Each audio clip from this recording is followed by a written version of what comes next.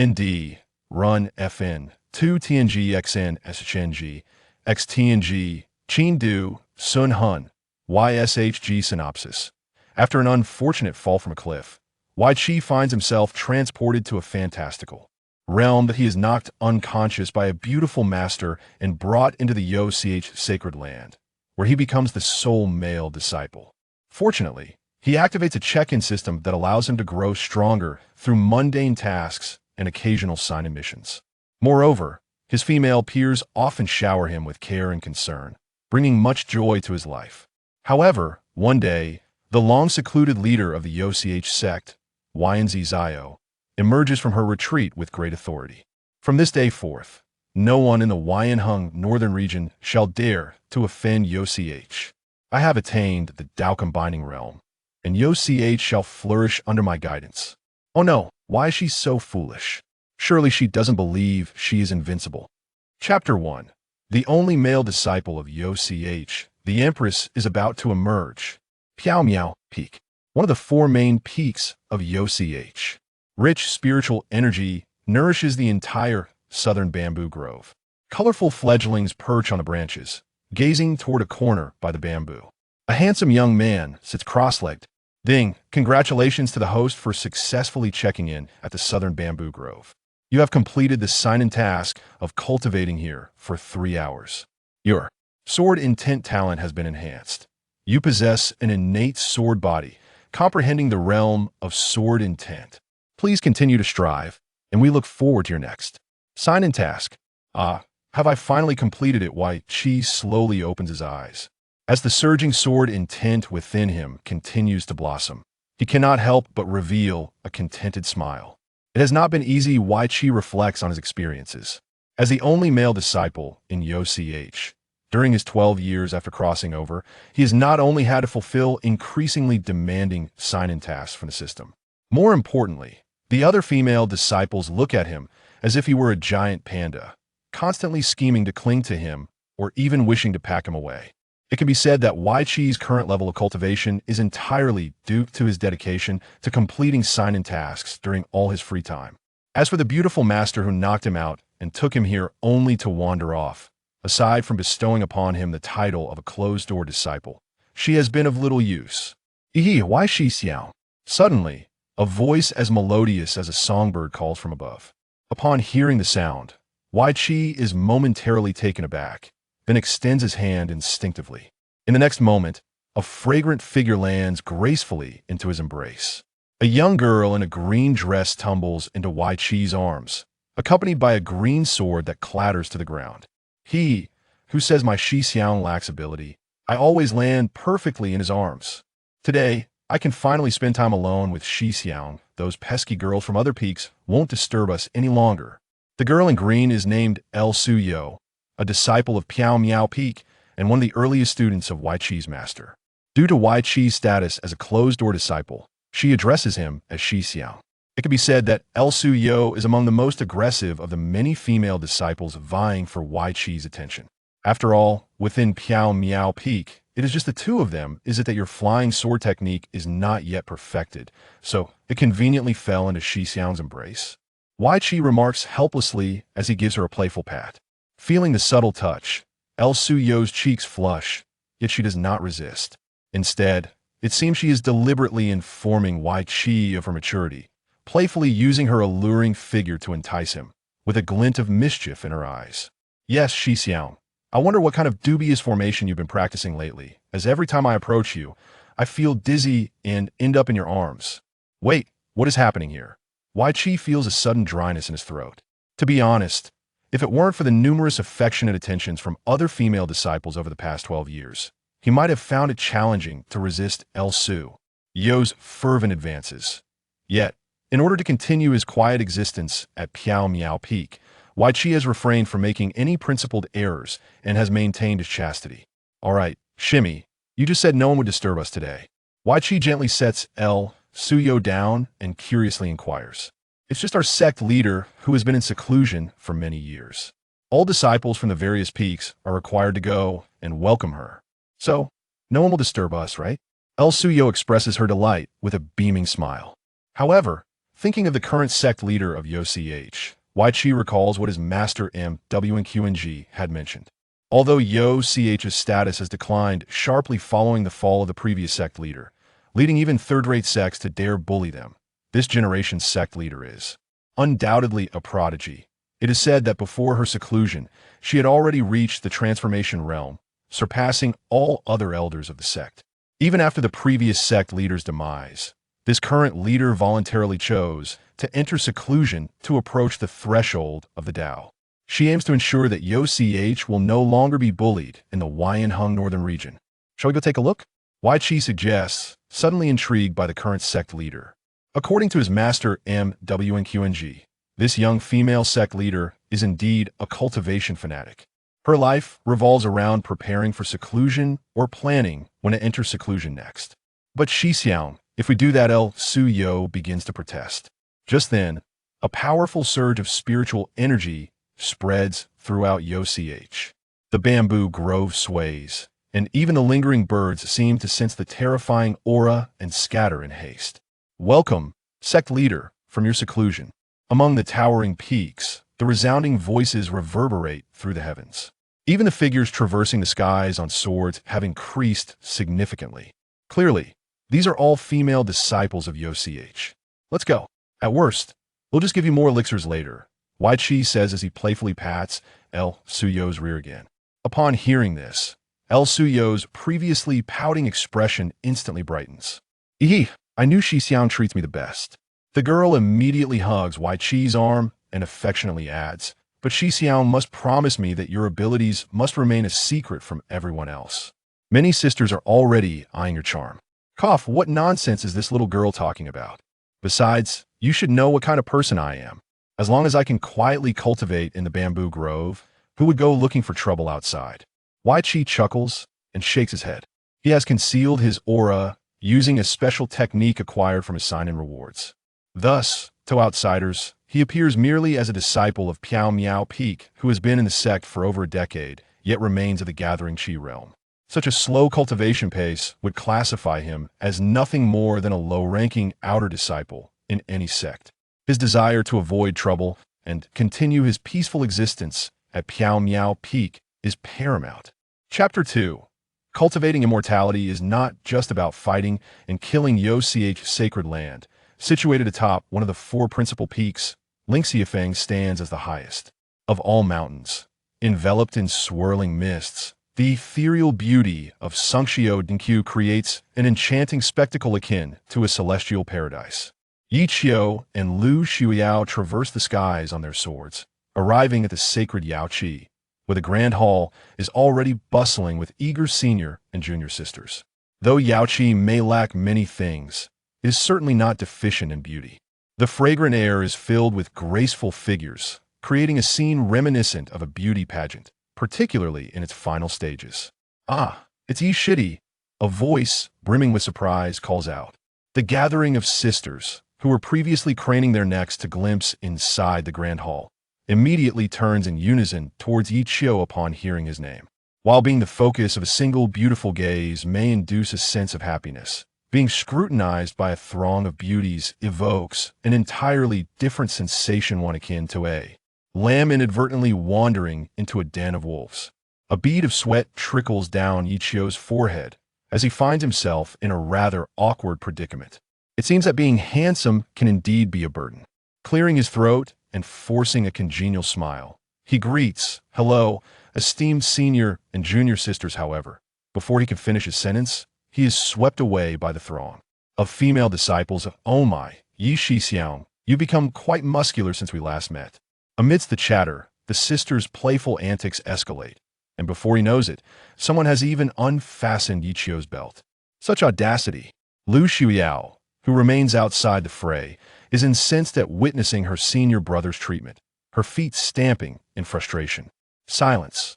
The voice of an elder reverberates from within the grand hall.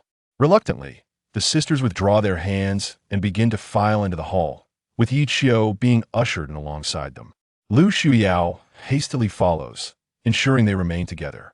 Upon entering the grand hall, Ye Qiu's eyes are drawn to a dignified woman standing upon the high platform, named Yunxia. who is indeed the elder that had just reprimanded the crowd. However, he does not see the Zongzhu sect leader. Other disciples share his curiosity. Did the Zongzhu emerge from seclusion? Where could she be? As they ponder this, a woman clad in purple slowly ascends the high platform from the left side of the hall. Adorned in elegant purple garments, her long hair cascading down her shoulders, she possesses an aura of icy grace that commands respect. Her fair skin glimmers like jade, sparkling with hints of starlight, exuding an air of authority that is both awe-inspiring and intimidating. Her demeanor resembles that of a celestial being descending from the heavens for a trial. Her gaze is cool, yet imbued with a resolute strength. Ye Qiu has never encountered such a presence among his fellow disciples or elders, not even in his revered master, Mu Wanqing. Despite the distance, he can clearly perceive the unparalleled beauty of the Yaochi Zongzhu, momentarily lost in admiration. Noticing Ye Qiu's distraction, the junior sister beside him bites her lip, her innocent gaze now tinged with complexity. Upon witnessing the arrival of this esteemed figure, Elder Yunxia is the first to bow her head, respectfully addressing her as Zongzhu. Having been in seclusion for many years, it is understandable that few disciples recognize her. With Elder Yunxia leading the way, the other disciples follow suit, calling out to the Zongzhu with fervent excitement. The woman in purple is named Zixiao, the 13th Zongzhu of Yaochi. Her fondness for purple attire has earned her the moniker Zixiao among the populace. Given Zixiao's current prowess and status, the title of Xianzi is indeed well-deserved. Upon reaching the high platform, Zixiao finally speaks, her voice sultry, reminiscent of the beloved mature woman tone from a past life, yet laced with an imperious authority. Elder Yinxia, how many years have I been in seclusion? After a brief pause, her expression hardens with determination. Now that I have emerged, there shall be no one in the Yinhuang North Domain who dares to bully the disciples of Yaochi. I shall not tolerate those who covet our sacred grounds. The words of a sect leader who has been in seclusion for 2 millennia ring out, her first declaration upon rejoining the world being one of revitalizing the sect and protecting its disciples. This profound sentiment inspires every disciple present. It is a testament to their Zongzhu's unwavering commitment to Yaochi during perilous times, a commitment that has spanned thousands of years. Even Ye Qiu, despite his own aspirations, feels a pang of inadequacy in the face of such resolve. Yet, he understands that with great determination comes a heavier burden. Nevertheless, he does not wish for such a fate to befall him. Merely surviving this second chance at life is challenging enough. Thus, he yearns to live quietly, as existence itself is preferable to all else. However, observing Zixiao's imposing demeanor, he fears his ambitions for a tranquil life may soon be thwarted. Dare I inquire, Zongzhu, to what level has your cultivation ascended? Elder Yunxia, summoning her courage, poses the question. The pinnacle of the Chengdao realm. Elder Yunxia is taken aback, astonished that in 2 millennia, one could transition from the transformation realm to the pinnacle of Chengdao, a feat unheard of in the Yinhuang North Domain. The disciples below are even more animated than Elder Yunxia herself. The pinnacle of Chengdao. Does that not imply she is half a step into the saint realm? Who would have imagined our Zongzhu possessed such extraordinary talents? Half a step into the saint realm. In the Yinhuang North Domain, how many exist at this threshold? Even if there are, they are of the elder level. Yet our Zongzhu remains so youthful. With such potential, our Zongzhu is destined to reach the saint realm in this lifetime. At that time, not only in the Yinhuang North Domain, but throughout the entire Yinhuang, she shall be invincible. From this day forth, who would dare to belittle Yaochi as a faction of mere women?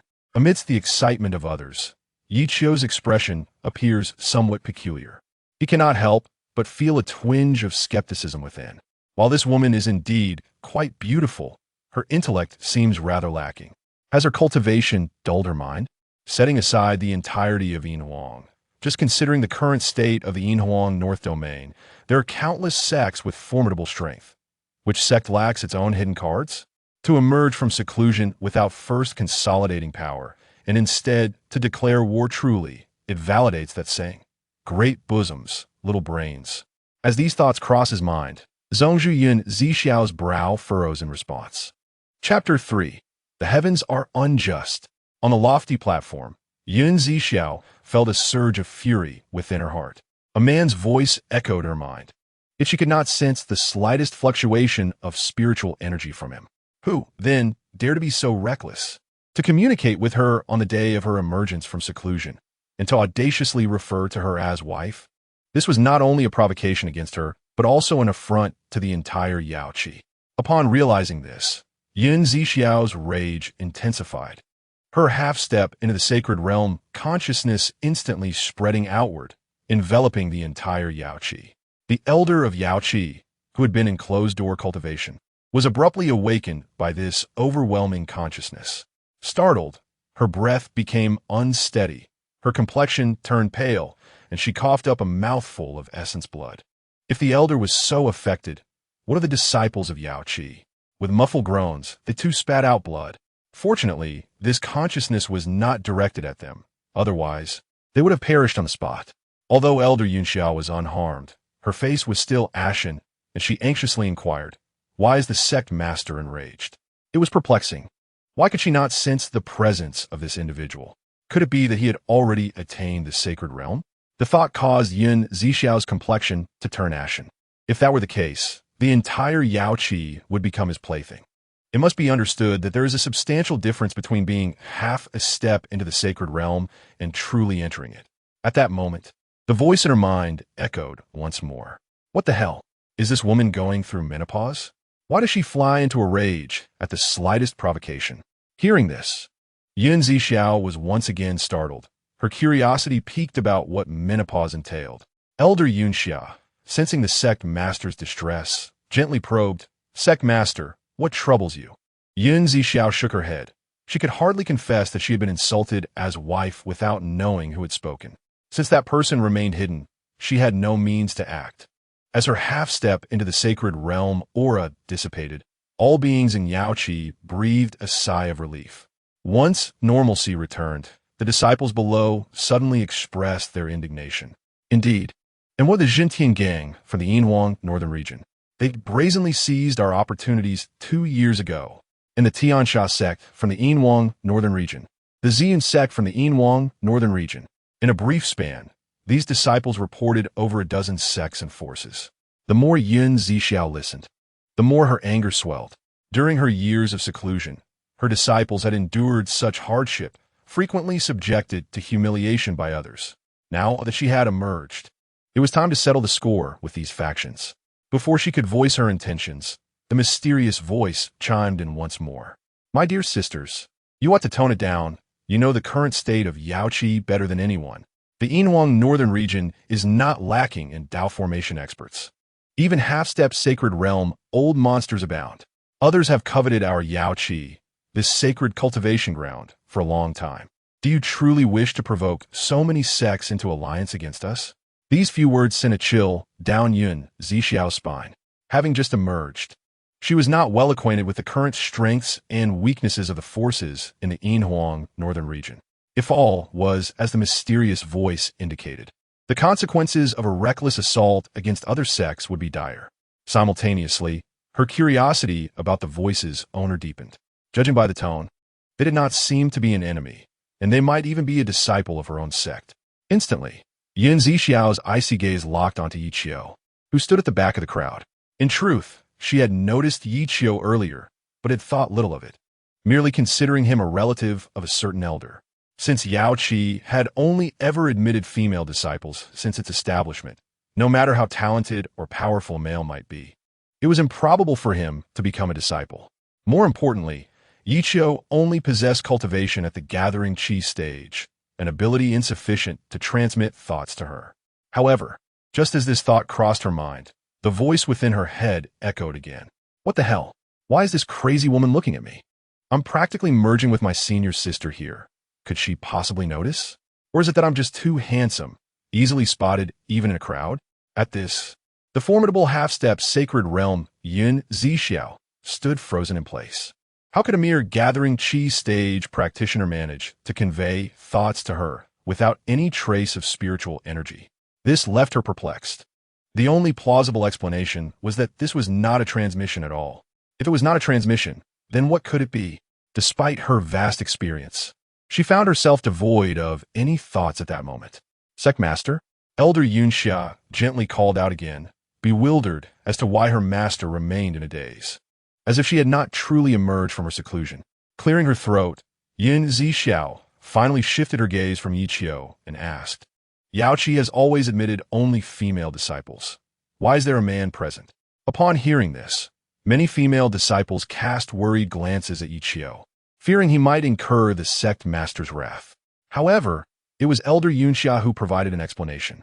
Strangely enough, when Ye Qiu first entered Yaochi, many elders assessed his aptitude, and it was indeed exceptional.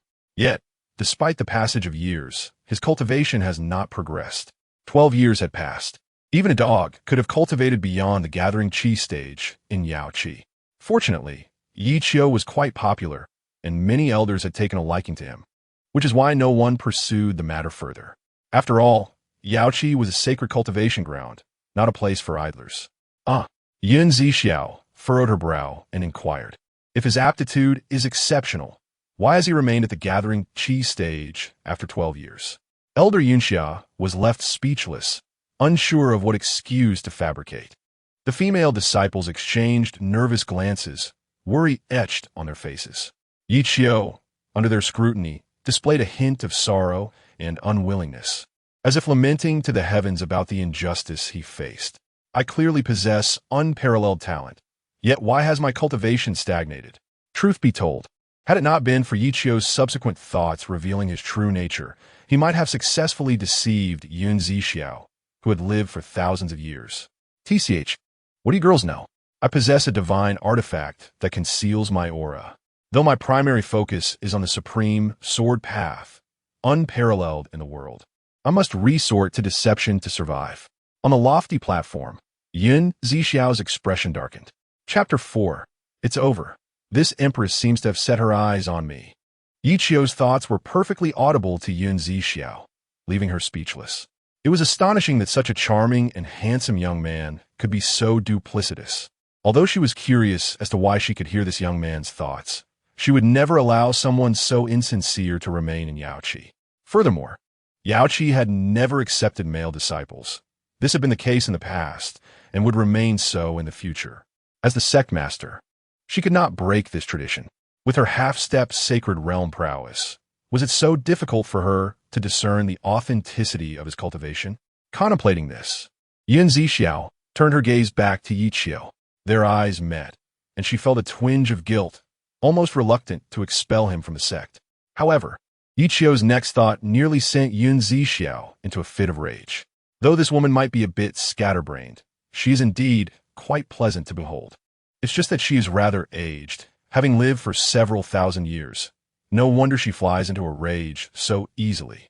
I find myself particularly fond of youthful and spirited individuals like Shimmy, as at least I need not concern myself with the tribulations of menopause. In merely 2 millennia, I have ascended to the pinnacle of the Tao realm, which among my peers, possessing similar cultivation, is not 5 or 6,000 years old. Some have even lived for a millennium. Am I truly considered aged?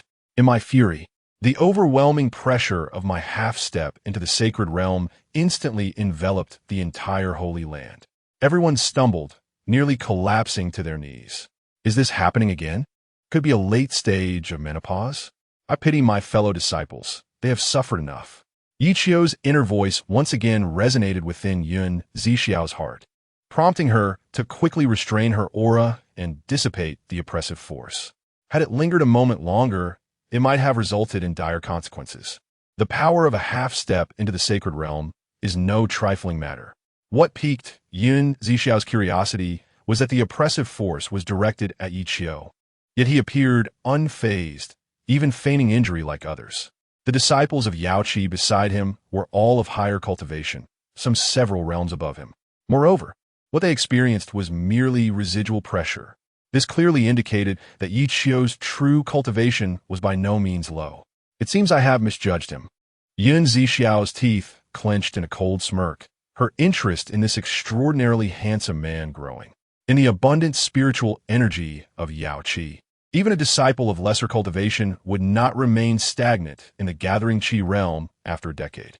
Such cultivation levels indicate that this individual is indolent and lacks ambition. The enduring legacy of Yaochi relies on the collective efforts of its disciples. Someone like him does not deserve to remain here. Elder Yinxiao, please choose a day to expel him from Yaochi, Zixiao commanded coldly. Attempting to conceal his cultivation, I shall see how you manage to hide it from now on. Feeling Zixiao's piercing gaze, Ye Qiu hastily lowered his head. A look of sorrow and helplessness etched upon his handsome face, as if expressing his inner discontent and grievance. The nearby disciples felt a pang of sympathy for Ye Qiu, their hearts aching for him. If he were truly expelled from the sect, what fate would await him in this ruthless world of cultivation? They dared not imagine nor wish to witness that day. Thus, they, risking the ire of the Sect Master, began to plead on Ye Qiu's behalf.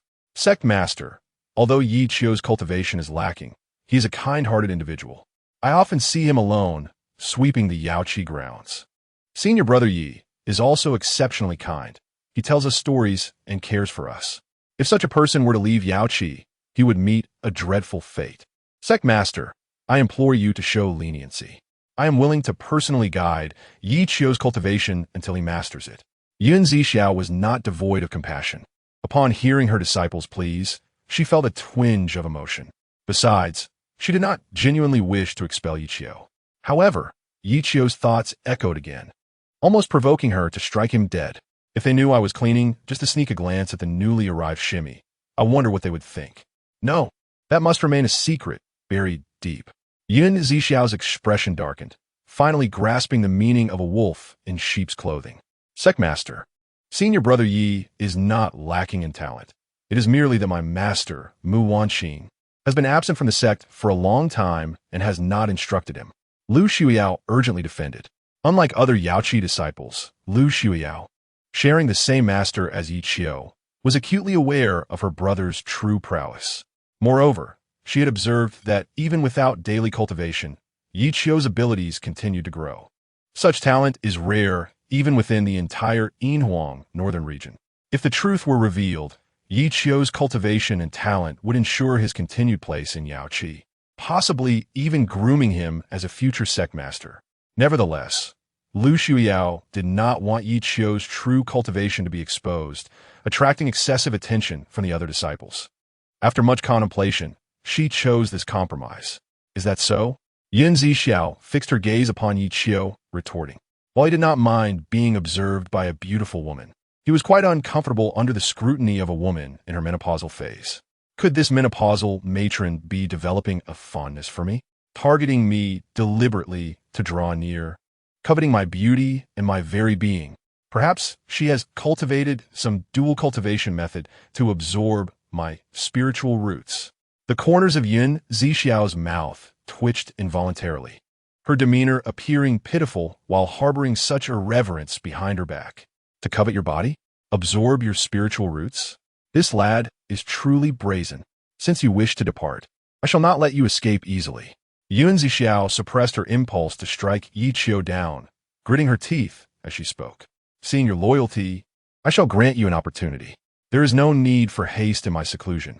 I shall make an exception and accept you as a named disciple, personally guiding your cultivation at Piaomiao Peak. Chapter 5. The Empress pursues. Zixiao's declaration left the assembly astounded. Initially, they were concerned for Ye Qiu, acutely aware of the dangers lurking in the Yinhuang Northern Region. Given his cultivation, he would surely be subjected to bullying. If his identity as a former disciple of Yaochi were revealed, he might even face pursuit from enemies. Yet, they had not anticipated such fortuitous circumstances. Not only could he remain within the sect, but he would also become the personal disciple of the Sect Master. Furthermore, he would have the opportunity to receive guidance from a formidable half-step into the sacred realm at all times, an immense fortune for any cultivator. This was an extraordinary opportunity, and not one among them felt anything but envy. Even Elder Yunxia, a powerful figure, shared in this sentiment. Seeing Ye Qiu still in a daze, Elder Yunxia admonished sharply, Ye Qiu, do not dawdle. Quickly express your gratitude to the Sect Master. At this moment, Ye Qiu felt a pang of discomfort, but still respectfully bowed to Zixiao, expressing, thank you, Sect Master. I shall strive diligently to repay your nurturing grace. He uttered this last sentence through gritted teeth, his inner monologue brimming with complaints. This woman is undoubtedly targeting me, no? She must have ulterior motives. One moment she demands I leave, and the next she steps forward to accept me as her personal disciple. Is she not coveting my good looks? Oh, how I have struggled to maintain my purity for over a decade. Had I known, I would not have come. Is he shitty not pleased? Why does he wear such a grim expression?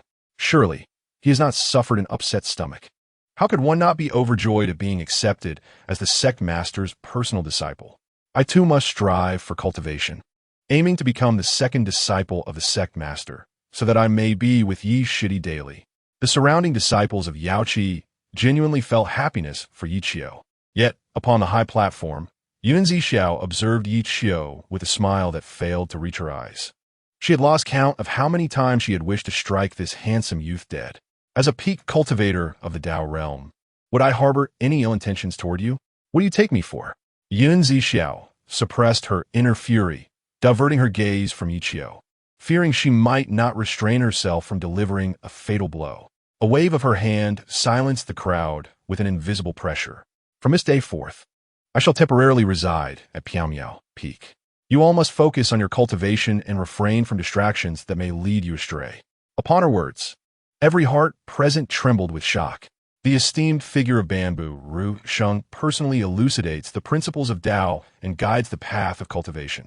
Such an extraordinary opportunity is rare and invaluable for so many.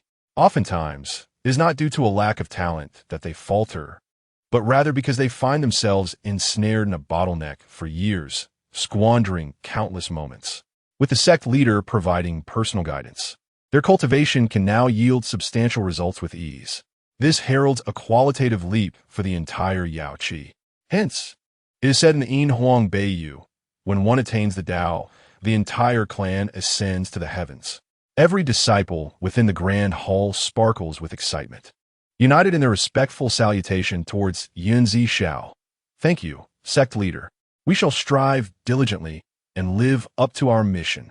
Zixiao nods gently before gracefully departing the hall, leaving an indelible impression with her radiant silhouette. As she passes by Ye Qiu, she bestows upon him a meaningful smile. Lead the way to the Piaomiao Peak. Zixiao is well aware of the path. Her reminder for Ye Qiu to guide her is also a means to ensure his company. She feels uneasy leaving Ye Qiu alongside her disciples, especially since she has yet to uncover the truth of his identity and the secrets he harbors.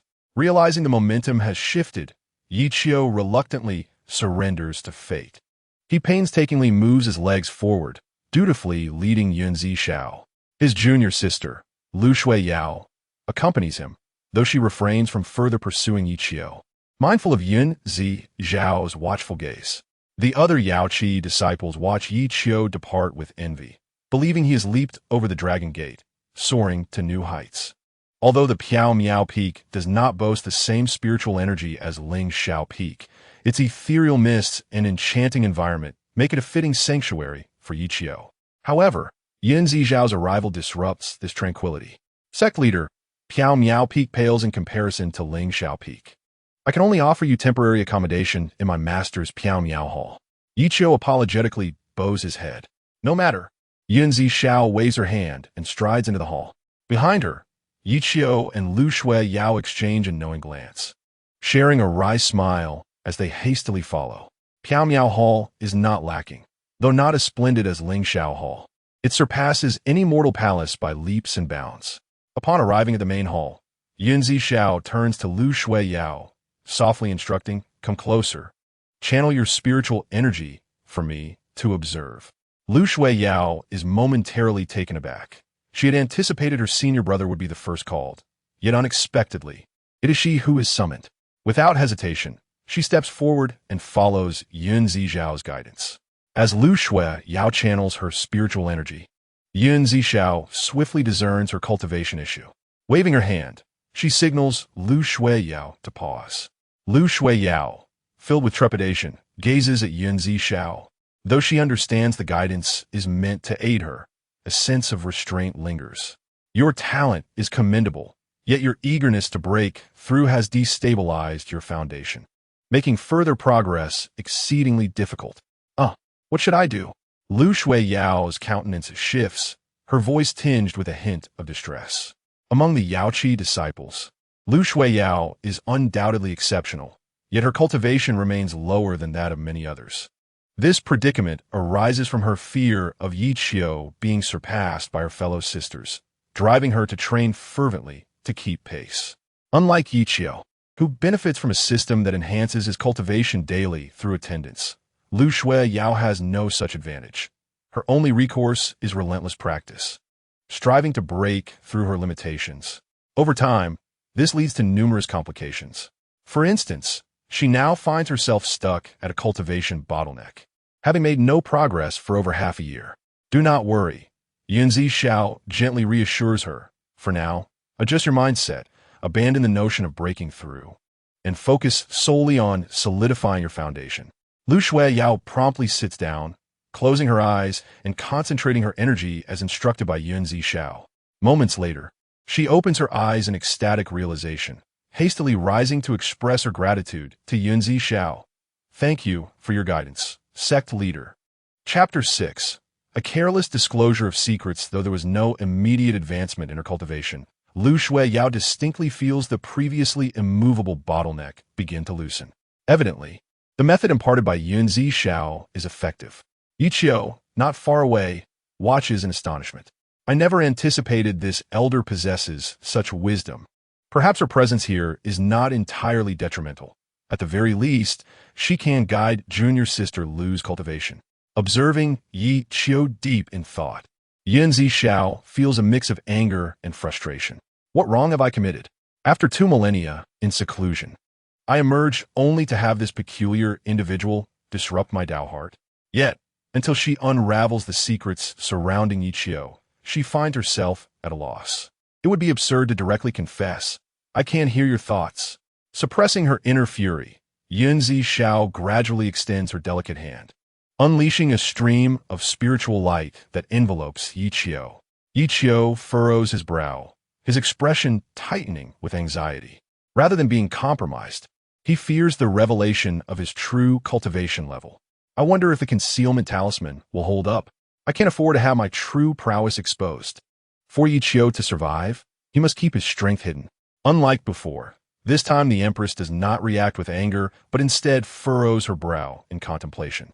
This marks her second encounter with Ye Qiu's concealed power, leading her to grow increasingly curious about this extraordinarily handsome man and his true cultivation level. Wait. Zixiao momentarily pauses, a question forming in her mind. Why does Ye Qiu hide his strength? Displaying superior talent and greater power would undoubtedly secure the sect's robust support and satisfy his vanity, garnering admiration from the Yaochi disciples. Wouldn't that be the preferable course? Why then does he choose to do the opposite? Unless he is a spy. As this thought arises, it is abruptly interrupted by Ye Qiu's inner monologue. Why is this woman taking so long to inspect me? Could she have discovered my true cultivation? Oh no, how will I continue to maintain my facade? With so many senior sisters and junior sisters around, I won't have an excuse to flirt with them anymore. Ye Qiu's thoughts evoke a mix of amusement and exasperation in Zixiao, dispelling her earlier suspicions. Even if Ye Qiu were indeed a spy, with Zixiao's strength approaching the threshold of sanctity, he would hardly pose a significant threat. This notion serves merely to placate Ye Qiu. Yet Zixiao genuinely fails to uncover his true cultivation. Her interest in the concealment talisman grows. It evidently possesses the capability to obscure the probing of a half-step to sanctity. To label it as a divine artifact would be no exaggeration. What a fright. Ye Qiu exhales deeply, then promptly nods, sincerely stating, I shall remember your words. Beside him, Lu Shuiyao also breathes a sigh of relief, though she conceals it well, not revealing her inner turmoil. I dare not impose. Sect Leader may stay as long as you wish. Lu Shuiyao declares her stance. Previously, she was vexed by Zixiao's intrusion into her world with Ye Qiu, but now that Zixiao can guide her cultivation, she is more than willing to accept her presence. And you? Zixiao inquires, turning her gaze back to Ye Qiu. The Sect Master speaks too gravely. Your esteemed presence gracing Piaomiao Peak already brings boundless honor to this humble abode. How could this disciple possibly harbor any objections? Ye Qiu replied with utmost reverence, his countenance radiating nothing but sincere deference. Had Zixiao not been privy to Ye Qiu's inner thoughts, she might indeed have been deceived by his impeccable facade. I object most vehemently. You linger here day after day. How am I to court my Shiji in shimmy? Zixiao gnashed his teeth in frustration, cursing his own loose tongue for posing such an ill-fated question. However, in order to observe Ye Qiu more closely, Zixiao ultimately restrained herself. Extending her jade-like hand once more, a faint white glow shimmered as a cultivation manual radiating a soft luminescence materialized in her grasp. In the next instant, she unceremoniously tossed it directly to Ye Qiu. With solemn authority, she commanded, "Demonstrate your cultivation according to the methods outlined in this manual." Cradling the radiant white manual in his hands, Ye Qiu couldn't conceal his astonishment. The cover bore the inscription, Jiu Zhen Xiangong, an exceptionally rare, heaven-grade, first-tier cultivation technique. In this world, cultivation techniques are categorized into 4 tiers, Tian, Di, Xian, and Huang. Each tier is further divided into 9 grades. This supreme grade Tianji cultivation manual would undoubtedly be considered a foundational treasure for any sect or faction within the entire Yinhuang Northern Region. Its rarity and value are beyond measure. Yet this precious cultivation manual, Zixiao unhesitatingly tossed to Ye Qiu without a second thought. This gesture moved Ye Qiu deeply. This is the heart sutra left behind by your master Mu Wanqing. Though invaluable, is only fitting for her own disciple to inherit it. Demonstrate your cultivation for me. Should you encounter any difficulties in comprehension, you may seek my guidance at any time. Seeing Zixiao's earnest gaze fixed upon him, Ye Qiu felt a sudden tremor in his heart. Damn, could this woman genuinely harbor such benevolence, treating me as her true disciple? Zixiao was momentarily speechless. This venerable one kindly offers guidance in your cultivation, yet you dare question the sincerity of my benevolence? Zixiao even began to harbor doubts about Mu Wanqing's judgment in selecting disciples, such deplorably poor discernment. Ye Qiu sat cross-legged in deep meditation, meticulously perusing the cultivation methods inscribed within the 9 profound mystic art. In truth, Ye Qiu had already cultivated an inner technique bestowed upon him by the system through sign-in rewards, the peerless creation true scripture. Moreover, as a celestial grade cultivation technique, its tier even surpassed the Jiu Zhen Xiangong by 1 rank. Naturally, someone like Ye Qiu would never turn down such a precious cultivation method, especially since his current practice of Zao Huazhanju had reached a bottleneck. This might just be the breakthrough he needed. As Ye Qiu began cultivating according to the Jiu Zhen Xiangong, the surrounding spiritual energy swiftly stirred, surging into his body with frenzied intensity. Beside him, Zixiao was utterly astonished. Even she, in her first attempt at cultivating a celestial-grade technique, had never achieved such an overwhelming effect. This alone proved that Ye Qiu's innate talent surpassed even hers. And who was she? That is the rarest prodigy the Yaochi has witnessed in tens of thousands of years, reaching the pinnacle of the Chengdao realm in merely 2 millennia, with the potential to ascend to sainthood within 3,000 years. Such an accomplishment is unparalleled throughout the entire Yinhuang Northern Region, truly a feat without equal. Yet now, this man who had been meditating with closed eyes effortlessly surpassed her. This once again ignited Zixiao's profound fascination with Ye Qiu. Chapter 7. The realm of cultivators. The Piaomiao Peak was abundant with spiritual energy, yet it couldn't withstand Ye Qiu's frenzied absorption. In mere moments, the Piaomiao Hall showed signs of spiritual energy depletion. Beside him, Zixiao and Lu Shuyao were utterly astonished, their lips slightly parted in disbelief. Regardless of his current cultivation level, his innate talent alone was enough to tower above all others in the desolate northern lands of Yinhuang. Zixiao was inwardly astonished. She had always been supremely confident, particularly in her innate talents. To cultivate herself into the foremost figure beneath the saint realm in just over 2 millennia When surveying the entirety of Yinhuang's northern domain, this was an unprecedented and unparalleled achievement. This very conviction was what had emboldened her to undertake a secluded meditation lasting 2,000 years. One must consider, she was the sovereign of Yaochi sect. What extraordinary courage and self-assurance it demanded to retreat from the world for such an epoch. Yet now, the innate talents I once took such pride in have been surpassed by a mere disciple of the Yaochi sect. Her heart was filled not only with astonishment, but also with exhilaration and curiosity. Yet Zixiao remained unaware that Ye Qiu's extraordinary talent did not stem from innate aptitude. Rather, it was bestowed upon him by the system after his reincarnation into this world. Through daily check-ins, the system granted corresponding rewards, with the quality increasing over time. Having diligently checked in for 12 years, Ye Qiu had accumulated numerous benefits. Protective talismans to conceal his cultivation level, various magical artifacts, cultivation techniques, and most significantly, his current mid-stage Nirvana realm cultivation. 12 years. He transformed from an ignorant youth who knew nothing of cultivation into a current Nye realm powerhouse. Wherever he may be placed, he would undoubtedly stand as a genius among geniuses. Even across the entirety of Yinhuang's northern domain, such a tale remains unheard of. Should one speak of this, none would believe it. Indeed, others might even mock you derisively. To reach the mid-stage of Nye realm in merely 12 years. Nima, even daily drug abuse wouldn't produce such extreme effects. Junior martial sister Lu Xiuyao possessed innate talents that ranked among the finest within Yaochi sect. Otherwise, Mu Wanqing would never have taken her as a disciple. Yet despite such gifts, after 16 years of cultivation, she had only reached the mid-stage of Jidan realm, a full major realm behind Ye Qiu. In this world, cultivation realms are divided into 10 distinct stages: Liani realm, body tempering, Juki realm, Qi gathering, Jidan realm, core formation, Nyepan realm, Nirvana, Pokong realm, void shattering, Huashan realm, avatar manifestation, Qingdao realm, Dao attainment, Rushing realm, sainthood ascension, Junqing realm, quasi-saint, Daijing realm, imperial dominion, beginning as an ordinary mortal. One typically spends 1 or 2 years advancing to the Liani realm. Progressing from initial to mid and late stages requires approximately 5 to 6 years.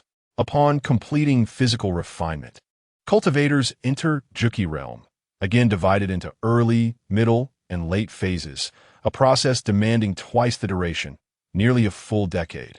Even for those with relatively decent innate talent, the process would still take considerable time. For those less gifted, the duration would be even longer. The Qi gathering realm involves opening the Dantian and accumulating spiritual energy. Following this is the core formation realm. As the name suggests, to break through the Qi gathering realm, one must condense a golden core within the Dantian. Forming this golden core is an immensely arduous task. Countless cultivators populate the Yinhuang Northern Region, yet fewer than half succeed in condensing a golden core. Many devote their entire lives to the endeavor without achieving success. Progressing from the core formation realm to the Nirvana realm demands not just time and talent, but also destiny. To cultivate into the Nirvana realm, one must undergo heavenly tribulation. Through the baptism of heavenly tribulation, one may be reborn as a true Nirvana powerhouse. Should fortune prove insufficient, perishing beneath the celestial calamity is a common fate. Thus, many cultivators choose to remain lifelong at the Golden Core realm rather than risk confronting the heavenly trial. The difficulty of ascending from Nirvana realm to void, shattering realm increases exponentially. Even prodigious talents with exceptional aptitudes may cultivate for centuries without achieving a successful breakthrough. Beyond void shattering lies the Avatar realm, an extraordinarily unique existence. An ancient just circulates within this world. All cultivators fall into 2 categories: dogs and Avatar realm practitioners. This distinction arises not merely from the overwhelming power of Avatar realm masters, but more significantly from the extreme rarity of achieving this state. For these paramount beings, each breakthrough represents a precarious dance between life and death. Destiny, serendipity, innate talent, strength, and time, none may be lacking. If one could cultivate to the Huashan realm, They would essentially stride unopposed throughout the Yinhuang Northern Region. Even major sects like the Yaochi would rarely dare to provoke a Huashan realm expert. After all, with the absence of Chengdao realm sovereigns, Huashan realm cultivators reign supreme. Moreover, the Yinhuang Northern Region boasts few Chengdao realm masters, and those who exist remain engrossed in their cultivation, scarcely bothering with worldly affairs. If one could cultivate to the Dao realm, they would undoubtedly be among the most elite in the Yinhuang North Region. Such prowess would place one in any sect as a venerable elder, having lived through countless ages. However, Zixiao is an exception.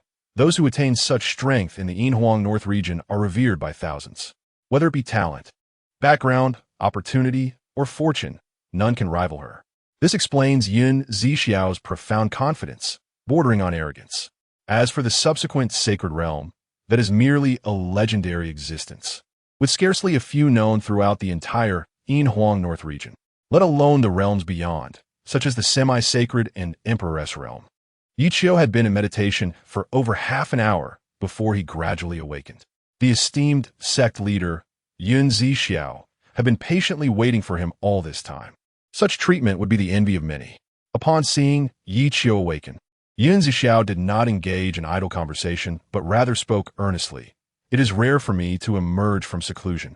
I require a bath and a change of garments. You shall attend to this for the time being. Initially, she intended to call for Lu Shuyao, yet she was still in meditation. Thus Ye Qiu was left to fulfill the task. After all, they were the only two disciples of the Piaomiao Peak. With a complex expression, Ye Qiu thought to himself, "What? This old woman wants me to serve her while she bathes?" It dawned on him, no wonder she was so generous in offering me a heavenly level cultivation method. She was waiting for me to be at her service. He pondered further, could it be that I am truly about to lose my virtue? Zixiao, both furious and exasperated, lightly pressed her forehead and commanded, "Why are you not quickly preparing water for me?" Seeing her displeasure, Ye Qiu dared not dawdle and reluctantly made his way to the kitchen. He did not disturb his sister disciple, who was in meditation, and he had often performed such trivial tasks alone. His master, Mu Wanqing, rarely returned to the sect, and his sister disciple frequently accompanied her on excursions. Thus, aside from daily sign-ins, Ye Qiu spent most of his time on these menial chores. After all, this world lacked entertainment such as Douyin or video games, leaving him with no means to pass the time. Otherwise, why would Ye Qiu be seen sweeping other peaks? Chapter 8. Care to scrub my back? The kind that peels. To ensure that Zixiao remained unaware of his concealed strength, Ye Qiu opted to gather firewood in the kitchen, employing a physical method to heat the water. Little did he know that while he practiced the Jiuxian Jingong, Zixiao had already detected his vulnerabilities. Thus, both concealed their true capabilities from one another.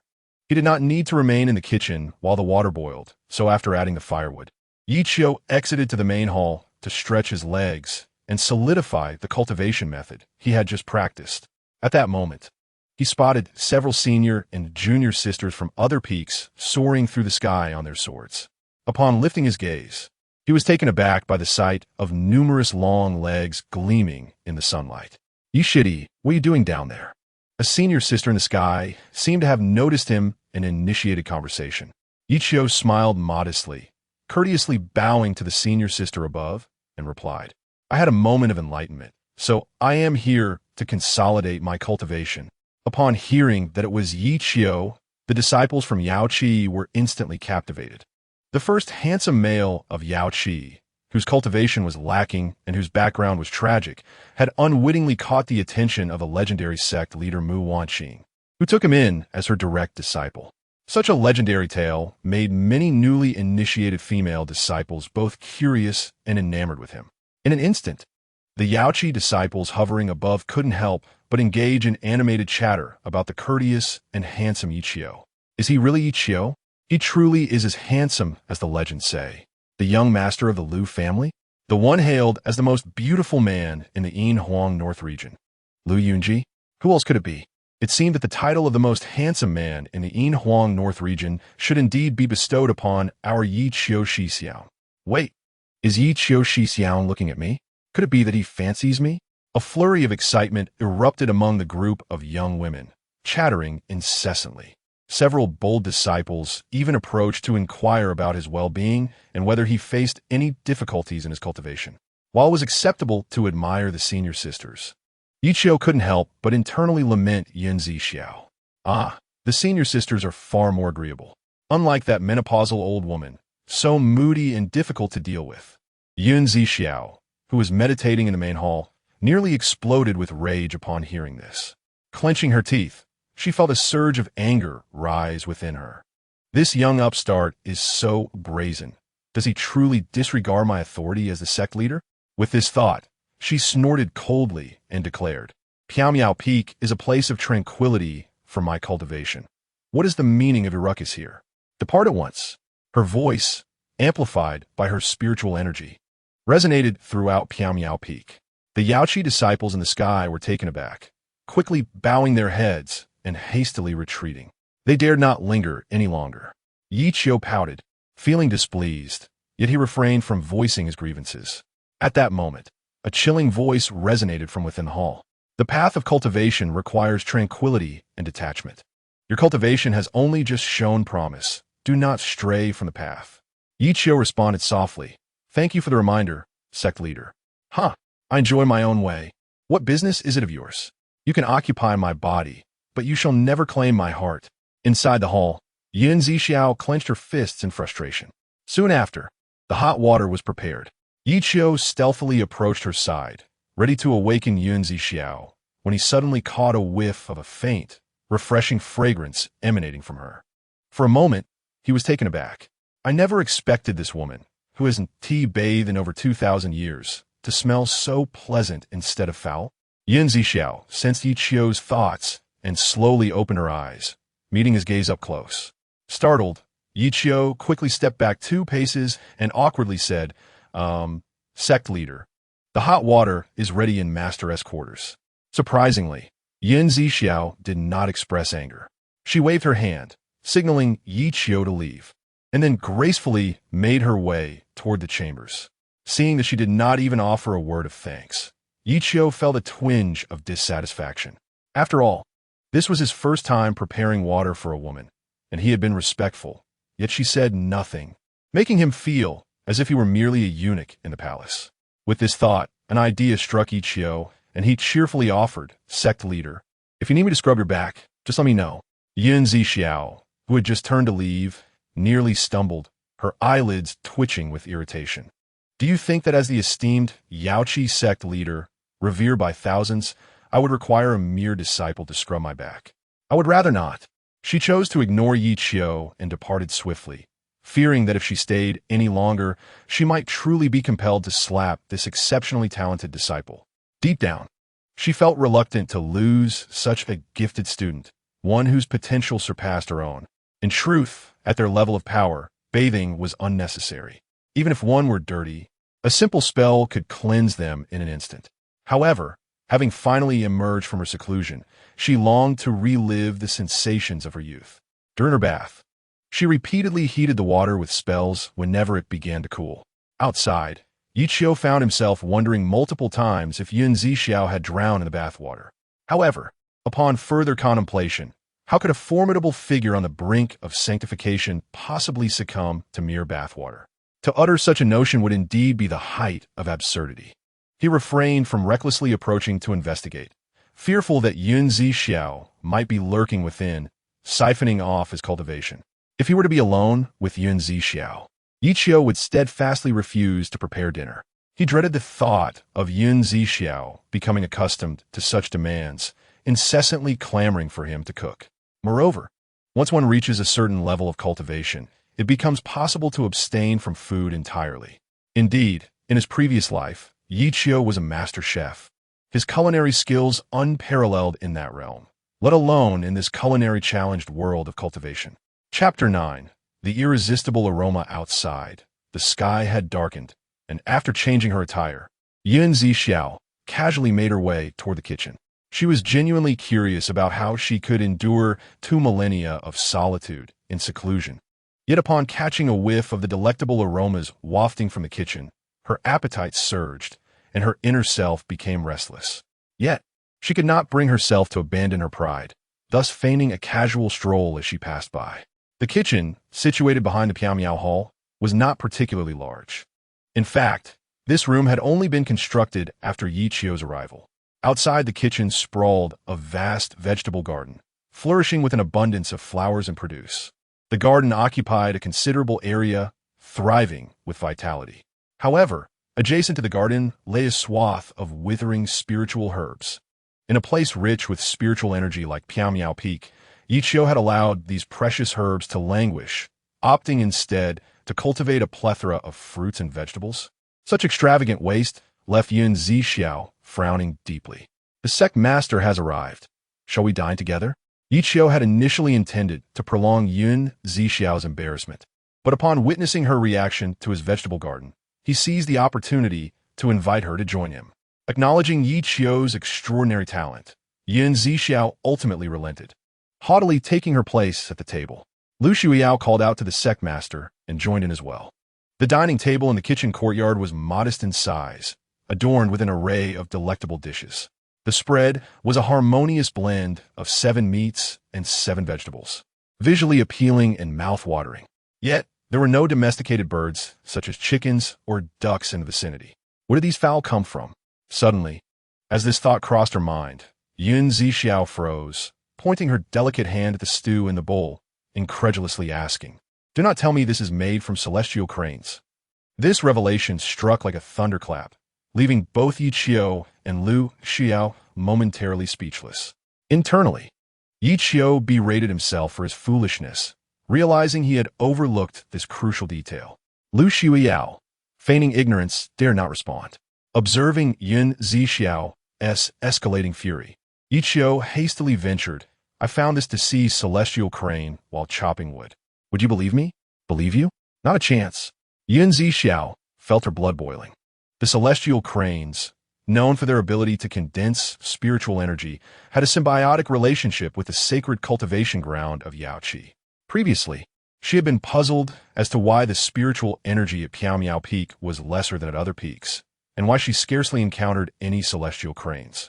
It turned out they had been slaughtered by this little thief. Enraged, Zixiao inadvertently crushed a corner of the stone table. Her aura of half-step sanctification surged ominously. This scene greatly alarmed Ye Qiu, who quickly waved his hands, exclaiming, "Sect Master, please allow me to explain. I beseech you to temper your wrath, i.e., acknowledge my transgressions." The little junior sister beside him began to plead as well. If Ye Qiu were to be crushed over a mere meal, it would be a tremendous loss. Zixiao refrained from acting violently, calming her tumultuous emotions before speaking slowly. "This shall not happen again. Should I discover such a thing once more, I will not spare you." Ye Qiu understood well the gravity of his situation, recognizing the disparity in value between himself and the celestial cranes. Furthermore, he had indirectly involved her. Should he be punished, it would become awkward for her to continue dining. Disciples shall remember. Ye Qiu inwardly sighed in relief, observing Zixiao being the first to pick up her chopsticks. He and Zixiao felt liberated from their earlier apprehensions and joined in the meal. As Zixiao tasted a piece of meat, she was astounded by the exquisite quality, a result of the celestial cranes being nurtured by spiritual energy and herbs. Her eyes sparkled with delight. She had never savored such delectable food before. Previously, she had abstained due to the hassle and her ability to fast, but had she known the dishes could be so delightful, she would never have indulged in fasting. Though her heart raced with excitement, she maintained her composure as the Sect Master, feigning nonchalance. In a short while, nearly half of the sumptuous feast had vanished into Zixiao's belly. Ye Qiu, feeling gracious, even refilled her bowl. As a chef, he felt a swell of pride at the recognition of his culinary skills. After setting down her chopsticks, Zixiao wiped her mouth with a cloth and remarked, "There are more celestial cranes on Lingshan Peak. Next time, we shall catch some from there." Zixiao was utterly bewildered. What was happening? The esteemed Sect Master was suggesting that her disciples stew the celestial cranes from their own peak? Unlike Zixiao, Ye Qiu seemed to have anticipated this. He respectfully nodded, declaring with an air of determination, "To nourish the Sect Master, I shall devote my utmost effort." Zixiao, accustomed to Ye Qiu's eccentricities, paid it no mind.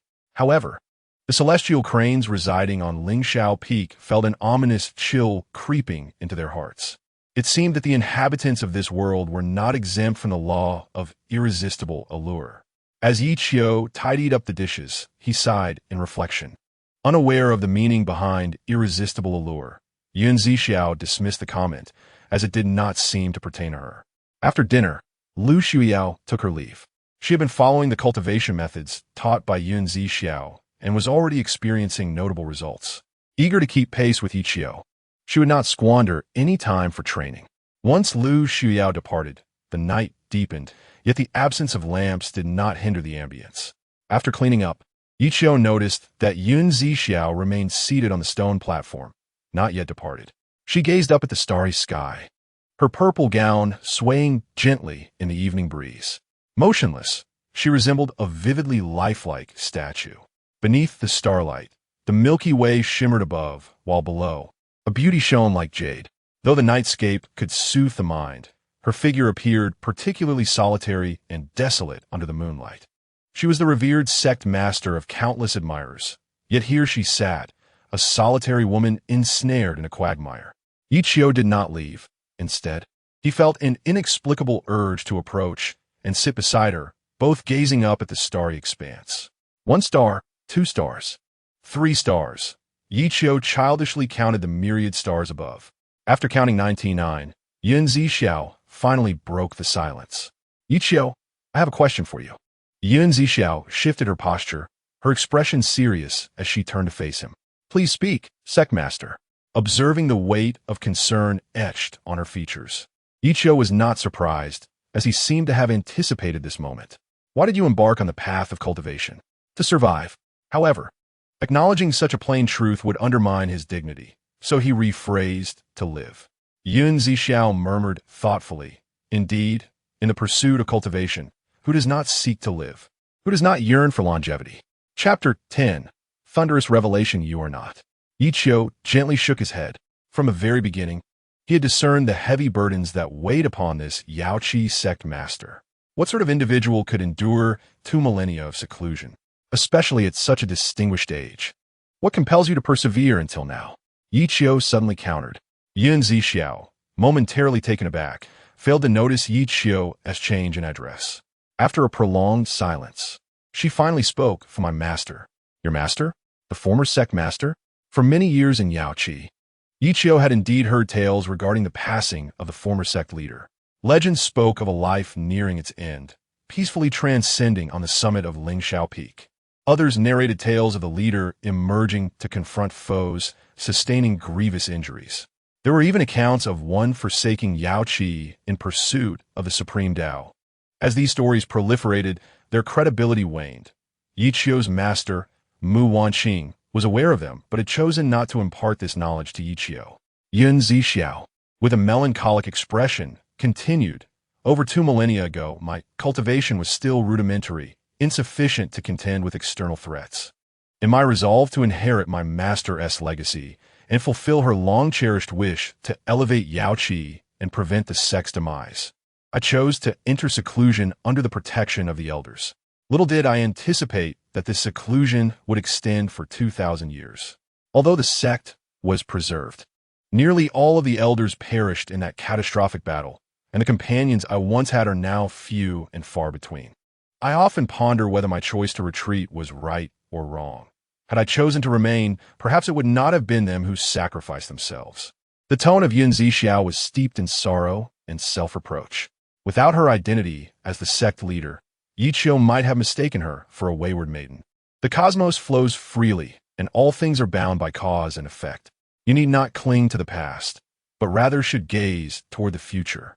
For the future is the commencement of your journey to fulfill the former sect leader's aspirations and the dawn of your own existence. Without eternal life, or even Yaochi and the entirety of the Yinhuang Northern Region will ultimately fade into the annals of history, ceasing to exist. Since you are already aware of the conclusion, why hold on to the past so tightly? Ye Qiu, while offering comfort, couldn't resist a jest. Upon hearing his words, Zixiao fell into a momentary stupor. Suddenly, a thunderous roar erupted in the night sky, startling even the bold Ye Qiu. The thunderclap heralded a calamity that struck precisely where Ye Qiu stood. The aura of this tribulation was immensely terrifying, shaking the very foundations of Yaochi. If struck, he would be reduced to nothingness, or worse, Yaochi itself would cease to exist. Yet, at that moment, Zixiao sprang into action, stepping onto a stone pedestal and gracefully advancing toward the violet thunder. Ye Qiu watched in sheer terror, thinking, what audacity! Is she truly willing to sacrifice herself? Fear not. If you perish, I will assuredly collect your remains. Zixiao nearly stumbled from the impact of Ye Qiu's thoughts. Luckily, her agility saved her from the brink of disaster. As she neared the impending calamity, a brilliant purple light enveloped her, and the aura of a half-step into the Saint Realm surged forth. Summoning her treasured artifact, the Zixiao sword, she concentrated the radiant energy at its tip to counter the impending strike. A radiant sphere of violet energy erupted, radiating outward with unrestrained force. The ensuing sound was even more deafening than before, reverberating across the continent. This transpired in an instant, leaving Ye Qiu no time to contemplate. For the first time in his life, he poured forth all his strength to resist this surge of violet energy. The violet energy swept through like a tempest, yet it was not as formidable as he had anticipated. Considering the combined might of the tribulation and the initial violet light, this energy should not have been so feeble. In fact, it was weak enough for even physical cultivation disciples to withstand with ease, even less potent than the sound waves generated by an explosion. The only plausible explanation was that the energy storm had been diminished prior to its eruption. Previously, he had worried about the safety of his junior sister in the Grand Hall. Though protected by formations, one could never be too cautious. Now, with the tribulation dissipated, his concerns seemed utterly unfounded. As the storm subsided, the dark clouds that had gathered above also dispersed. The inhabitants of Yaochi were left in shock by the events that had just unfolded, with many new disciples bracing for their demise. Yet, as swiftly as the danger appeared, it vanished just as quickly. Senior Brother Yi, are you unharmed? Lu Xiao, who had been cultivating in the Grand Hall, rushed over upon hearing the commotion. I am well. Ye Qiu responded with a smile and a shake of his head. As Lu Xiao approached, curiosity compelled her to inquire about the recent events. Ye Qiu pondered, momentarily at a loss for words. It would be absurd to claim he had merely been chatting with the sect leader when a thunderstorm ensued. At that moment, the serious voice of Zixiao echoed from above. What just transpired was merely my tribulation. There is no need for alarm. You may disperse. The disciples from the four main peaks promptly obeyed, their expressions brimming with excitement, emboldened by the might of their formidable sect leader. Beneath the moonlight, Zixiao, clad in a flowing purple gown, resembled a celestial maiden from the Moon Palace. Ye Qiu found himself momentarily entranced. What is that beneath her attire? After landing, Zixiao was greeted with Ye Qiu's courteous congratulations. Congratulations, sect leader, on ascending to the Saint Realm. Might I inquire if my efforts contributed in any way? Ye Qiu's demeanor elicited both amusement and exasperation from Zixiao. Indeed, it was Ye Qiu's earlier words that had sparked her insight. However, she waved her hand dismissively, stating coldly, the tribulation I just faced stemmed merely from the accumulation of my seclusion, not the tribulation of ascending to the Saint Realm. Ye Qiu had suspected as much, but was uncertain. If it had been the tribulation of entering the Saint Realm, success would not have come so easily, especially without any preparation. May I ask how many years you have graced this world, sect leader? Ye Qiu suddenly shifted the topic. What prompts such a question? Zixiao furrowed her brow slightly. This was the first time someone, particularly a man, had inquired about her age, piquing her curiosity. As the unparalleled sect leader, with such beauty and talent, it is only natural for a disciple to wish to pay their respects by knowing your age. Ye Qiu replied with a bow and a grin. He knew that Zixiao had been in seclusion for 2,000 years, yet he was unaware of her exact age. That is not a matter for you to concern yourself with. Focus your thoughts on cultivation, Zixiao admonished coolly. Ye Qiu thought to himself, even if you do not say it, I can deduce it. Having secluded yourself for over 2 millennia, you must be at least 3,000 or 4,000 years old. He mused. Though it is said that women age gracefully, being 3,000 years old would still render you somewhat old. Not quite suitable for me. Ye Qiu felt a twinge of regret. In his 2 lifetimes combined, he had barely reached 40 years. Such a span was but a fleeting moment for cultivators. Yet for him, it felt lengthy. Hence, his standards regarding age were considerably higher than most. What nonsense! What thoughts occupy your mind all day? Zixiao was left speechless. Yet she chose not to dwell on it. After all, she had gained insight thanks to Ye Qiu's assistance.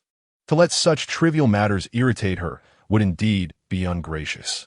However, Zixiao found herself increasingly intrigued by Ye Qiu. Why had she heard his thoughts? What was it about his seemingly simple words that had resonated with her Tao heart? Clearly, Ye Qiu harbored many secrets yet to be uncovered. Observing Ye Qiu's humble and courteous demeanor, Zixiao was curious as to why Mu Wanqing had taken him as a disciple. Could it be due to his handsome visage? Upon entertaining this thought, Zixiao could not help but shake her head slightly. Having known Mu Wanqing for many years, she was acutely aware that her character was not of that nature. As the two were preparing to depart, Ye Qiu suddenly realized that his junior sister was missing. Could it be that this little girl has turned jealous again? Reflecting on her previous reactions, Ye Qiu increasingly believed this to be a likely scenario. Upon encountering Zixiao, the junior sister promptly bowed in respect, addressing her as the Sect Master. Jealousy aside, decorum must still be observed, especially in the presence of the revered leader of Yaochi. Zixiao nodded, choosing not to comment. However, when the junior sister glanced at Ye Qiu beside Zixiao, her delicate cheeks puffed up in indignation. "Hey there, junior sister, have you made any breakthroughs in your cultivation?" Ye Qiu approached with a smile. The junior sister tilted her head, ignoring him. Unfazed by the awkwardness, Ye Qiu continued, "You've been lingering here for quite some time, waiting for your senior brother, I presume?" "Not at all," the junior sister retorted playfully. "Oh really?" Ye Qiu responded skeptically, extending a finger to tease her nose. "Come now, let your senior brother see if you are telling the truth." "Senior brother? How rude," the junior sister exclaimed, shyly evading his touch. Ahem from behind. Zixiao cleared her throat, interrupting their playful banter. The two quickly remembered the Sect Master's presence and became more subdued.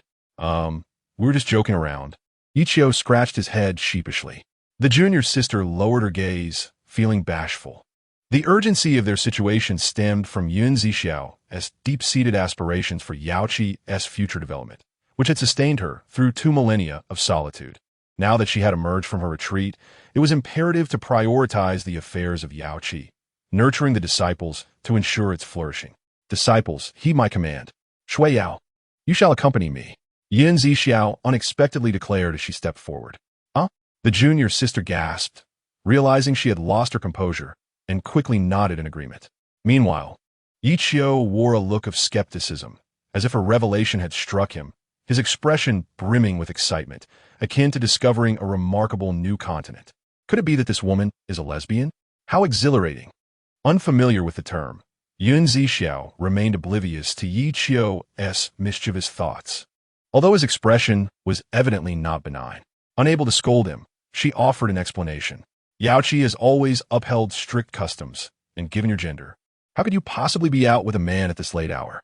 "Understood, Master," the junior sister replied reluctantly. She had hoped to bid farewell to Zixiao and enjoy a leisurely chat with Ye Qiu, but it seemed that hope had been dashed. Ye Qiu, too, felt a sense of exasperation. What a disappointment. I thought something interesting would happen. But this woman certainly knows how to stir up trouble, offering no reward at all. After Zixiao departed, she secretly smirked, choosing not to hold any grudges against Ye Qiu. The following morning, accustomed to early rising, Ye Qiu took on the task of preparing breakfast after clocking in. Shortly after, Zixiao and the junior sister awakened, having spent the night in cultivation without sleep. Upon reaching a certain level of mastery, rest was no longer reliant on slumber. Ye Qiu stood out as an exception, disregarding his mid-level nirvana realm cultivation. His lifestyle mirrored that of an ordinary mortal. "Good morning, Sect Master," Ye Qiu greeted with a smile. In Yaochi, everyone bowed respectfully upon seeing the Sect Master. Yet Ye Qiu treated Zixiao as an equal, an audacious act that would have provoked ire in anyone else.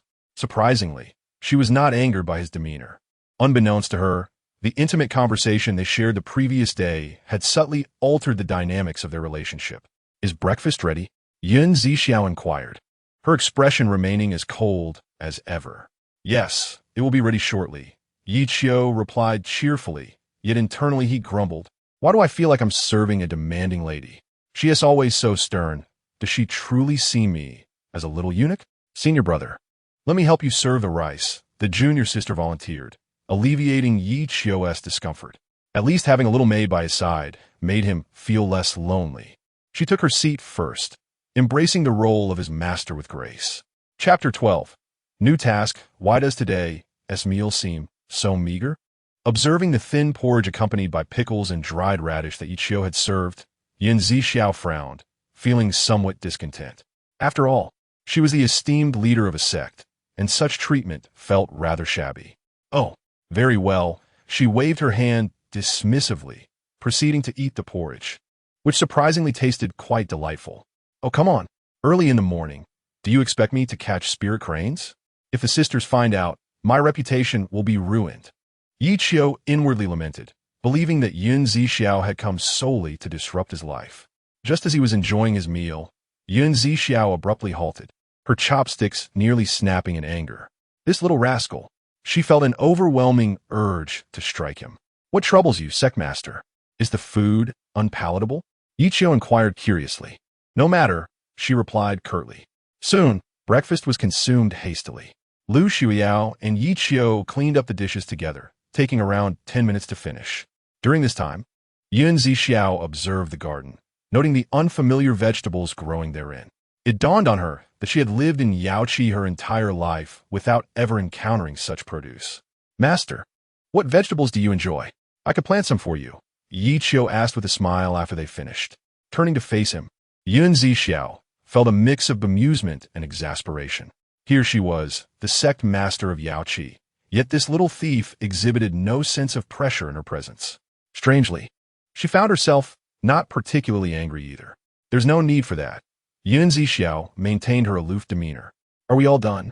Ye Qiu spread his arms. "Of course. Then let us proceed to Lingxiao Peak," she commanded, summoning her purple-green sword. At this moment, the junior sister, Lu Xiuyao, also approached, summoning her own sword, eager to embark on the journey. Having received guidance from Zixiao the previous day, she sensed a loosening of her cultivation bottleneck and was eager to hear more from her. However, Ye Qiu hesitated. "Sect Master, I have some matters to attend to later. Is it possible for me to skip this?" What could possibly be more important than my teachings?" Zixiao furrowed her brow, feeling somewhat displeased. Even the junior sister appeared puzzled, unsure of Ye Qiu's intentions.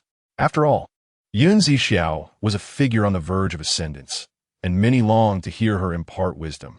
To pass up such an opportunity was utterly incomprehensible. "Well, I do have some important personal matters that I cannot disclose, so I will have to miss your lecture." Ye Qiu expressed his regret, putting on a convincing facade.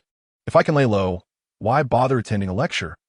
I have never been fond of attending classes since childhood. Why should I be compelled to do so in this world? This is simply unacceptable. Besides, with that old woman present, I cannot engage in romantic pursuits with my senior and junior sisters. Moreover, you, as a teacher, have not donned any alluring stockings. Who would be inclined to attend your lectures without them? Beyond these reasons, the primary factor lies in the system. Ye Qiu possesses a system that renders it unnecessary for him to heed Zixiao's teachings. No matter how profound your doctrine may be, can it rival the might of the system? That is preposterous." Upon hearing Ye Qiu's sentiments, Zixiao's expression darkened instantaneously. Did she truly feel wronged for imparting her wisdom? "Do you have any idea how many individuals yearn to hear my teachings?" The line would encircle the Yaochi several times. Yet, outsiders do not possess such an opportunity. And here you are, showing such disdain. What is this nonsense about stockings? Though Zixiao remained silent, the internal monologue of her grievances far surpassed Ye Qiu's. If Ye Qiu could hear Zixiao's thoughts, he might very well be terrified. "You must think this through," Zixiao earnestly inquired. Ye Qiu's talent is exceptional, and she did not wish to squander it. If she could nurture Ye Qiu It would lead to the emergence of a second saintly figure in Yaochi, naturally, the first being herself. Yes, I have contemplated this thoroughly, Ye Qiu nodded. In that case, I shall not press further, Zixiao replied, preparing to depart with her junior sister. Yet, in the next moment, Ye Qiu suddenly froze, his pupils dilating as if entranced. Master, please wait. Ye Qiu reached out urgently to dissuade them. The two, who were about to ascend on their swords, nearly stumbled and fell. What else do you wish to say? Zixiao's irritation was palpable. One moment he was reluctant, and the next he was fervent. Were it not for Ye Qiu's remarkable talent, she would not indulge him so. After much contemplation, I realized that opportunities to hear the master's teachings are rare. Thus, I should not let this chance slip away. Master must have the intention to cultivate me, and I cannot betray your expectations. Therefore, I have decided to accompany you to Lingxiao Peak, Ye Qiu asserted with earnestness, his gaze sincere, resembling an eager student devoted to learning. Zixiao and her junior sister were left in stunned silence, their incredulity surging. Was this fellow truly insufferable? One moment he was reluctant, and the next he was eager to comply. In truth, Ye Qiu was equally perplexed. He had not intended to attend any lectures. Little did he know, the system suddenly issued a new task, to listen to Zixiao's teachings at Lingxiao Hall, sitting still for 4 hours, during which his cultivation would experience continuous growth. With such enticing conditions laid before him by the system, how could Ye Qiu refuse?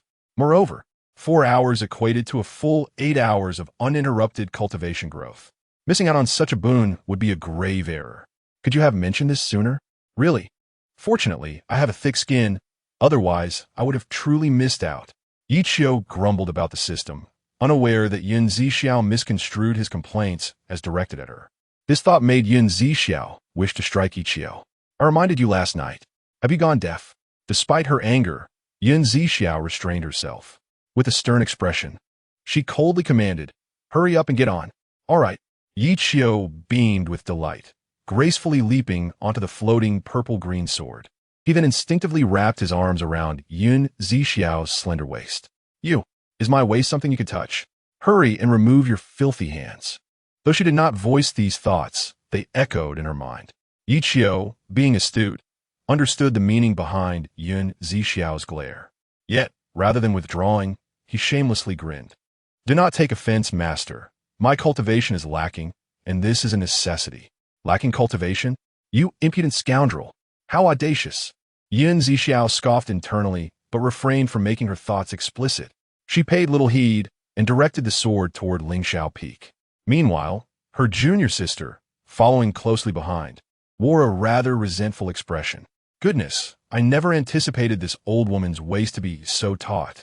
It might even surpass that of an 18-year-old. It seems I have underestimated her. Ye Qiu shook his head while smacking his lips. However, Zixiao's forehead twitched, her anger escalating. Suddenly, the purple-green sword surged forward, nearly tossing Ye Qiu off. Hey, master, slow down, I am frightened, he exclaimed, grasping Zixiao's waist a bit tighter. As they journeyed toward Lingxiao Peak, Zixiao utilized her spiritual power and announced, in half a stick of incense, the first lecture will commence at the Yaochi Sacred Hall. Her voice, imbued with spiritual energy, resonated throughout Yaochi. All disciples and elders heard the news at that moment. Those who had been practicing their swordplay and cultivating were instantly exhilarated, hastily ceasing their activities to soar toward Lingxiao Peak, eager to secure their positions. Moreover, some rarely seen elders emerged, hastening to Lingxiao Peak, leaving the Yaochi disciples far behind.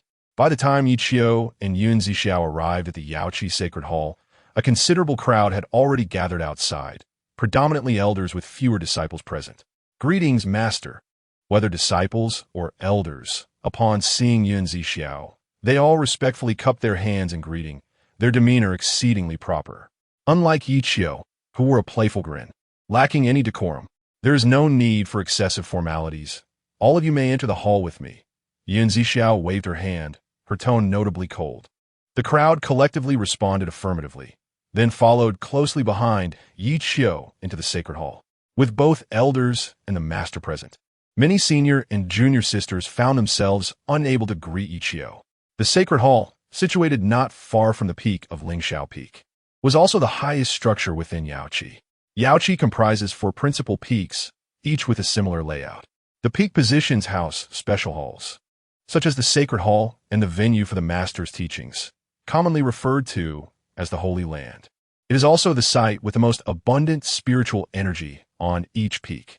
Below the summit are the halls where elders reside, and attaining the status of an elder in Yaochi is significantly more challenging than passing national examinations in Ye Qiu's previous life. Further down are the training grounds for Yaochi disciples, alongside treasure halls and libraries.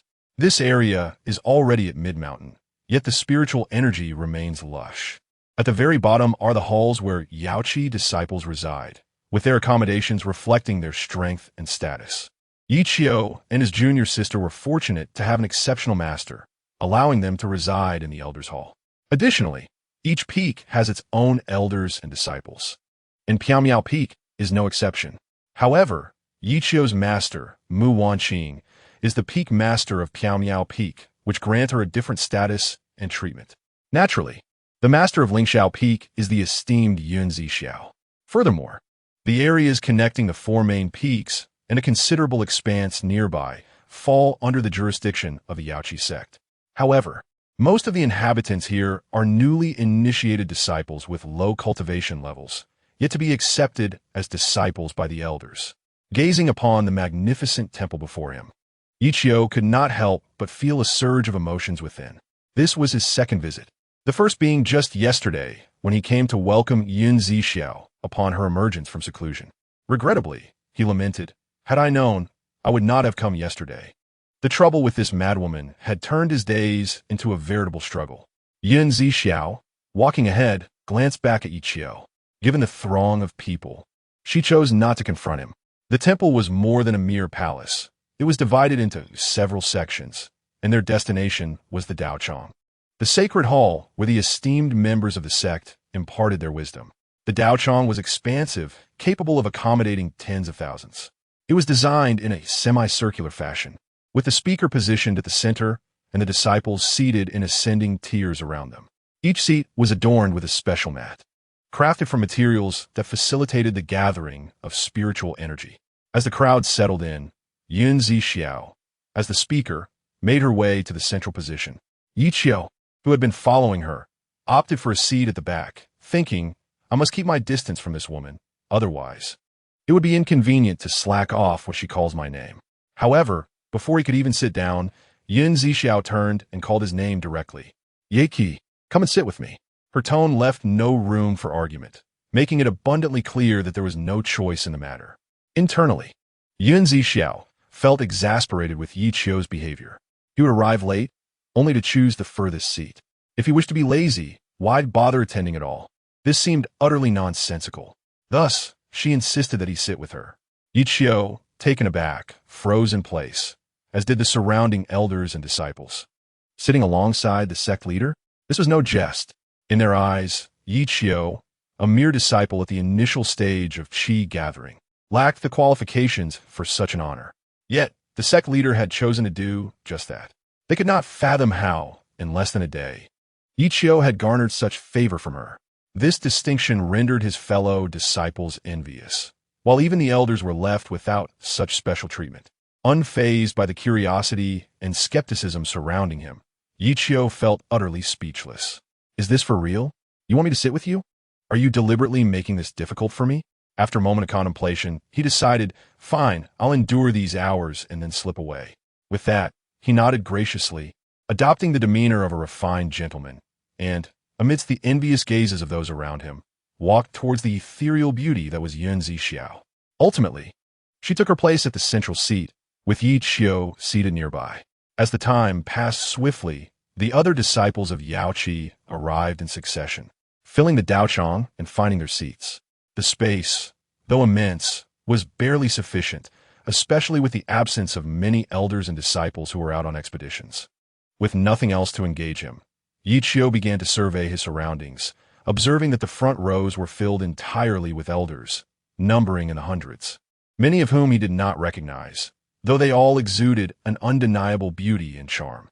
No disciple dared to occupy the empty seats in the first row. They began seating themselves from the second row backward. His junior sister, Lu Xiao, found a place in the second row. When she glanced in his direction, Ye Qiu unexpected wavit inguriting. The elders in the front row were left dumbfounded by his behavior.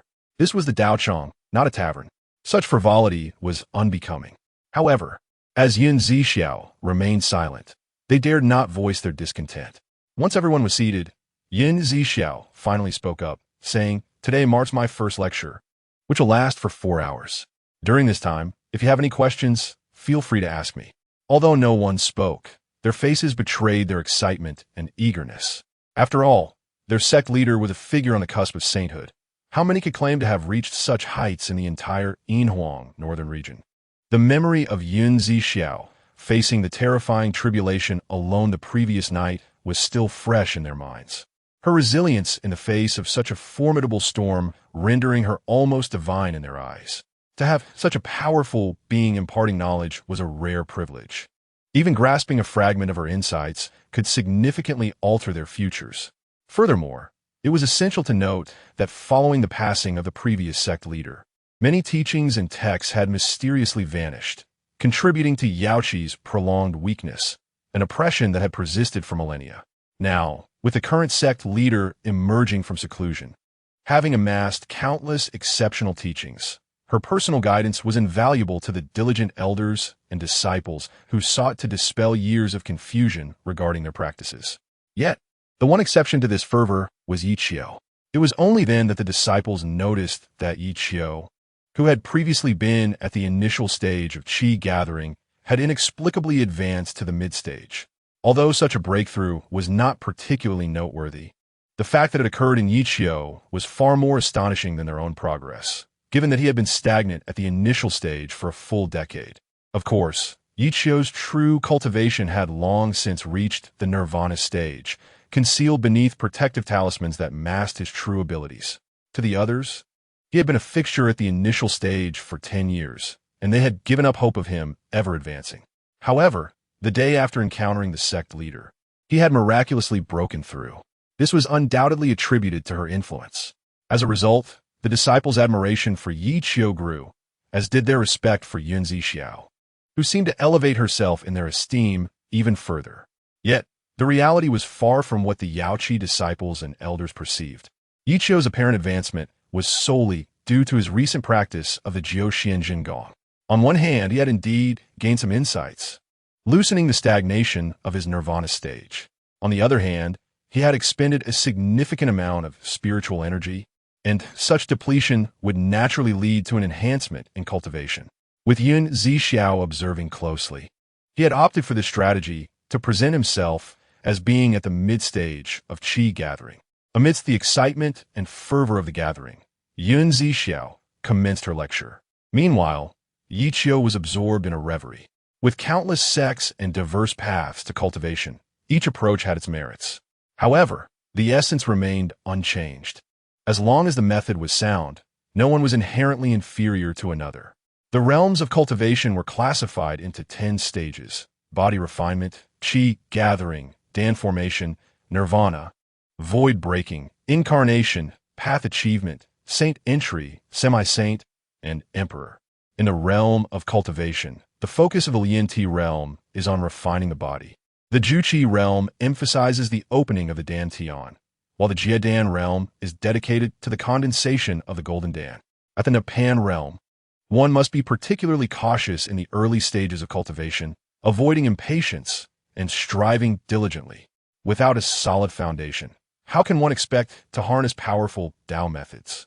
At this point, Zixiao turned her head deliberately to glance at her junior sister, Lu Shuiyao, aware of her mistakes. The younger sister lowered her head in shame, daring not to meet her gaze. "Master, I have a question," spoke a senior sister sitting in the 4th row, raising her right hand. "Please, go ahead. Is it true that the higher a cultivator's innate talent, the further they can go in the future?" "Not necessarily," Zixiao replied with a slight shake of her head. "While innate talent is indeed important, without a heart that is persistent, eager to learn and advance, success is unattainable. This is akin to having a sharp axe. However, If one spends 3 days fishing and 2 days drying nets, the harvest will be minimal, thus wasting such excellent conditions.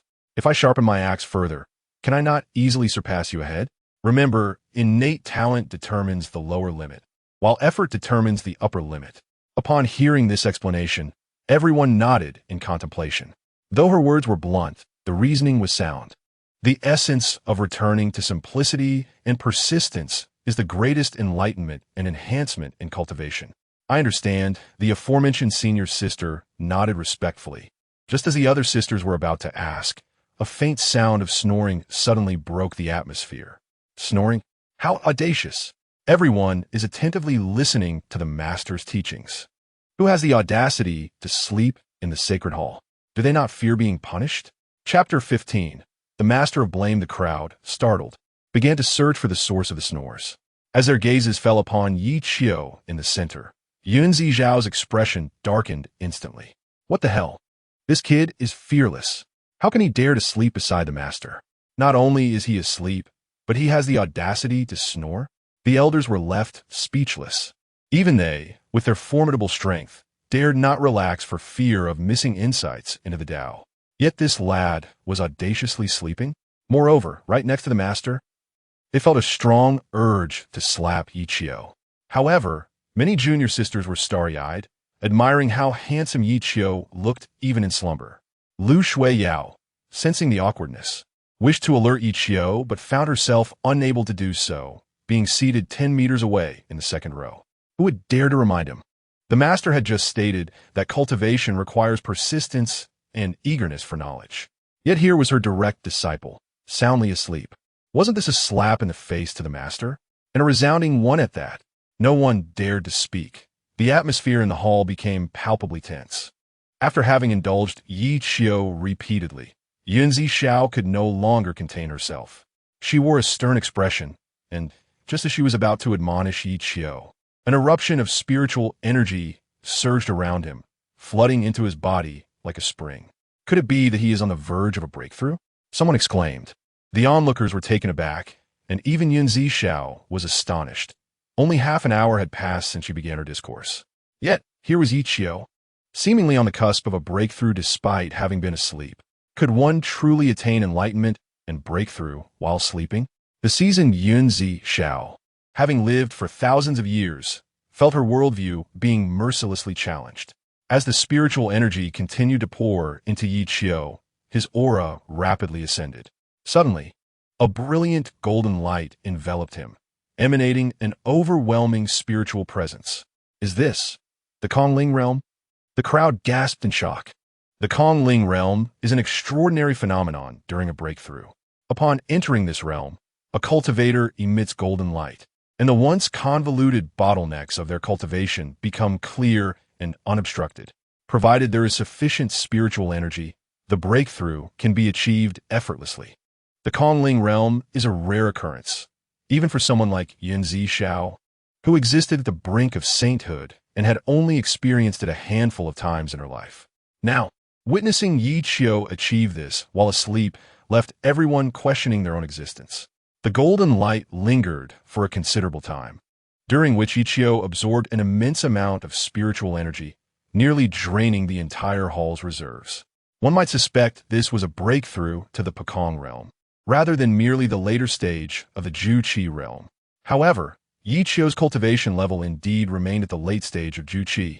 Observing the snoring Ye Qiu, the spectators felt an urgent disbelief. Could one truly advance in cultivation through sleep? And to achieve the elusive Kongling realm no less. Was he even human? Hadn't Ye Qiu just broken through to the mid-stage of Juqi yesterday? Though the mid-stage of Juqi is trivial, a lower tier in the Yinhuang Northern domain, they had never heard of anyone advancing from the initial stage of Juqi to the late stage within a single day. This was something even the most talented Zixiao could not accomplish. How could Ye Qiu, a disciple who had been stuck at the initial stage of Juqi for approximately 10 years, achieve such a feat? Yet the undeniable reality before them compelled them to accept it. Ye Qiu, indeed, was a prodigy. Under the guidance of the master, his cultivation would surely soar, making him the second saint after the master in the Yaochi. Achieving 2 breakthroughs in a single day was unprecedented in the Yinhuang Northern Domain. Who would dare to claim that Ye Qiu was a waste of talent? It was no wonder the master had made an exception to accept Ye Qiu as her direct disciple. She had discovered that he was no ordinary being. It seemed they, too, needed to accelerate their cultivation to stand alongside Ye Qiu. The female disciples of Yaochi, filled with excitement, gazed at Ye Qiu with eyes akin to wolves fixating on a tender lamb. In a place where women outnumbered men, a handsome and exceptionally talented male disciple like Ye Qiu naturally became the center of attraction. Due to the commotion, Ye Qiu slowly awoke from his stupor. He had indeed just experienced a breakthrough. After practicing the Jiu Xianjin Gong yesterday, the mid-stage in Japan had become somewhat unsteady. With the system's assistance, Ye Qiu naturally transitioned to the late stage of Japan. However, because he had truly been asleep, he failed to manage the hidden aura upon his genuine breakthrough, thus revealing himself as being at the late stage of Jiu Qi. Upon awakening, Ye Qiu immediately noticed everyone was staring at him, their expressions markedly different, as though they had discovered treasure. What the hell? Why are they all staring at me instead of listening to the old woman's teachings? Is the old woman's lecture so dull that they find me more interesting? Zixiao, still fuming, felt her anger rise again upon hearing Ye Qiu's thoughts.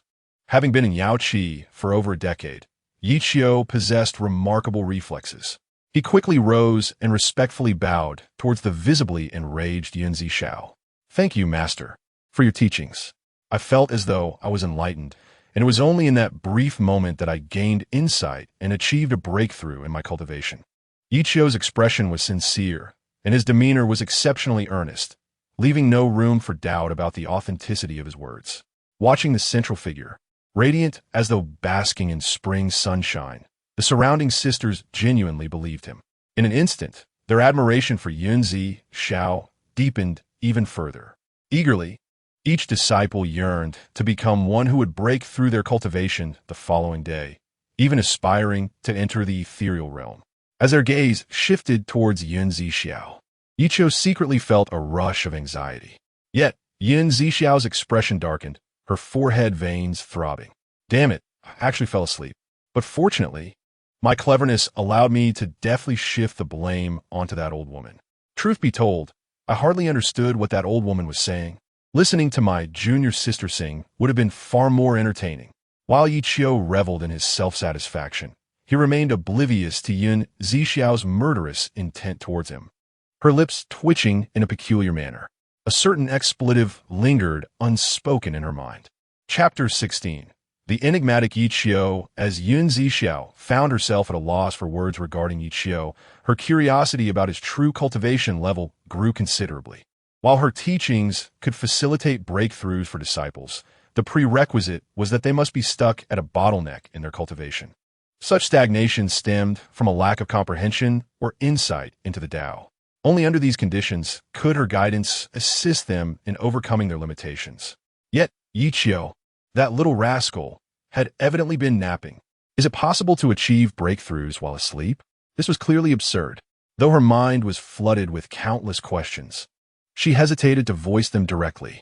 At that moment, a sudden surge of spiritual energy emanated from the disciples' seating area. The crowd froze in surprise. Was another disciple about to achieve a breakthrough? This was utterly surreal. Everyone turned with bated breath, only to discover that the source of the energy was none other than Ye Qiu's junior sister, Lu Xiuyao. At this moment, Lu Xiuyao was with her eyes closed, an abundance of spiritual energy pouring into her being. Soon, she radiated a dazzling golden light. Another ethereal realm breakthrough. The crowd was momentarily speechless, their expressions a mixture of astonishment and disbelief. When had breaking into the ethereal realm become so commonplace? One after another? This was simply outrageous. While everyone acknowledged Lu Xiuao's impressive talent, ranking among the top in the Yaochi disciples, her rapid ascension to the ethereal realm still left them in awe. They had not anticipated that she would be the second to break through after Ye Qiu, successfully entering the ethereal realm. Although Lu Xiuyao had not been formally accepted as a disciple by the sect leader, her frequent proximity to Ye Qiu and the sect leader undoubtedly meant she received guidance often. making her breakthrough seem reasonable. How wonderful it would be if I could also be accepted as a direct disciple by the sect leader. Many Yaochi disciples cast envious glances at Lu Qiu, especially admiring the affection she received from her elder brother, Ye Qiu. As she observed Lu Qiu glowing with golden light, a rare smile graced Zixiao's face. Just as she felt a sense of satisfaction, Ye Qiu's subsequent thoughts nearly drove her to the brink of fury. Ha ha ha! Isn't this just stating the obvious? My junior sister consumes the elixirs I provide daily. Do you think it's for nothing? Glancing at the smug Ye Qiu, Zixiao felt an overwhelming urge to slap him. Have I been lecturing to no avail? Although the golden light surrounding Lu Qiu lingered for a shorter time than it had for Ye Qiu, it still enabled her to break through to the mid-stage of the Jidan realm. The brevity of her breakthrough compared to the longer duration of the Qi gathering realm left many curious. However, after much contemplation, they could not discern the reason and thus chose not to dwell on it. Once Lu Qiu completed her breakthrough and slowly opened her eyes, she was met with the envious gazes of her peers. Naturally shy, her face flushed a deep crimson as she quickly averted her gaze, unable to meet anyone's eyes. This bashful demeanor evoked an irresistible desire to tease her. Lu Qiu's rapid advancement indeed astonished Zixiao. She had recognized Lu Qiu's exceptional talent during their individual guidance session yesterday. Initially, she had thought that Lu Qiu would take longer to break through, but it seemed she had underestimated her. This realization led Zixiao to regard Lu Qiu with newfound respect and heightened her intrigue towards the enigmatic Ye Qiu. How could Ye Qiu possess such an abundance of elixirs for Lu Qiu's use, a resource even some elders lacked? Furthermore, the Yaochi sect was not particularly renowned for alchemy. Each elixir was incredibly precious. Where did Ye Qiu, a disciple of Piaomiao Peak, acquire such wealth? This information, gleaned from Ye Qiu's thoughts, left Zixiao with no doubts about its authenticity. Initially, she believed that getting to know Ye Qiu would gradually unravel the mysteries surrounding him. Yet, she now realized that the more she learned, the more secrets emerged. She had not anticipated that the two disciples Mu Wanqing had accepted would be so strikingly different, one dazzling and the other shrouded in mystery. Reflecting on this, Zixiao couldn't help but smile, her heart swelling with hope for Yaochi's future.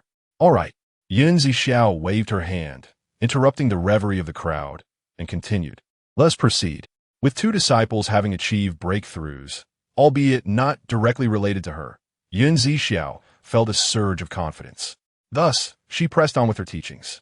Instantly, this caused Lu Qiu to blush once more. After the earlier incident, Ye Qiu dared not fall asleep again. A careless slip could expose his true cultivation level, a disaster he wished to avoid. For Ye Qiu, a modern soul, survival was paramount. Having been granted a second chance at life, he had no intention of squandering it. As Zixiao continued her lecture, she also answered the puzzled inquiries of her disciples.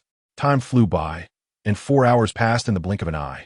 During this period, several disciples experienced fluctuations in spiritual energy, teetering on the brink of breakthroughs. Though they did not succeed, their cultivation bottlenecks had evidently loosened. They were merely a catalyst away from achieving their aspirations, which filled them with excitement. Most of them were at the initial stage of the Jidan realm, yet they should not be underestimated. Within Yaochi, Jidan disciples were the most numerous. They represented the cream of the crop, with their masters being the esteemed elders of Yaochi. It was no wonder that they experienced insights on the very first day of teachings. The breakthrough to the Jidan realm was notably challenging, which explained why even the exceptionally gifted Lu Qiu had remained stuck at the initial stage for so long. As the first day's lecture concluded successfully, everyone departed with hearts brimming with excitement, except for Ye Qiu, who yawned and wore an unwilling expression. This prompted Zixiao to grit her teeth in frustration, wishing to kick him fiercely. Although she knew Ye Qiu had hardly absorbed her teachings, his fluctuations in spiritual energy were the most pronounced. This indicated that he was the one who had truly grasped the essence of her words. Yet, witnessing Ye Qiu's drowsy demeanor, she could not fathom how he could have absorbed her wisdom. Unable to make sense of it, she simply chose to let it go. Upon returning to Piaomiao Peak, Ye Qiu volunteered to take an axe up the mountain to chop wood. However, he quickly reconsidered, realizing that the peak was home to invaluable spiritual trees. And here he was, planning to chop them for firewood? This nearly drove Zixiao to the brink of blood pressure. If he could consume the more valuable spiritual cranes, then cutting down a few spiritual trees seemed trivial indeed. Chapter 17. To master this skill, one must first 80. As Ye Qiu chopped the spiritual trees, he muttered strange phrases, piquing the curiosity of the sisters and junior sisters passing by on their swords. However, recalling the last time when Zixiao was enraged, they dared not approach and hurriedly flew past the nearby Ling he had chosen to take a detour long before, unwilling to enter what was widely whispered about as the deathly forbidden zone. Suddenly, a vivid blue light curtain appeared before Ye Qiu, visible only to him. Not even a Luo Jinxian could detect it. Soon after, a crisp voice from the system echoed in Ye Qiu's ears. Due to the host completing the 8-hour meditation cultivation check-in reward, the following rewards are granted. Zhanling Jian, Earth level, 6th grade, capable of slaying all things. Simultaneously, an image of the celestial sword appeared on the blue light curtain. Approximately 6 feet long, it radiated a golden brilliance. Particularly striking was the sword body, inscribed with numerous mysterious runes that shimmered with golden light. The hilt was pure black, intricately carved in the shape of a divine dragon, its tail coiling around the hilt in a serpentine manner, while the dragon's head seemed to devour the sword body, exuding an aura of regal dominance. Undoubtedly, this imposing presence was one in a million. Ye Qiu found himself increasingly enamored by it. Kai Tian, Sword Technique Manual, Heaven Level, 2nd grade, capable of opening mountains and rivers. The appearance of the Sword Technique Manual was rather ordinary. Aside from its distinct color, it bore a striking resemblance to the previously acquired heart method, Zhou Huazhendu. Ye Qiu's eyes brightened, his expression revealing immense excitement. It was known that he had primarily received rewards in the form of medicinal pills before, and now he was finally presented with techniques and weapons. In the vast expanse of the universe, divided into 9 grades, the Earth level, 6th grade, Zhanling Jian, and the Heaven level, 2nd grade, Kai Tian, sword technique stood as eminent existences in the Yinhuang Northern domain.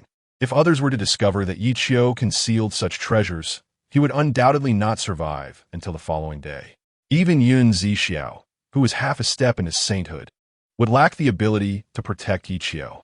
This was precisely why Ye Qiu had chosen to bide his time, rather than, like other reincarnators, rampage and pursue a life of glory with a wealthy beauty.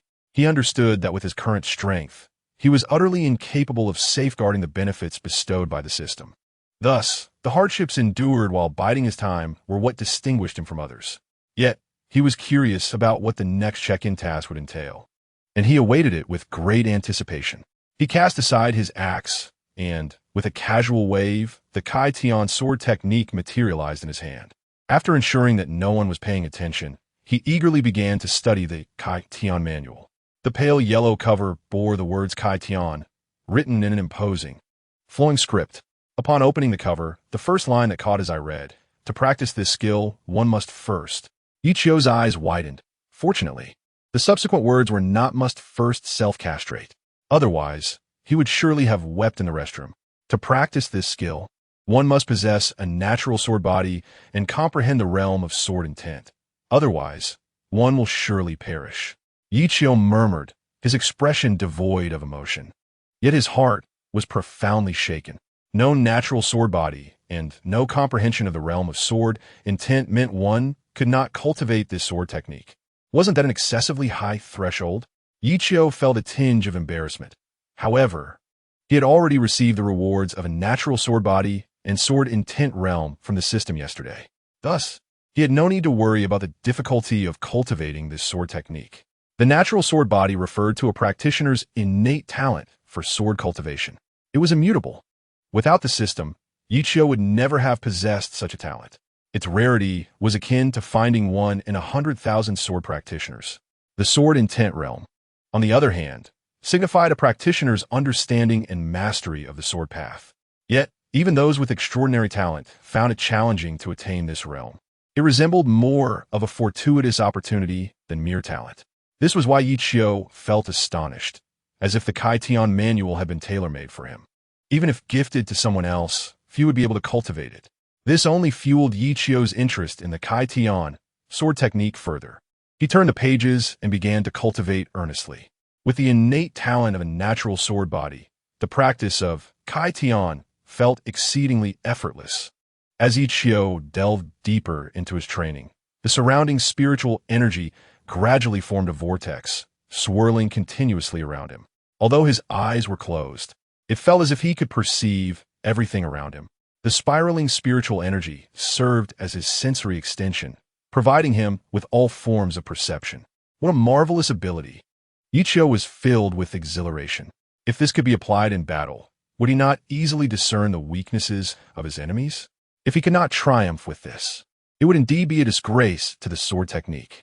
Ye Qiu opened his eyes and slowly extended his palm toward the swirling spiritual energy. As the energy brushed against his hand, he could indeed sense the existence of sword intent. Had he transformed spiritual energy into sword intent? The more he pondered, the more astonished he became, even feeling an impulse to worship.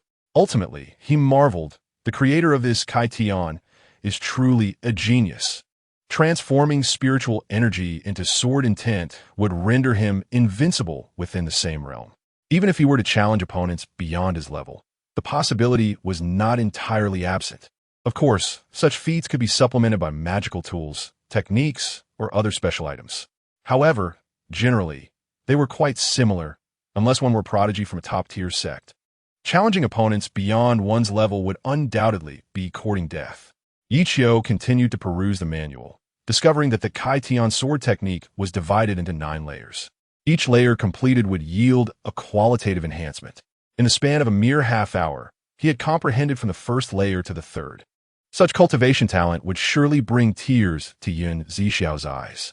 Moreover, each layer of the Kai Tian sword technique contained dozens of sword techniques and unique insights into the sword path.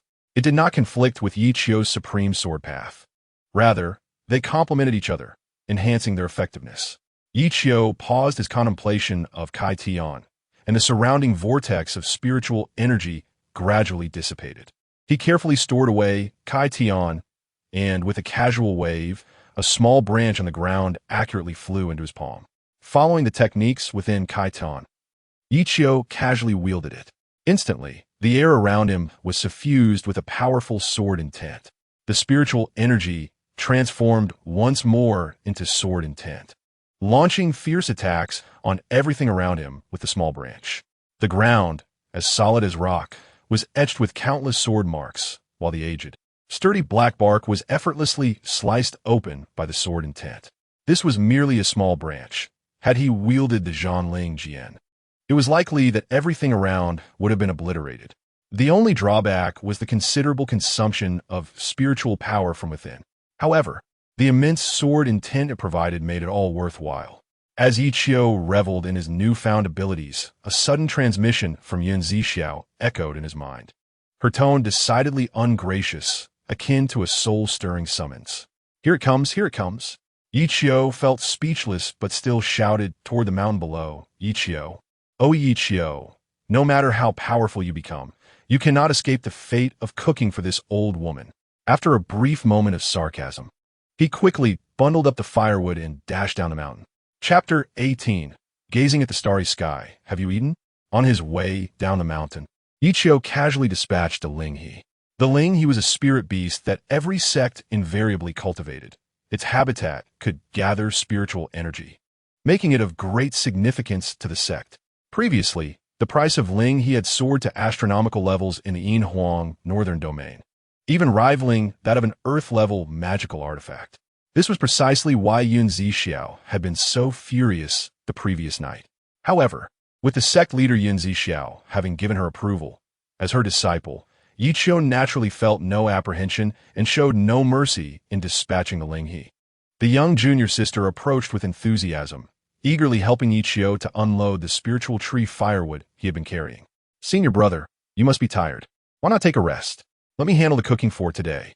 Her radiant smile was infectious. However, upon hearing her words, Ye Qiu instinctively shuddered. Memories of the fear instilled by her culinary disasters flooded back, and he could hardly muster the courage to allow her in the kitchen again. It was one thing to risk his own demise, provoking that fierce woman, Zixiao, would spell his utter ruin. With this thought in mind, Ye Qiu forced a laugh. Junior sister, what you say is amusing. As a man, how could I claim to be weary? Is that so? The junior sister gazed at him with round, bright eyes. Her desire to cook stemmed from Ye Qiu's earlier remark that to win a man's heart, one must first capture his stomach. Thus, she wished to use her culinary skills to secure not only his appetite, but also his affection. Unbeknownst to her, she was utterly oblivious to the darkness of her cooking. For instance, her vision of the sky included a plate adorned with severed fish heads, slathered in a viscous, dark syrup, with scales and gills left intact, a grotesque and foul concoction that bore an unidentifiable stench. She proudly dubbed it her own culinary creation, in a bid to avoid disappointing her. Ye Qiu had reluctantly tasted a morsel, only to spend the next 3 days in torment. He dared not reveal the true reason for his distress to her. Since then, he had never again permitted her to cook. Ye Qiu retrieved a pill from the system's space and tossed it to her casually. Here, this is a gathering spirit pill. It will help stabilize your recently advanced cultivation. The junior sister, fervently devoted to her training, saw this as the only way to divert her focus. Thank you, senior brother. You are truly kind, she exclaimed, excitedly clasping his wrist and playfully acting coy. Although the gathering spirit pill was not of the highest quality, it could fetch a handsome price if sold. Ye Qiu had amassed quite a few during his system sign-in tasks, but given his current cultivation level, they held little value for him, so he reserved them for his junior sister. Such behavior is unbecoming. A cold yet slightly irate voice suddenly interrupted. Startled, the junior sister quickly released her grip on Ye Qiu. He looked up to find Zixiao standing at the kitchen's eaves, casting an odd gaze upon them. What a sight in broad daylight. Does she truly have to oversee everything? Ye Qiu mused, surely, this woman cannot bear to see others in good spirits. Truly a perennial maiden. Master, what brings you here? Ye Qiu inquired, his tone cordial. The junior sister also respectfully addressed her, Master. Zixiao shot Ye Qiu a glare, then huffed. I specifically came to see if you were slacking off. I am hungry. Hurry and prepare the meal. How absurd. Ye Qiu internally scoffed. You, a formidable being at the Dao realm, would not starve even if cast upon the desolate moon. You are simply bored and seeking trouble. He thought, once I achieve mastery in my cultivation, I shall undoubtedly have you serve as my maid. However, he maintained an outwardly agreeable demeanor, nodding amiably. Understood, master. Please wait a moment. With the junior sister dismissed to refine the effects of the gathering spirit pill, Zixiao remained to oversee Ye Qiu, leaving him in a state of exasperation. He suspected she was secretly scrutinizing his appearance. Though Zixiao was both irritated and vexed, she restrained her temper. Yet, her supervision was merely a facade. Her true intention was to probe Ye Qiu's aura with her divine sense. For reasons unknown, the sordid intent surrounding him had diminished, eluding the junior sister's notice. However, with her formidable prowess, Zixiao could trace any lingering essence. While it was inappropriate to inquire directly, she observed him for an extended period without discerning the full truth. The sole clue she gleaned was the potent sword intent, unmistakably derived from a heavenly tier sword technique. The Yaochi did possess heavenly sword techniques, but the essence emanating from Ye Qiu bore no resemblance to the Yaochi's martial arts. This only deepened Zixiao's curiosity about the secrets he harbored. Master, the preparations can commence. Ye Qiu's voice interrupted her contemplation, drawing her attention to the table laden with a fragrant dinner, markedly different from the previous day's fare. The enticing aroma of meat was irresistible, causing Zixiao to swallow hard. She nodded. Let us begin the feast. Begin? Whose feast? Ye Qiu instinctively asked. The meal you prepared, of course. Zixiao shot him an exasperated glare. Ye Qiu's expression stiffened momentarily, sensing something amiss. I shall fetch the junior sister to join us, he declared, turning to leave. Observing his retreating figure, Zixiao sighed in resignation. What a peculiar man. The junior sister had just completed refining the effects of the gathering spirit pill, and upon Ye Qiu's gentle summons, she slowly opened her eyes. Learning that the meal was ready, a delightful smile spread across her delicate face. If one were to inquire what the junior sister cherished most about Ye Qiu, his culinary skills would undoubtedly rank among the top 3. After all, he had managed to coax Zixiao, who typically fasted, to request 3 meals a day. Surely, his cooking was exceptional. Zixiao displayed enough consideration not to start eating without everyone present. Once all were gathered, the trio joyfully began their meal. Junior sister, try this. The roasted crane leg is delightful. And this, the braised eggplant, is tender. Ah, senior brother, please do not overload my bowl. It can barely hold any more. As they indulged, a series of deep, resonant bell tolls echoed from a distance. The 3 were startled, and Zixiao instinctively turned her gaze toward Lingxiao Peak. The source of the sound, the Yaochi Sacred Land. The bell rang out, thud, thud, thud, its somber melody resonating throughout the Yaochi, ringing 4 times before ceasing. For tolls? Could something grave have transpired? The junior sister asked anxiously. The Yaochi sacred bell was seldom utilized. Its tolling invariably signified significant events. However, the gravity of the situation varied, with a maximum of 9 tolls representing the utmost alarm, a harbinger of peril. In the annals of the Yaochi's history, the bell had only tolled once during the catastrophic battle over 2 millennia ago, which resulted in the tragic demise or disappearance of the previous sect leader, countless disciples, and elders. Since then, the Yaochi had languished. Though only 4 tolls had sounded now, they still heralded a dire situation, perhaps one that had already unfolded. In short order, a streak of light descended. A strikingly beautiful senior sister from Qingzhou Peak, one of the 4 main peaks, landed before them. Her voice quivered with a hint of tears, and her expression was a mixture of suppressed fury. This contradictory emotion made it clear to the trio that trouble was at hand. Zixiao's countenance darkened.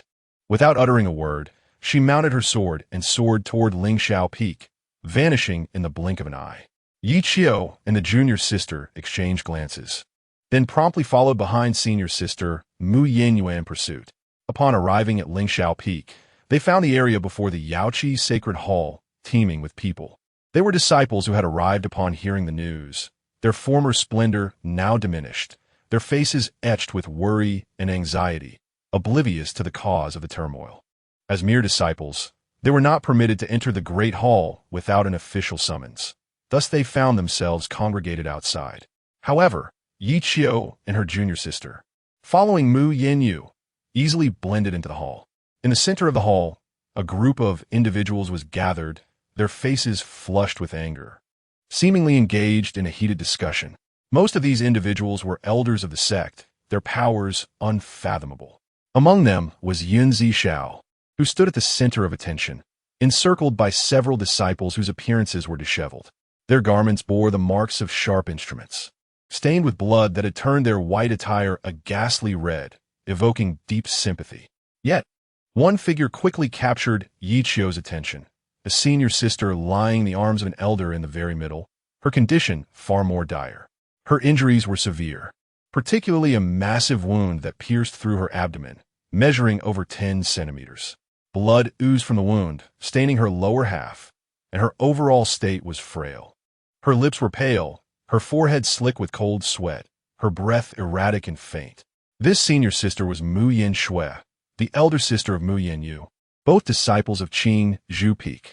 Moreover, she was previously recognized as the strongest female disciple of Yaochi, a title not merely indicative of talent, but also of profound cultivation. Wasn't she supposed to be training outside? How had she ended up in such a plight? Her junior sister whispered, her tone laden with concern. Mu Yinyuan, clearly preoccupied, offered no explanation. As the two approached, the circumstances began to unfold. Master, you must seek justice for us. Several injured senior sisters knelt before Zixiao, their tear-streaked faces eliciting profound pity. In unison, they turned to gaze at Mu Yinshui, who had taken healing elixirs and, with the continued support of an elder's spiritual energy, managed to cling to life. At this moment, Zixiao wore a grim expression. Her anger was nearly uncontrollable. Despite not having met these disciples before, as a member of Yaochi, she regarded them as her own kin. She had vowed to her master to protect Yaochi and all its members. Yet now, a significant calamity had befallen them, and she could hardly contain her fury. It must be the work of the Sima and Gu Du families. An elder scoffed nearby. The injured disciples offered no rebuttal, clearly acknowledging the elder's assertion. Zixiao frowned, having been in seclusion for many years. She was unfamiliar with Yaochi's current situation. However, she recalled the Sima and Gu Du families as once being third-rate powers, existing under Yaochi's influence as vassals. How had they now become oppressors? Noticing Zixiao's confusion, Elder Yinhuang hastily clarified, "Master, the Gu Du family and the Sima family were formerly our vassals. Following that great battle, Yaochi was left weakened, and they broke free from our control. After 2,000 years of development, they have grown into a formidable force in the Yinhuang Northern Region, nearly rivaling our Yaochi because of their proximity. They have been particularly active against us in recent years. However, this is the first time they have resorted to such extreme measures." Elder Yinhuang's explanation illuminated Zixiao's understanding, prompting her to address the pleading disciples coldly. "Please recount the events in detail." Though she suppressed her inner fury, the chilling aura emanating from her was palpable, causing the atmosphere in the hall to grow noticeably colder. The disciples nodded, their voices trembling with emotion as they recounted. It was the disciples of the Sima and Gu Du families who ambushed us. During our recent training expedition, we inadvertently entered the Tian secret realm, triggering an anomaly that caught the attention of the disciples from outside. Tian secret realm? Isn't that within our jurisdiction? An elder interjected. If we had been defeated outside, it would be understandable, but the ambush of our disciples within our own territory is an outright affront to Yaochi. The gravity of the situation was undeniable. This is undoubtedly a declaration of war against Yaochi. Indeed, the audacity of the Gu Du and Sima families is astounding. Zixiao replied coldly. The fact that former vassals dared to bully Yaochi ignited a fierce rage within her, now that she had emerged from seclusion. Such a transgression would not be tolerated. Suppressing her anger, she turned to the injured disciples, urging them to continue. They exchanged glances and resumed. After we triggered the anomaly in the Tian secret realm, we found no treasures. Upon our exit, we were unfortunately ambushed by the disciples of the Gu Du and Sima families, who demanded we hand over any treasures we might have acquired. But we had obtained nothing. They explained their distress palpable.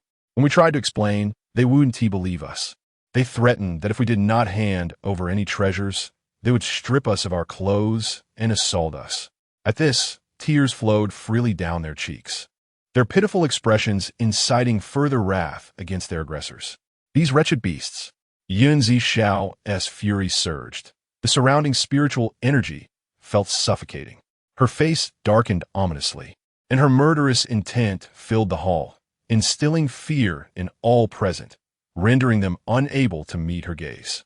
Though they outnumbered us significantly, and among them were several Nirvana realm experts, we did not yield. Lu Shimei and Yao Shijie were ultimately overpowered and killed, their bodies taken by them. In the end, Senior Sister Mu sacrificed herself to cover our escape, sustaining grave injuries in the process. As they spoke, the disciples bowed their heads in guilt, tears trickling down their faces. They clearly held themselves responsible for Mu Yinshui's dire condition. A heavy silence enveloped the hall, no one daring to speak or inquire further. Yet all understood this was the calm before the storm. With Zixiao poised to unleash her wrath, standing amidst the crowd, Ye Qiu contemplated the unfolding situation. She grasped the general idea from their discourse, but several inconsistencies suggested that the matter was far from straightforward.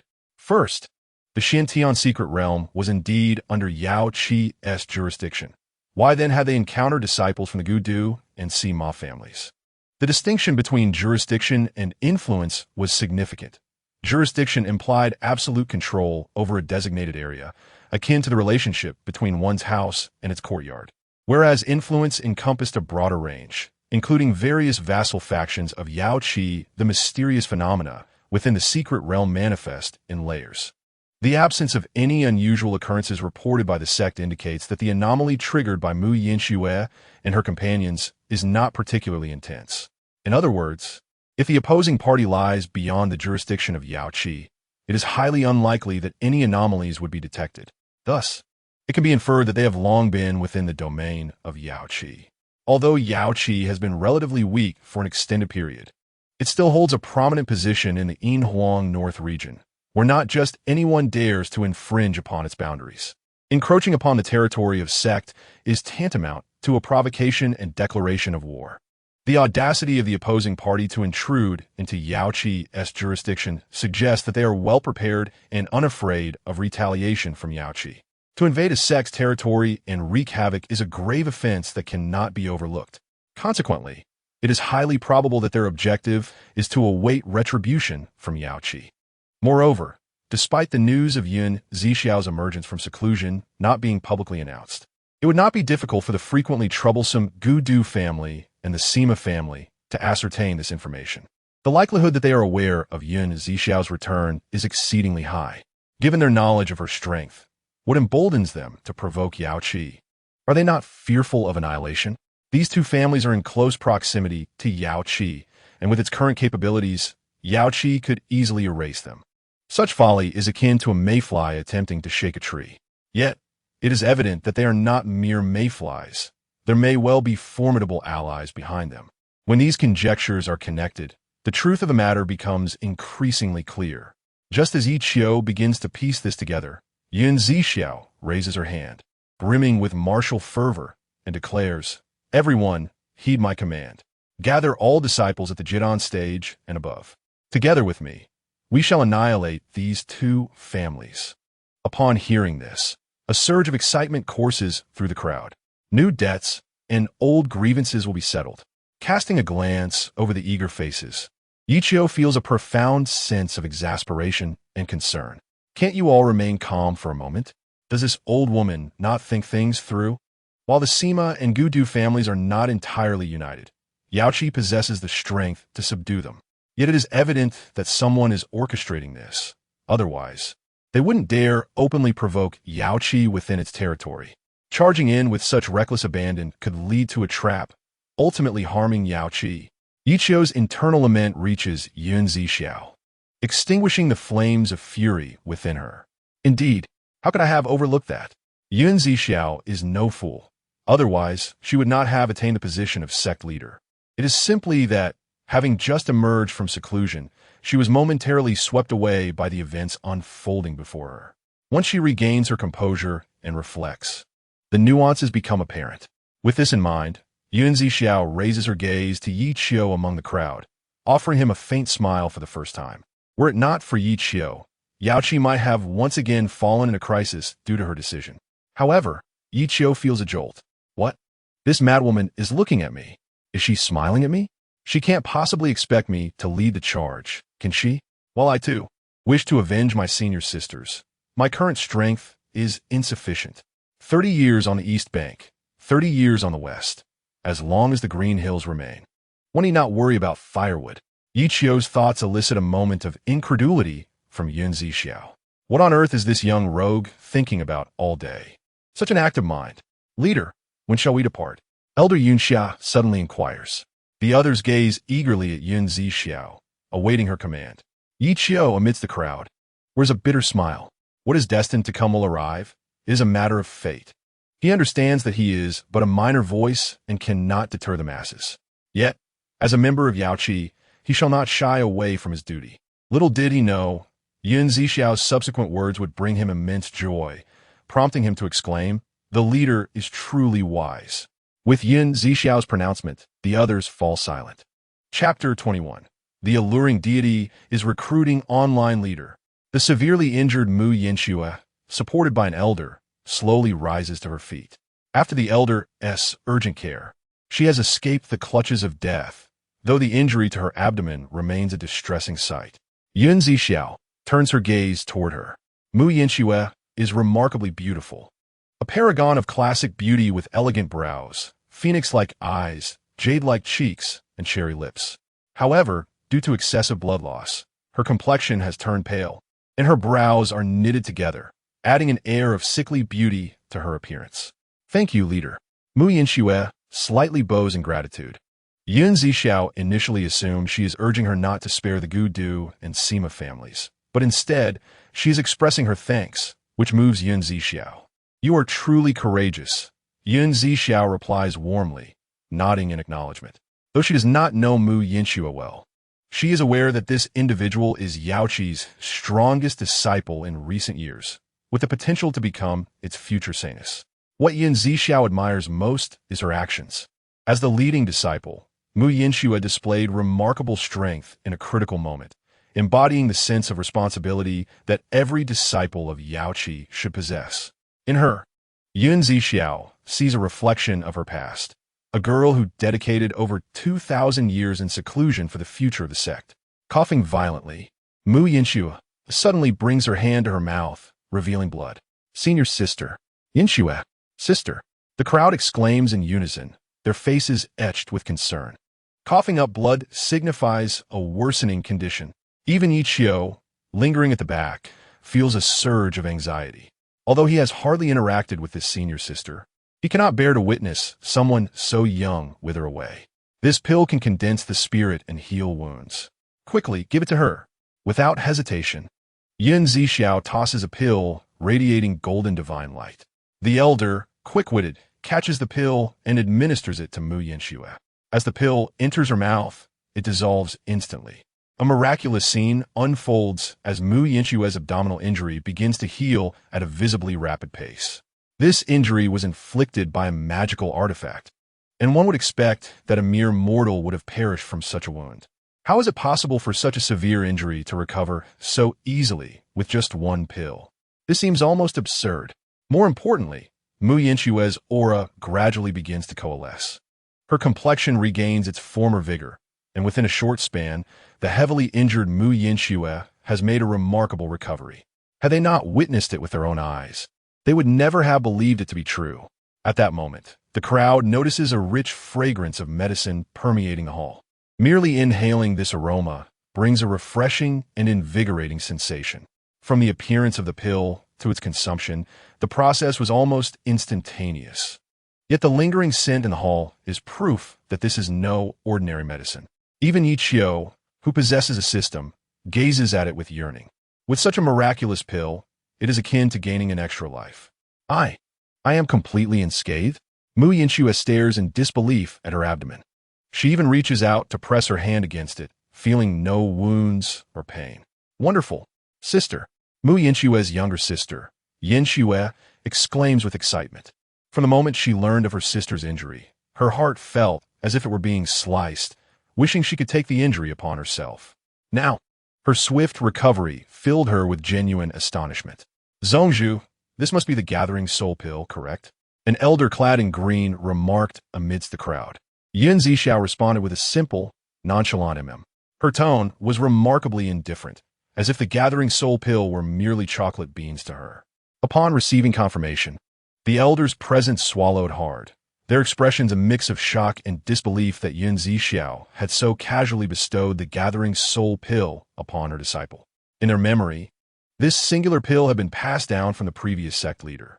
There existed but one throughout the entire Yaochi. Zixiao, what exactly is this gathering soul pill? Why do the elders look so astonished? The young junior beside, Ye Qiu, tugged at his sleeve. Although aware that this pill was no ordinary item, her curiosity was insatiable. Had she not once stumbled upon a mention of the gathering soul pill in an ancient tome within the sect's library, she too would be utterly baffled. Upon learning the truth, the young junior was taken aback. Now she comprehended the elder's astonished expressions.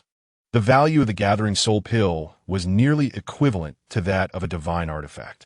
Thank you, Zhongzhu, for saving my life. Mu Yinxue hastily knelt and bowed her head in gratitude to Zixiao.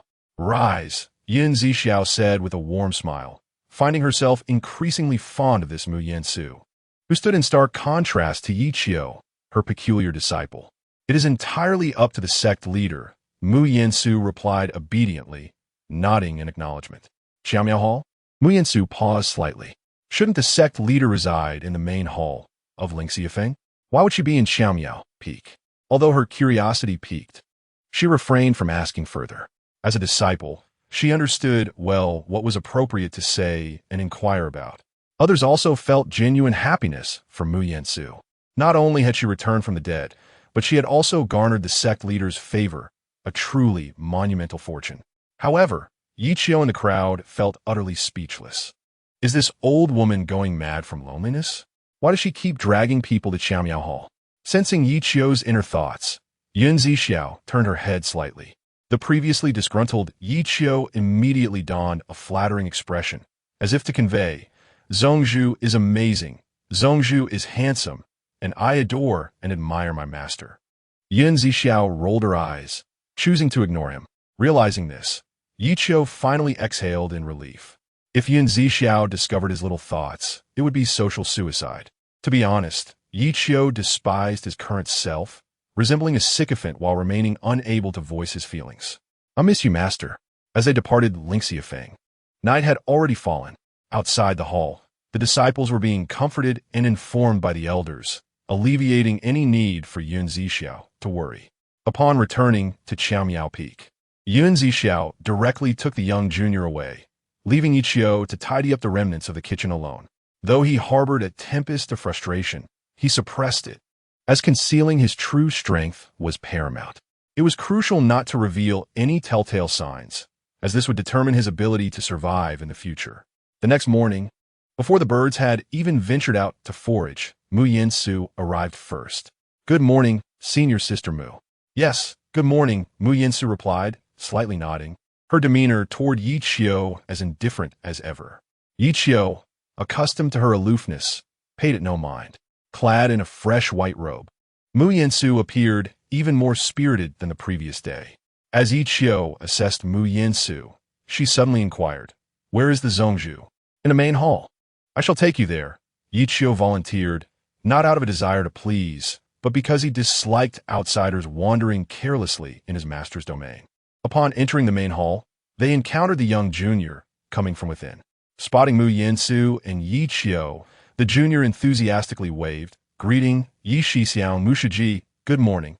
"Good morning," Mu Yansu responded coldly, her demeanor reminiscent of Zixiao's. Noticing Mu Yansu's frostiness, the young junior pouted at Ye Qiu, as if to complain.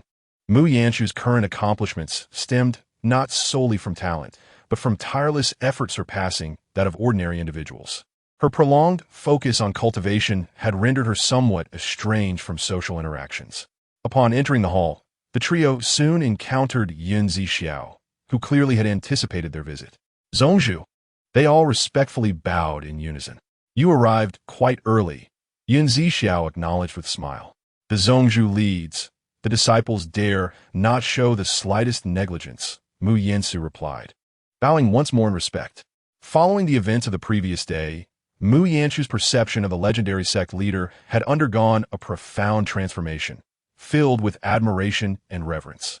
"Very well," Zixiao replied with another smile. "Tisich, anyone can utter flattery," Ye Qiu muttered, rolling his eyes. He simply couldn't stand the contented expression on Zixiao's face. Why was she gazing at him with disdain while her eyes sparkled at her? Was this not bullying the honest? "Ye Qiu, have you prepared the meal?"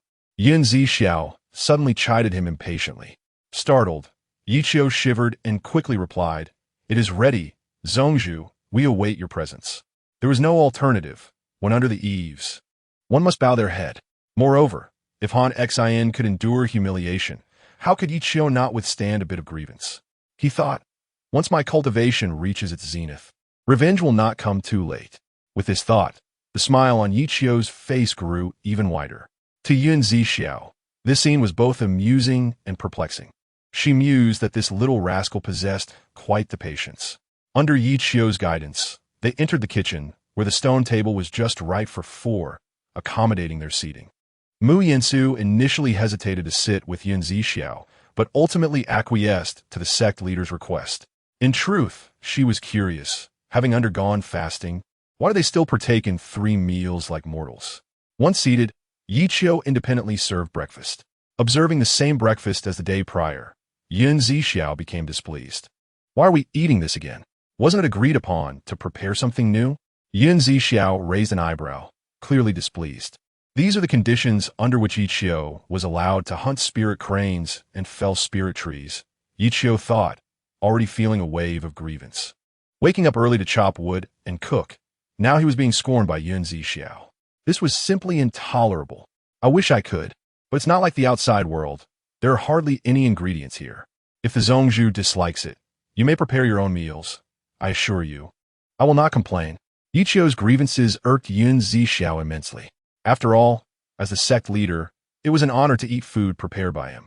Moreover, this was something he had previously agreed to.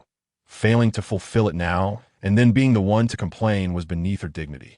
Do you dare challenge me, disciple? Zixiao's expression turned stern. How could I? Ye Qiu replied with a proud turn of his head. Then will you cook? Depends on my mood. The exchange between Zixiao and Ye Qiu left Mu Yinsu utterly stunned. In her mind, the image of the sect leader, Zixiao, had always been one of formidable presence. Why did it now seem like she was acting petulantly? This was not the case even yesterday. With a grave expression, Mu Yinsu glanced at Ye Qiu. Did a disciple at the gathering Qi realm dare to speak to the sect leader in such a manner? Was he courting death? Or did he harbor secrets unknown to her? Mu Yinsu, with her meticulous thoughts, despite her profound curiosity, managed to suppress her desire to inquire further. After a heated argument, Zixiao ultimately claimed the upper hand, compelling Ye Qiu to concede to a change in the menu for their next meal. Only then did they begin to indulge in breakfast. After a moment's hesitation, Mu Yinsu lifted her chopsticks, and the aroma of the dishes surpassed her expectations. She had never experienced such delightful flavors before. The variety of sensations from a single bowl of congee was truly remarkable. Seated across from her, the little junior sister, brimming with pride, exclaimed, "Isn't my senior brother's culinary skill quite impressive?" Mu Yinsu nodded, though she quickly countered, "It's merely good cooking." As a disciple of Yaochi, one should focus solely on cultivation. She held little regard for Ye Qiu, whom she viewed as a lackadaisical disciple, and had often expressed her criticisms. The junior sister pouted, but chose to remain silent, harboring contempt for Mu Yinsu's attitude. She thought to herself that despite Mu Yinsu being lauded as Yaochi's strongest disciple in recent years, her senior brother's swordsmanship was unparalleled, easily surpassing Mu Yinsu. Meanwhile, Ye Qiu, the subject of this discussion, paid no heed and continued to help himself to the food, preoccupied with survival rather than proving himself. As the narrative unfolds, Zixiao summoned Mu Yinsu to Piaomiao Peak, intending to guide her in her cultivation. Recognizing Mu Yinsu's exceptional talent, Zixiao valued her greatly. Alongside Ye Qiu and the junior sister, she had identified a third disciple with the potential to ascend to the sacred realm. However, Zixiao had another purpose in mind, casting a sidelong glance at the indifferent Ye Qiu, contemplating how he would react when the moment arrived. Startled by Zixiao's attention, Mu Yinsu hastily set down her bowl and chopsticks and respectfully declared, "I am but a dullard, barely grasping the essence of sword intent." At such a tender age, possessing the cultivation of an early-stage nirvana realm is indeed a rare aptitude, Zixiao replied, fully aware of Mu Yinsu's modesty in her presence. Despite her not being much older than Ye Qiu and the junior sister, her achievement of the nirvana realm at such an age marked her as an exceptional talent within the entire Yinhuang Northern Region. Without the system, even Ye Qiu would find it difficult to keep pace with her. Of course, this was all a result of Mu Yinsu's relentless dedication. After all, the title of Yaochi's foremost female disciple did not come without effort. Zixiao generously lavished praise upon her, stealing glances at Ye Qiu to gauge his reaction, which was remarkably composed, perhaps overly so. This nonchalance led Zixiao to ponder if Ye Qiu's cultivation surpassed that of Mu Yinsu, leaving her intrigued yet perplexed. Is the sect master here to provide guidance to the disciples? Mu Yinsu suddenly inquired, although she had already surmised the answer. If Zixiao were to deny it, she could seek further instruction. Zixiao turned to her, nodding kindly, "Yes, but you must first defeat him." Mu Yinsu was momentarily taken aback, following Zixiao's gaze to find Ye Qiu, the so-called most useless disciple of Yaochi. What was the sect master thinking, asking her to best this so-called weakest male disciple. Was this not an open invitation for her to bully him? Confused, she questioned her own understanding of the situation. Meanwhile, Ye Qiu, seated nearby, was engulfed in a whirlwind of exasperation. What is she planning? He thought. She wants me to fight her? Have I inadvertently revealed my cultivation? But that shouldn't be possible with the concealment talisman. Feeling utterly defeated, he lamented internally, I've been working tirelessly for you, cooking and cleaning without complaint, and now you dare to pull the rug from under me? How despicable! You have no sense of martial ethics. Zixiao, eavesdropping on his thoughts, merely smirked and continued. You need not hold back. Unleash your full strength. Understood, Sect Master. Mu Yinxue responded without a hint of doubt. Internally, she resolved to go easy on him. Recognizing that they bore no personal grievances, she would not strike him down in earnest. Sect Master, this is impossible. I'm merely a lowly gathering Qi realm cultivator. How can I possibly contend with senior sister Mu's Nirvana realm prowess? Ye Qiu implored, his face a mask of despair. Yet, Zixiao dismissed his pleas. Her expression stern as she threatened, if you cannot prevail, then you deserve to perish beneath her sword. What? Is this lunatic serious? Ye Qiu fumit ignardly. I've practically become your sycophant, and now you wish to slay me? Truly, it is said that the sycophant ends up with nothing. Despite his fury, he found himself powerless. Zixiao's seriousness was evident. In Yaochi, her words were law. Who would dare oppose her? Observing Ye Qiu's predicament brought Zixiao immense satisfaction, a feeling that surpassed even her own breakthroughs in cultivation. Ye Qiu was not afraid. He merely wished to conceal his cultivation further. But now it seemed inevitable that he must reveal it. The little junior sister, however, appeared particularly exhilarated, fully aware of Ye Qiu's true strength, which far exceeded that of Mu Yinxue. Unlike others, she felt no trepidation about Ye Qiu's potential exposure. Rather, she anticipated the moment when he would confront Mu Yinxue, relishing the thought of him proving her wrong. Mu Yinxue stepped into the courtyard's open space, extending her delicate hand to summon a blue sword, the Xiling sword, a 6th grade Shin-tier weapon. Although it paled in comparison to Ye Qiu's 6th grade Earth-tier Zhongling sword, it was still considered a superior artifact within the Yinhuang Northern Region. Yishidi, I seek your guidance. Mu Yinxue bowed to Ye Qiu, signaling her readiness.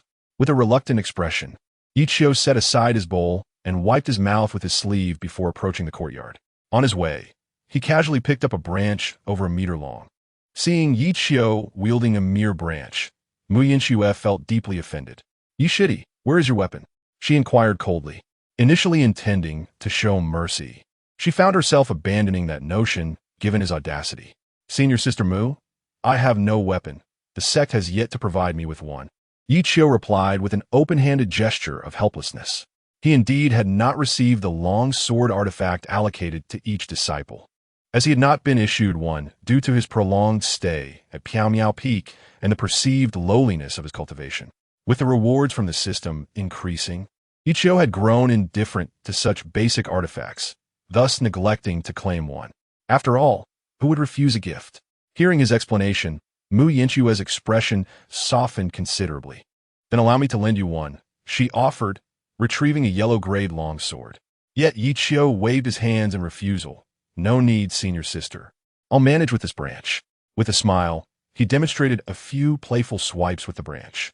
What was intended as a friendly refusal struck Mu Yinxue as nothing short of a blatant provocation. Even Zixiao, who had been watching the scene unfold, was intrigued by Ye Qiu's audacity. S face radiated excitement as she gazed at Ye Qiu, her small fists flailing about in a fervent display of enthusiasm, as if to say, Senior brother, how magnificent! Defeat her. If Ye Qiu were to uncover their true sentiments, he might very well faint in the lavatory, for he merely intended to humbly decline. Chapter 24. Misbehavior may lead to consequences. Yishidi, I seek your guidance. Mu Yinxue gritted her teeth, her hand gripping the sword, trembling slightly with anger. What? Why does this woman exude such a formidable aura? Ye Qiu was momentarily taken aback. In the interim, Mu Yinxue had already lunged forward, sword in hand. Nevertheless, she had not drawn her sword, but instead swung it with its sheath intact. Ye Qiu realized it was time to reveal his true capabilities to the assembly. He brandished a branch, miraculously engaging in combat with Mu Yinxue. Clearly, he understood the principle of not being overly ostentatious. Now, under Zixiao's scrutiny, how could he afford to display his full strength? He fought while retreating, deliberately showcasing flaws in his swordplay, appearing to be at a distinct disadvantage. This old hag aims to force my true abilities out of me through Mu Yinxue. I shall not oblige, he thought, determined to feign incompetence, hoping to disinterest Zixiao and bring the duel to a swift conclusion. Such were his intentions. Yet little did he realize that Zixiao had heard all his inner musings. Initially, Mu Yinxue, filled with rage, had approached their duel with vigor, but after a while, she discerned that her opponent was merely a novice. Consequently, her fighting spirit waned, and she found it utterly uninteresting to triumph over someone so inept. She had anticipated some remarkable talent. Little did she know how lacking he truly was. Observing Ye Qiu's apparent failure, Mu Yinxue's disdain grew. Mu Yangsu, there is no need for you to hold back, Zixiao suddenly interjected. This caught Mu Yinxue off guard mid-battle, wondering if she truly intended to strike Ye Qiu down. She found it perplexing that the sect leader had her engage in combat with such a pitiful opponent, and now urged her to show no mercy. Oh, I understand now. Ye Qiu must have provoked the sect leader before, and she wishes to teach him a lesson through me. Realizing the rationale behind the command, Mu Yinxue felt relieved of any psychological burden and began to intensify her assault, determined to deliver a sound lesson. Ye Qiu, incensed, cast a furious glare at Zixiao. He had been concealing his abilities so well, yet she exacerbated the situation. Did she genuinely desire his demise? Seeing Zixiao wink at him, Ye Qiu felt an overwhelming urge to retaliate with the branch, to show her the consequences of her actions. In a moment of distraction, Ye Qiu narrowly avoided a sword strike aimed at his rear from Mu Yinxue. How could he endure such indignity? He had always been the one to deliver the spankings. How could he allow someone else to strike him? Wielding the branch, he attempted to parry her strikes. Observing Ye Qiu's audacity to use a mere branch to withstand her exquisite sword, Mu Yinxue couldn't help but smirk, her grip tightening as she aimed to cleave the branch in two. Clang! A miraculous scene unfolded. The frail branch not only remained intact, but produced a resonant clang as it clashed with her sword. It was as if the branch were forged of iron rather than wood. Both Mu Yinxue and Zixiao were momentarily bewildered. The latter regarded Ye Qiu with curiosity, thinking, so you've finally revealed your secrets. As the spectators remained in stunned silence, Ye Qiu swung the branch, deflecting Mu Yinxue's strike before delivering a sharp smack to her backside. Smack! The sound rang clear, revealing the undeniable firmness of her rear. Mu Yinxue glared at Ye Qiu, her face flushing crimson with indignation. A contest is one thing, but how dare he strike her in such a manner? Another branch struck her again. Are you coming again? Mu Yinxue was not one to back down easily, swiftly retreating a few steps. Since Ye Shidi is so earnest, then I shall not hold back. Mu Yinxue unsheathed her xiling sword, exuding an overwhelming aura. Ye Qiu waved the branch a couple of times. Come forth. My blade has long been yearning for action. Such lewd remarks. Zixiao spat in disbelief. Ye Qiu became serious, his bright eyes glimmering, his entire being coalescing with sword intent. He was one with the sword, and the sword was one with him. In the face of Mu Yinxue's aggressive assault, he perceived countless vulnerabilities. The ambient spiritual energy served as his eyes, rendering Mu Yinxue as exposed as if she stood before him, unclad. I found a flaw. Unaware of any issues, Mu Yinxue thrust her sword toward Ye Qiu, intending to humiliate him publicly by tearing his garments. Yet to her astonishment, her formidable strike was effortlessly evaded by Ye Qiu. Was this truly the reflexes expected from someone in the gathering Qi realm? Smack! Ye Qiu nimbly sidestepped her strike, landing another firm blow on Mu Yinxue's delicate backside. Ye Qiu was indeed serious, and the force he wielded was not insignificant. Each strike upon her rear sent ripples through her form, reminiscent of being spanked by one's parents in childhood. The esteemed first female disciple of Yaochi, repeatedly struck by a man. If word of this circulated, how could she maintain her reputation? Mu Yinxue was thoroughly incensed. Her swordplay became even more fierce. Yet Ye Qiu consistently evaded her strikes, landing precise blows on her backside. To an onlooker, it appeared as if they were engaged in a flirtatious exchange rather than a duel. Chapter 25. Ye Qiu's pursuer, are you still going to compete or not? Mu Yinxue inquired, her frustration palpable, yet her heart was filled with astonishment. Before her stood Ye Qiu, clearly at the gathering Qi realm, yet his displayed prowess surpassed that of her own Nirvana realm abilities. This defied logic. Enough, this is pointless. Ye Qiu dusted off his hands, preparing to withdraw. However, Mu Yinxue had been waiting for this moment. She summoned her sword once more, this time with an even more ferocious intent, treating Ye Qiu as if he were her equal. Another go. Ye Qiu felt a surge of irritation. He sidestepped swiftly, directing the branch towards Mu Yinxue's rear with a strong smack. Smack! A crisp sound echoed once more. Behave yourself, or face the consequences. Ye Qiu admonished with a stern expression. Mu Yinxue, filled with both annoyance and anger, found herself at a loss against Ye Qiu. Observing Ye Qiu, whose demeanor exuded an innate sword intent, Mu Yinxue realized that she was no match for him. This revelation left her, who had prided herself for decades, questioning her very existence. After years of arduous cultivation, how could she possibly fail to subdue a mere gathering Qi Rel practitioner? What was the point of pursuing immortality at this rate? Perhaps she should return to tilling the fields instead. Not far away, Zixiao watched the two with a look of satisfaction, particularly admiring Ye Qiu, whose growing composure was increasingly appealing. A gifted disciple like him could easily endear himself wherever he went, though his words sometimes tended to irritate. Hooray! Senior brother has won. The little junior sister cheered, her small fists raised, as if to say, just wait and see if you dare underestimate my senior brother again. Ye Qiu tossed aside the twig he had been holding, allowing his sword intent to retreat into a semblance of normalcy, appearing no different from an ordinary person. Although he had just thoroughly defeated Mu Yinxue, he had not exerted his full strength, preferring to keep his capabilities concealed for the time being. While Mu Yinxue had not been able to draw out Ye Qiu's entire prowess, she had nonetheless confirmed that he was indeed hiding his true strength. Thus, the outcome was one that Zixiao found most agreeable. Mu Shiji's swordplay was excessively aggressive. Although it yielded immediate success, prolonged use would inevitably reveal numerous flaws. A seemingly casual remark left Mu Yinxue profoundly shaken. Her swordplay indeed emphasized aggression and offense, yet how could a mere gathering Qi realm disciple perceive this? She finally comprehended why the leader of her sect would come to Piaomiao Peak to reside alongside a disciple like Ye Qiu. He was not a failure.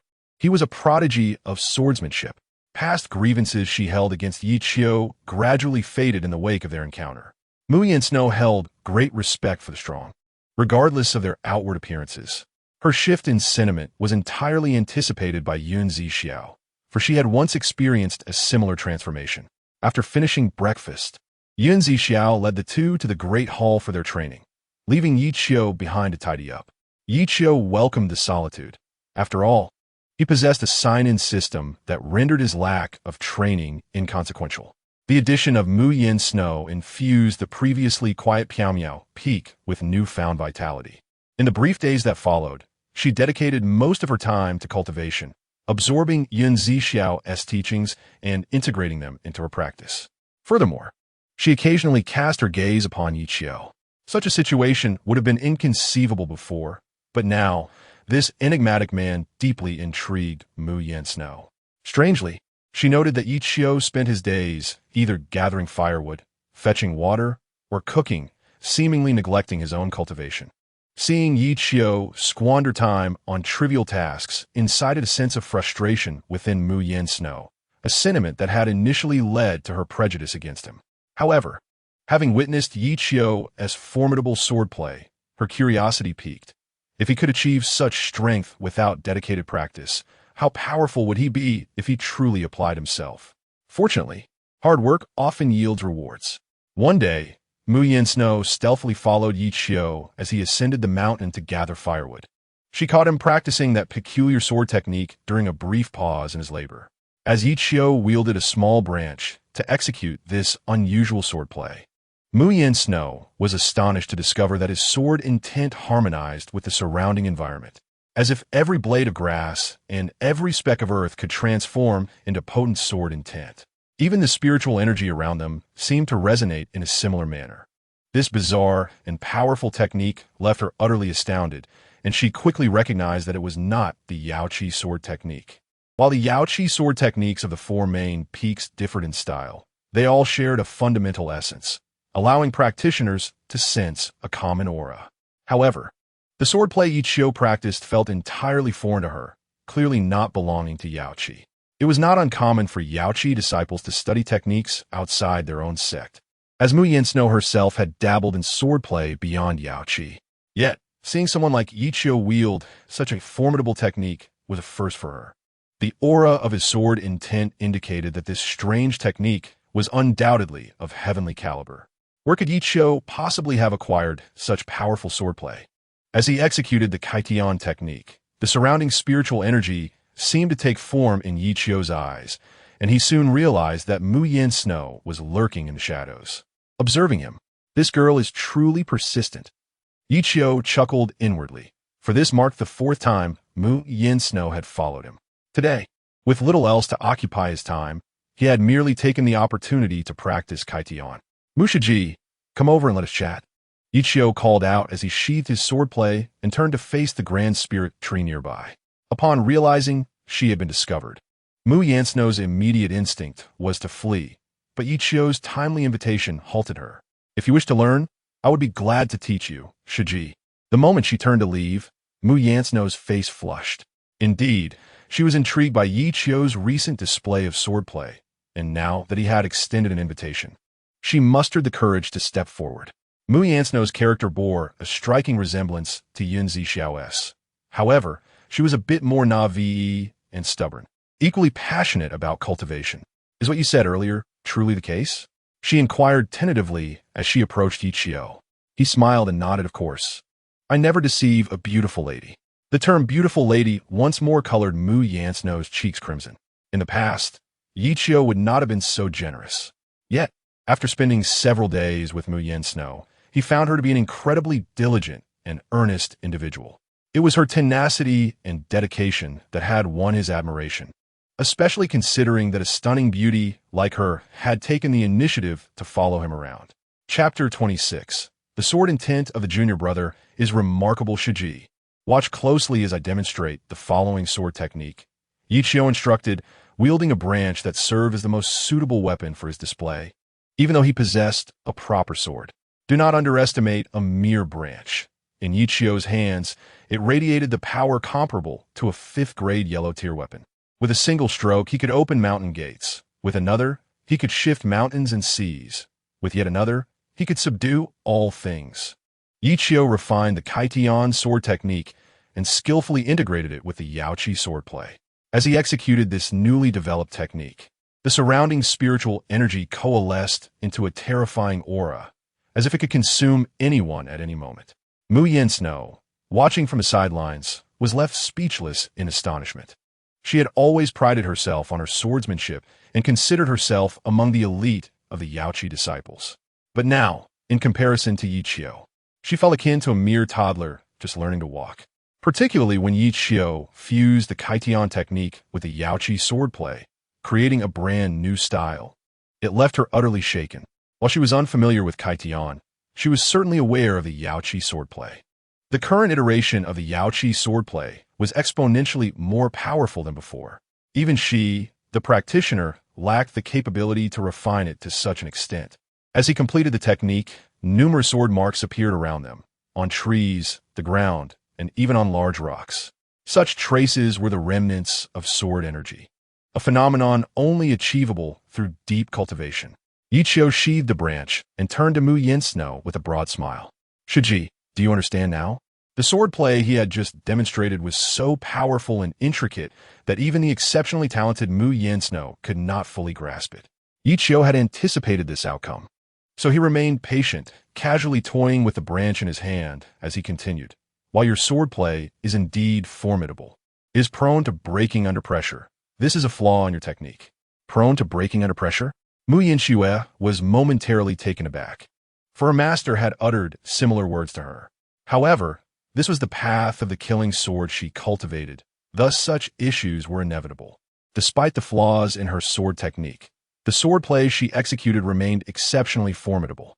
Noticing Mu Yinshue's astonishment, Ye Qiu smiled and said, "Sister Mu, allow me to replicate your sword technique, and you shall discern the underlying issues." With that, Ye Qiu tightened his grip on the branch in his hand and meticulously demonstrated the Qingzhou Peak sword technique as he remembered it.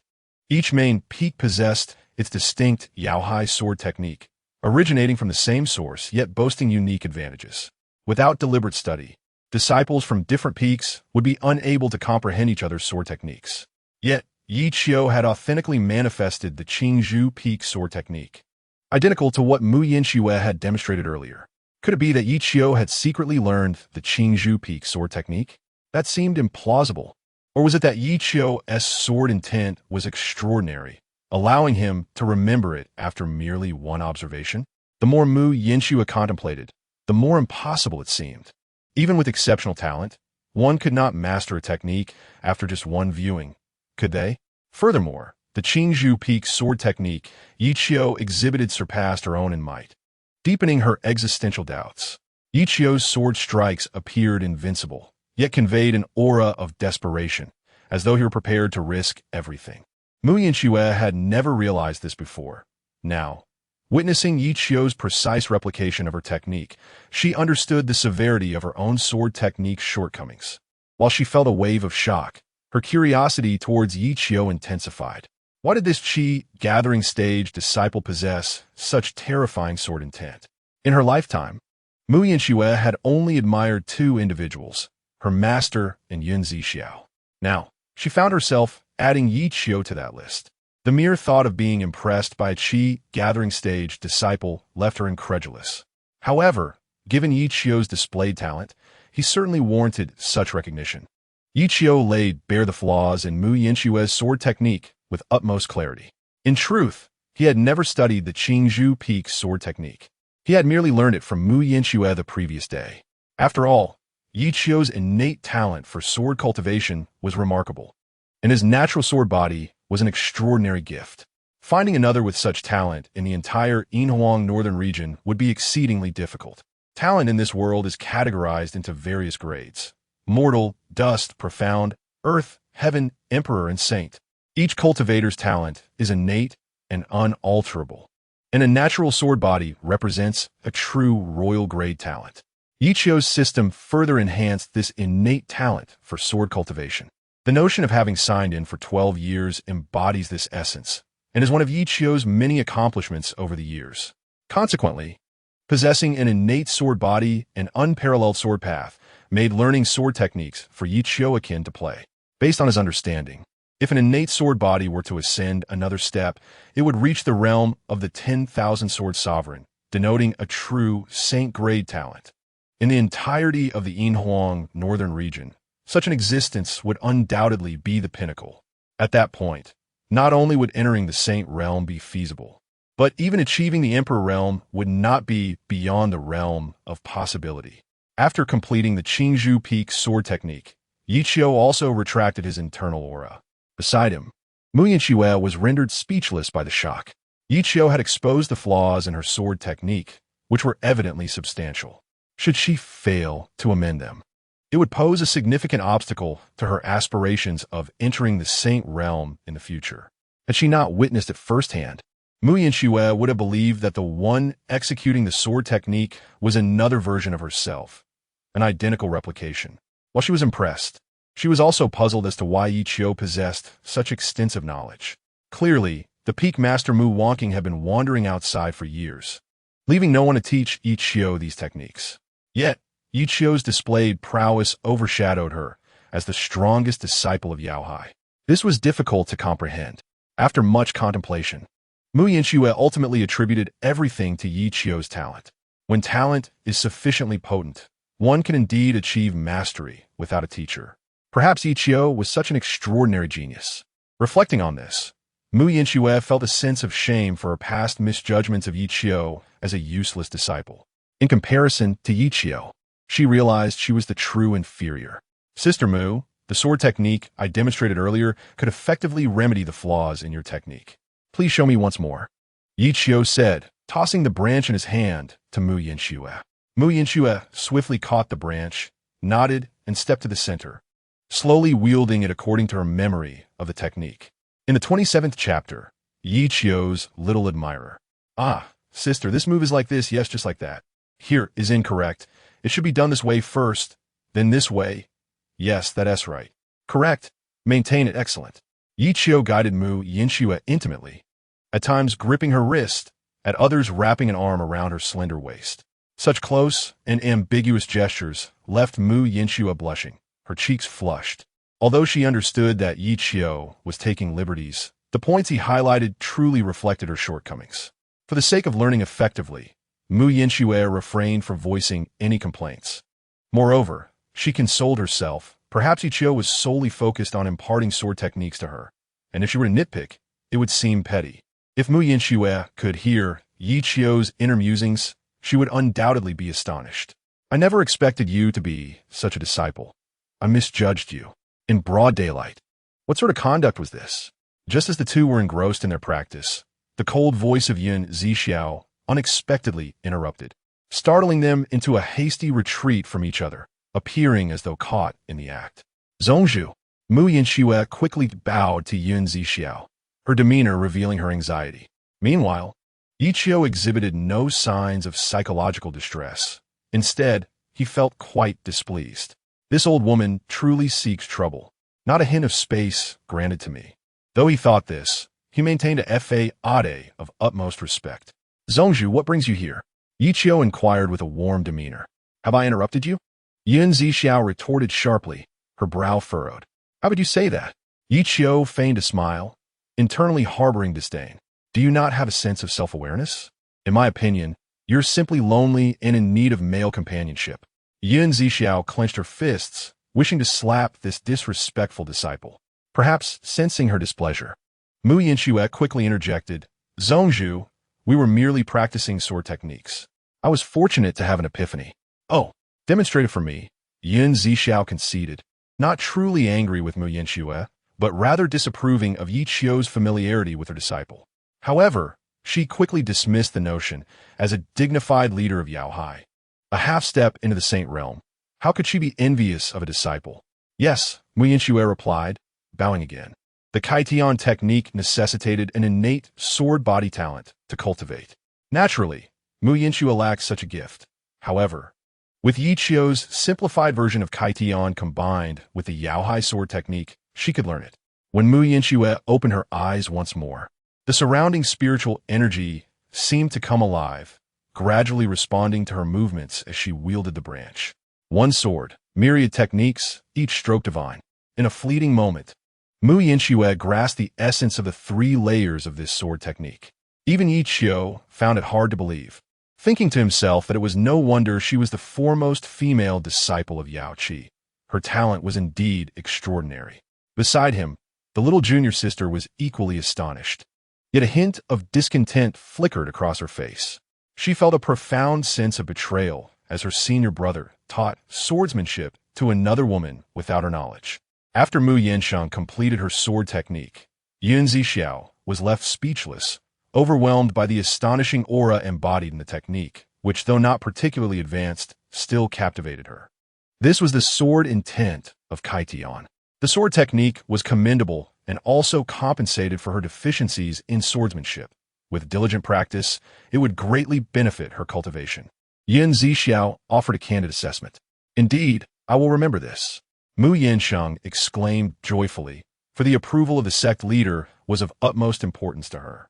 Simultaneously, she grew curious about the origins of the sword technique Ye Qiu had imparted to her, wondering how it could be so powerful. If she were to discover that it was half of Ye Qiu's self-created sword technique, she would undoubtedly be left in awe. Ye Qiu, aren't you supposed to fetch water? Why are you still here? Zixiao glanced at the self-satisfied Ye Qiu, her tone stern. Oh, right. I'll go right away. Ye Qiu hurriedly picked up the firewood he had chopped and rushed down the mountain. In the distance, his thoughts echoed. Old woman, just you wait. One day, I will make you my maid. Do you really think of me as Xiao Yezi? You infuriate me. Observing Ye Qiu's departing figure, Zixiao suppressed the urge to strike him down. You all should continue your training, she remarked before turning to leave. Mushije, didn't you once think my senior brother Yu was useless? Why not he wanted to teach you sword techniques? The little junior sister suddenly inquired, her tone somewhat unkind. Aware of her intentions, Mu Yinsheng refrained from arguing and instead nodded in agreement. I was narrow-minded before. Yi Shidi is indeed a dragon among men, far from an ordinary person. This was Mu Yinsheng's heartfelt sentiment. She now realized how little she understood Ye Qiu. This man was like a riddle, captivating and enigmatic. If my senior brother Yi emerges from the mountain, you won't stand a chance, the little junior sister said, raising her head proudly before turning away. Watching her act, Mu Yinsheng could only shake her head with a wry smile. She then resumed practicing the sword technique Ye Qiu had taught her, her cheeks flushing once more with warmth. What is happening to me? She shyly touched her slightly heated face. After this incident, Mu Yinsheng frequently sought out Ye Qiu, pleading for further instruction in swordsmanship. Ye Qiu, not needing to allocate time for his own practice, readily agreed. Under Ye Qiu's guidance, Mu Yinsheng's swordsmanship improved qualitatively.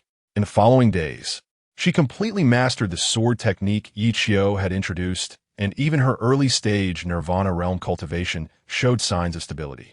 This thrilled Mu Yinsheng, and her gratitude toward Ye Qiu intensified.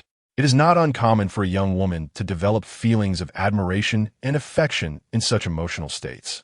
Although Mu Yinsheng was focused on her training, she was still a woman, unable to escape such sentiments. However, she concealed these special feelings, as even she was unsure of what was happening within her. Chapter 28. Are you craving a great embrace? One afternoon, after consulting Ye Qiu about sword techniques, it was already 2 o'clock. Given Mu Yinsheng's remarkable progress, Zixiao did not intervene in their private interactions, although she subtly warned Mu Yinsheng about maintaining appropriate boundaries with Ye Qiu.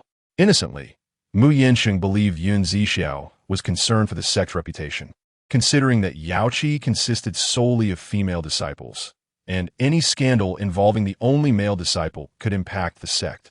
Little did she know, Zixiao's insistence stemmed from her aversion to Ye Qiu and his flirtations with other women. While Ye Qiu did not voice his thoughts, he secretly held disdain, wishing for this old woman to leave or for the next confinement to commence. He was indifferent to romantic entanglements with Yaochi disciples, yet he despised the feeling of being restrained. He had chosen to follow the path of seclusion precisely to enjoy freedom. Now, having sent away his troublesome master, he was faced with an even more troublesome sect leader. It felt as though the heavens conspired against him. Although their relationship had not yet reached the level of close friends, it had improved significantly compared to before. Sighing in resignation, Ye Qiu's eyes revealed a faint sadness, casting a melancholic shadow. Mu Yinsheng noticed the flicker of concern in his eyes and hurriedly inquired, "What is wrong? Is it about your cultivation?" Although Ye Qiu was instructing her in sword techniques, Mu Yinsheng was unaware of his true level of cultivation, mistakenly believing him to be merely at the late stage of gathering qi. Some sword geniuses could comprehend techniques beyond their cultivation level, so she did not dwell on it. Ye Qiu shook his head slightly. "No, I'm just worried." "Worried? About what?" Mu Yinsheng's curiosity was piqued. Had this been in the past, she would have had no interest in Ye Qiu's trivial matters. But now, she found herself, like her fellow junior sisters, unwittingly concerned for Ye Qiu's personal affairs. Ye Qiu slowly tilted his gaze upward at a 45-degree angle. "I worry that when my senior sister leaves Piaomiao Peak, she might miss me." Mu Yinsheng couldn't contain herself, exclaiming, and her cheeks flushed visibly. However, upon reflection, she quickly adopted a serious expression and asked, "Ye Shidi, you certainly know how to charm a girl. No wonder so many junior sisters in Yaochi are fond of you." "No," Ye Qiu replied, extending a slender finger and shaking it gently.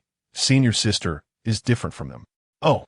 Mu Yinsheng's interest was piqued, and she playfully retorted, "What about the little junior sister, Lu Shuiyao? She seems quite concerned about you. She's been busy with her cultivation lately, but I see her merely as a younger sister." Ye Qiu said with a relaxed smile. Mu Yinsheng let out a soft huff. She knew Lu Shuiyao had feelings for Ye Qiu, or else she wouldn't have been training so fervently lately, clearly influenced by her own relationship with him. Ye Qiu, Mu Yinsheng. Both of you come to the Piao Hall at once, came Yun Zixiao's voice echoing in their minds. The two exchanged glances, uncertain of what was afoot. But judging by Yun Zixiao's tone, it seemed to be a significant matter. They quickly made their way down the mountain. Before long, they arrived at the Piao Hall, where Yun Zixiao and the little junior sister awaited them, along with several elders. Sect leader, Mu Yinsheng and Ye Qiu bowed respectfully. Yun Zixiao merely nodded slightly, skipping pleasantries, and got straight to the point. The 10-day period has come to an end.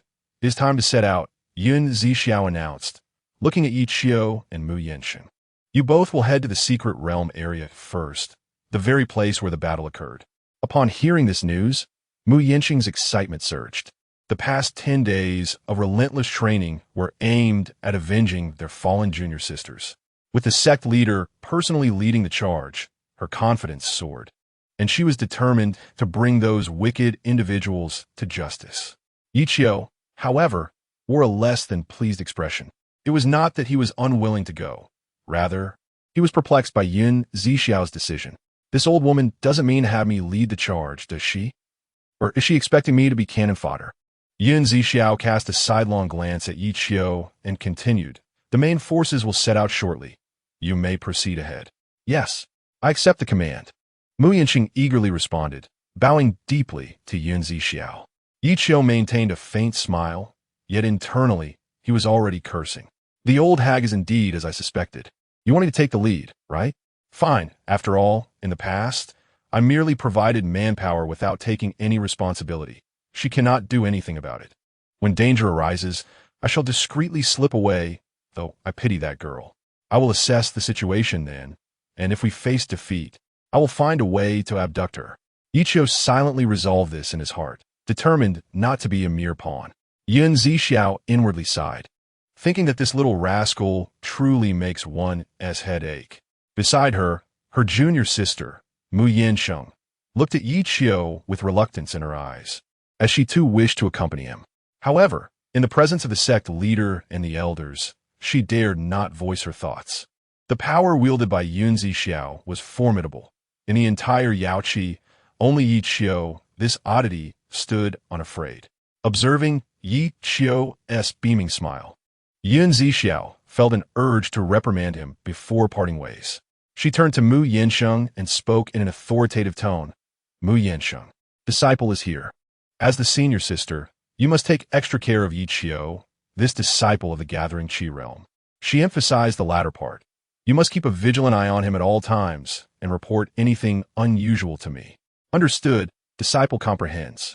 Although Mu Yinsheng did not grasp the full meaning behind Yun Zixiao's words, she did not ponder further.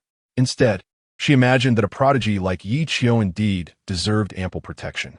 Though Mu Yinsheng may not understand, how could Ye Qiu, a cunning individual, not perceive the implications?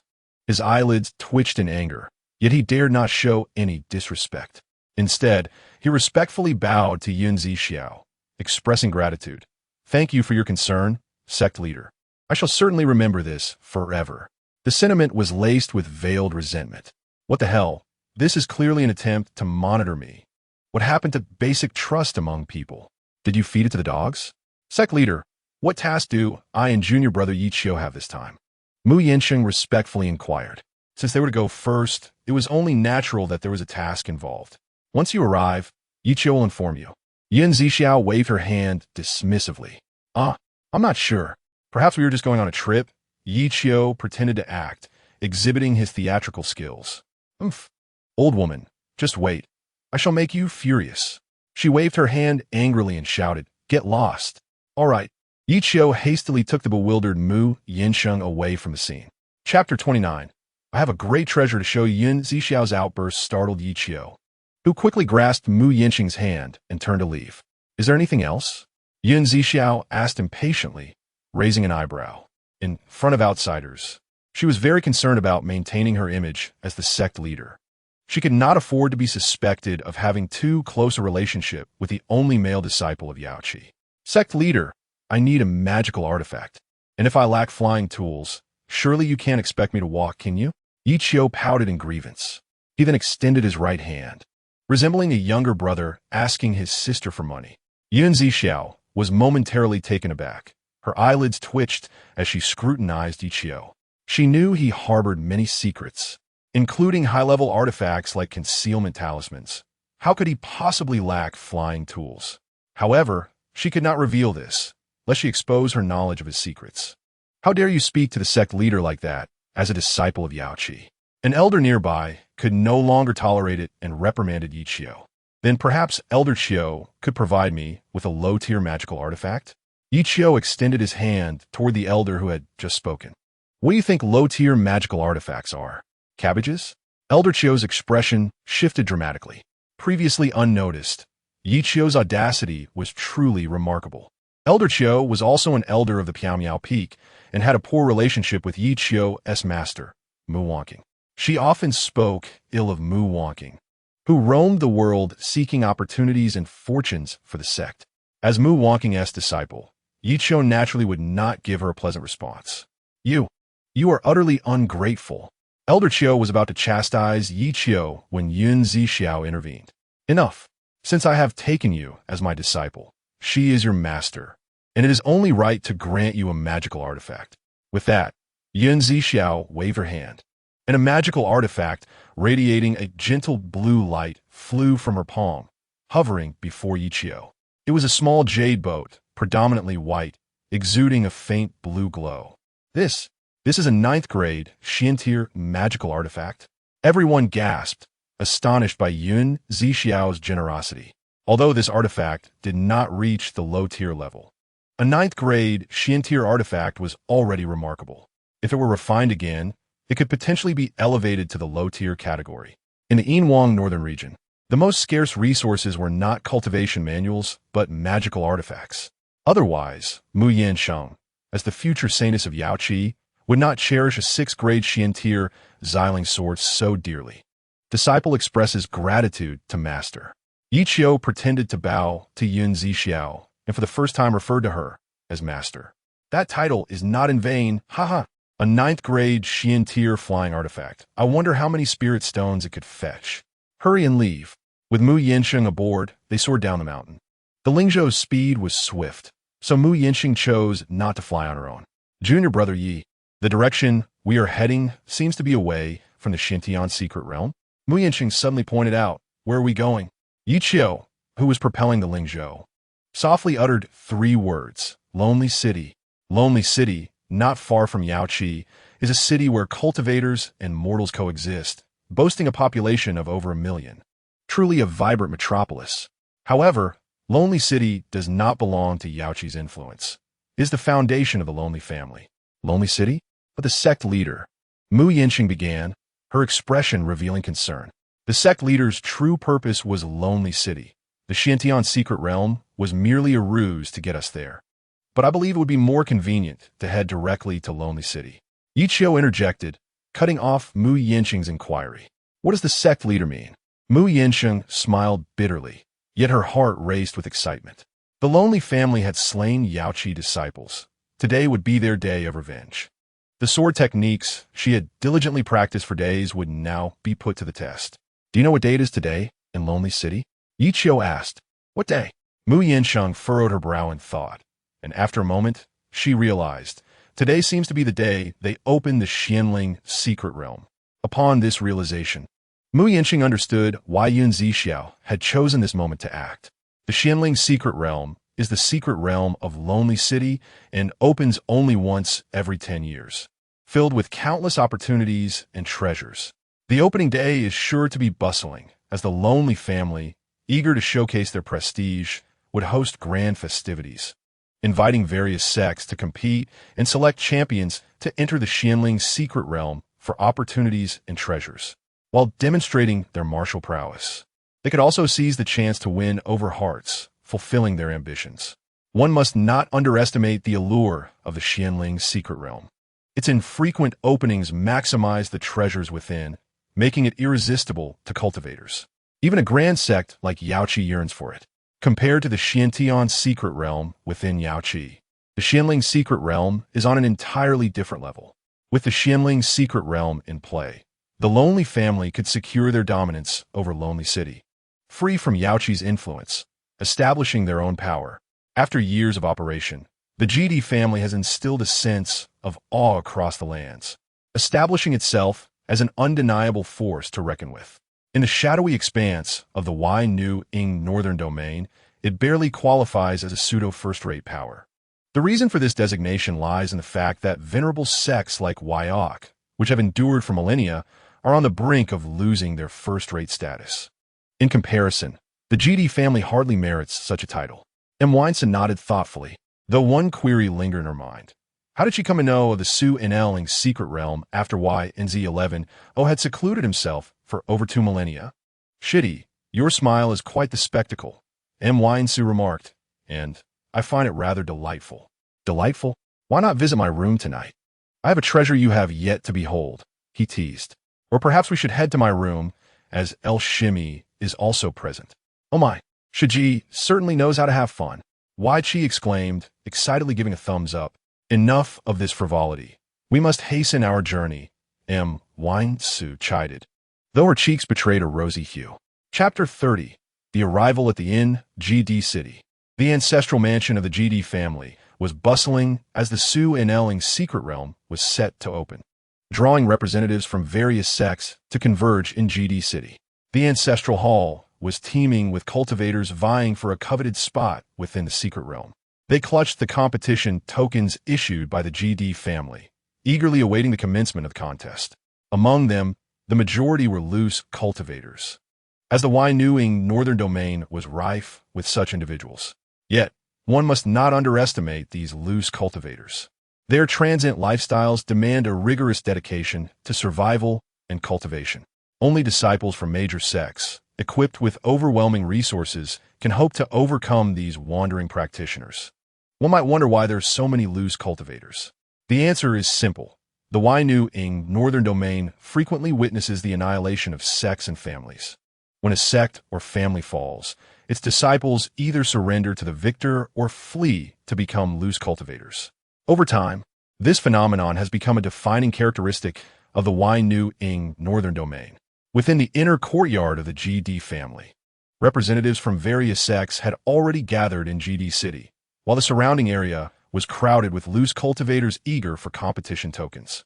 A young man dressed in luxurious brocade respectfully reported to the middle-aged man seated at the head of the table. Had Su Yin been present, she would have been infuriated, for the young man was none other than GD New York, the very one who had intercepted and killed disciples of Yaochi outside the Su Entian secret realm. The current head of the GD family, GD Ju, exuded an aura of supremacy that made it difficult for anyone to meet his gaze. These loose cultivators are akin to ravenous wolves. They may scatter after feasting, yet if the right incentives are presented, they can be lured to our GD family, he declared. During their conversation, the two spoke of these loose cultivators as mere items to be selected and acquired. Have the SM family not yet arrived? J'ai déjà incroyable. His tone laced with displeasure. They are on their way and should arrive shortly, GD New York explained. Oof. Those cunning old foxes from the SM family surely aim to seize a significant portion of the spots in the Su Enling's secret realm, GD Ju grumbled. Then why don't we simply increase our quota for the Su Enling's secret realm? J'ai des Y ni question, perplexed. Fool! Do you believe the Su Enling's secret realm can simply accommodate additional spots at will? GD Ju scolded sharply. Father, I only wish to expedite matters for our GD family, GD New York replied, his expression one of dismay. Useless. J'ai déjà retorted mercilessly. GD New York dared not retort, instead offering a smile to appease his father. This time, our GD family shall undoubtedly ascend to the pinnacle of the Yinhuang Northern Domain, allowing the world to witness our might.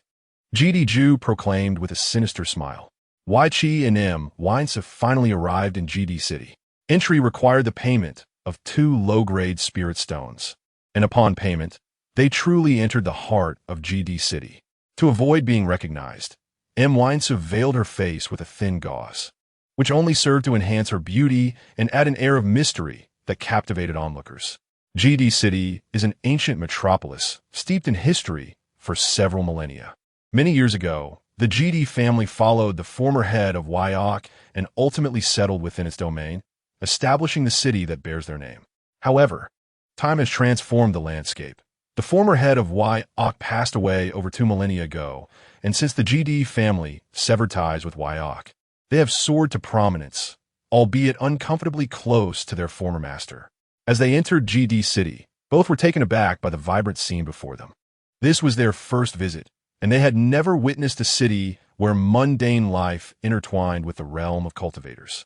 The streets were alive with cultivators drawn to this place, many of whom appeared to be from noble lineages. The cacophony of vendors calling out their wares filled the air. "Shitty, where shall we head next?" Yinhuang inquired, her demeanor reserved, lacking the exuberance of exploration. In contrast, Ye Qiu, having been confined within Yaochi for 12 years, was eager to absorb the wonders of the world beyond. "Shiji, we are merely here to gather intelligence." "There is no need for haste," he replied, though his gaze never strayed far from the captivating maidens along the way. Ye Qiu's handsome features drew the attention of numerous admirers, who wondered if he might be the most handsome man in the Yinhuang Northern Domain, Yinzh, as they had never seen him before. The GD family members were unaware of Ye Qiu's identity, allowing him to remain unmasked. However, to protect their anonymity, they had donned new garments, concealing their original Yaochi disciple attire. "Shitty, where are your eyes wandering?" Yinhuang teased, a hint of jealousy in her tone. "Oh, those ordinary girls could never compare to Shiji's beauty. I was merely admiring their attire, imagining how splendid it would look on you," Ye Qiu replied sincerely.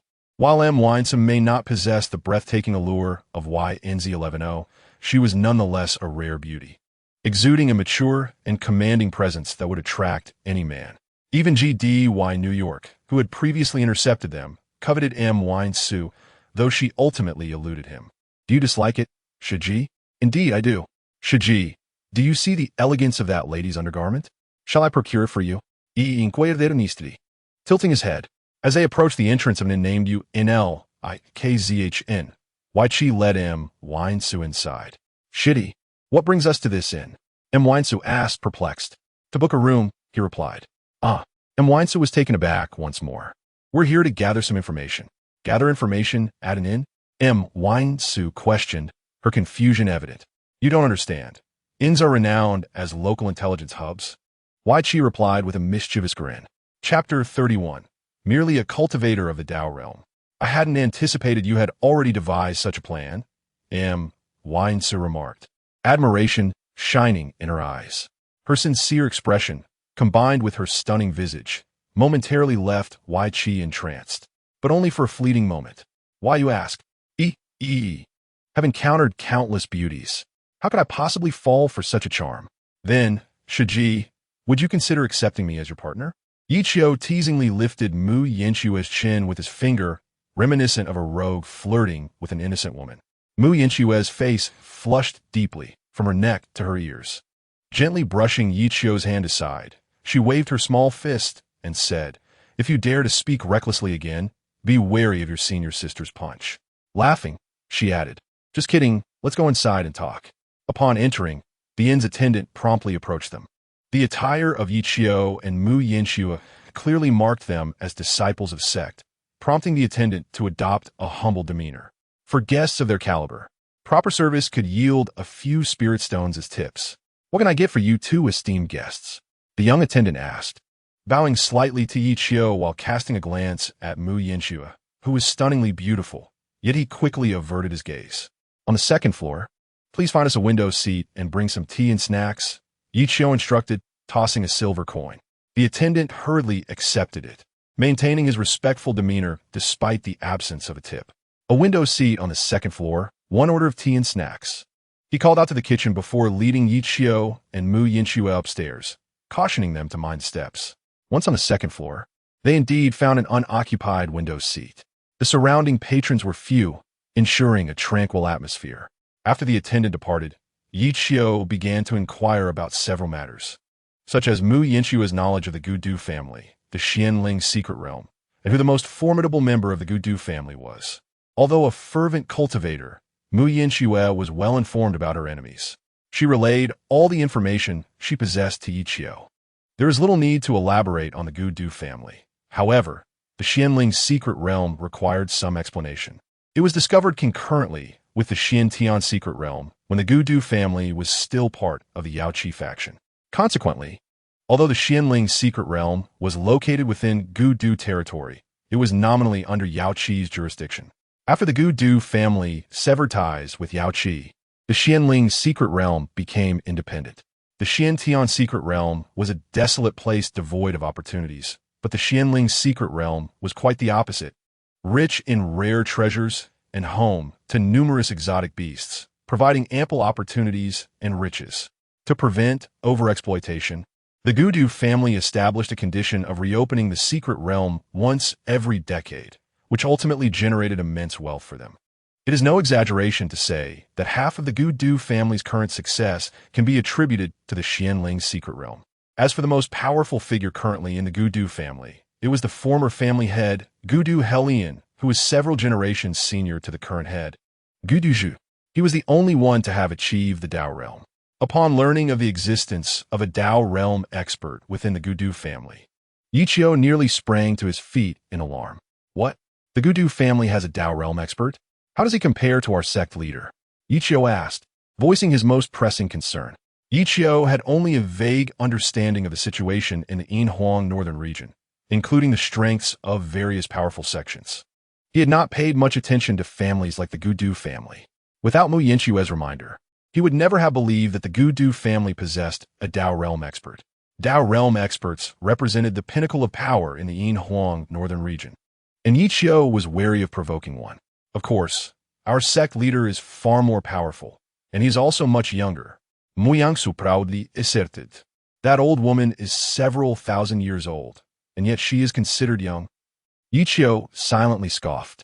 Not long after they sat down, the prepared tea and snacks were brought to their table. Currently, Gudu City was bustling with activity, and many snacks were pre-prepared.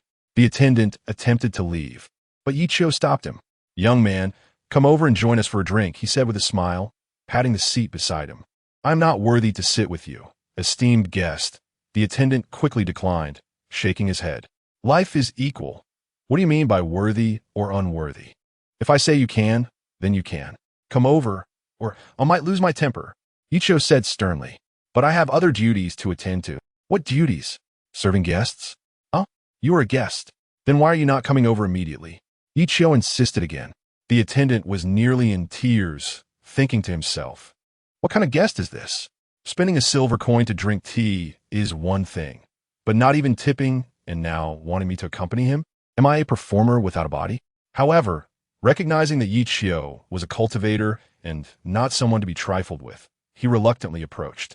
Ultimately, Ye Qiu insisted, and the attendant sat down, albeit with some reluctance.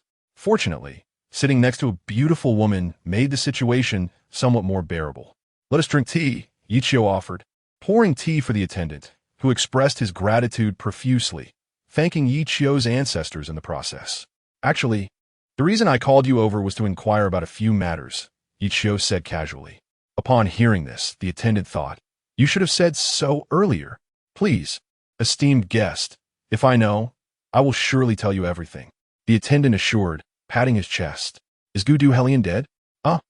The attendant's expression was one of shock, as if he had seen a ghost. What a cowardly reaction. It's just a Dao realm cultivator, Ye Qiu remarked, rolling his eyes at the attendant. Sir, please keep your voice down. There are members of the Gudu family at the next table. The attendant warned in a hushed tone. Upon hearing this, Ye Qiu's expression shifted dramatically.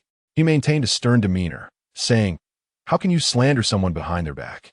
The attendant was taken aback. Mu Yinchu interjected, just a joke, continue. Ye Qiu cleared his throat and began to scrutinize the table occupied by the Gudu family's disciples nearby. They appeared quite weak, merely at the gathering Qi realm, with the strongest not even reaching the late stage of that realm. Ye Qiu could easily dispatch them with a wave of his hand. At that moment, the attendant regretted serving these two guests. However, adhering to a service-first principle, he promptly conveyed the current state of affairs in Gudu City to Ye Qiu and Mu Yinxue. Several sects had come to Gudu City, including Shaoxiang Sect, Duanshui Sect, Tiansha Sect, and Ziyun Sect, all of which were well known in the Yinhuang Northern Region. Chapter 32. 50 low-grade spirit stones to buy my senior sister? From the attendant's account, Ye Qiu gained a rough understanding of the situation in Gudu City. Currently, Gudu City was a hive of activity, with the Gudu family becoming the target of flattery and alliances from various forces. They offered too much to ignore. The opportunities presented by the Xianling's secret realm were rare, and missing out meant waiting a decade. Of course, a decade is but the blink of an eye for cultivators, but for those with exceptional talent, every 10 years is crucial, as it provides a significant advantage over ordinary individuals. As their conversation progressed, a commotion erupted from the next table. Damn it, why has no one come to serve us yet? Where are the attendants? Do you believe I will tear down your establishment? The individuals at the adjacent table were disciples of the Gudu family, wielding absolute authority and prestige in Gudu City. The common folk dared not offend them in the slightest. The attendant hastily apologized to Ye Qiu, saying, "Esteemed guest, I have shared everything I know, but I must attend to other customers." "All right, you may go." Ye Qiu waved dismissively. "Thank you for your understanding." The attendant expressed his gratitude, appreciating how accommodating Ye Qiu was a rarity among cultivators. However, just as the attendant rose, the disciples from the Gudu family approached Ye Qiu and Mu Yinxue, their faces twisted in cold smirks, clearly having noticed them long before. No, to be precise, it should be noted that the incredibly beautiful Mu Yinxue has caught everyone's attention. "What? Did you not hear me call you just now?" The leading disciple angrily scolded the shopkeeper, aware of his own fault. The shopkeeper quickly bowed and apologized to the group. "I sincerely apologize for the inadequate service. Please calm down, esteemed gentlemen." "Calm down? How can one calm down?" Another disciple sneered, yet his gaze never left Mu Yinxue. After all, they had never encountered a beauty of such exceptional caliber. "Esteemed gentlemen, you may decide what to do." The shopkeeper hastily flattered, not daring to show any sign of defiance. "Then let this beauty come over to drink with us." One of the disciples from the GD family pointed at Mu Yinxue and said. However, the shopkeeper looked troubled, glancing between the GD disciple and Ye Qiu and Mu Yinxue. He thought to himself, "As a mere mortal, how could I dare to meddle in such matters?" "What?" The GD disciple's face turned cold. "Is it that my words hold no weight, or are your ears deaf?" "Esteemed sir," the shopkeeper hesitated again. He truly did not dare. "Do you wish for death?" GD Zixiao waved his fist, intending to teach the defiant shopkeeper a harsh lesson. "Enough, enough! It is merely a matter of accompanying drinks. This is simple." Ye Qiu suddenly spoke up, causing everyone present to momentarily pause in surprise. What does that mean? Accompanying drinks is simple? Is he preparing to send the beauty away? The onlookers, who had gathered to watch the spectacle, looked down upon Ye Qiu's actions, thinking to themselves that he was far too cowardly. Nevertheless, the GD disciples were quite excited, as they would effortlessly win the beauty as affection. Why not rejoice? They laughed heartily and said, "Not bad, lad. You have a keen sense of the situation. A beauty like this is not something you can handle. But rest assured, I, GD Xia, shall not take advantage of you. Should you encounter any trouble in the future, you may invoke my name for within 1,000 miles. I dare say no one would challenge the GD family. Accompanying drinks is simple, but the esteemed gentleman should at least take out some spirit stones as a token of appreciation." As he spoke, Ye Qiu rubbed his fingers together. Sitting opposite him, Mu Yinxue wore a peculiar expression. She knew that Ye Qiu would not genuinely send her to accompany drinks, but she couldn't shake the feeling that he had suddenly become quite infuriating. "Oh," GD Xia furrowed his brow, thinking this was quite an odd situation, encountering someone who would sell themselves. However, he still curiously asked, "How many spirit stones do you want?"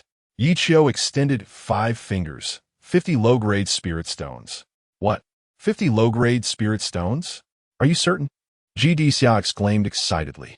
50 low-grade spirit stones, though substantial, were still within the means of the GD family's disciples. To transform an abduction into a business transaction was something GD Xia would gladly accept. Beside them, Mu Yinxue nearly spat blood at Ye Qiu, thinking to herself, "Am I only worth 50 low-grade spirit stones? If this drags on, my worth will surely rise to 100. Ye Qiu extended his palm, impatiently urging them to hurry. "Ha ha! What if I give you 100 low-grade spirit stones?" GD Xia generously tossed out 100 low-grade spirit stones. Ye Qiu waved his hand, and the spirit stones were all absorbed into his system space. His initial request for 50 was out of concern that these individuals might not be able to produce enough. Now it seemed he had underestimated them. You have already received the spirit stones. Now this beauty is mine. Zixiao approached with a lewd grin, ready to take Mu Yinxue away. Wait. Ye Qiu interrupted once more. What? Are you trying to back out? Zixiao's brow furrowed, a murderous intent emerging on his face. How could that be? Ye Qiu smirked, then turned to the shopkeeper, sternly saying, The money has been given. Why are you still standing there in a daze? Hurry up and bring the drinks. Huh? The shopkeeper pointed at himself in confusion, thinking he had misheard. You dare to play me for a fool. Zixiao was furious, his forehead veins bulging, overwhelmed with the impulse to dismember Ye Qiu. The onlookers gasped. It was unprecedented for someone to offend the GD family's disciples in GD City. Lad. Zixiao's expression darkened as he said, Do you know what the consequences of offending my family will be? I do not know. Perhaps I should call your mother and ask her? Ye Qiu, you seek death. Zixiao could no longer contain himself. As a proud disciple of the GD family, he had never endured such humiliation. He drew his treasured sword, aiming a deadly strike at Ye Qiu's neck. Suddenly, Mu Yinxue, who had remained silent, moved. In the blink of an eye, she appeared before Ye Qiu, effortlessly intercepting Zixiao's heavy blow with her bare hands. The crowd gasped in astonishment, realizing that this stunning woman possessed such formidable strength, able to block a strike from a late-stage gathering energy cultivator. Zixiao and the others were left dumbfounded. If you do not wish to perish, I suggest you leave quickly. Mu Yinxue cast a cold glance. You dare to threaten me? Although Zixiao was terrified, he did not show any signs of retreat. This is GD City, after all, their territory. How could they be frightened by an outsider? I will count to 3. If you do not leave, do not blame me for being impolite. Mu Yangsu threatened coldly. In a blatant manner, the shopkeeper had quietly slipped away during the altercation. Damn it, all of you attack together. I refuse to believe we cannot deal with a mere woman. Zixiao signaled for his companions to join him. Ignorant of their own demise. Without further ado, Mu Yinxue sprang into action, moving like a swift swallow, and in mere moments, she sent several of them flying, crashing heavily to the ground, clutching their chests and groaning in pain. The crowd looked on in astonishment at Mu Yinxue, having barely grasped how she had struck before it was all over. It was utterly absurd. No wonder she dared to provoke the GD family. And you think you can pursue my senior sister? You are nothing but a toad wishing to eat swan meat. With that, Ye Qiu spat on the ground, his expression brimming with provocation. Mu Yinxue shot him a reproachful glance, but said nothing. Esteemed guest, you should quickly take this lady and flee. Offending the GD family in GD City will not end well. The now-vanished shopkeeper reappeared, earnestly advising Ye Qiu to leave. However, Ye Qiu remained unconvinced. Is this what the GD family is like? They don't seem impressive at all. Upon hearing Ye Qiu's words, the expressions of those present turned peculiar, wondering who this audacious lad was to speak such brashness, unafraid of death. Very well, just then, a young man clapped his hands and repeatedly exclaimed good, though his tone bore a hint of anger. Upon seeing him, everyone was taken aback, their expressions shifting dramatically. This individual was none other than GD Guang, one of the most renowned geniuses of the GD family. As a direct descendant, GD Guang enjoyed countless resources and had reached the foundation establishment stage within just a century, embodying the family's hopes. Ye Qiu looked at him with curiosity, noting the 6 or 7 lackeys following GD Guang. It seemed they had been seated in a corner, which was why he had not noticed them before. Their attire bore some resemblance to that of Zixiao and his companions, indicating they were also disciples of the GD family. You say good, and I say good. Why don't you come and take a few kicks as well? With that, Ye Qiu stepped forward and kicked Zixiao twice while he lay on the ground. Zixiao, Guang, lackeys behind him. Onlookers, you seek death, do you? GD Guang glared at Ye Qiu through gritted teeth. This was the first time someone had dared to mock him to his face. You. GD Guang pointed at Ye Qiu in anger, but the next moment, he burst into laughter, albeit a cold one. He chuckled. I did not expect that in this desolate region of the northern wilderness, there would still be someone who does not regard my GD family with any respect. Pray tell, which sect do you hail from? Loneliness Gua is certainly not akin to the foolishness of loneliness Xiao. The moment Mu Yinqiu made her move, he discerned that these two individuals were far from ordinary. Especially upon learning that loneliness Xiao belonged to the loneliness family, he resolutely decided to act, clearly relying on some form of backing. Coupled with the recent opening of the Xianling's secret realm, which has attracted significant sects and powers, even those not native to the Yinhuang Northern Region have come seeking fame. To avoid bringing trouble to his family, Loneliness was suppressed his anger while probing the depths of the situation. Oh, you were so polite to me even after I placed my foot on your brother's face. Since when did the Loneliness family become so timid? Ye Qiu provocatively remarked. You seek death. Loneliness Gua erupted in fury, unleashing the power of his Dan formation cultivation, generating a wave of energy that sent tables and utensils flying. However, as it approached Ye Qiu, it was effortlessly neutralized by Mu Yinqiu's disdainful snort. Witnessing the imminent clash of titans, the onlookers hastily retreated, opting for positions near the windows to facilitate a swift escape. Such a battle could collapse the inn in an instant, and they had no desire to be buried alive. Loneliness was summoned his treasured sword, a resounding chime echoing as the razor-sharp blade emitted a blinding light. To their astonishment, it was a first-grade Xian-tier artifact. The crowd gasped in awe. Pointing his sword at Ye Qiu, Loneliness would declared with an imposing presence, I do not fight women. Draw your sword. Oomph. Ye Qiu rolled his eyes. I wouldn't bother with a lowly underling like you. My senior sister could easily overpower you with one hand. You coward. Hiding behind a woman. Loneliness was seethed through gritted teeth. His earlier declaration of not fighting women was not out of chivalry, but rather due to sensing Ye Qiu's late-stage qi gathering cultivation, which was evidently inferior to that fierce woman. Yet, to his surprise, the opponent had no intention of engaging him and shamelessly claimed he was not worthy of her effort. Could one be any more brazen? Not one to be verbose. Mu Yinqiu summoned a yellow-tier long sword and coldly stated, if a fight is to occur, I shall face you. She refrained from summoning her 6th-grade Xian-tier Xiling sword to avoid being recognized. Loneliness Gua remained vigilant, unable to ascertain Mu Yinqiu's true prowess, which left him feeling somewhat unsettled. As Loneliness Gua continued to prattle, Ye Qiu couldn't resist taunting him once more. Are you called Loneliness Turtle? Are you going to fight or not? This remark served as the final spark, igniting Loneliness Gua's wrath. I will have your life, he shouted, directing his sword towards Ye Qiu, intent on eliminating the sharp-tongued youth first. Mu Yinqiu, however, was not one to freeze in place. Aware that Ye Qiu, being at the qi-gathering realm, could not possibly contend with Loneliness Gua, she chose to reveal her strength, drawing her sword to strike at Loneliness Gua's head. Unless absolutely necessary, she would not allow bloodshed in Loneliness City, as escalating the situation could jeopardize their subsequent plans. Thus, this strike also served to drive Loneliness Gua back. Although Loneliness Gua was no match for Mu Yinqiu, he was still a formidable expert at the Dan formation level, and his reflexes were not to be underestimated. The clash of their swords produced a crisp metallic sound, the tremendous force instantly pushing Loneliness Gua back in a state of disarray. In contrast, Mu Yinqiu stood gracefully beside Ye Qiu, unfazed by the commotion. Chapter 34. The Qin Clan of the Chilean Southern Region. Mu Yinqiu's single strike repelled Loneliness Gua, deepening his wariness towards her. Moreover, she wielded a yellow-tier artifact, clearly demonstrating her superior strength. For the time being, Loneliness Gua was uncertain whether to persist in his pursuit.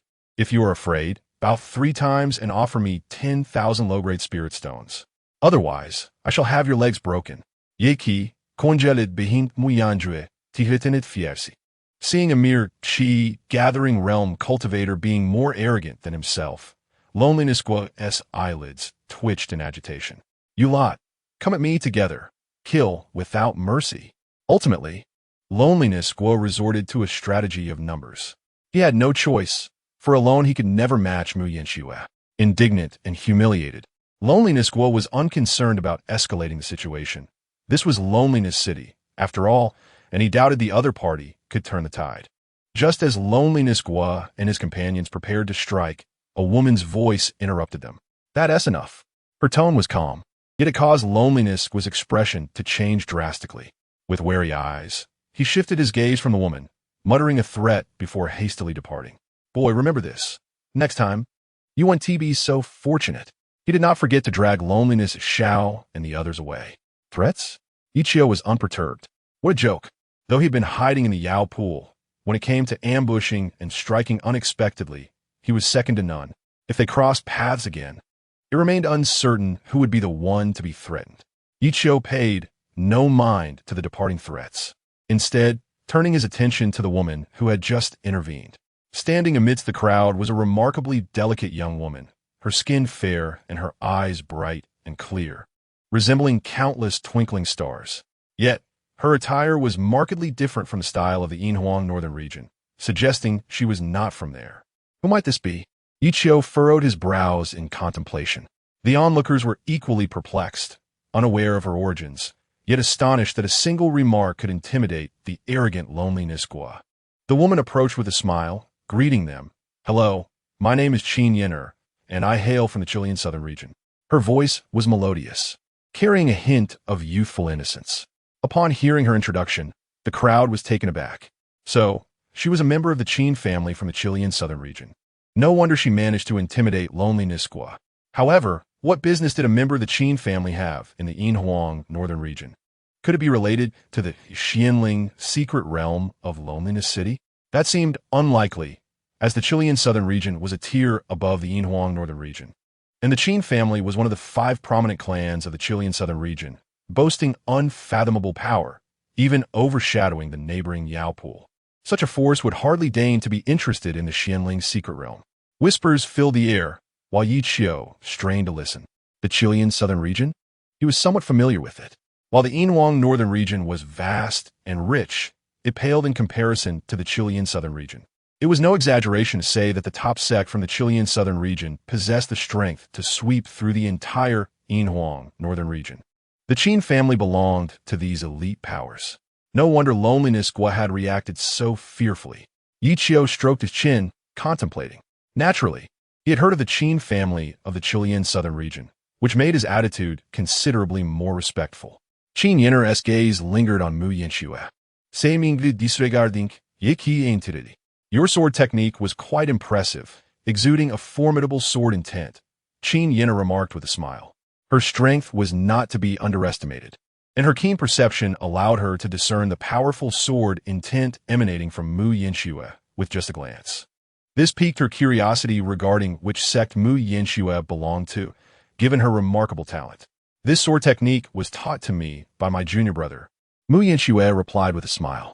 While mentioning names posed little risk, she knew that revealing the sect name, Yao Pool, would swiftly alert the loneliness family to their presence. What?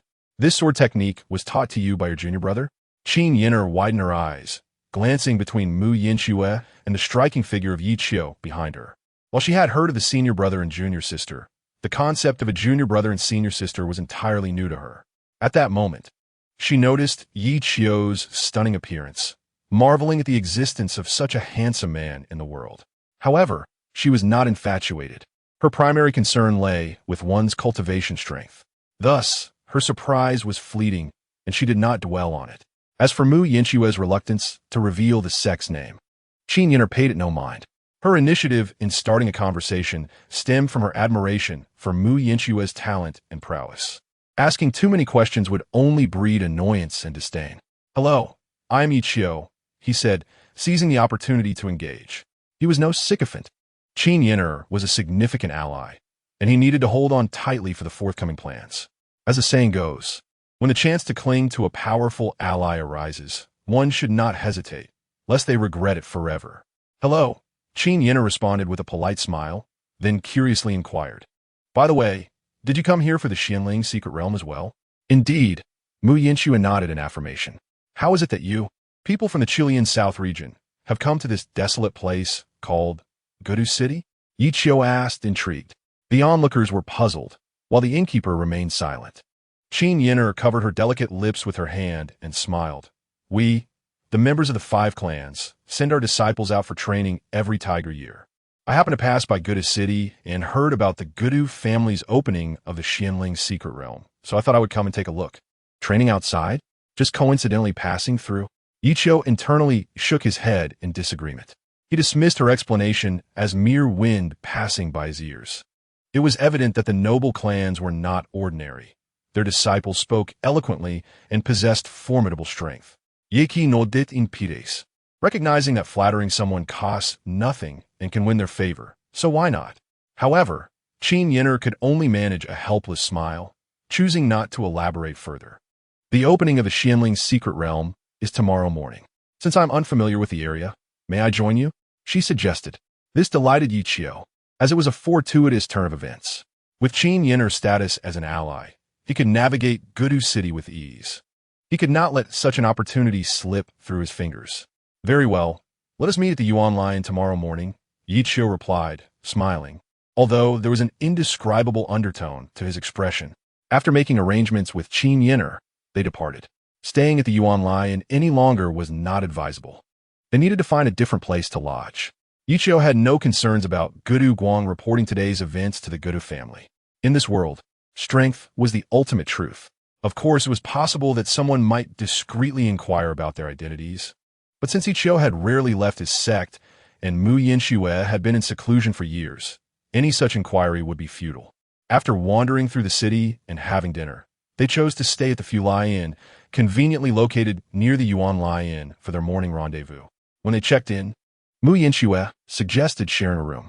This left Ye Qiu pondering, initially suspecting that his senior sister might harbor ulterior motives.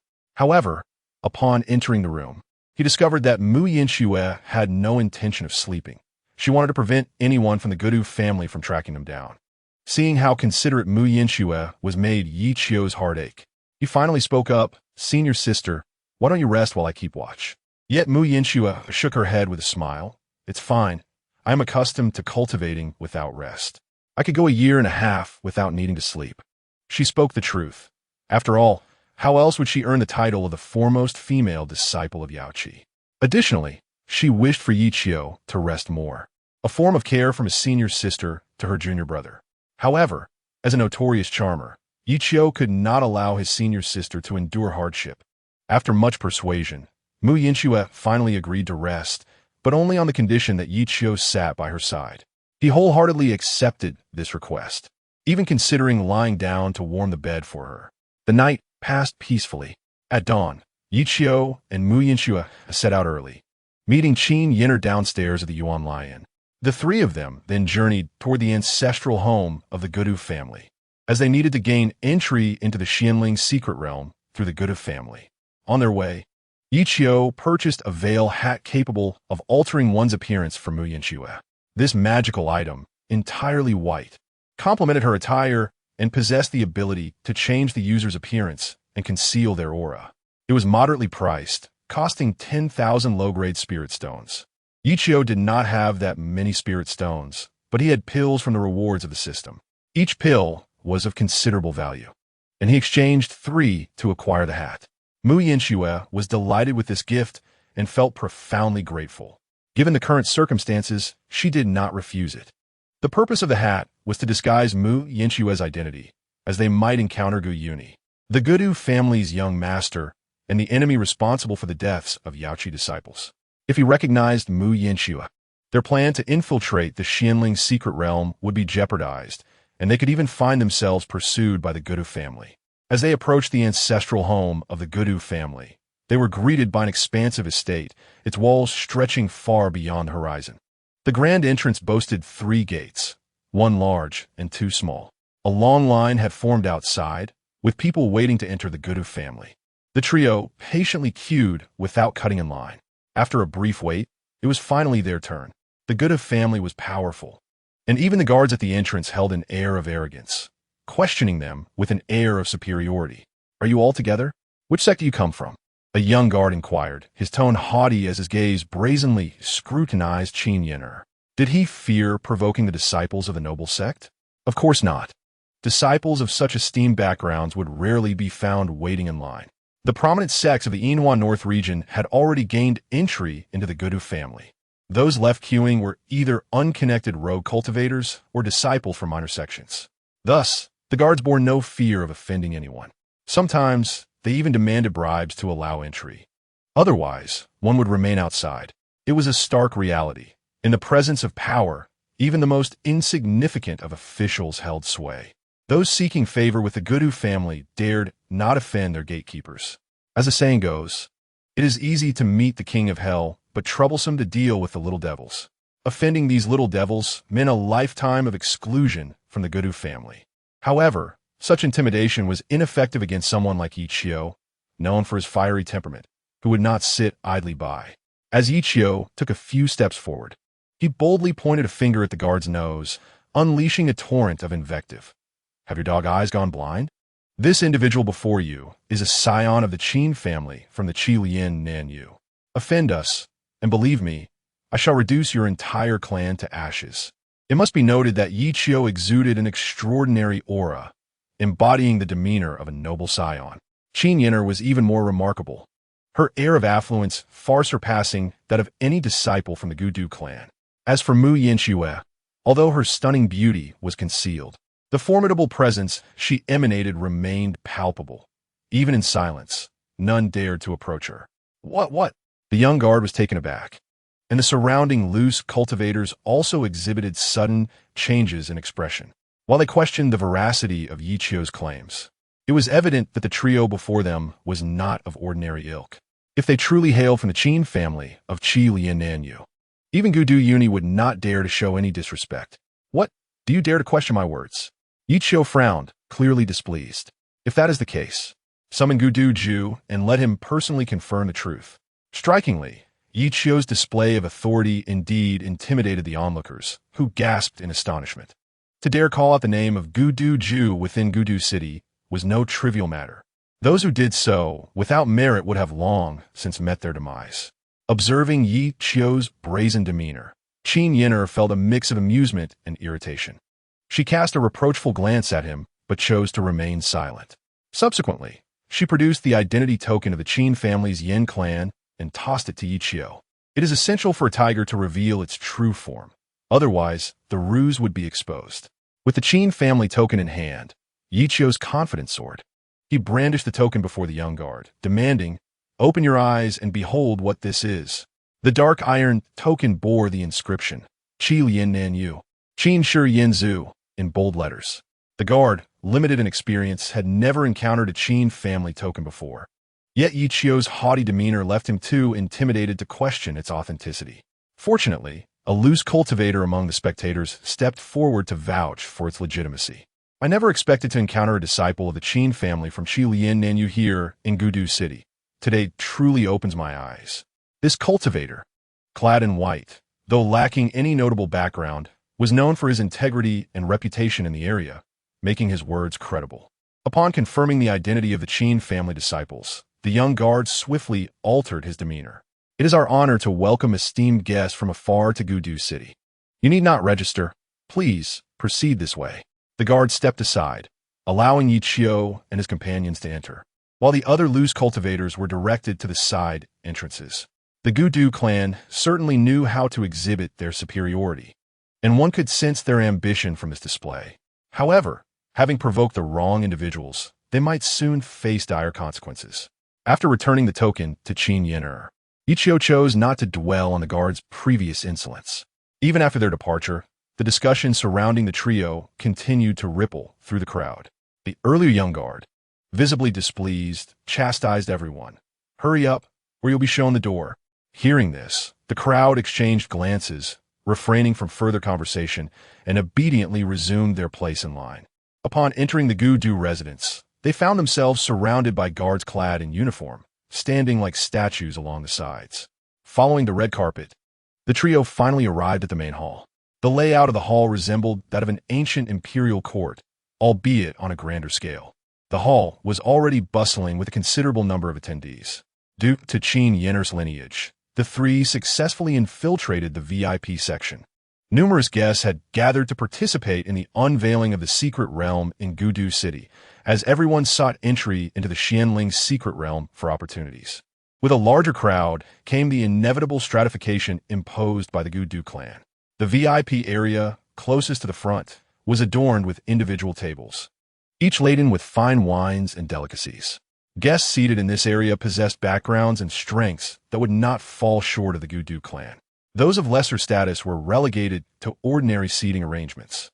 Fortunately, even the ordinary seating offered tables and chairs, albeit in a more communal style, with small tables before them also presenting exquisite food and drink. The remaining attendees could only share tables with multiple guests. However, it would be unwise to view this as a meager arrangement, as gaining entry into the Gudu clan was no small feat. Even standing, most would be grateful for the opportunity. After a brief wait, the head of the Gudu clan finally made his appearance.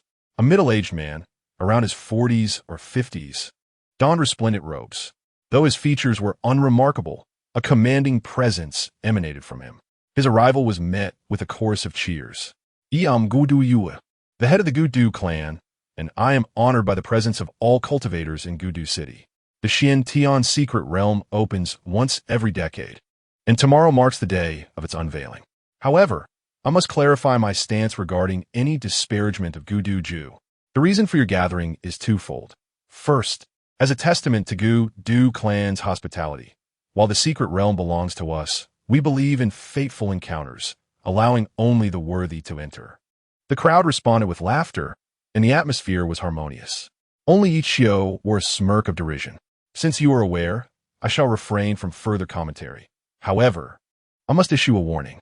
There is a limit to the number of participants allowed in the secret realm. Only 10 may enter, and their cultivation level must not exceed the Pekong realm. Therefore, today we shall determine the 10 spots through a competition.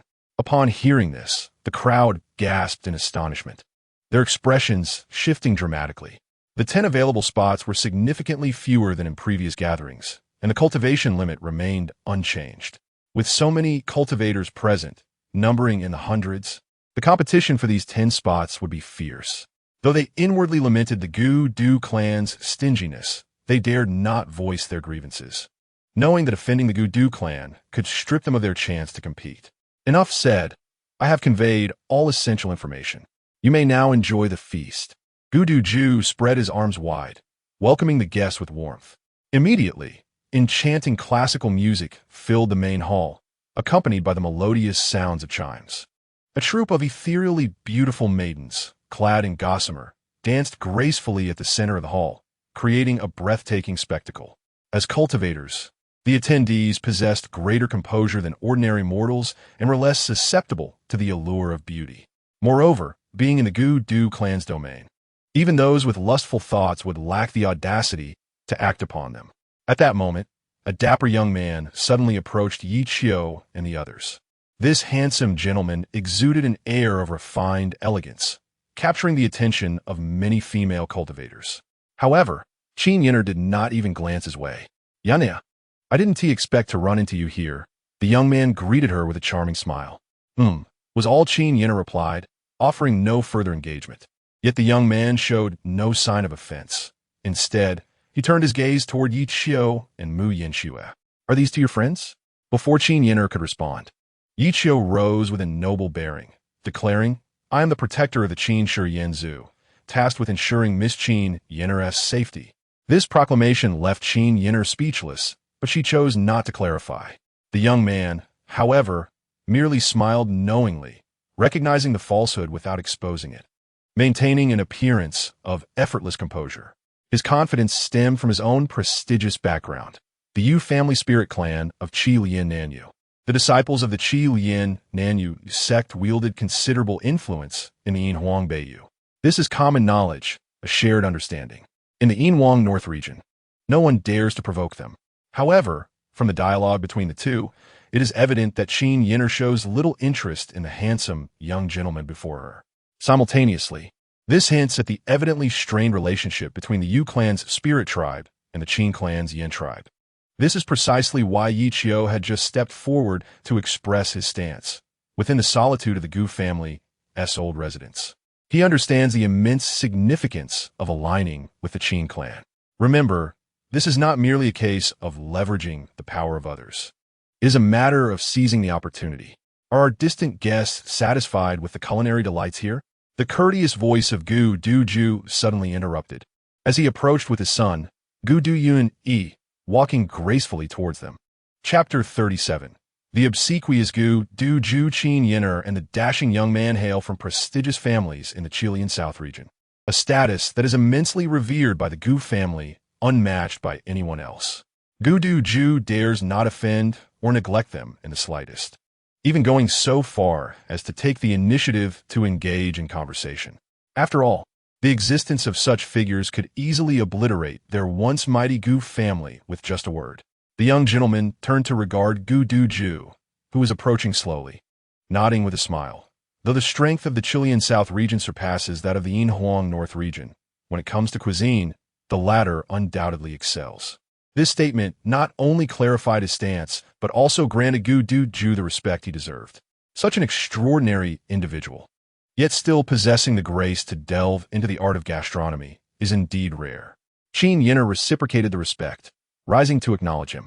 Along de herst tout muyanju. Had she been alone, it would have been difficult to avoid suspicion. Yet, at this moment, she was exerting every effort to suppress her murderous intent. Gu Duju, with his formidable cultivation, would sense her hostility, and today she might not walk out of this door if he did. However, with Gu Duyun, her former adversary, so near, how could Mu Yin Shui maintain a facade of indifference? She had witnessed firsthand the cruel murder of the Yaochi disciples at the hands of Gu Duyun and the young master of the Sima family. This hatred, even in death, she could not forget. Though Mu Yin Shui concealed her face and aura beneath a hat, her unwavering gaze upon Gu Duyun raised his suspicions. Gu Duyun, standing behind Gu Duju, glanced at Mu Yin Shui, his brows furrowing slightly. Just as Mu Yin Shui was on the verge of losing control of her murderous intent, Ye Qiu's warm hand unexpectedly clasped her delicate hand. A wave of warmth flowed through her from Ye Qiu's palm, gradually dissipating her overwhelming bloodlust. Ye Qiu had just claimed to be Qin Yin'er's guardian, a status insufficient to earn Gu Duyun's regard, especially considering he was merely a lowly disciple of the gathering Qi realm. What truly captured his interest was the interaction between the young gentleman and Qin Yin'er. If young Master Yu and Miss Qin are pleased, I happen to have a rare spirit crane. If you do not mind, it may remain in my residence tonight for your enjoyment. Gu Duju extended an invitation, eager to curry favor with these two influential figures. If he could forge a connection with these eminent families from the Chilean South region, the Gu family could virtually walk unchallenged in the Yinhuang Northern Region. This is no exaggeration. Since you insist, I shall trouble Gu Duju tonight. The young gentleman expressed his gratitude with a bow. One must admit, he exhibited the demeanor of a true gentleman. In his every gesture, there was no hint of arrogance, nor did he oppress others due to his family status, qualities that the Gu family's younger generation could hardly emulate. I have matters to attend to this evening, so I shall not intrude upon Gu Duju. Qin Yin'er graciously declined the invitation. Gu Duju, possessing supérieure cultivation, was not offended by their respectful address of him as Senior Gu. No worries, no worries. After the secret realm concludes, Miss Qin is welcome to visit my residence anytime, and I shall ensure a warm welcome. As for young Master Yu, tonight we must share a fine cup of our Yinhuang Northern Region's exquisite wine. Gu Duju, the cunning old fox, spoke with meticulous care, ensuring neither the young gentleman nor Qin Yin'er felt slighted, even adopting a tone that suggested humility. To lower one's status to such an extent truly requires remarkable adaptability. Observing this, Ye Qiu felt a twinge of inferiority. Indeed, the longer one lives, the more cunning one becomes, except for that old woman, Zixiao. Meanwhile, soaring through the skies on her sword, Zixiao suddenly sneezed. Frowning, she rubbed her delicate nose. Who is speaking ill of me behind my back?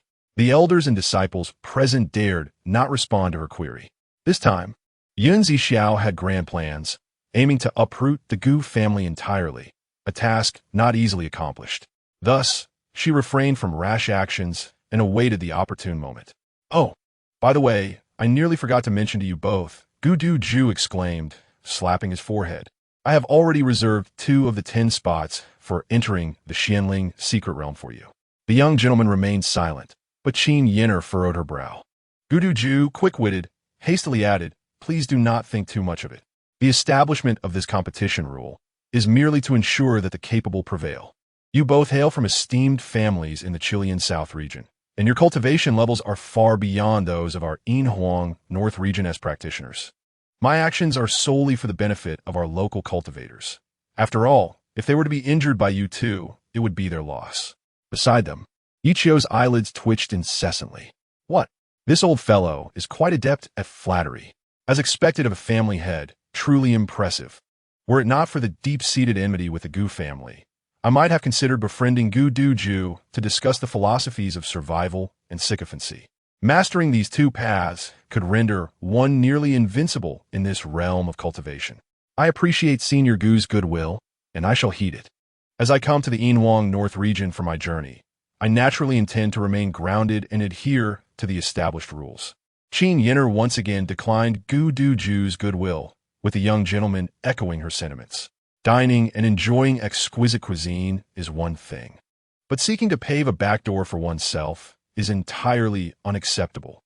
Would that not imply seeing oneself as a mere plaything? Yinner speaks wisely. Our purpose in this journey is to experience the hardships of ordinary loose cultivators. There is no need for special consideration from Senior Gu.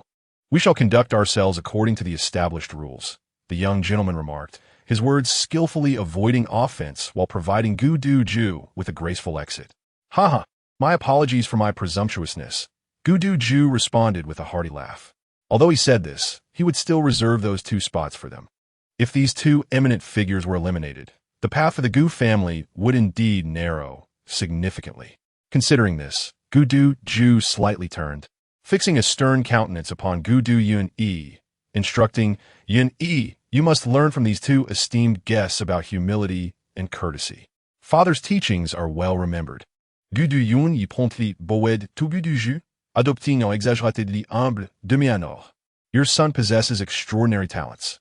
How could he possibly fall short, as Senior Gu suggests? With such potential, he has great hopes of attaining sainthood in this life." Seemingly mere pleasantries, this remark provoked hearty laughter from Gu Duju. "Ha ha ha. Let's take young Master Yu's words to heart." After exchanging a few more cordialities, they awkwardly took their leave. Chapter 38.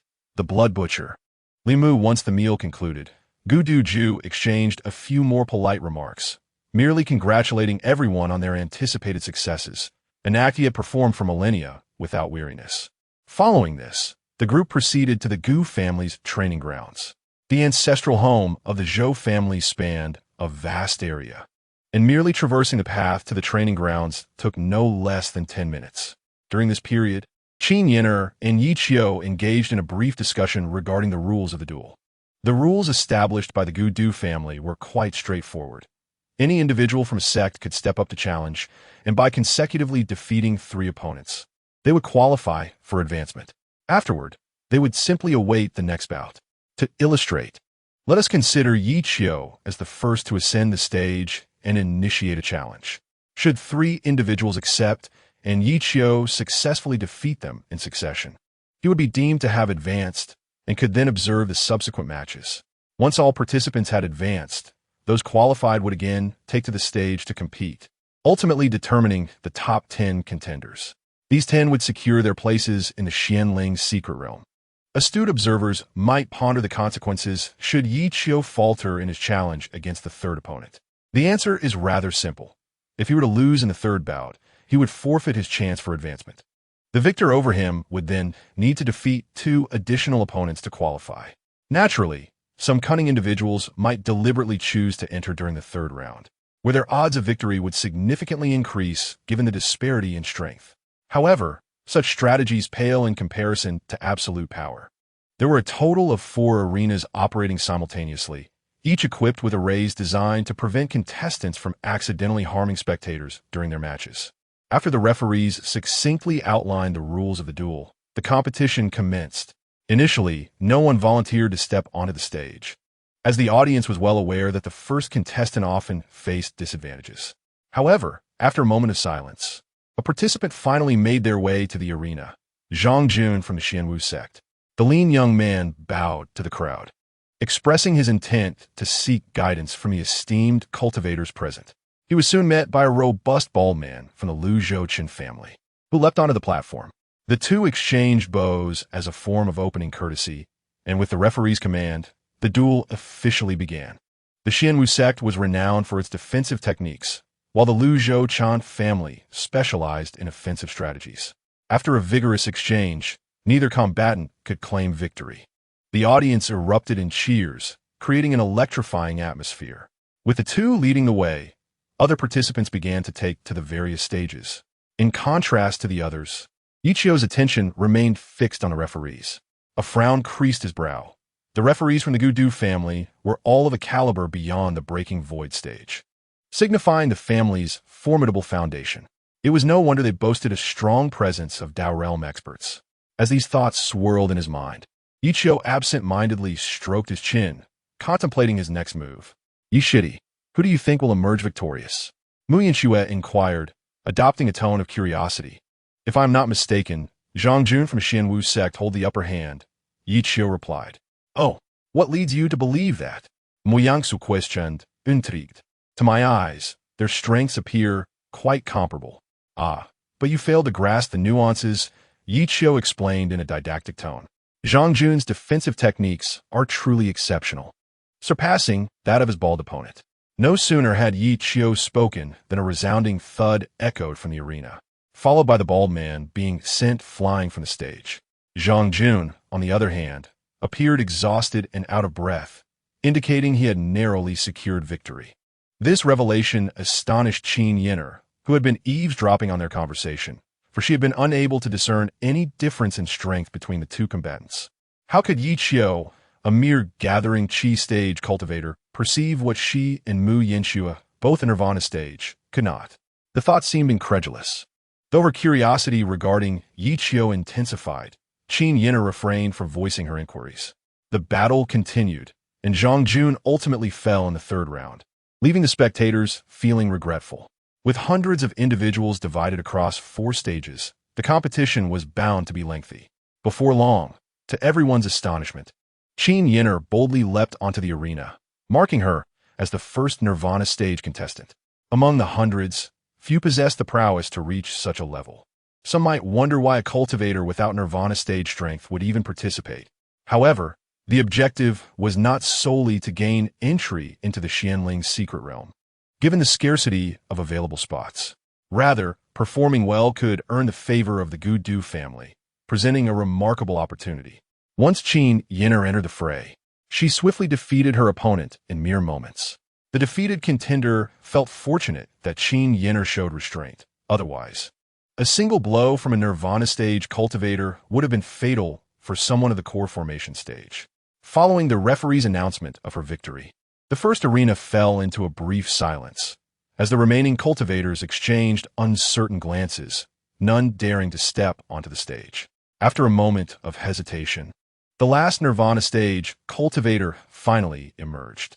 Clad in blue, he bore an indifferent expression, exuding an aura of undeniable menace. Even the notoriously arrogant Gu Du Yuni furrowed his brow in response. This man appears to be the Blood Butcher, Li Mu. Someone gasped. Hearing the name Blood Butcher, the crowd reacted with palpable fear. Was this the infamous Li Mu, notorious for his bloodthirsty rampages in Luzhou? Who else could possess such an overwhelming aura of slaughter? It was said that he had annihilated several cultivation families in Luzhou, incurring a great calamity, and had been pursued to the Xiaoyao Valley by 3 Nirvana stage experts and dozens of core formation cultivators. Everyone had believed him doomed, yet he was the only one to emerge unscathed from that valley, while the others vanished without a trace. When someone dared to enter the valley later, they found it steeped in blood and uncovered the bodies of over 20 individuals. From that day forth, he was dubbed the Blood Butcher. No one expected him to participate in this Xianling secret realm competition. It seemed the young lady on stage was in for a rough time. Many in the audience recognized Li Mu, and their conversations were laced with profound trepidation.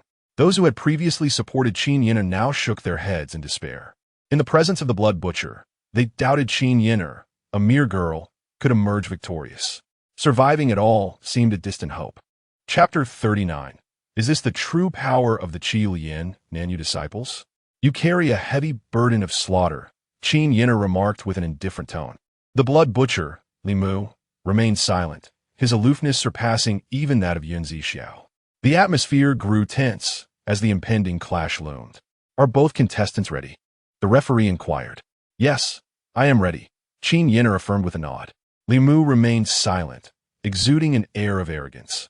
Ye Qiu had been closely observing Li Mu's hands, which shimmered with a faint blood-colored film, his aura fluctuating in an unusual manner.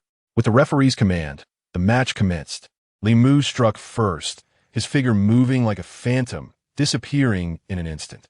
In the next moment, he appeared behind Qin Yinner, prompting gasps of astonishment from the crowd.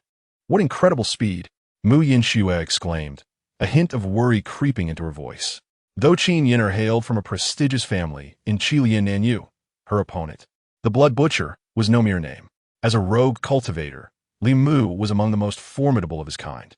Moreover, his extensive combat experience far surpassed that of Qin Yinner, a sheltered flower. Just when everyone believed that Qin Yinner was about to suffer a setback, the next moment she was enveloped in an overwhelming crimson flame. The temperature soared to an extraordinary level, causing even those outside the arena, including Ye Qiu and his companions, to feel a pronounced sense of suffocation. Is this the family's ultimate technique, the Yin Bao Shu, of the Qin clan from the Qi Lian southern domain? The well-informed cultivators couldn't help but exclaim in astonishment. Many present were unaware of Qin Yinner's true identity, but through this battle, they were shocked to learn the truth, leaving them speechless, even more so than when they had encountered the notorious blood butcher Li Mu. Under the might of Qin Yinner's Yin Bao Shu, Li Mu's ambush was thwarted, as he was instantly sent flying by the searing energy. What is this? Li Mu's face turned pale with fear. In that fleeting moment, he felt the most primal terror deep within his soul. The flame seemed intent on consuming both his flesh and spirit. Yet, he was certain that his cultivation level was not inferior to hers. Li Mu managed to execute a backflip in midair, barely landing within the boundaries of the ring. He was just a hair's breadth away from being eliminated. His expression was grim. He had initially intended to demonstrate his strength before the Gu family, hoping to earn their favor and secure a position as their advisor. With the Gu family as a backing, his enemies in Luzhou would surely think twice before pursuing him. However, he had unexpectedly encountered a formidable opponent, finding himself at a disadvantage in their first encounter. Qin Yinner slowly turned around, her gaze devoid of emotion. You carry a heavy aura of slaughter. This was the phrase she repeated, which struck Li Mu as peculiar. Furrowing his brow, he replied coldly, what do you mean? This was his first utterance, his voice surprisingly melodious and magnetic, yet his tone was chillingly devoid of warmth. You require purification. Qin Yinner raised her right hand, aiming it at Li Mu. Huh? Li Mu scoffed. Though wary of her, he was not afraid. He had faced countless enemies in the past without flinching. Not only had he survived their pursuit, but he had also avenged himself on all of them. Such a feat would earn him fame even in the Qi Lian southern domain. Now, how could he be intimidated by a mere girl who had yet to mature? That would render him the laughingstock of the world.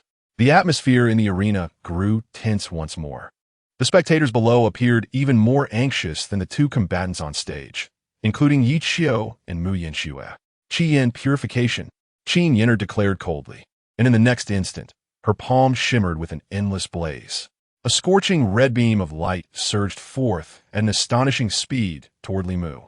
The velocity was so tremendous that he could scarcely react. His pupils dilated in shock as the heat singed his clothing and hair, even with his spiritual energy shielding him. If he lacked such protection, not even his nirvana-level physique could withstand this searing force. Furthermore, this was merely the heat of the flame. Its true potency lay within the flame itself. At this moment, Li Mu had no time to evade. He stepped forward, enveloping his fists in red spiritual energy, crossing them protectively over his chest. Gritting his teeth, he braced himself to withstand the impending blow. Boom! A blinding light illuminated the entire martial arts arena, leaving everyone momentarily blinded, accompanied by a deafening explosion. The crowd swayed as if an earthquake had struck. When the light faded, the first ring was mostly destroyed, with only Qin Yinner remaining upright. As for the blood butcher Li Mu, he had vanished without a trace. Dust settled over the arena, mingling with the lingering scent of charred flesh. The onlookers gaped in horror, their eyes wide. The infamous killer, blood butcher Li Mu, had simply disappeared? He hadn't even managed to retaliate?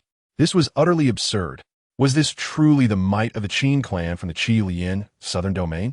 Fear etched itself on every face. Even Gu Ju found himself deeply apprehensive. Only the young master of the Yu clan and Ye Qiu remained relatively unfazed, their expressions steady despite the chaos. Observing the commanding presence of Qin Yin'er, with her spirit winds swirling, Mu Yinqiu couldn't help but exclaim, Qin Yin'er is indeed worthy of being a disciple from a prominent family in the Qi-Lian southern domain. With just a single move, she has dispatched the renowned blood butcher Li Mu. Indeed, Ye Qiu nodded in agreement, though he too was somewhat surprised. The seemingly delicate Qin Yin'er exhibited strength beyond belief. Could this be the might of a higher-tier power?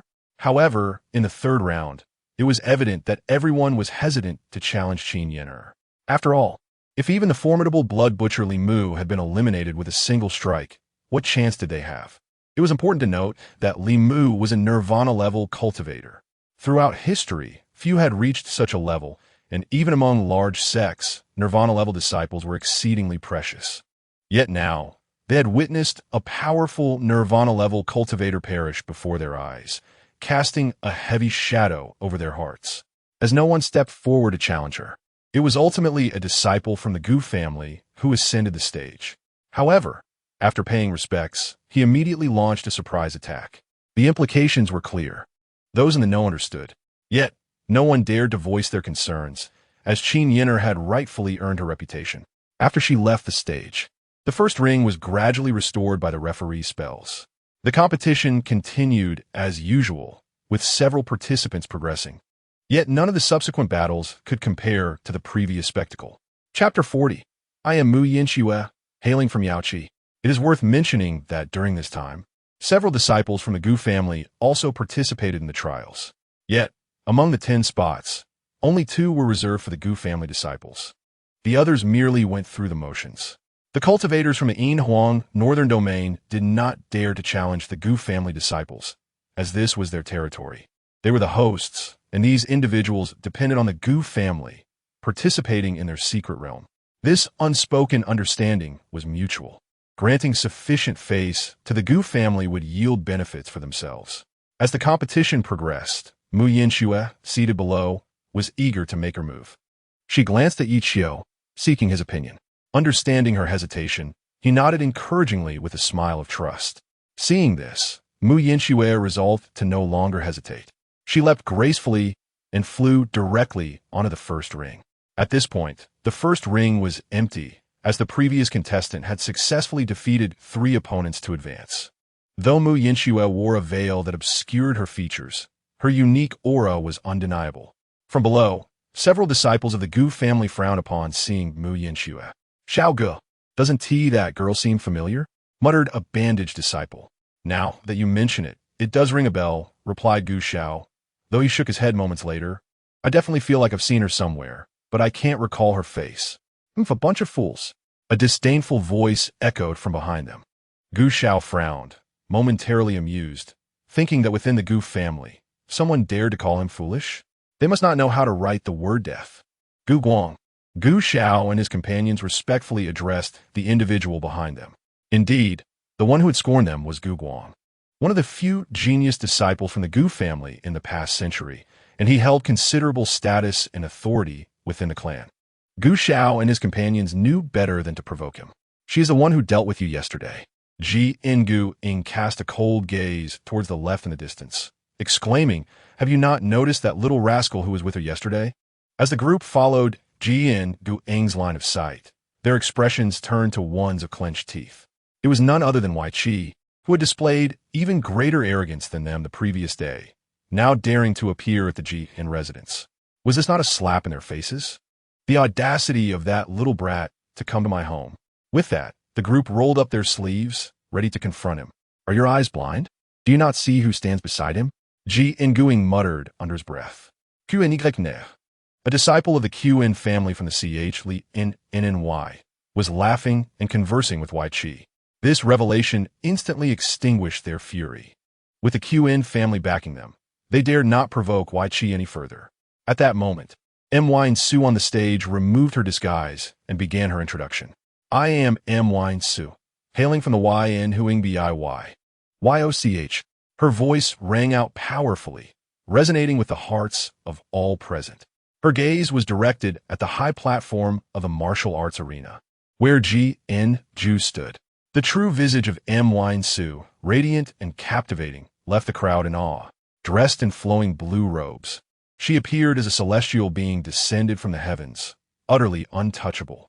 What a beautiful fairy, someone exclaimed, while others felt their hearts stir. Despite their extensive experiences in the outside world, they had never encountered such an exquisite woman. Although Yinhuang was also beautiful, she lacked the unique allure that Yinhuang possessed. Unlike the astonishment of the crowd, the members of the Jin family wore grave expressions, particularly Yinhuang and others, who had ambushed Yinhuang outside the Su Ntn secret realm. They could hardly fathom that this disciple from Yoch would dare to venture alone into the Jin residence and boldly participate in the Jin family's trial in the Su and Ling secret realm. Was this not courting death? They were well aware of the current relations between Yoch and the Jin family, which could only be described as irreconcilable.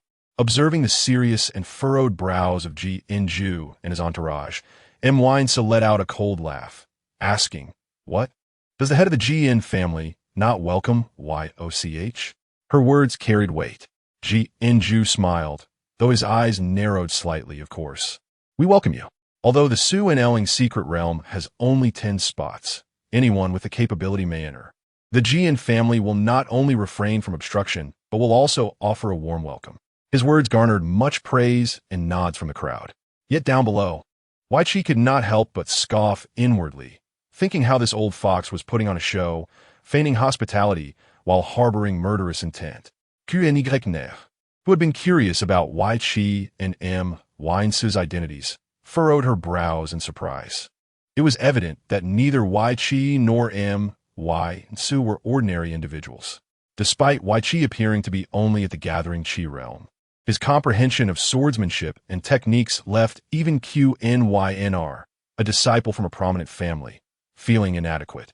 Initially, Yinhuang speculated whether Ye Qiu and his companion were from the same region as herself, the Chli and Ny.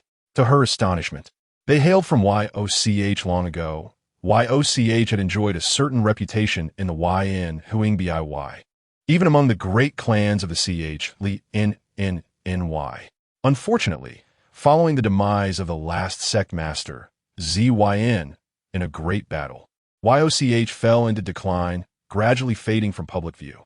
Reflecting on these thoughts, Yinhuang could not help but shake her head slightly, her thoughts remaining a mystery. After Ji In-ju spoke, Yinhuang nodded. "That is good. Although the Jin family has severed ties with Yoch, it is indeed heartening to see that you still remember your previous status as servants." Her words shocked everyone. Initially captivated by her beauty, they were now struck by her audacity.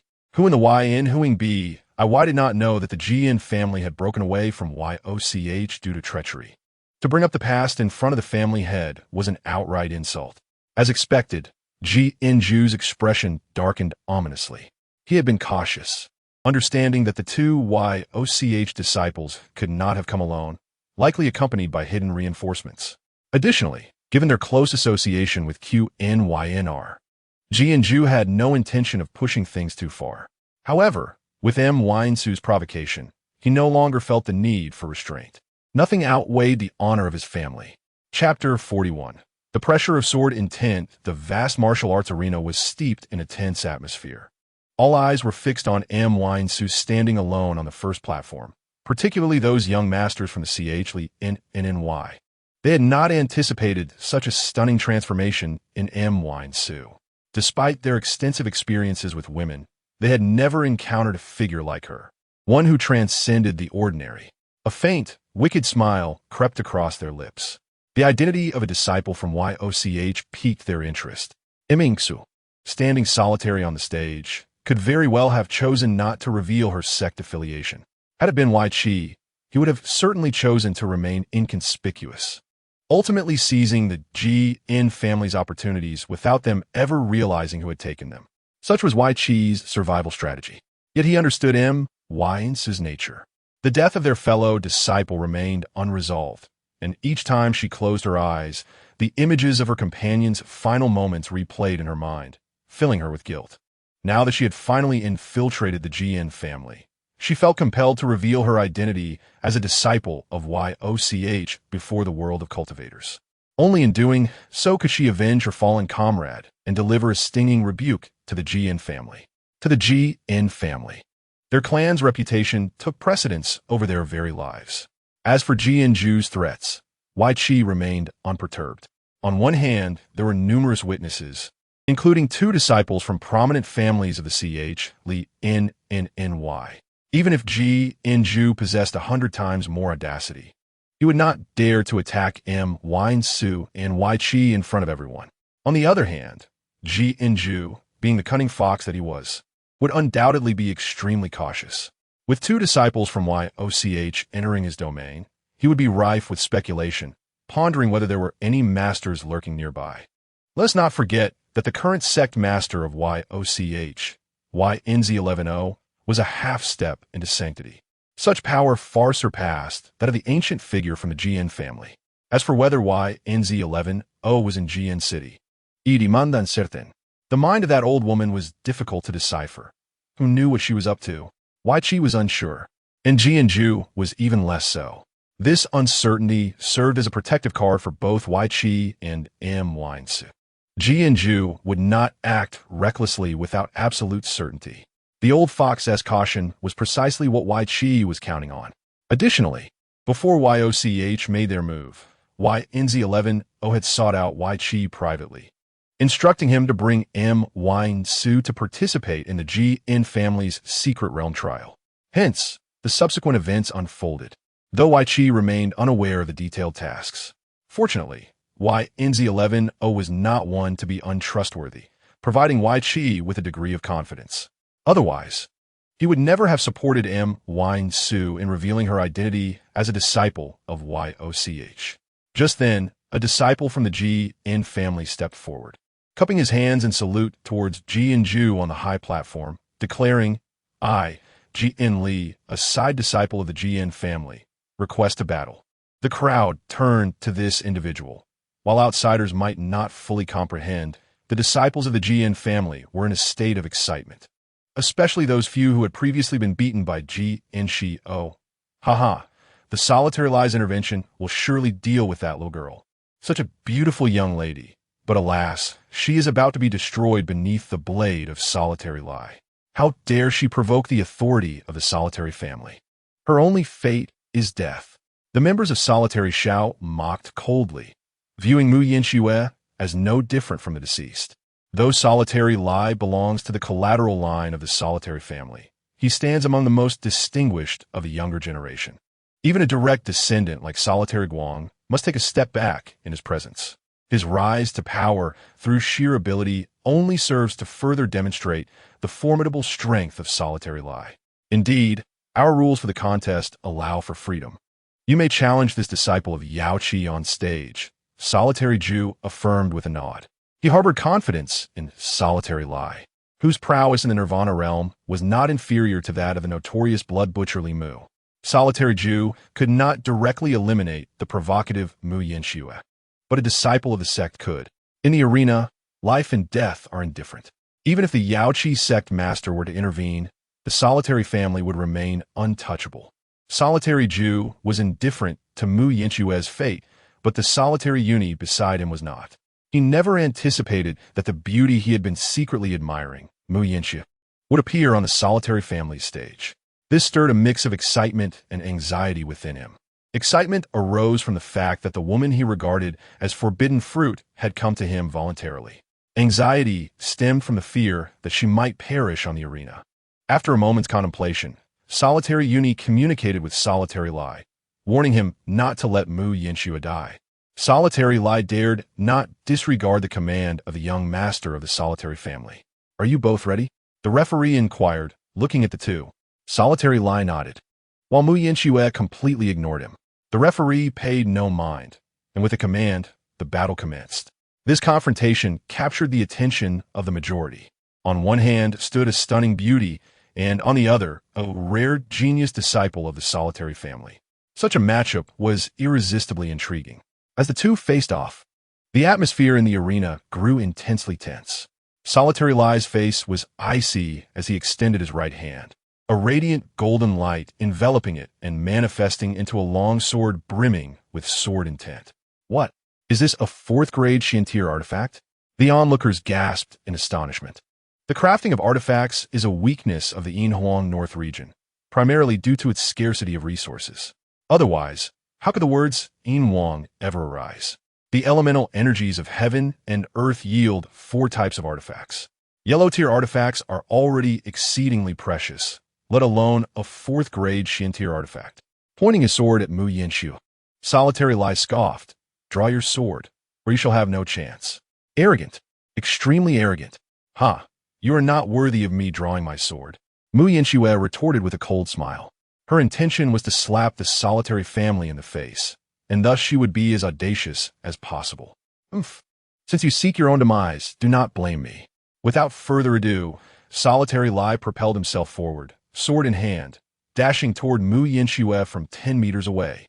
His speed was remarkable, rendering cultivators below the Nirvana realm unable to discern his figure. Yet, the sword intent he emitted was palpable, overwhelming in its majesty, leaving no blade of grass unscathed in its wake. As the sword intent spread, weaker cultivators hurriedly circulated their energy to defend themselves, their faces turning ashen. Solitary Lai's strike was delivered with lethal intent, despite Solitary Yuni's warning against killing Mu Yinxiu. However, given Mu Yinxiu's repeated provocations against the Solitary family's authority, Solitary Lai had no intention of holding back. High above, Solitary Yuni's expression darkened, silently cursing Solitary Lai for jeopardizing his grand plan. Yet, with the crowd present, he had no opportunity to intervene. Just as everyone anticipated Mu Yinxiu's imminent demise, she finally moved. However, she did not summon her long sword nor employ any techniques for defense. Instead, she casually sidestepped the attack. It was an astonishingly nonchalant maneuver, devoid of any significant fluctuation of spiritual energy. Solitary Lai's fatal strike was effortlessly evaded by Mu Yinxiu. Before the spectators could react in astonishment, Solitary Lai launched another assault, this time with even greater ferocity and an overwhelming murderous aura. Mu Yinxiu's brow furrowed slightly, but inwardly she scoffed. What a fierce killing intent. Her thoughts were shaped by her own mastery of the path of slaughter, which surpassed Solitary Lai by countless magnitudes. The murderous aura not only required refinement through battle, but also demanded exceptional talent and comprehension of the path of slaughter.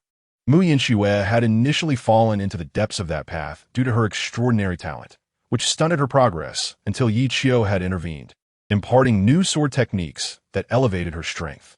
It would not be an exaggeration to say that she was no longer the Mu Yinxiu who had been intercepted by Solitary Yuni. Otherwise, she would not have boldly stepped onto the arena to announce her identity. Solitary Lai's powerful strike was once again effortlessly avoided by Mu Yinxiu. He was filled with astonishment, acutely aware of the strength of his sword intent, which ranked among the best within the Solitary family. Yet after 2 failed attacks, he was compelled to treat her with utmost seriousness. Moreover, Mu Yinxiu's consistent restraint left Solitary Lai's pride in tatters. "Are you still not drawing your sword?" Solitary Lai coldly inquired. "That depends on whether you possess the strength to compel me to draw my sword." Mu Yinxiu continued to dismiss him. The tension in the arena reached a new low as they stood facing each other. Solitary Lai brandished his sharp long sword, the sword intent within him rising rapidly with his anger. One strike to seal the throat, I alone reign supreme. He roared suddenly, thrusting the sword while its surrounding sword intent coalesced into a semi-transparent divine dragon. The spiritual energy in the entire training ground was rapidly absorbed by the sword dragon. This scene astonished everyone. Was this the manifestation of sword intent? The sword dragon reigning supreme? No one expected Solitary Lai to have such a hidden card. This strike would be difficult even for the previous blood butcher Li Mu to withstand. It was a revelation that, beyond solitary Yuni and solitary Guang, the solitary family possessed another disciple of such formidable talent. The onlookers were filled with admiration, recognizing that the solitary family's growth was inseparable from these talented disciples. Simultaneously, many expressed concern for Mu Yinchue's safety, for cultivators as beautiful and powerful as she was a rarity in the Yinhuang Northern Region. Nevertheless, the majority of the solitary family disciples looked upon Mu Yinchue with scornful smiles. In their view, it was her arrogance that would lead to her downfall. Under the might of solitary Lai's sword dragon, no cultivator of the same realm could withstand its force. The young masters of the Yu family, Qin family S. Qin Yener, and solitary Yuni exchanged glances, all furrowing their brows in unison. Yet, the only one among them to maintain a calm smile was Ye Qiu. Did they genuinely believe that the sword techniques he had previously taught Mu Yinchue were mere child's play? Targeted by the sword dragon, Mu Yinchue exhibited neither fear nor anxiety. Instead, she radiated a hint of excitement. Rather than retreating, she accelerated to meet the imposing sword dragon head-on. Autumn water slash. With a graceful swing of her sword, Mu Yinchue conjured multiple ethereal figures wielding spiritual swords, charging toward the sword dragon and solitary Lai. In the blink of an eye, the distance between them closed. Ready for a clash, the sword dragon was effortlessly neutralized by Mu Yinchue's autumn water technique. As the sword dragon disintegrated, the gathered spiritual energy dispersed in all directions. No one anticipated that the seemingly invincible sword dragon would be so easily resolved by Mu Yinchue. The spectral figures of sword intent, if one did not scrutinize closely, could easily be mistaken for lurking assassins. The Jianlong was shattered, and the solitary Lai spat out a mouthful of fresh blood. Before he could react, the remaining sword shadows lunged at him. Whoosh, whoosh, whoosh. Several beams of sword light flashed by, and these shadows vanished without a trace. On the first arena, Mu Yin Snow and the solitary Lai remained locked in a gaze. Yet, in the next moment, the solitary Lai unexpectedly collapsed to the ground, his body marked with numerous spiderweb-like sword scars. Liar, a middle-aged cultivator exclaimed, transforming into a fleeting shadow, instantly appearing on the arena. He was the solitary Lai's father. Gu Duyan, witnessing his son's demise on the arena, filled him with rage, almost compelling him to retaliate against Mu Yin Snow. At the same time, Ye Qiu furrowed his brow, channeling spiritual energy in preparation for something. As for Mu Yin Snow, she continued to watch the members of the Gu Du family with an expressionless demeanor. This was precisely the effect she desired. Gu Du Yin, withdraw with the body of Gu Du Lai, commanded Gu Du Ju coldly. Gu Du Yan's powerful frame trembled. He dared not defy the clan leader's order. He picked up the lifeless Gu Du Lai and turned to leave, his gaze icy and filled with hatred, as if to convey to Mu Yin Snow, "You will pay for this." The death of Gu Du Lai was utterly unforeseen by all, particularly due to Mu Yin Snow's Qiu Shui sword technique, which left everyone stunned. This technique was exceedingly formidable, entirely overwhelming the solitary Lai's Jianlong. It was undoubtedly a supreme swordsmanship. Even Qin Yener and the young master were deeply captivated. The young master frowned slightly, pondering the origins of this sword technique. His jade-like lips murmured something, unheard by anyone but himself. Yaochi, Mu Yin Snow wins. The referee reluctantly announced the outcome of the match. Meanwhile, on the high platform, Gu Du Ju's cold gaze fixated on the elegant Mu Yin Snow on the first arena. The death of Gu Du Lai incensed him, even igniting murderous intent. Yet he understood that the time was not right. Hence he had earlier reprimanded Gu Du Yin to leave. Upon noticing Gu Du Ju's glare, Mu Yin Snow turned her head, revealing a disdainful smirk. If she was to slap someone in the face, she would see it through to the end. The demise of Gu Du Lai rendered many disciples of the Gu Du family hesitant, deterred from stepping forward to challenge her. After all, Gu Du Lai was among the top contenders in terms of strength. Aside from Gu Du Yuni and a few of the Gu Du family's elite disciples, none could rival Mu Yin Snow. Just as everyone believed that Mu Yin Snow, a disciple of Yaochi, would smoothly advance, the young master from a Yu clan of the Chilean southern domain stepped forward. With a light tap of his right foot, he leapt gracefully onto the first arena. Upon his arrival, gasps of astonishment echoed throughout the crowd. Even Qin Yin'er frowned in concern, and Ye Qiu exhibited a rare expression of vigilance. Chapter 43. Fierce Battle with Yu Yansheng. The Yu clan of the Chilean Southern Domain, Yu Yansheng, faces off against Yaochi's Mu Yin Snow. The second round of the competition officially commenced, with the referee's voice resonating throughout the training ground. All eyes were drawn to the two combatants. No, more precisely, they were captivated by Yu Yansheng. As a disciple of a prominent family from the Chilean Southern Domain, and with a cultivation level surpassing that of Qin Yin'er, what marvels would he unveil? Originally, Mu Yansno's strong entrance now garnered little support. Some even wagered that she would perish within 10 moves. As for who was the most pleased in the audience, it was undoubtedly Gu Duju. He never anticipated that Yu Yansheng would step forward to challenge Mu Yansno.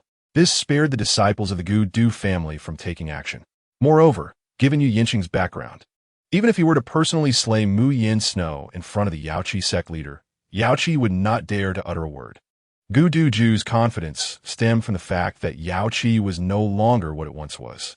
The Yu clan of the Chilean Southern Domain could effortlessly obliterate it with a mere wave of their hand. In such circumstances, who in Yaochi would dare to intervene? They could only swallow their grievances in silence. At this moment, Yu Yansheng on the arena addressed Mu Yansno with a congenial demeanor. Your swordsmanship is impressive, but your cultivation level is a tier below mine. Out of respect for Yin'er, I can allow you a few moves. With his hands clasped behind his back, he presented an image of a gentleman as radiant as jade, instantly capturing the attention of all female cultivators, particularly given his status as a disciple of the Yu clan. Akin to a wealthy, handsome young master from Ye Qiu's past life, which girl wouldn't be enamored? Of course, this did not apply to Qin Yin'er and Mu Yansno. No need. Mu Yansno decisively rejected Yu Yansheng's offer, maintaining a tone of icy aloofness. She possessed the grace of Yaochi, but lacked the strength to confront Yu Yansheng. Hearing this, Yu Yansheng's eyes darkened, a flicker of murderous intent surfacing imperceptibly. An inexplicable aura of authority radiated from him, enveloping the surroundings. The crowd below held their breath under this pressure, no one daring to utter a word. Ha ha ha, you possess quite the spirit.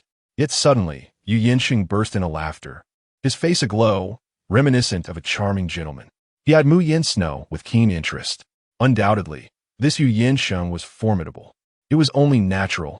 Hailing from a prestigious clan in the Chilean Southern Domain and venturing out alone for training, his strength would be exceptional. Draw your sword, Yu Yansheng softly instructed, and in an instant, he transformed into a fleeting shadow, charging towards Mu Yansno. He refrained from using a weapon. To wield one against someone of a lower cultivation level would be beneath him. Mu Yansno, sensing the gravity of the situation, did not hesitate and swiftly brandished her sword in defense. Boom! Yu Yansheng's powerful palm was met by Mu Yansno's horizontally held sword. The tremendous energy generated an explosion, sending Mu Yansno flying while releasing a dazzling radiance. Spinning in midair, she barely managed to stabilize herself with her sword. Before the blinding light dissipated, Yu Yansheng lunged at her once more. Sensing the energy fluctuations beneath her, Mu Yansno quickly sidestepped, her xiling sword descending in response. As she struck with an autumn water technique, Xiu Shuizhan, without hesitation, she unleashed her deadly move. Just moments prior, the solitary Lai had perished under this very technique. A shadow wielding a sword surged forth, enveloping Yu Yansheng. An overwhelming sword intent erupted, saturating the entire training ground with a murderous aura. Indeed, Yu Yansheng's heart tightened. He shifted from palm to fist, charging forward to meet the attack. A single punch shattered the sword-wielding shadow. 2 punches could crush mountains. 3 punches could dominate the world. Yu Yansheng astonishingly shattered several sword shadows with his fists. Though anticipated, the crowd remained significantly shocked. It was akin to shattering a sharp sword with one's bare fists. One could only imagine the astonishment on their faces. Just as everyone thought Mu Yansno would be defeated, she, still wielding her sword, swung it down once more. Qiu. As the words fell, an incredibly terrifying sword energy enveloped her xiling sword, hurtling towards Yu Yansheng. Upon closer inspection, One could see countless translucent blades coalescing near the sword's tip, each emanating a formidable sword intent. Compared to the Jianlong conjured by the solitary lie, this was exponentially more powerful. Boom, boom, boom. Countless blades rained down upon Yu Yansheng. He had no choice but to employ his own techniques for defense. Yet still found himself forced back, landing on the first arena. The referee, having learned from previous experiences, quickly stabilized the arena's formation to prevent a collapse. Boom, boom, boom. The sounds of explosions continued unabated. Mu Yinsno stood triumphantly with her sword aloft, while Yu Yansheng was left in disarray, shrouded by the explosions and smoke. The outcome left everyone in a state of shock. One might even question whether their eyes deceived them. A disciple of the Yu clan, at the mid-level of the Nirvana realm, was being subdued by a mere novice of the Yaochi sect who had just entered the initial stage of Nirvana. Who would believe such a tale? Yet it unfolded before their very eyes. The expressions of the onlookers shifted dramatically, reflecting doubt, disbelief, astonishment, and fear. Simultaneously, many wandering cultivators from the Yinhuang Northern Region cheered for Mu Yinshu, their excitement palpable. When had the cultivators of the Yinhuang North ever dared to contend with those from the Chilean South? However, Ye Qiu in the crowd furrowed his brows once more. It seems I have underestimated you. A cold, somber voice emanated from the arena. As the dust settled and the smoke dissipated, Yu Yansheng stood unscathed in the center of the stage, enveloped by a white barrier that shielded him from the earlier cataclysm. Not a hair on his head was harmed, nor was a wrinkle found upon his garments. The crowd inhaled sharply, fully aware of the immense power behind Mu Yinshu's prior assault. The aura released during the explosion was undeniably formidable, far exceeding what one would expect from an entry-level Nirvana cultivator. Yet, Yu Yansheng's capabilities appeared even more monstrous. Whether through mystical arts or enchanted artifacts, he had emerged from the explosion unscathed. What would they possibly do now? Surrender seemed the only sensible option. Mu Yinshu, with a grave expression, stepped onto the first arena. She refrained from making a hasty move, realizing she could not fathom the depths of Yu Yansheng's strength. She had last felt such uncertainty in the presence of Ye Qiu. Turning slightly, she glanced at Ye Qiu amidst the crowd. He too signaled with his eyes, urging her to concede, for victory seemed beyond her grasp. Understanding his intent, Mu Yinshu shook her head slightly, offering a faint smile before steeling herself to face Yu Yansheng once more. Yu Yansheng, not in haste to attack, regarded Mu Yinshu with keen interest, a smile gracing his lips. Might I inquire as to the origin of your swordsmanship? In the 44th chapter, The True Strength of Yu Yansheng. Instead of showing anger, Yu Yansheng smiled and inquired about Mu Yinshu's sword technique, his tone surprisingly congenial, causing the spectators to speculate whether he was attempting to win her favor through combat. Below, the father-son duo of Gudu Ju and Gudu Yun furrowed their brows, lost in their thoughts. On the other side, Qin Yin'er also frowned, her gaze fixed intently on Yu Yansheng as if deep in contemplation. As for Ye Qiu, he remained the only one genuinely concerned for Mu Yinshu's safety. His eyes glued to Yu Yansheng, sensing malice in his demeanor. He remained on high alert, unwilling to let his guard down. The fact that Yu Yansheng could withstand her two greatest attacks without a scratch spoke volumes of his strength, a level far beyond what Mu Yinshu could contend with. Yaochi? Yu Yansheng nodded to himself, though skepticism lingered in his expression. Why'd he ask this? Ye Qiu pondered, yet he found no clarity. Such formidable swordplay, if wielded by one at the mid-level of the Nirvana realm, would indeed pose a challenge. Yet, with her initial stage of Nirvana cultivation, she was not qualified to continue this battle. A cold smirk appeared on Yu Yansheng's lips, and his presence grew overwhelmingly potent, enveloping the entire martial arena, far exceeding his previous strength. Who could have imagined he had been concealing his true power? No wonder he hailed from a prominent family in the Chilean South. The crowd gasped in astonishment. Although his realm remained at the mid-level of Nirvana, the aura he exuded pressed against the boundaries of the late Nirvana stage. At that moment, Mu Yinshu stood before him like a mere mortal, while Yu Yansheng resembled a divine being. Even 10 Mu Yanshus could not hope to defeat him now. Submit to me as a servant, and I shall spare your life, ensuring your ascendance into sanctity. Yu Yansheng declared coldly, his imposing aura morphing into manifestations resembling azure dragons that surged forth, exerting a tremendous pressure not only on Mu Yinxue, but upon the entire martial arena. All but those who surpassed the Nirvana realm turned pale, struggling to withstand the overwhelming force. Yet, Ye Qiu remained unfazed, and only Qin Yin'er beside him noticed, her eyes widening in realization. This individual was certainly not of the gathering Qi realm. He was concealing his true level. With this thought, her curiosity about Ye Qiu intensified, surpassing even her intrigue regarding Mu Yinxue. If we are to fight, let us do so without further ado. Mu Yangsu retorted sharply, even knowing she was outmatched. She refused to yield. How foolish! Yu Yansheng seethed, angered by her defiance. This was the first time he encountered someone in the Yinhuang North who dared to speak to him in such a manner, especially an indigenous person. In Yu Yansheng's eyes, to be offered servitude was a tremendous favor, for he was a scion of the esteemed Yu clan from the Chilean south, revered by the various sects within the Yinhuang North.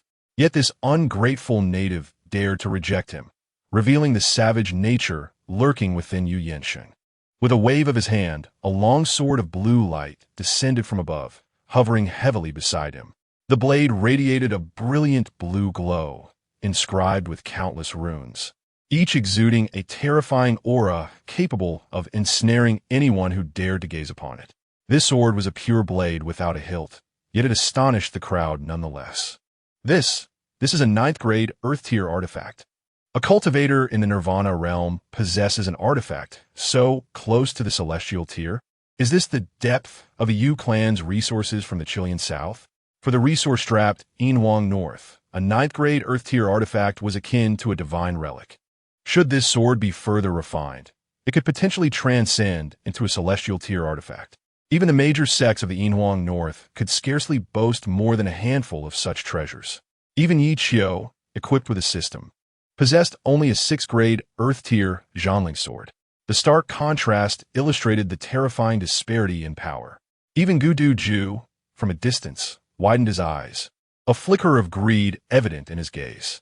Some might wonder if Yu Yansheng's revelation of the 9th grade Earth tier artifact would attract unwanted attention, given the common wisdom that wealth should not be flaunted. However, one could rest assured, with Yu Yansheng's status and background from the Yu clan, no one in the Yinhuang North would dare lay a hand on him. This indicated just how elevated Yu Yansheng's position was within the Yu clan. The moment the sword manifested, Yu Yansheng launched his assault against Mu Yinxue. Having lost face to her twice, retribution was inevitable. Each strike was lethal, devoid of mercy. In contrast, Mu Yinxue wielded only a 6th grade Xian tier artifact, a stark imbalance. This contest had devolved into a one-sided slaughter. Ye Qiu clenched his fists tightly, watching the unfolding scene with grim determination. Yet, the rules of the competition bound him, preventing him from intervening. As Yu Yansheng's sword fell, the air beneath its descent seemed to solidify. A torrent of sword energy swept across the arena, causing weaker cultivators to spew blood.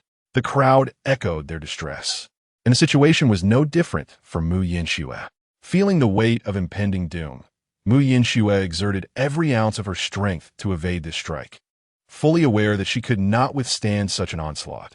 A single blow could obliterate her very existence. The internal spiritual energy surged, and with each step, lotus blossoms seemed to bloom beneath the feet.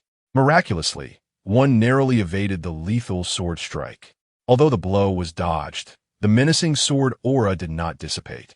It propelled Mu Yinxue backward, leaving her body marred with numerous sword wounds, her once resplendent attire now stained with blood, a sight too tragic to behold. Crashing to the ground, Mu Yinxue dared not hesitate. Before Yu Yansheng could deliver his next strike, she summoned every ounce of strength to evade once more. Strong as she was, Mu Yinxue found herself utterly powerless, forced to retreat in a state of disarray. In less than a moment, her body was riddled with sword wounds, her aura growing increasingly faint. Yu Yansheng relished this moment. Thus his subsequent assault slowed, as he had no intention of killing Mu Yinxue outright. On the sidelines, Ye Qiu nearly succumbed to the urge to rush onto the stage multiple times. His gaze was fixed on Yu Yansheng, his eyes nearly squinting into slits. To him, Yu Yanqing appeared no different from a corpse. Ye Qiu transmitted messages to Mu Yanxue, urging her to surrender. Yet, she stubbornly gritted her teeth and endured.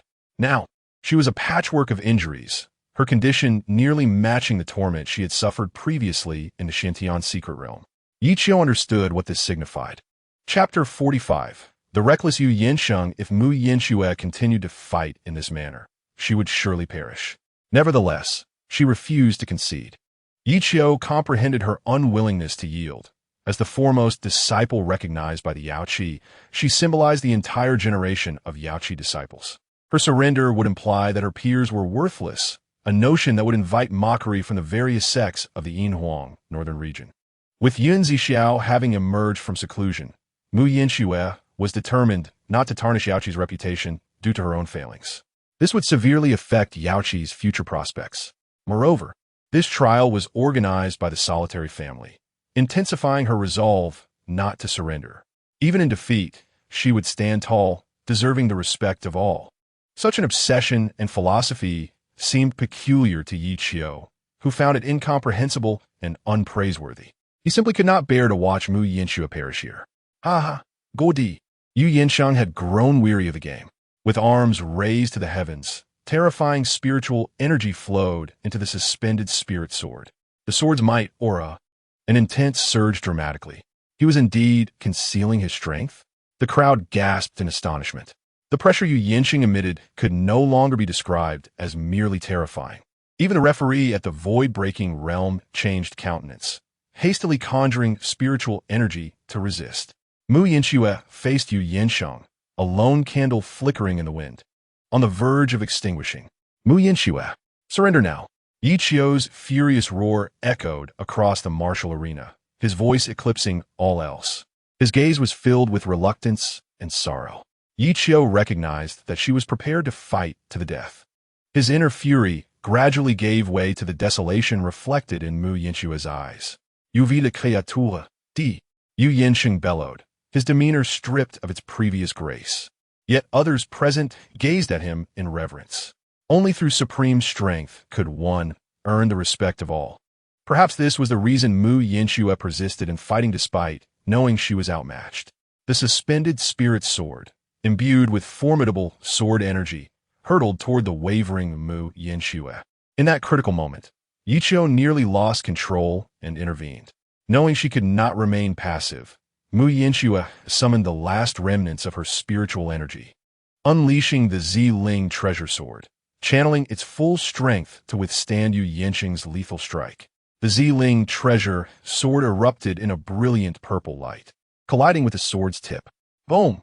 A deafening explosion ensued as the 6th grade Xian-level Ziling treasure sword shattered instantly.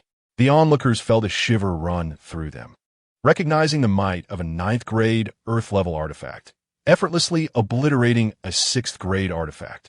Some loose cultivators lamented the loss. After all, it was still a 6th grade artifact, reduced to scrap metal in such a manner. After dismantling the Ziling treasure sword, the spirit sword continued unabated, aimed at Mu Yanxue. Behind the sword, Yu Yansheng wore a sinister smile, eager to witness the demise of such a beauty by his hand. If he could not possess her, then no one else would.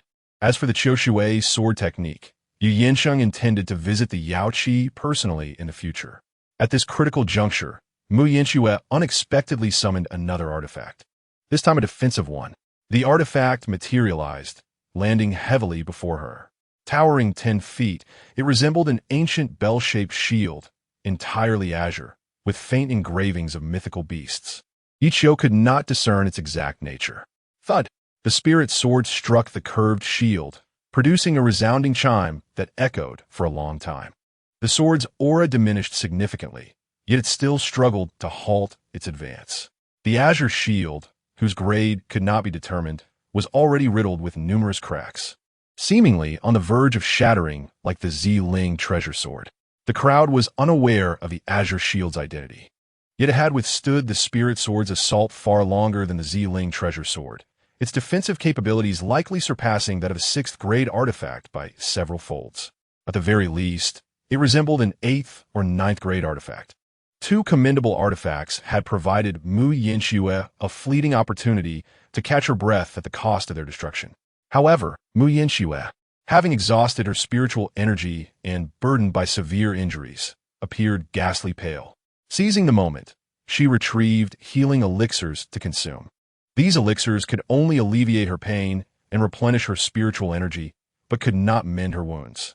Just as she swallowed the elixir, the azure shield succumbed to the burden and shattered completely. The backlash from the explosion sent Mu Yinxue hurtling through the air, and she spat a mouthful of crimson blood. Even the elixir she had just ingested was expelled. Her aura flickered, exceedingly faint, as if she were on the brink of death. At this moment, the spirit sword's momentum had also waned considerably. Yet, Mu Yinxue had already been propelled beyond the arena, and logically, the spirit sword controlled by Yu Yansheng should have halted. Instead, he relentlessly pursued, intent on delivering a final blow to Mu Yinxue. This brazen act enraged Ye Qiu once more. He leaped forward, catching the severely injured Mu Yinxue. Just as he prepared to intercept the impending strike, Qin Yin'er stepped forth. With a wave of her delicate hand, a searing fireball collided fiercely with the approaching spirit sword. Stripped of most of its might, the spirit sword was sent careening away.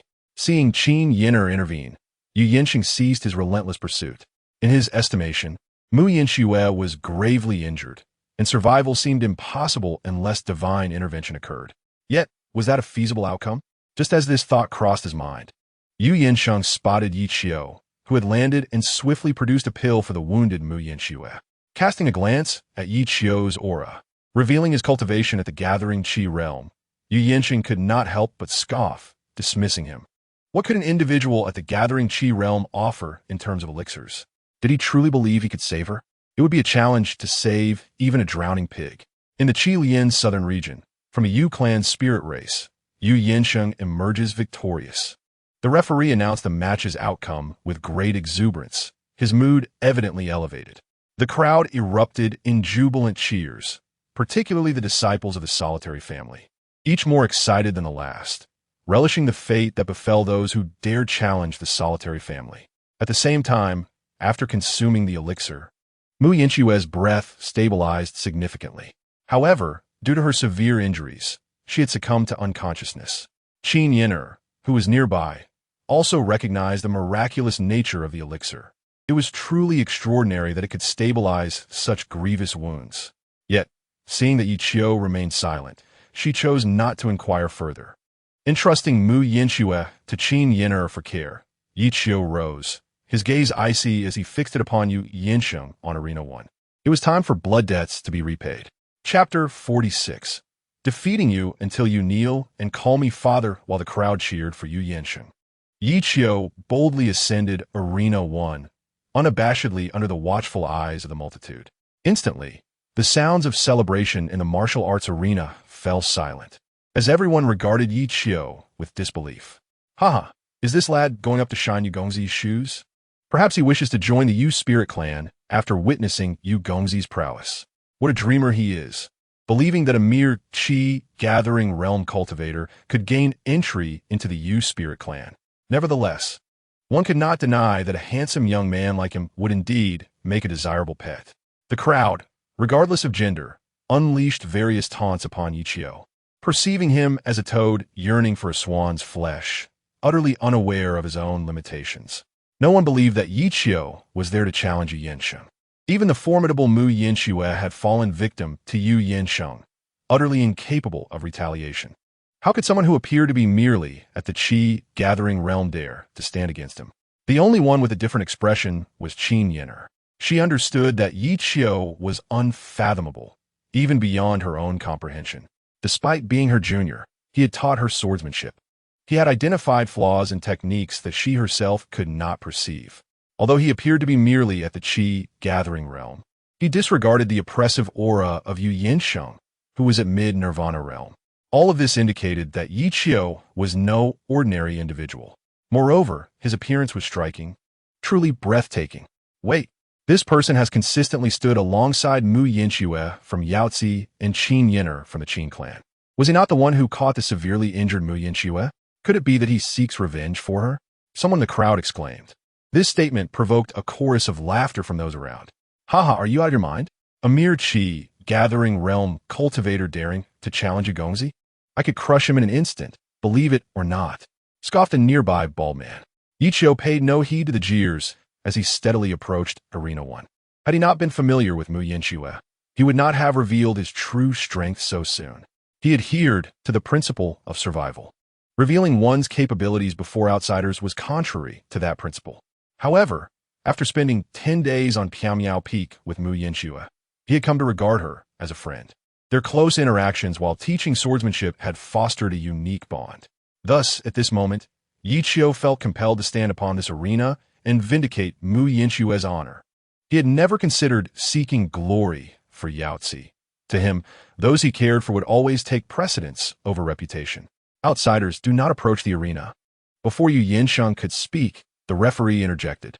In truth, Yu Yinsheng had long harbored disdain for Ye Qiu. This young man lacked both background and strength, possessing only a face that surpassed his own. Yet, he was accompanied by two beautiful women, which stirred feelings of profound imbalance within Yu Yinsheng.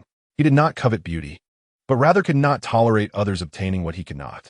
If not for the referee's intervention, Yu Yinsheng would have swiftly dispatched Ye Qiu on the grounds of his challenge.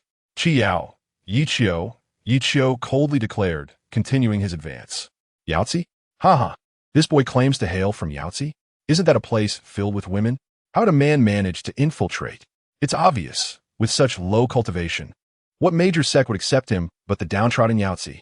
The crowd erupted in derisive laughter, predominantly composed of disciples from the Gu family, eager to curry favor with Yu Yinsheng, a notable figure in the Chilean South region. Listening to you makes me want to join Yaochi. Though it has long been weak and lacked prospects, it boasts many beauties, Mu Yinxue being one of them. One remarked, Brother, the women of Yaochi have never seen a man, let alone touched one.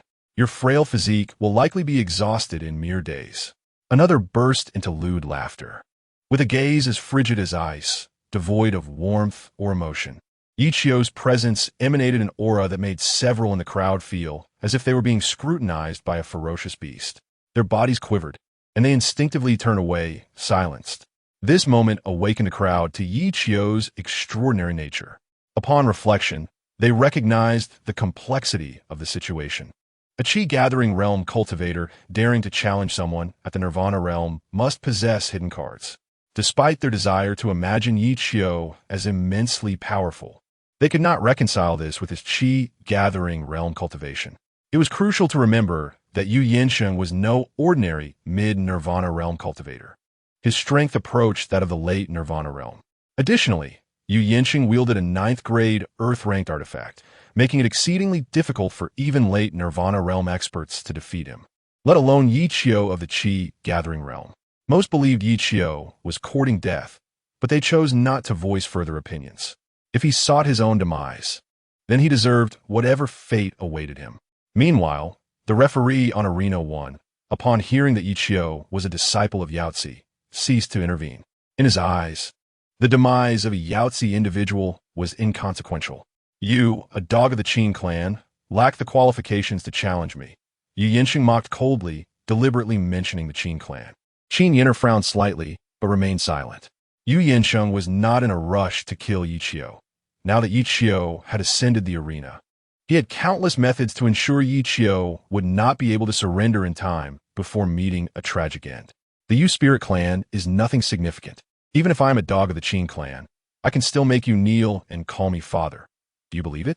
Ye Qiu sepulk pilendi. His tone unremarkable, his expression and gestures equally ordinary. Yet, it was this very ordinariness that allowed Ye Qiu to utter words that stunned all present. A Qi-gathering realm cultivator boasting of defeating a Nirvana realm cultivator to the point of kneeling was a madman. This was madness at its most extreme. Yu Yinsheng's previously mocking demeanor darkened instantaneously. His fury transformed into an oppressive aura that enveloped the entire martial arts arena. Everyone held their breath, not daring to exhale. Chapter 47. What's wrong with walking my dog? Yu Yinsheng regarded Ye Qiu with scornful eyes, observing the weak and diminutive figure before him. The disparity in strength was immediately apparent. No one doubted Yu Yinsheng's prowess, yet none believed in Ye Qiu's capabilities. "Boy, I will ensure your death is most humiliating," Yu Yanqing said coldly.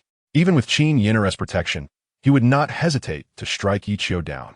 This meant that even if the king himself were to intervene, it would not save Ye Qiu. Why do you think so?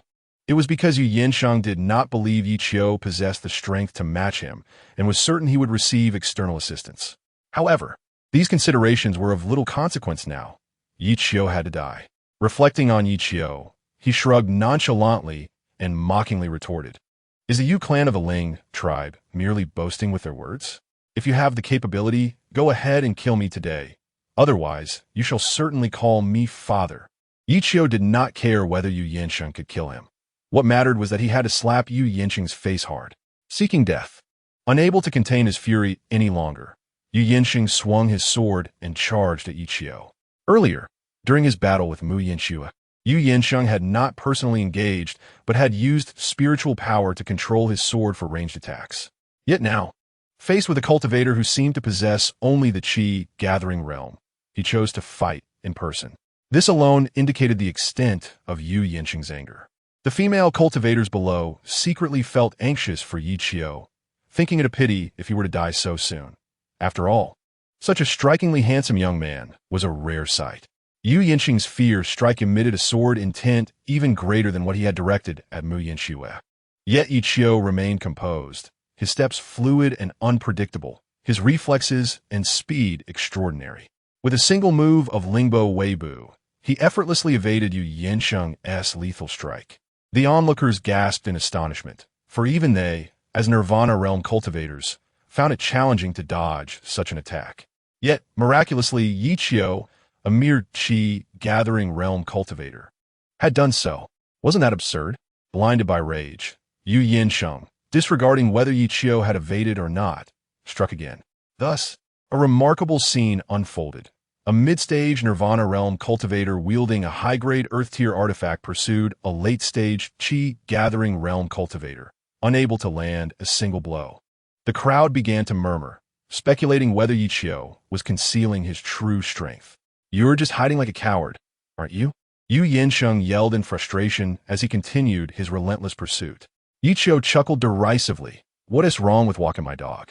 Their banter drew laughter from the crowd, who, despite their reluctance to offend Yu Yansheng, could not suppress their amusement. Yu Yansheng's fury surged once more. It was the first time someone had dared to insult him so brazenly. Resolving to hold nothing back, he vowed to kill Ye Qiu, lest he remain haunted by this humiliation for life. He formed a hand seal, and the next moment his internal spiritual power surged dramatically, resembling that of a late-stage Nirvana realm cultivator. Gasps of disbelief rippled through the spectators. What kind of technique could cause a cultivator's power to skyrocket so? This technique was comparable to centuries of arduous cultivation.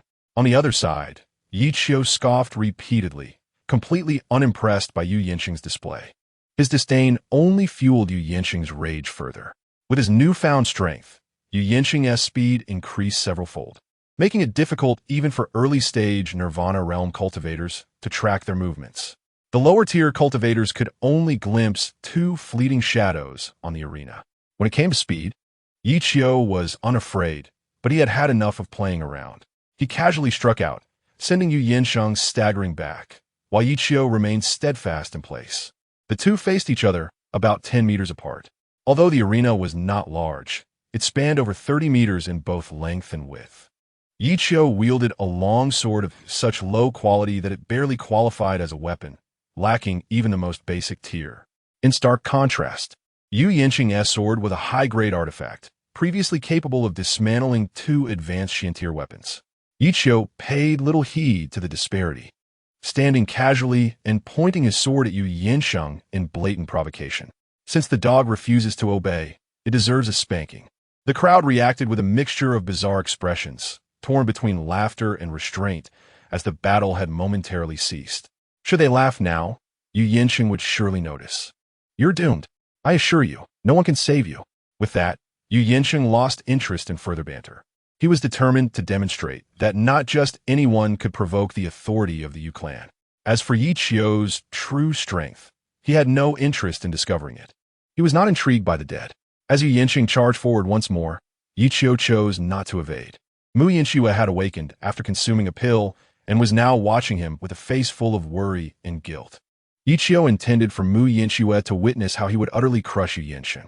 He casually twirled his long sword, enveloping it in shimmering white light, which looked quite beautiful.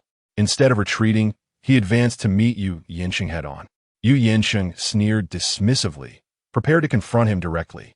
But just as his spiritual sword was about to shatter Ye Qiu's weapon and claim victory, a miraculous event unfolded yet again.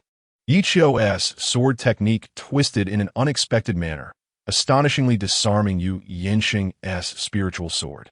Indeed, it was flung away as if it were scrap metal, embedding itself a foot deep into the marble ground outside the arena. This spiritual sword was of high rank and recognized its master, so even if Ye Qiu took it, he could not erase its traces, especially in full view of the crowd. At that moment, the audience was left in shock, and even Yu Yinxing was bewildered. How had his spiritual sword been so easily disarmed? While there was an element of carelessness on Yu Yinxing's part, the situation was still too surreal. As the crowd grappled with disbelief, they also began to recognize Ye Qiu's extraordinary capabilities. Even a fool could see that Ye Qiu had employed some treasure or technique to conceal his true cultivation level. Otherwise, it was implausible for Yu Yinxing to suffer such humiliation so easily. Chapter 48. Sword Heart having regained consciousness, Mu Yinxue witnessed this absurd scene unfold. Her eyes sparkled with a flicker of unusual emotion. Beside her, Qin Yin'er shared a similar sentiment. To so effortlessly disarm Yu Yinxing's spiritual sword was something even she would find challenging. Those who had previously mocked Ye Qiu now bore expressions of utter disbelief, akin to having tasted something foul, especially the disciples of the Gudu family, who were rendered speechless by the slap in the face they had received. They had wished to continue mocking Ye Qiu, but now he was clearly a figure whose strength they could only look up to. Father, is this person truly a disciple of Yaochi? Gudu Yuni furrowed his brow. Since Ye Qiu had turned the tide of battle, his gaze had not strayed from him. Such a monstrous talent, and a disciple of Yaochi at that. He had never heard of him before. He has merely concealed his cultivation. Gudu Ju scoffed, though the slight furrow in his brow betrayed his genuine concern. They had severed ties with Yaochi, but if there were many disciples and elders like Ye Qiu, it would spell great trouble for the Gudu family. In short, they had begun to question the information they possessed regarding Yaochi. Gudu Yuni smiled faintly, choosing not to dwell on the matter further. No matter how strong Ye Qiu was, he could not surpass the Nirvana realm. While the Gudu family had numerous experts beyond the Nirvana realm, would they truly fear a mere Ye Qiu? That would be absurd. Even if they were to concede a point, they still had an ancestor who was a powerful figure of the Tao. With his presence, the solitary family would undoubtedly evade catastrophic doom. Even if the Zhuoqi sect master truly rallied her forces, they would have to consider whether they could bear the dire consequences of mutual destruction. Meanwhile, on the first arena, after Yu Yinxing had his spiritual sword taken by Ye Qiu, he swiftly retreated, maintaining a relatively safe distance. Initially, he had not regarded Ye Qiu as a worthy opponent. After all, in every conceivable way, Ye Qiu did not appear to be a master, resembling more a mere turtle in a spring tower. Casting a glance at the flying spiritual sword, Yu Yinxing had no intention of summoning it back. Firstly, the sword had crossed the boundary and landed, which, according to the rules, rendered it unusable. Secondly, he scorned the idea of continuing to battle Ye Qiu with a spiritual sword. Hailing from the resource-rich Qi Lian Southern Domain, and being a descendant of the Yu clan, one of the four great families of the Southern Domain, he aimed to demonstrate to these provincial folk of the Yinhuang Northern Domain what true genius in cultivation truly meant. With this thought in mind, Yu Yinxing resolved not to underestimate his opponent any further and was determined to obliterate Ye Qiu in an instant. As Yu Yinxing's aura surged, Ye Qiu remained unperturbed. He gripped his long sword behind him, casting a sidelong glance at Mu Yinxue, who lay in Qin Yin'er's embrace. Mu Yinxue's gaze remained fixed on Ye Qiu. At that moment, their eyes met, and an indescribable emotion conveyed itself through their shared glance. Ye Qiu smiled gently, refraining from reproaching Mu Yinxue for her impulsiveness. Mushije, your Qiu Shui technique still lacks refinement. Allow me to demonstrate what true Qiu Shui entails. You must learn well. His tone was exceptionally tender, akin to the warm sun in winter or the flickering firelight on a cold night, warming Mu Yinxue's heart.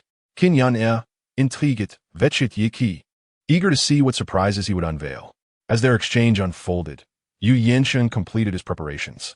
The spiritual energy within him reached the pinnacle of the Nirvana realm, ready to unleash the very technique he had previously employed. The onlookers were still baffled by the incantation Yu Yansheng invoked. Have you prepared your last words? Yu Yansheng mocked, his eyes gleaming with derision. He felt a surge of power coursing through him, as if with a mere wave of his hand. He could vanquish Ye Qiu. Thus, he chose not to rush into action, opting instead to savor the moment, just as he had with Mu Yinxue, delighting in the prospect of utterly defeating Ye Qiu. Otherwise, he would find it hard to quell the resentment festering in his heart. What? Are you eager to dig your own grave? Ye Qiu repeated earnestly. Go ahead and flaunt your tongue. Soon I shall make you suffer. Yu Yansheng retorted coldly. Ye Qiu, disinterested in further banter, began to execute the Qiu Shui sword technique step by step, guided by memory. He had not diligently studied the Qiu Shui technique. In truth, he had not fully memorized the sword styles and moves. Much of what he knew was gleaned from observing Mu Yinxue practice at the Piamiao Peak. It could hardly be termed theft, for Ye Qiu possessed an innate sword body and an exceptional talent for swordsmanship. Any sword technique he merely glanced at, he could remember, and with a few more looks, he could master it. This was no exaggeration. After all, he had learned several layers of the heavenly level sword technique Kai Tian in merely half an hour, an achievement that would take others years, if not decades, to attain. As he executed the Qiu Shui technique, Ye Qiu's aura underwent a dramatic transformation. A dominating sword intent enveloped the entire training ground, captivating everyone present. They seemed to hear the distant clamor of battle, the sound of soldiers and their fervent cries for bloodshed. Such a terrifying killing intent emanated from sword intent. The crowd was instantly taken aback, their gazes toward Ye Qiu tinged with growing apprehension. High above, a master swordsman from the solitary family, who had devoted himself to the sword, paled in astonishment. What? This lad has actually grasped the sword heart. What? Sword heart? The disciples of the solitary family, including the likes of Gudu Yun-yi, were equally astonished. This master, known as Gudu Qiu, was the foremost swordsman of the solitary family. Even Gudu Ju, who was of higher cultivation, would not easily surpass him in pure swordsmanship. If he claimed that Ye Qiu had mastered the sword heart, it was an undeniable truth. What is the sword heart? As the name implies, the sword heart refers to a state of selflessness in sword cultivation. Although it does not constitute a technique per se, if a cultivator can enter this state, it signifies mastery of the divine skill of merging man and sword. Any sword technique executed in this state could unleash exponentially greater damage, a coveted ability sought by all sword cultivators. Yet, having witnessed a cultivator who had achieved the sword heart, they were seeing it for the first time in Ye Qiu. Yu Yansheng, equally shaken, did not falter in the face of battle. A mere sword heart was insufficient to dishearten him. He casually summoned a dust-covered copper mirror, casting it into the air, which then instantly expanded tenfold, floating above and radiating a blinding azure light. Chapter 49. Stalemate. Yu Yansheng wore a sinister grin, channeling boundless spiritual energy into the mirror.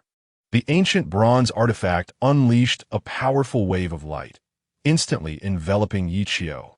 Witnessing Ye Qiu ensnared in the light, Yu Yansheng could not contain his glee. Ha! Within my Qingmiao ancient realm, you shall not escape. This was an auxiliary magical artifact capable of restricting the enemy's mobility. Compared to offensive and defensive artifacts, auxiliary ones were far more precious. While its rank remained unclear, it was at least of earthly grade. Below, Mu Yinxue could not help but feel a tinge of worry. She had battled Yu Yansheng before and knew he possessed numerous hidden cards, making him far from easy to handle. Just as Yu Yansheng prepared to strike down the caged bird, Ye Qiu Shui technique had already reached completion. The purpose of executing it in its entirety was to allow Mu Yinxue to clearly see her shortcomings in swordsmanship. Otherwise, Ye Qiu could have effortlessly unleashed the killing move of Qiu Shui slash. With a decisive stroke, Ye Qiu sent forth 5 shadowy forms of the sword, instantly severing the bindings of the Qing Niao ancient realm's light wave. To cut through a light wave with a sword was indeed unprecedented. Many sword cultivators were taken aback by this display.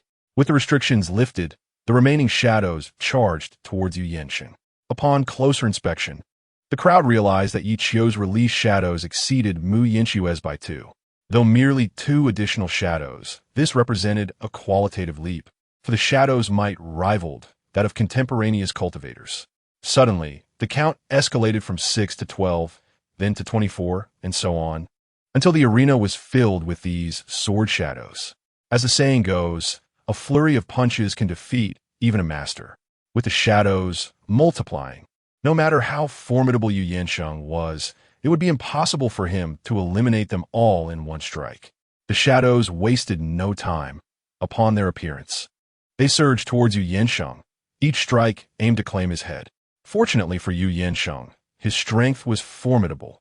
Otherwise, he would have perished beneath their onslaught long ago. After shattering several dark figures with a single shot, he lifted his gaze towards the shadowy figure of Ye Qiu across from him. At that moment, Ye Qiu was observing the scene with a teasing glint in his eyes. Yu Yansheng, filled with rage, thought to himself, "I've been fighting here for ages, and you're merely spectating." His anger transformed into a palpable aura, intensifying the murderous intent emanating from his long spear. In swift succession, Yu Yansheng advanced 3 steps, thrusting his invincible spear towards Ye Qiu. Any shadow that approached the spear was crushed by the overwhelming azure, killing intent. Ye Qiu responded with another cold smirk, effortlessly swinging his sword. A more formidable killing aura surged forth, colliding with Yu Yansheng's invincible spear. A thunderous explosion ensued, sending Yu Yansheng and his spear flying, leaving him in a state of disarray. In stark contrast, Ye Qiu remained motionless, a picture of dominance. This was a complete annihilation. The spectators were taken aback, gazing at Ye Qiu on the first arena. This seemingly ordinary strike unleashed the most powerful blow from the Nirvana realm. No wonder he could dispatch Yu Yansheng so easily. Unlike the apprehension and hostility displayed by figures like Gu Duju, Qin Yin'er, and Mu Yinxue exchanged astonished glances, their mouths agape in disbelief. Both were acutely aware of Yu Yansheng's prowess, yet even he was utterly powerless against Ye Qiu. Was this still human? Mu Yinxue was particularly astonished by Ye Qiu's Qiu Shui sword technique, which was also the swordsmanship of their Qingzhou peak. However, Ye Qiu's execution of Qiu Shui surpassed even that of her master. Was this still the Ye Qiu she knew? Yu Yansheng, sent flying, quickly gathered his internal spiritual energy, eventually hovering above the arena. He was now consumed by a mix of humiliation and rage. Ye Qiu was not merely fighting, he was toying with him. Ye Qiu, unfazed, took his time, knowing Yu Yansheng would not concede easily. He intended to shatter Yu Yansheng's resolve step by step. Suspended in the air, Yu Yansheng hesitated momentarily before decisively waving his hand, summoning a yellow talisman radiating with potent sword intent that circled around him. The talisman moved swiftly, leaving the spectators unclear as to its true nature. However, Gu Duju on the high platform furrowed his brow, a flicker of concern flashing in his eyes. Once the talisman was summoned, Yu Yansheng no longer hesitated. He formed a hand seal, directing the talisman towards his indicated target. "Appear," he proclaimed, and the talisman burst forth in a blinding golden light, unleashing countless sword energies that spiraled around the explosion's epicenter. This transformation occurred in less than a breath. But another twist ensued. A resounding sword cry echoed across the land as all the sword energies coalesced into the phantom of an elderly man. The golden light blotted out the sun, exuding an invincible sword intent. The cultivation emanating from this apparition was astonishingly at the late stage of the void-breaking realm. This was an entire major realm above the Nirvana realm. Even if Ye Qiu were to be exceptionally powerful, he could not possibly contend with this phantom. This was the immediate reaction of everyone present. On one hand, they marveled at Yu Yansheng's absurdly strong trump card. On the other hand, They were intimidated by the overwhelming might of a formidable opponent. Under the shadow of this phantom, even the judges of the void-breaking realm were compelled to bow their heads. This scene filled Mu Yinxue with deep concern. At this moment, she finally understood Ye Qiu's earlier sentiments. She wished to send a message urging Ye Qiu to surrender, but her injuries rendered her incapable. Truly, he was a disciple of a prestigious family from the Chilean South region, with a powerful figure having crafted a void realm talisman for him. If the mere phantom possessed the cultivation of the late stage of the void-breaking realm, then the actual individual must surely be a mighty being of the Dao realm. Experienced cultivators sighed in awe, simultaneously envious of Yu Yinxing's association with a family so rich in powerful figures. Ye Qiu lifted his gaze to behold the smug expression on Yu Yinxing's face, then glanced at the unparalleled phantom. His heart was devoid of fear, hesitation, or thoughts of surrender. Yu Yinxing glared menacingly at Ye Qiu, the man who had humiliated him, and ground his teeth as he declared, "You cannot defeat me. So prepare to meet your end."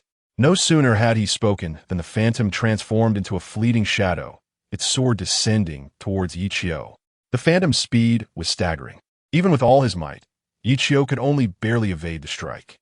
Without further hesitation, after dodging the phantom's attack, he decisively discarded his long sword, invoking the incantation in his heart.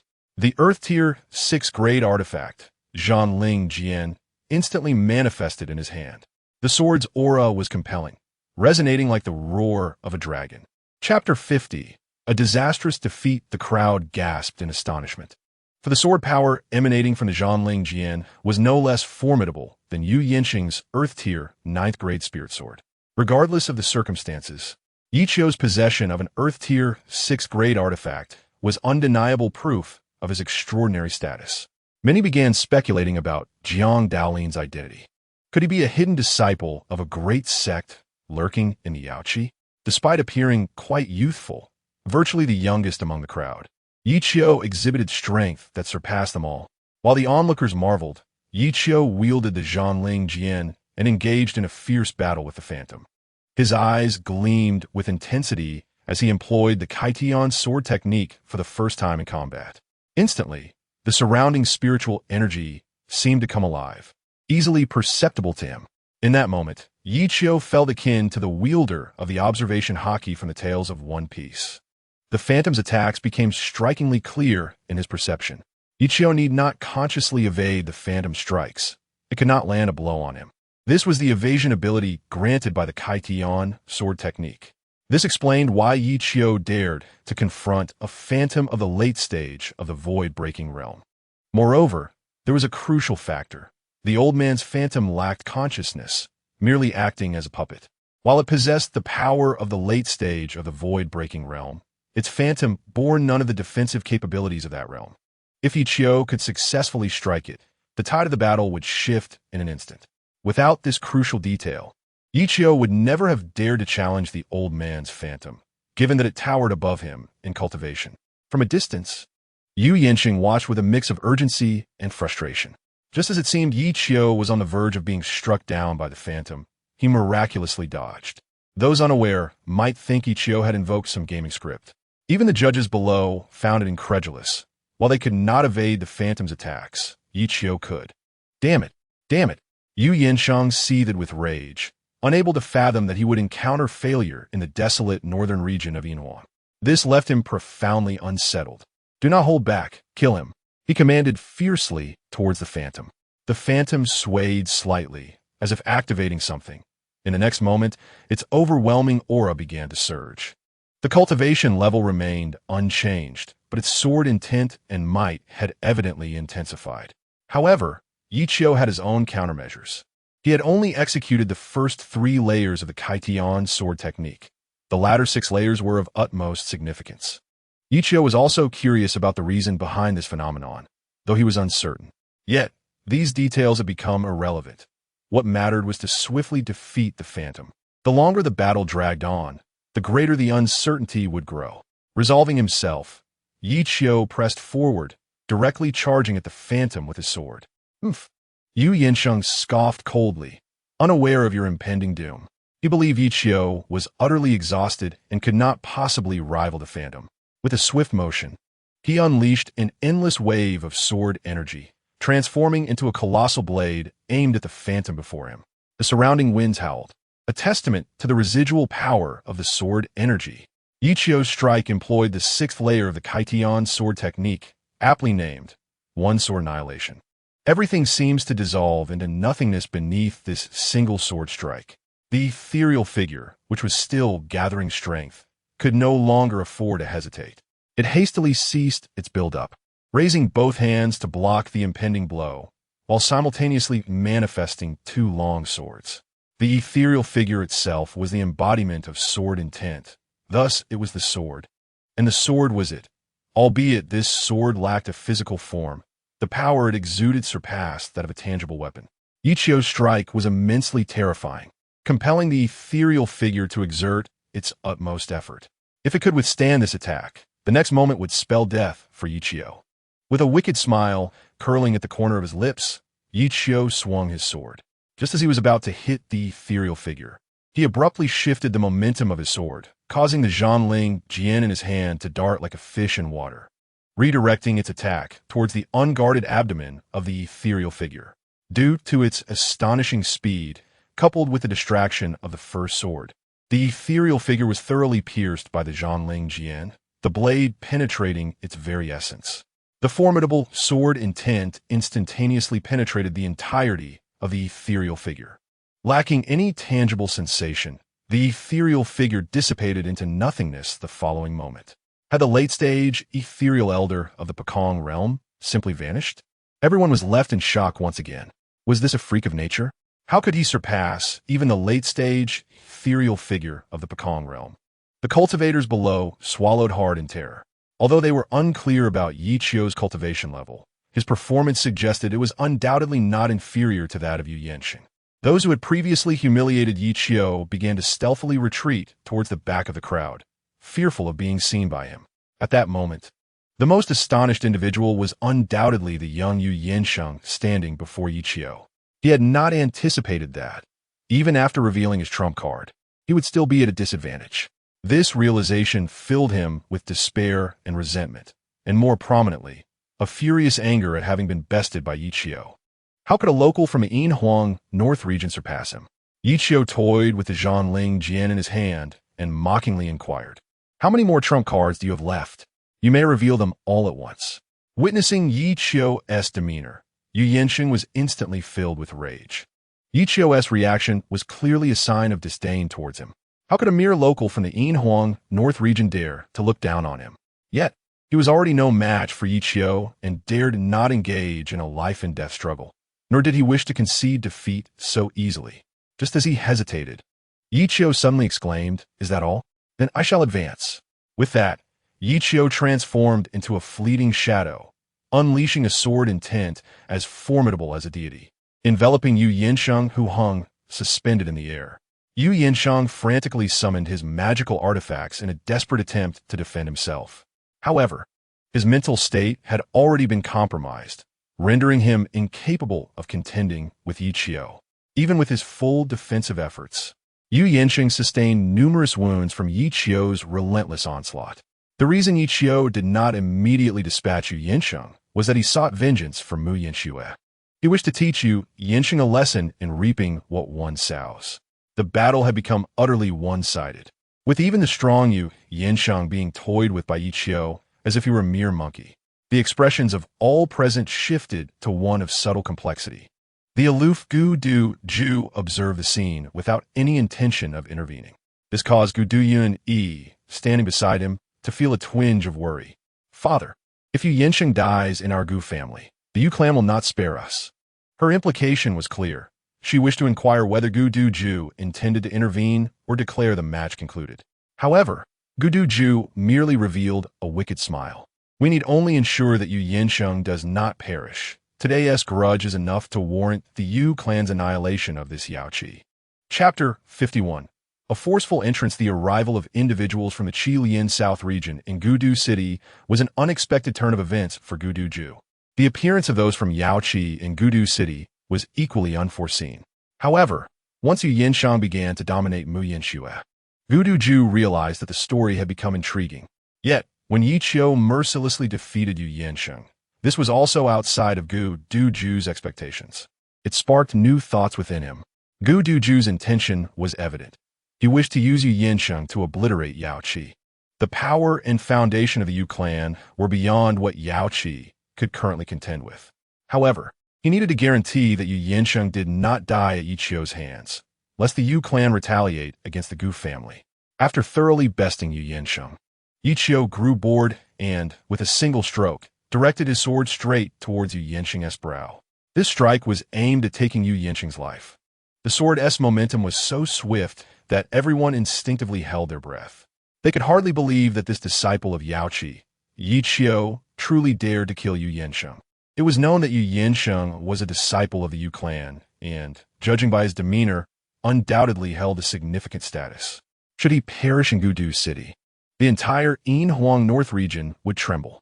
Sitting atop the high platform, Gu Duju secretly circulated his spiritual power, awaiting the opportune moment to decide whether to intervene. Meanwhile, Yu Yinsheng was experiencing a complete mental breakdown. Ye Qiu's assault was fierce, leaving him no time to surrender. Time was of the essence, and he could not afford to ponder further. He hastily channeled the last remnants of spiritual power within him, executing a particularly unique technique. In a daze, Yu Yinsheng's aura stabilized considerably, and even the defensive light barrier he conjured became exceedingly robust. However, simultaneously, his complexion grew exceedingly poor, suggesting he had paid a heavy price for this final act of survival. Ye Qiu, gathering all his might for this strike, still failed to shatter Yu Yinsheng's final defense. This surprised Ye Qiu greatly. Nevertheless, the tremendous residual force still inflicted grievous injuries upon Yu Yinsheng. The moment the defensive light barrier vanished, Ye Qiu seized the opportunity to deliver a powerful kick. Yu Yinsheng, unable to bear the burden, was sent flying out of the arena, spewing a mouthful of blood as he fell. His aura became precarious, as if he could perish at any moment. The onlookers below quickly dodged, for at that moment, no one dared to intervene. Yet behind Yu Yinsheng loomed a sharp lighthouse. Should he collide with it, he would either die or be left crippled, for he currently lacked any protective spiritual power. In this critical moment, Gu Duju finally sprang into action. His figure vanished from the spot, only to reappear behind Yu Yinsheng in the next instant. He steadied Yu Yinsheng and infused him with spiritual power to stabilize his life force. Upon landing, he feigned anger and glared at Ye Qiu in the arena. Ha! Is this the so-called genius of the Qilian South region? Hardly impressive. Ye Qiu struck a pose of superiority, looking down upon the masses. Coldly, he proclaimed, "I, Ye Qiu, represent Yaochi and accept any challenge." With that, Ye Qiu turned to face the talented youths of the Gu family, as well as the Gu Duju holding Yu Yinsheng. "Since this is your Gu family's arena, I hope your talented youths will not shy away from a duel. After all, it is said that your Gu family is formidable. So surely you would not fear a mere disciple of Yaochi in the Gathering Qi realm? Arrogance. Utterly unrestrained arrogance." This proclamation ignited fury throughout the crowd. Having witnessed Yu Yinsheng's dismal defeat, no one dared to step up to challenge. They all understood that they lacked the strength. Even if they tried, it would only lead to their demise. Just as the crowd remained in a stalemate, an elder atop the platform suddenly coldly remarked, "It seems our Gu family did not extend an invitation to you Yaochi individuals for this secret realm trial." Ye Qiu turned to regard the elder who had spoken. "So your Gu family is so insignificant that only the old must take the stage?" This remark further enraged the members of the Gu family, especially the young talents within. Their fury boiled over, and they wished to devour Ye Qiu whole. "Humph." The elder coldly snorted and angrily declared, "If you truly seek to test your skills at the Gu Du clan, we would naturally welcome you. However, your repeated arrogant words and insults towards my clan leave me no choice but to teach you a lesson today. Perhaps then you will understand the true meaning of humility." With that, the elder launched an immediate attack on Ye Qiu, unleashing his formidable cultivation. The onlookers, who were also cultivators, gasped in shock upon sensing the elder's power.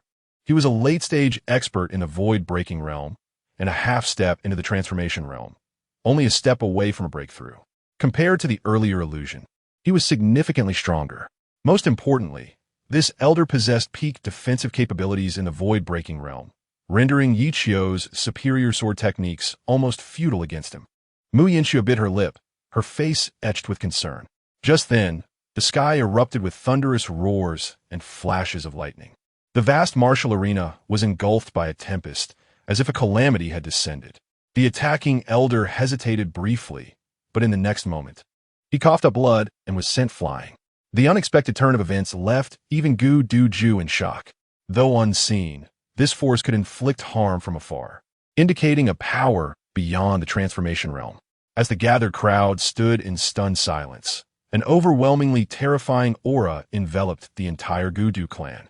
Everyone was taken aback and quickly circulated their internal spiritual energy to withstand this invincible pressure. Strangely, however, Ye Qiu on the arena and Mu Yinxiu below seemed unaffected. In the next moment, a voice resonated. Who dares to discipline those from the Yao pool? Upon speaking, an even more formidable presence descended upon the injured elder. With a cough, he spat out another mouthful of blood and then succumbed to lifelessness. A peak expert in the void-breaking realm was thus humiliated in death. The crowd remained in a state of shock, though they could not discern the realm of this powerful presence. The fear etched on Gu Duju's face made it clear that this individual was undoubtedly a formidable being of the Dao realm. Yet, the voice belonged to a young woman. When had such a powerful figure emerge from the Yinhuang Northern Region? Amidst the crowd's astonishment and curiosity, a mesmerizingly beautiful woman materialized from the sky. She appeared out of thin air, with no discernible fluctuations of spiritual energy, yet the overwhelming aura she exuded was palpable. Most strikingly, her breathtaking beauty rendered the onlookers breathless.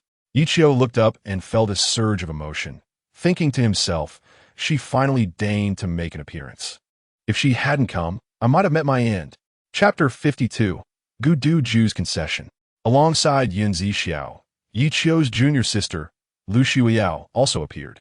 However, most of the crowd's attention was fixated on the alluring and mature beauty, Zixiao. Aside from Ye Qiu, few noticed the petite beauty, Lu Shuiyao. Zixiao's commanding entrance left every cultivator present awestruck, especially Gu Duju, whose expression was one of peculiar intrigue. Gazing at the familiar woman before him, an inexplicable fire ignited within his heart. He recalled the time when the Gu Du clan served as a vassal to the Yao pool, attending Zixiao's consecration ceremony as the new clan leader. Back then, Gu Duju was merely a junior disciple in the core formation realm. Little did he expect that after all these years, upon her return from seclusion, Zixiao had ascended to the pinnacle of the Dao realm, standing at the precipice of sanctity. As Gu Duju respectfully inclined his body towards the imposing Zixiao, Ye Qiu was taken aback, surprised that Gu Duju was the first to speak, and his expression suggested a prior acquaintance with their clan leader. He had never anticipated that Zixiao, after years of absence, would return as a powerful figure of the Dao realm. However, there seems to be some misunderstanding that requires clarification. Dear clan leader, Gu Duju stated with utmost respect. Misunderstanding? Zixiao retorted with a cold smile. Is a misunderstanding merely a guise for oppression? You, Gu Du clan, have broken free from the Yao pool's oversight, and I have no reason to intervene. However, if you dare to bully my beloved disciple, do you truly believe the Yao pool is without defenders? Upon finishing her words, the overwhelming aura of the Dao realm descended, causing everyone to pale in shock. Those from the Gu Du clan emitted muffled gasps, with even Gu Duju himself unable to escape the internal injuries inflicted by such immense pressure. Though the Gu Du clan boasted its own Dao realm experts, having witnessed Zixiao's current prowess, Gu Duju understood that their ancestors stood little chance against her. Thus, this was not the time for a decisive battle. Urgency compelled him to gesture towards the elder behind him. The elder on the platform understood and quickly brought forth the name of Yu Yansheng, hastily explaining, Clan Leader Yun. Had it not been for Ye Qiu's ruthless actions against young Master Yu of the Yu clan from the Qilian Southern Region, we would not have acted so rashly. Before Zixiao could respond, It was Ye Qiu who interjected, "When this man assaulted my sister, why did you not voice your concerns? Is it simply because our Yinhuang Northern Region pales in comparison to your Qilian Southern Region? Or are you merely a coward?" The elder, caught off guard, found himself at a loss for words. Many righteous cultivators began to voice their indignation, asserting, "Regardless, we are all from the Yinhuang Northern Region. Should we allow the Qilian Southern Region to act with impunity, while we remain powerless to retaliate? You, Gudu clan, are also a prominent family in the Yinhuang Northern Region. How can you so easily bow to their whims?" The Gudu clan's hard-earned reputation and familial prestige teetered on the brink of collapse, nearly obliterated by Ye Qiu's words amidst the clamor of the surrounding cultivators. The elder who had spoken earlier turned ashen with distress. In this critical moment, Gudu Ju stepped forward once more. "Indeed, it is my Gudu clan's fault. Since this is a fair competition, we should not interfere," he declared. Once he finished speaking, he turned to the furious Yu Yinsheng and added, "My apologies, young Master Yu. This situation arose solely due to my clan's oversight, and thus there remains a place for you in this secret realm trial. Nevertheless, to maintain fairness, we shall forfeit one of our own spots. Given that Miss Mu's strength is well recognized, I will take it upon myself to ensure her successful advancement." Gudu Ju's act of yielding brought an end to any further grievances from Mu Yinxue. Moreover, the involvement of the Yu clan had caught her completely off guard. Though over 2,000 years had passed, she was well aware of the Yu clan's formidable strength. Hence, she merely let out a cold snort and refrained from further comment. In contrast, Yu Yinsheng, standing beside Gudu Ju, directed all his ire towards Ye Qiu. Despite having consumed life-saving elixirs, his complexion remained pallid, and his vitality was severely diminished. Coupled with his internal fury, his countenance grew increasingly grim. His fiery gaze remained fixed on Ye Qiu, as if he longed to devour him whole to quell his rage. Once a compromise had been reached, Zixiao descended to the ground with Lu Shuyao in tow. She then moved towards Mu Yinxue. The surrounding cultivators quickly parted ways, not daring to show any disrespect or disturbance. Yet, simultaneously, they could not suppress their curiosity. After all, news of the Yao Pool's decline had already spread, which was why the Gudu clan had severed ties and established their own faction. However, no one had anticipated that the Yao Pool concealed such a powerful figure, a Dao realm master, standing at the threshold of sanctity.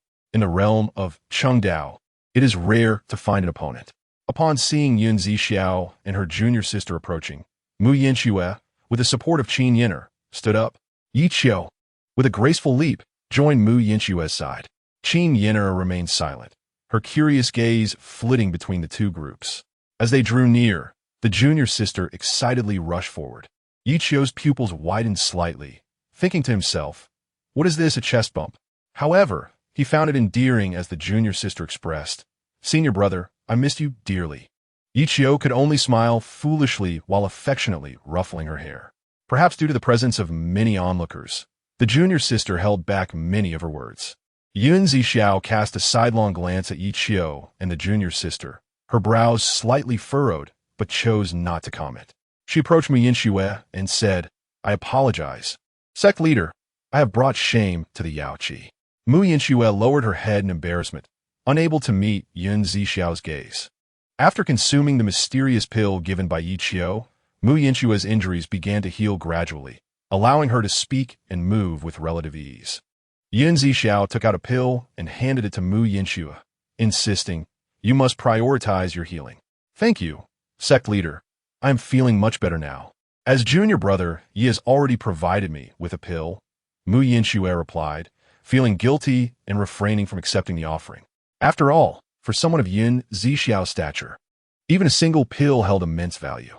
She thought to herself that her junior disciple had indeed brought her honor, affirming her judgment. However, while Yun Zixiao basked in her quiet pride, Ye Qiu smirked internally, thinking if you had waited for her, the girl would have perished by now.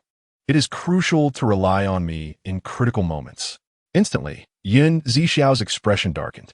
Chapter 53. Inheritance within the secret realm. Although the competition had been interrupted, others resumed their battles for the opportunity to enter the secret realm for trials. A select few, including Ye Qiu, Mu Yinxue, Qin Yin'er, Yu Yansheng, and disciples of the Gudu family were already predetermined to participate. The strength of these individuals was formidable enough that no loose cultivators or their factions dared to challenge them. After all, their prowess was evident to all, particularly the 4 individuals at the forefront, who were almost monstrous in their abilities. This left the loose cultivators with no choice but to contend with themselves. As the battles continued, Ye Qiu engaged in casual conversation with Zixiao. Sect leader, do you know that old rascal? His tone suggests a familiarity with you. Ye Qiu inquired, frowning discontentedly. The old rascal referred to none other than Gudu Ju. If he were to overhear this remark, he would likely harbor murderous intent towards Ye Qiu, though he probably already did. Zixiao, seemingly accustomed to Ye Qiu's bluntness, nodded and patiently explained, before becoming the sect leader of Yaochi, I was merely a disciple of Yaochi. At that time, the Gudu family was still a vassal of Yaochi. During my excursions for training, I temporarily resided in Gudu City, the very place beneath our feet. Oh, I see. Ye Qiu interjected eagerly as soon as she finished speaking. Noticing his sudden realization, Zixiao chuckled. Have you figured it out before I even finished? Of course. Ye Qiu replied with a charming grin.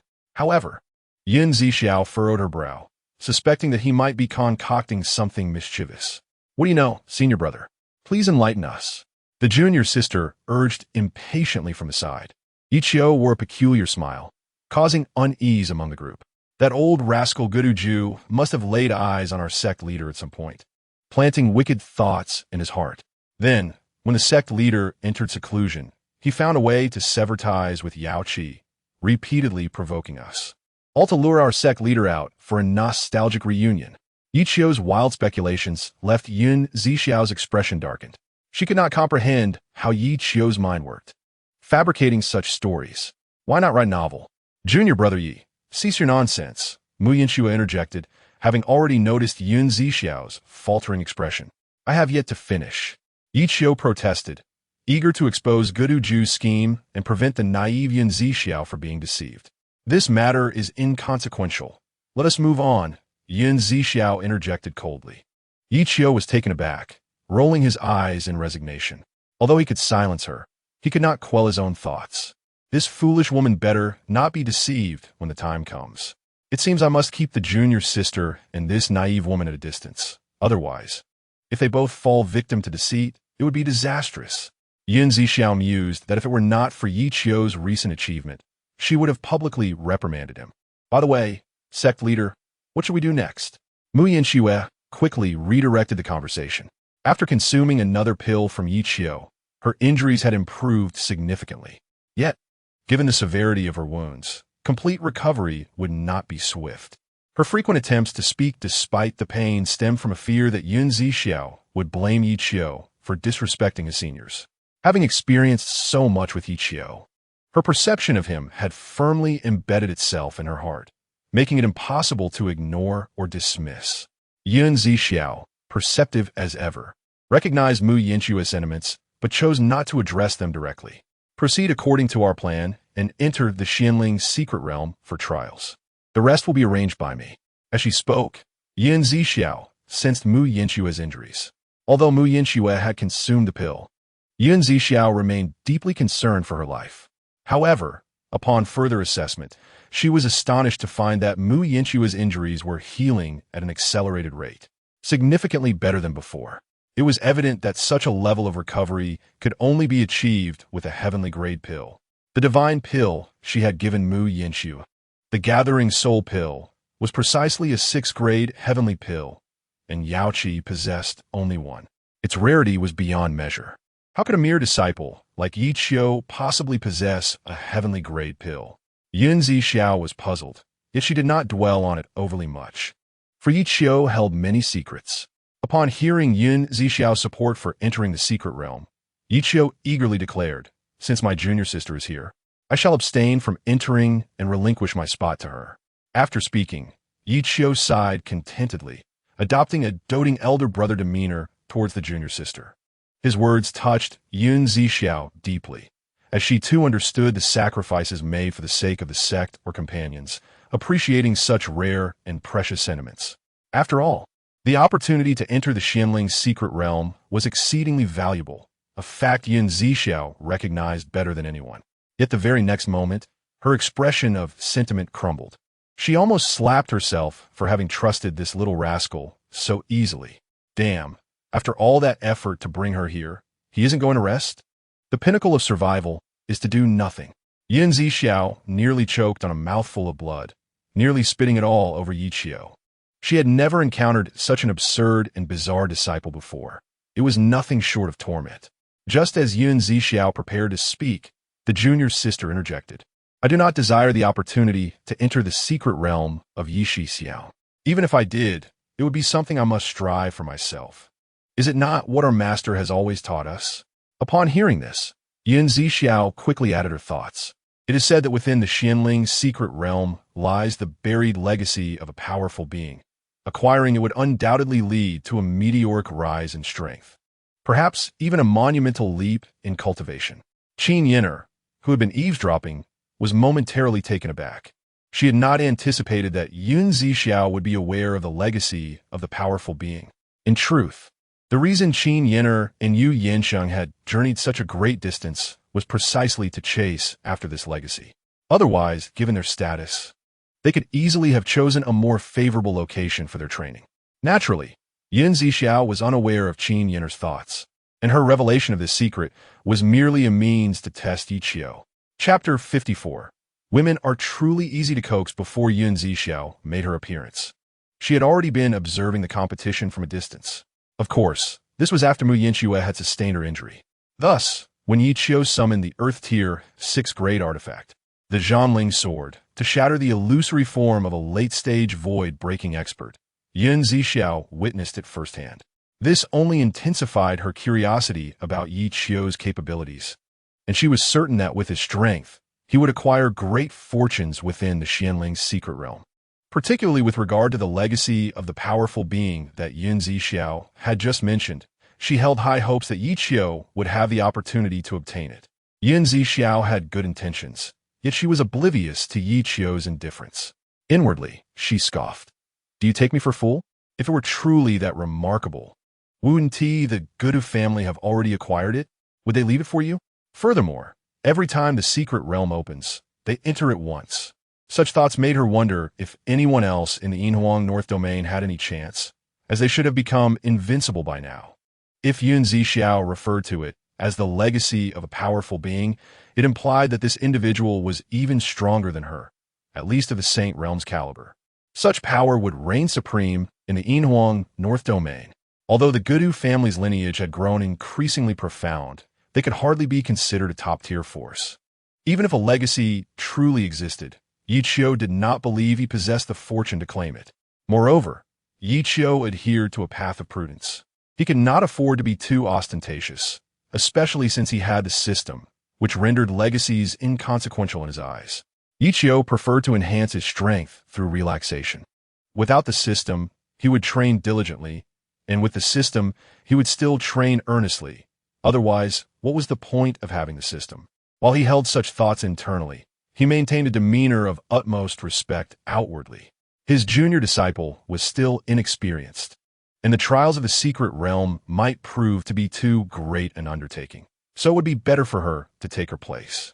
Well, I was just joking, he remarked. Zixiao's eyelids twitched. She truly wished to strike Ye Qiu on the head to see what thoughts were housed within. Was this the thought process of a normal person? No, he was not human at all. If he did not wish to go, then so be it. Zixiao turned her face away in anger, unwilling to look at Ye Qiu any longer. Observing Zixiao sulking like a petulant child, Ye Qiu felt utterly speechless. You, an ancient woman of several thousand years, do you think you're still a young girl? Just as Zixiao's thoughts lingered, the system suddenly issued a task. Sign-in task. Explore the secrets of the Xianling's secret realm. Task reward. Painless promotion to early-stage void breaking. What? Is it truly that impressive? Upon receiving the system task, Ye Qiu was completely taken aback, utterly astonished. It should be noted that Jiang Daolin had only recently ascended to the late-stage Nirvana realm, and it had barely been half a month. To directly ascend to early-stage void breaking, Even the most talented individual in this world could not possibly achieve such a speed of cultivation. This was a leap from late-stage nirvana to early-stage void-breaking. He had even bypassed the heavenly tribulation altogether, as the system promised a painless process. Glimpsing at Zixiao's displeased expression, he thought, perhaps I should just enter. Ye Qiu's demeanor was sincere and unpretentious. He had no intention of changing his mind, but the offer was simply too enticing. Did you not wish to enter? Zixiao raised an eyebrow in response. It is often said that a woman's heart is as deep as the ocean, yet she found that her junior disciple was even more fickle than a woman, lacking any resolve whatsoever. Clearing his throat, Ye Qiu coughed twice. Actually, the disciple primarily does not wish to upset the master. After all, happiness is paramount. Oomph. At least you possess a semblance of conscience. Zixiao replied with a light snort, her heart warming slightly as her expression softened. She thought to herself that she had not doted on this little thief in vain. Indeed, women are truly easy to coax, Ye Qiu said, gazing at Zixiao with a smile so genuine it could melt hearts. However, the next moment, a bolt of lightning struck Ye Qiu directly. The immense energy sent him flying, and he rolled several times on the ground before finally coming to a halt, looking exceedingly disheveled. This unexpected turn of events stunned everyone present. Even the cultivators engaged in fierce battles on the arena paused, staring in shock at what was unfolding below. Ye Qiu, are you all right? The junior disciple exclaimed in alarm, rushing to comfort Ye Qiu. Yinhuang was equally bewildered, unsure of what had provoked Zixiao's ire. Indeed, the one who had just unleashed the lightning was none other than Zixiao. However, the power of the lightning was not severe enough to harm Ye Qiu, though it was certainly embarrassing. Everyone in the training hall stared blankly at Zixiao and Ye Qiu, confused about the nature of this commotion. What on earth are you doing, master? Ye Qiu exclaimed, still on the ground. While he could not utter any curses, it did not mean he couldn't scold her in his mind. Is this madwoman suffering from some ailment? Even during menopause, one should not vent their frustrations on others. Zixiao casually played with her fingers, coldly remarking, my apologies, I suddenly lost control. No sooner had she spoken than her palm crackled with lightning once more, causing everyone to hurriedly brace themselves, fearing they might be inadvertently harmed. After all, Zixiao possessed strength at the half-step saint realm, and even a mere jolt could annihilate a large number of cultivators. Ye Qiu quickly grasped the hand of his junior disciple, prepared to make a hasty retreat. Fortunately, the lightning merely flickered before vanishing the next moment. Internally, Ye Qiu felt equally exasperated, yet he refrained from saying anything further. If he truly angered Zixiao, he would undoubtedly have cause to lament later. Watching Ye Qiu in distress, Zixiao experienced a surge of secret pleasure. She had longed to unleash this strike, but had never found the opportunity. If I do not teach you a lesson, you will never learn what it means to respect your elders. With an air of pride, Zixiao raised her head. The competition continued as usual. However, Ye Qiu deliberately maintained a distance from Zixiao, for who could know if she might strike again. Ye Qiu's cautiousness prompted Zixiao to roll her eyes. Yet she said nothing. Soon after, Ye Qiu suggested that his junior disciple participate in the competition, given that he intended to partake in the secret realm trials. He could not relinquish his spot to her. If she wished to enter the trials, she would have to contend for the opportunity herself. Decidi, no. Yinhuang hastily interjected. Given our strained relations with the Gudu family, they may retaliate deliberately. Yinhuang's concerns were well-founded. The junior disciple was merely at the Jidan realm, and she had yet to reach the late stage of that realm. Although among many cultivators, being at the mid-stage of Jidan was considered above average. The disciples of the Gudu family at the Nirvana realm had yet to take the stage. If they were to exact deliberate retribution, it would pose a significant danger to the junior disciple. Chapter 55, What a Mess! Rest assured, Ye Qiu nodded in affirmation. Although he spoke such words, it was not due to a lack of concern for his junior disciple. Rather, he was more worried than anyone else about her safety. However, he is also the one who understands the little junior sister the most among the crowd. He knows the nature of the little junior sister. Although she often appears naive and sweet, she is in fact quite clever. Ye Qiu is aware that she would never recklessly charge into danger or stubbornly refuse to surrender. Moreover, the little junior sister requires such opportunities for growth. Flowers nurtured in a greenhouse rarely blossom into greatness. As her senior brother, Ye Qiu does not wish for her to live her entire life under the protective wings of the Yaochi. Rest assured, senior sister Mu, I will be fine. The little junior sister rarely smiled at Mu Yinxue. Seeing both the little junior sister and Ye Qiu expressing their confidence, Mu Yinxue had no choice but to relent, though she still offered several words of caution. Shui Yao, go with peace of mind. With me here, you shall be safe. Not far off. Yin Zixiao also spoke words of reassurance. It must be said that as the leader of Yaochi, Yin Zixiao is indeed very responsible for the disciples. At the same time, in the backyard of the Gu Du family, after dealing with matters related to Yaochi, Gu Du Ju, along with Yu Yinsheng and Gu Du Yuni, departed from the scene. It would be foolish to linger any longer. Upon reaching the deserted courtyard, Gu Du Ju respectfully clasped his hands in apology towards Yu Yinsheng. Young Master Yu, I apologize for the grievances you endured earlier. Gu Du Yuni added, had it not been for the sudden interference of the Yaochi leader, we would have already dealt with that arrogant Ye Qiu. At this moment, Yu Yinsheng wore a rather grim expression. The recent harrowing battle had left him still reeling. Although he harbored a certain wariness towards Ye Qiu's strength, what consumed him more was a sense of unwillingness and fury. This was his first defeat at the hands of a monkey from the Yinhuang Northern Territory. Not only had he lost his family's reputation, but he had also nearly shattered his own resolve. Had Ye Qiu been a genius from the Chilean Southern Region, Yu Yinsheng might have accepted his loss with grace. After all, Ye Qiu was undoubtedly a deserving talent. Yet, Ye Qiu originated from the impoverished and remote Yinhuang Northern Territory, which Yu Yinsheng found utterly unacceptable. Yaochi, Ye Qiu, I will make you both regret ever coming into this world. With this thought, Yu Yinsheng's expression grew increasingly cold, even breaking into a manic grin. Noticing Yu Yinsheng's silence, Gu Du Ju quickly interjected, Young Master Yu, the secret realm trial is still some time away. Would you like to rest for a moment? Oomph. Yu Yinsheng coldly replied, no need. With that, he turned and left. Gu Du Ju understood what he was thinking, but knowing that grievances have their origins, Yu Yinsheng would not direct his wrath towards the Gu Du family. Father, does he suspect us?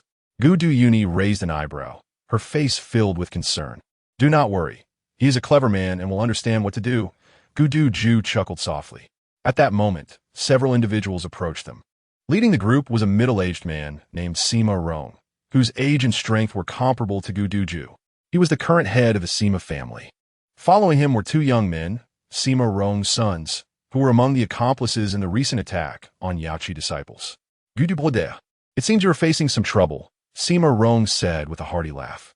In response, Gu Du Ju raised an eyebrow and retorted, you old scoundrel. You finally decided to show up. The pressure from facing the Yaochi leader alone was immense, but with the arrival of the Sima family, Gu Du Ju felt a slight alleviation of his worries. We encountered some trouble on the way, but it has already been resolved, Sima Rong explained with a smile. From the moment he appeared, Sima Rong had not lost his cheerful demeanor. If Ye Qiu were to see this, he would surely remark what a smiling tiger, even more sinister than I am. As long as it is resolved, let us proceed to the training grounds. Gu Du Ju said as he walked forward to walk alongside Sima Rong. The two young men following Sima Rong also respectfully bowed their heads to Gu Du Ju. Addressing him as Uncle Gu Du Ju waved his hand dismissively, signaling them not to be overly formal. This simple gesture indicated the close relationship between the two families. Gu Du brother, just now I sensed something unusual outside. Could it be that the treasures of the Xianling's secret realm are becoming restless again? Sima Rong frowned, his expression a mix of tension and anticipation. This was one of the reasons for his visit today. Xianling's secret realm. It is not that. Gu Du Ju shook his head and explained. It is the arrival of Yaochi people, particularly Zixianzi. You should be aware of her. Oh, Zixianzi. How nostalgic, Sima Rong smiled once more. I remember you back then. Let's not dwell on the past.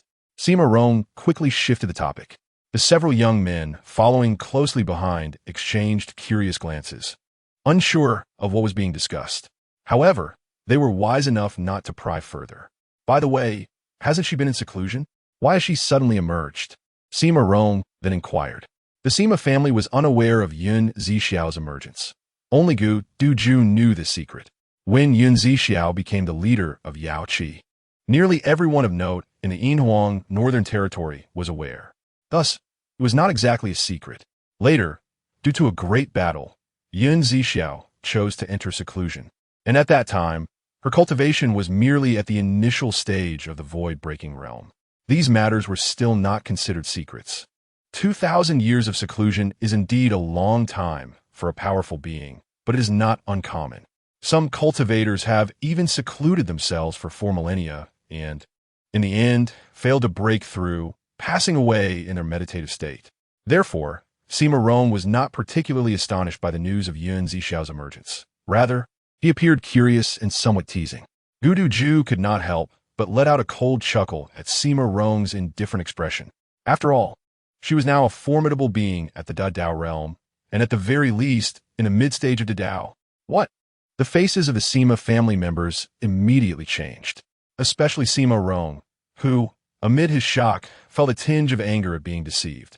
The shock stemmed from the fact that a Dao realm expert is a king in the Yinhuang Northern Territory.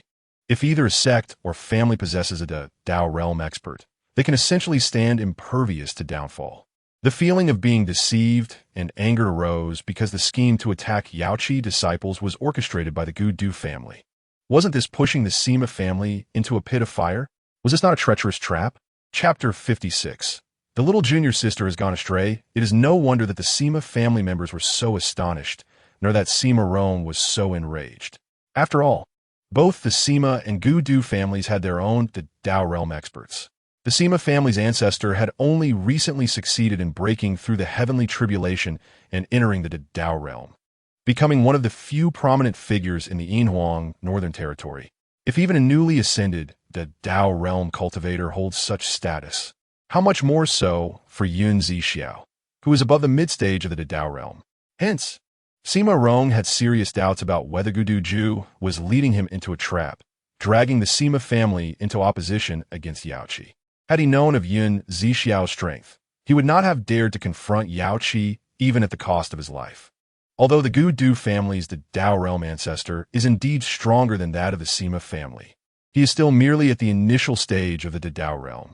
One could say that, given Yun Zixiao's current level, even taking on both of their ancestors would not pose much of a challenge. This is precisely the source of Sima Rong's suspicions, as he wondered what kind of trickery Gu Duju was playing. Observing the guarded and doubtful expression on Sima Rong's face, Gu Duju could not help but smile wryly. You old scoundrel, usually fearless, why are you acting this way today? And you still have the audacity to ask? Just half a month ago, we killed a Yaochi disciple. Don't you fear being struck down by Zixianzi? Sima Rong retorted, cursing. After all, even their ancestor was no match for Yun Zixiao, let alone the two of them. If Yun Zixiao truly seeks vengeance upon them, their demise is unequivocally certain. What are you afraid of? GD Ju said with disdain. There are more than just Yaochi participating in this Xianling secret realm trial. What do you mean by that? Sima Rong raised an eyebrow, the signature smile on his face long gone. Compared to Yaochi, what significance does the Yu family of the Chilean Southern Region hold? Je dis juste nied. Chilean Southern Region. Yu family? The 3 members of the Sima family were taken aback. The reputation of the Chilean Southern Region is well known throughout the Yinhuang Northern Region. The Yu family is even more renowned. Could it be that they're also after that item? Sima Rong expressed his concerns. Compared to the intimidation of Yaochi, he is more apprehensive about the treasures within the secret realm. Whether it is or not is no longer of consequence. However, we can indeed make good use of this opportunity. Even if the disciples of the Yu family enter the Xianling secret realm to gain fortune, they are unlikely to extend you any favor in dealing with Yaochi, right? Sima Rong queried, confused, as he had only just arrived and was unaware of the preceding events. A disciple from Yaochi, unaware of her own limitations, had provoked this young master of the Yu family, nearly bringing disgrace upon herself, only for Fairy Zixiao to intervene on her behalf. Do you truly believe this young master can swallow such humiliation? GD Ju countered. When did the disciples of Yaochi become so formidable? Sima Rong found it hard to believe. They were well aware of the strength of the four great families of the Chilean Southern Region. The genius disciples emerging from such a grand sect are in a league far beyond the practitioners of the Yinhuang Northern Region, capable of effortlessly overpowering their contemporaries. Of course, if this opportunity could indeed be seized to eliminate Yaochi, Sima Rome would be quite eager for such an outcome. The events have unfolded. It is too late for you to withdraw now. It would be better to join forces with my GD family in mutual survival. GD Ju continued to entice. Once Fairy Zixiao is dead, the vast Yaochi will become the possession of our two families. Sima Rome's expression fluctuated, contemplating whether the risk was worthwhile. However, at this juncture, it is impossible for the sect leader of Yaochi, Zixiao, to easily overlook the Sima family. Yet, he still harbored trepidation towards Zixiao's strength, which was quite evident. You need not rush to respond. Take your time to consider and inform me when you have made your decision. GD Ju did not press for an answer, understanding that in such circumstances, it is essential to provide space. Pushing someone too hard may yield contrary results.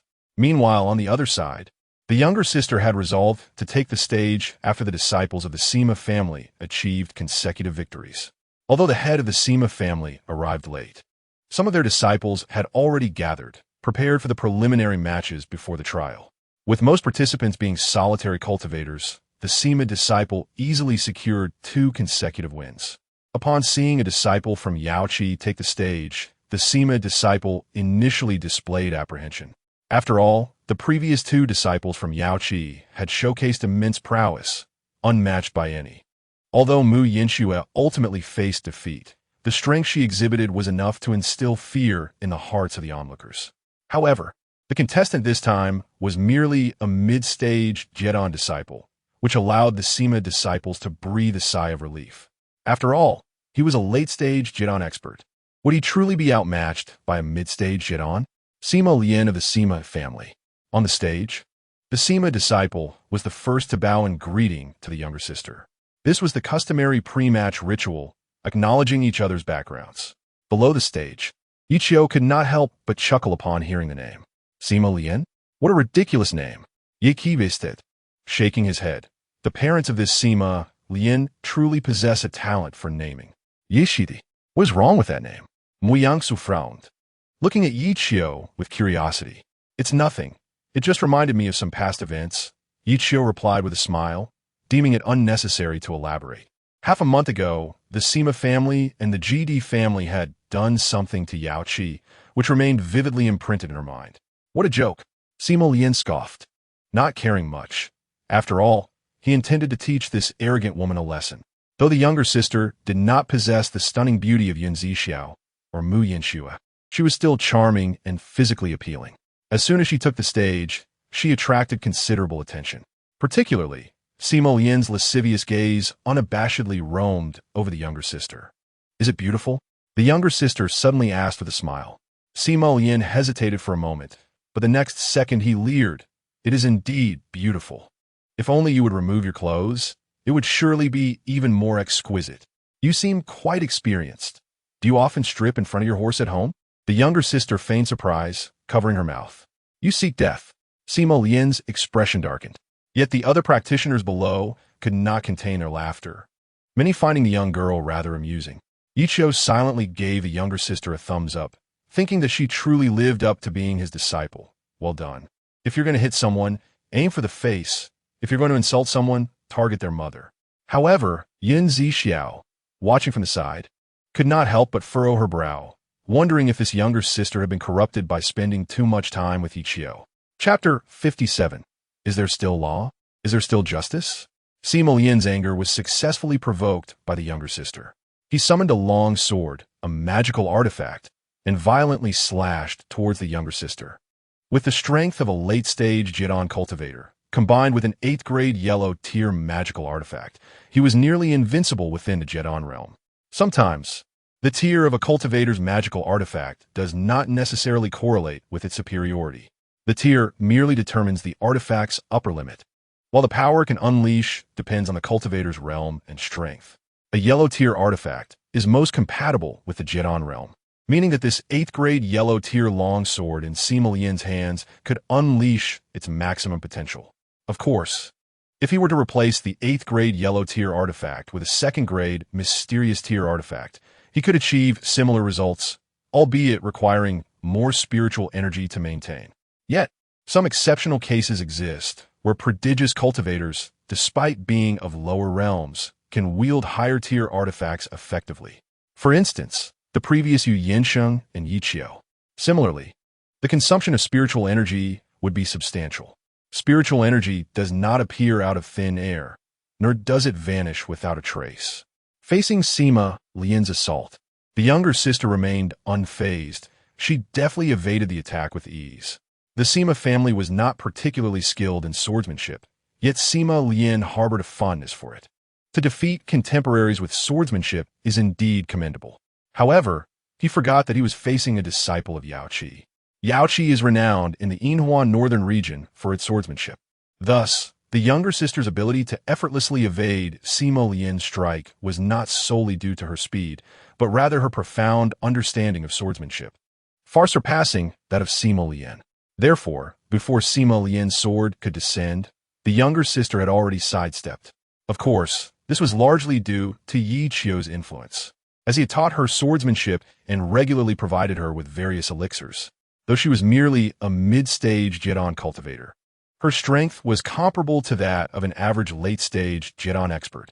Witnessing his powerful strike miss its target, Sima Lian was filled with disbelief.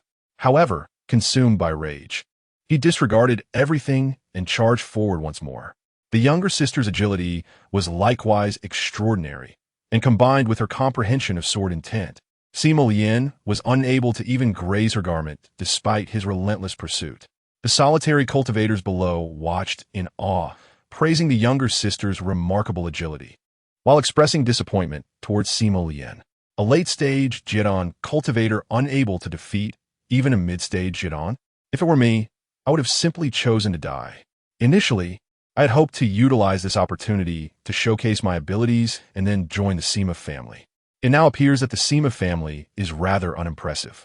How on earth did I find myself defeated by such a worthless opponent? The scattered cultivators are largely self-assured.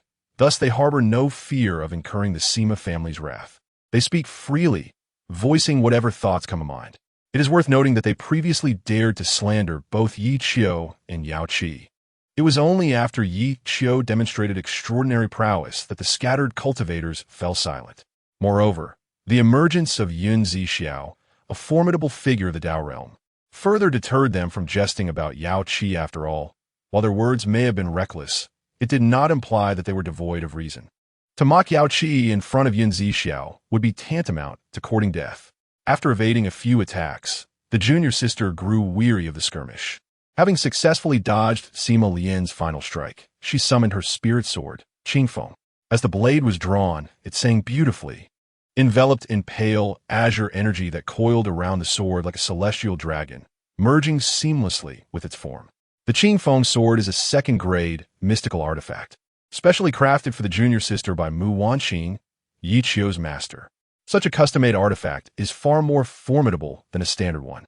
Upon seeing the junior sister summon her weapon, Sima Lian could no longer hold back and pursued her relentlessly, striking down with his sword again and again.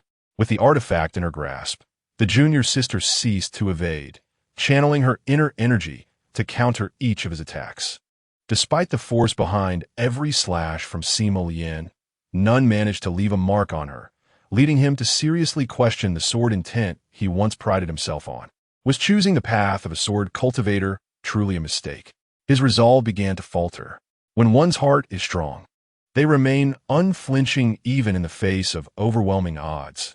Yet when it weakens, even the most innocuous taunt can lead to a swift collapse. This is the inherent contradiction of cultivators. In Sima Lian's moment of hesitation, the junior sister's sword drew near. At this critical juncture, an elder from the Sima family suddenly bellowed. The sharp sound resonated like a flute, echoing throughout the training arena. Although Sima Lian managed to block the lethal blow with his sword at the last moment, the immense force of the sword's energy sent him crashing backward. Lacking fighting spirit, he landed heavily on the ground, rolling several times before coming to a stop in a disheveled heap. The disciples of the Sima family rushed forward to assist him. On the platform, the junior sister stood resolutely with Qing Feng in hand, surrounded by an aura of azure energy, exuding an air of mystery. Her previous strike had left the onlookers in awe. They had not anticipated that every disciple from Yaochi would prove to be a genius with eloquent speech. Below the stage, Ye Qiu gazed at the junior sister in astonishment, suddenly feeling as though she were meeting her for the first time. Despite having spent considerable time together, she had never realized the junior sister's remarkable abilities. Qin Yin'er shared a similar expression. Although the junior sister could not match Qin Yin'er, it did not mean she was lacking in talent. Previously, she had thought that Ye Qiu and Ye Qiu were the CRME de la CRME of Yaochi. Yet now she found that even their junior sister was exceptionally formidable. To be able to decisively defeat someone at the late stage of the pill formation realm, while being at the mid-stage herself, is a level of skill that would place her among the elite disciples of their Qin clan. As the crowd marveled at the junior sister's immense strength, Ye Qiu stepped forward, raising his voice in indignation. Is there no law? Is there no justice? This is clearly a foul play.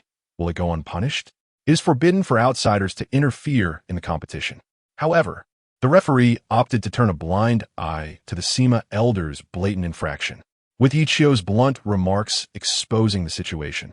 The scattered cultivators could no longer restrain their murmurs.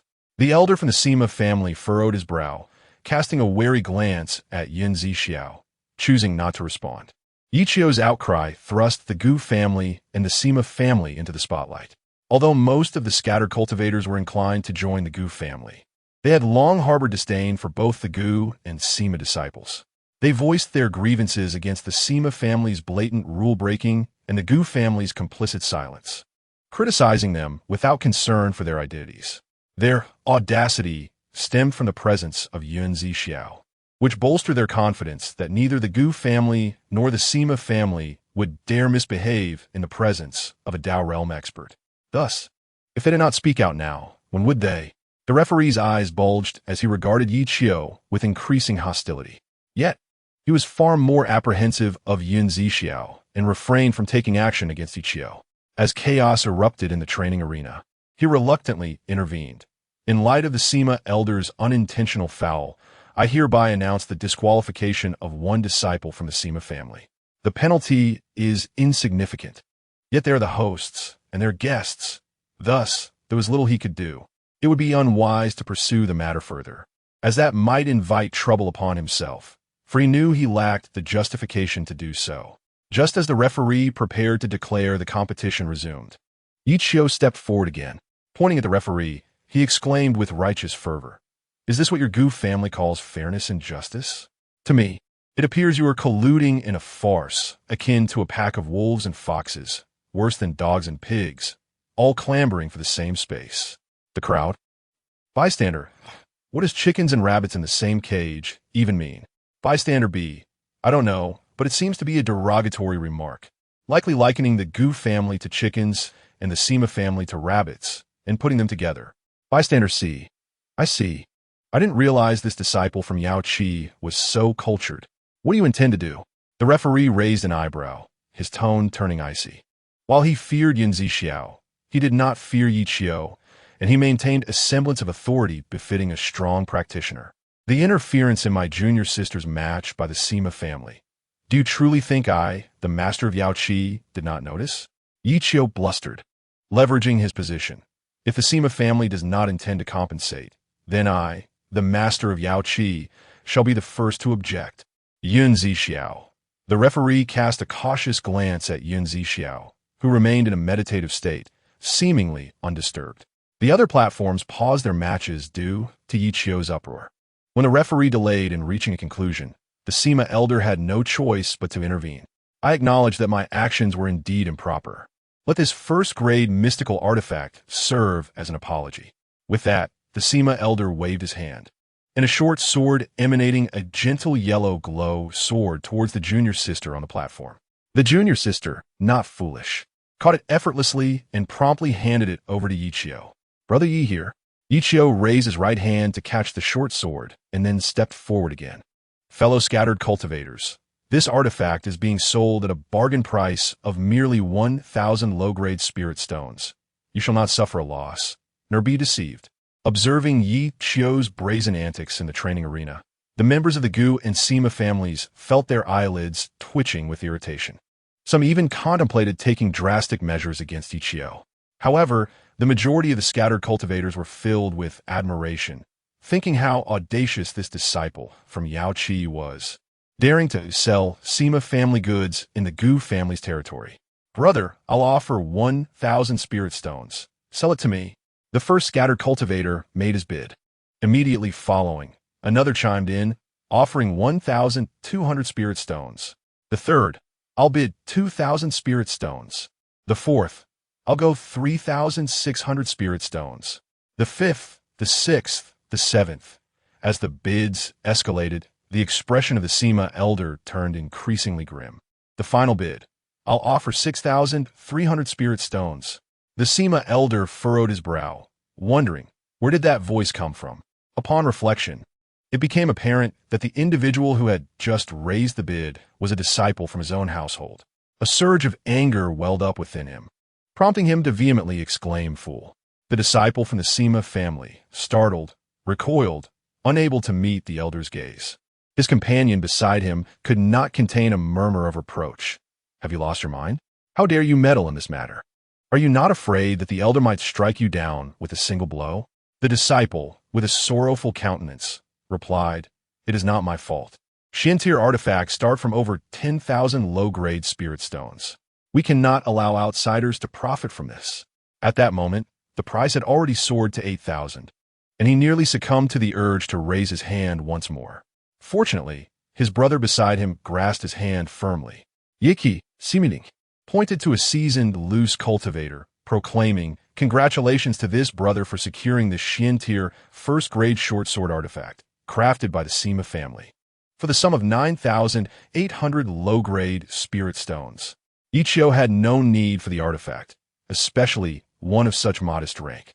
His intention in acquiring it was merely to provoke the opposing party, a goal he had successfully achieved. The preceding scene had left Mu Yinxiu utterly astonished, contemplating how her junior brother Yi had proven to be an extraordinary figure, one she had previously overlooked. Her gaze towards Ye Qiu became increasingly imbued with admiration. On another front, Qin Yin'er and Mu Yinxiu shared a similar curiosity, though she merely smiled when Ye Qiu turned to face her. As the transaction concluded, the competition resumed its normal course. The reason Ye Qiu had been tolerated in his audacity was entirely due to the presence of Zixiao. Hence, the elders of the Gudu family and the judges chose to feign ignorance. At Ring 1, the disciple Lu Xiuyao from Yaochi continued her match in the second round, with the referee announcing loudly before retreating from the arena. The recent performance of the junior sister had been so remarkable that no one dared to step forward. A mid-stage Jidon cultivator was utterly outmatched by a late-stage counterpart, and it was clear that without a Nirvana realm expert, it would be arduous to contend against her. However, how many Nirvana realm cultivators could there be? Observing the hesitation among the crowd, the junior sister surveyed her surroundings, her gaze finally settling on the Sima family section. As honored guests with numerous disciples and a good relationship with the Gudu family, they had been allocated a separate area. Thus, the junior sister's glance towards the Sima family was a blatant provocation. This individual is far too arrogant. I can no longer tolerate it. A late-stage Jidon disciple from the Sima family could not restrain himself and prepared to ascend the stage, but was swiftly restrained by his peers. Are you out of your mind?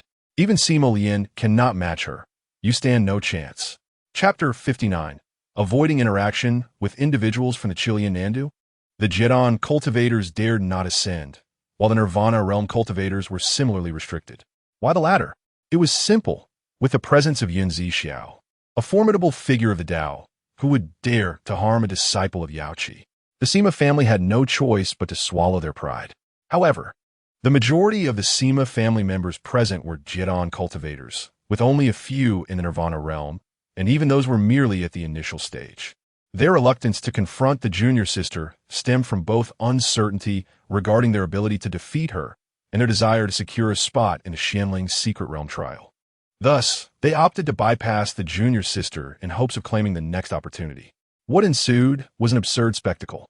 No one dared to step forward, regardless of the reason. Ultimately, the junior sister inexplicably advanced.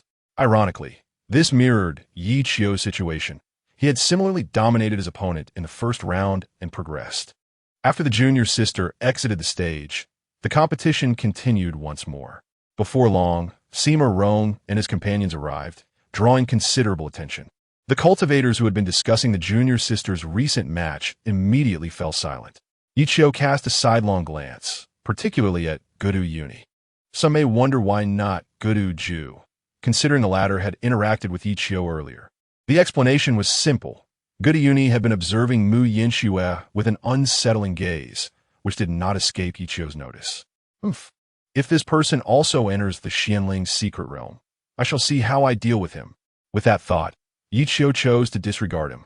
Zixiao remained in meditation, seemingly unaffected by the external world. For rings were engaged in battle simultaneously.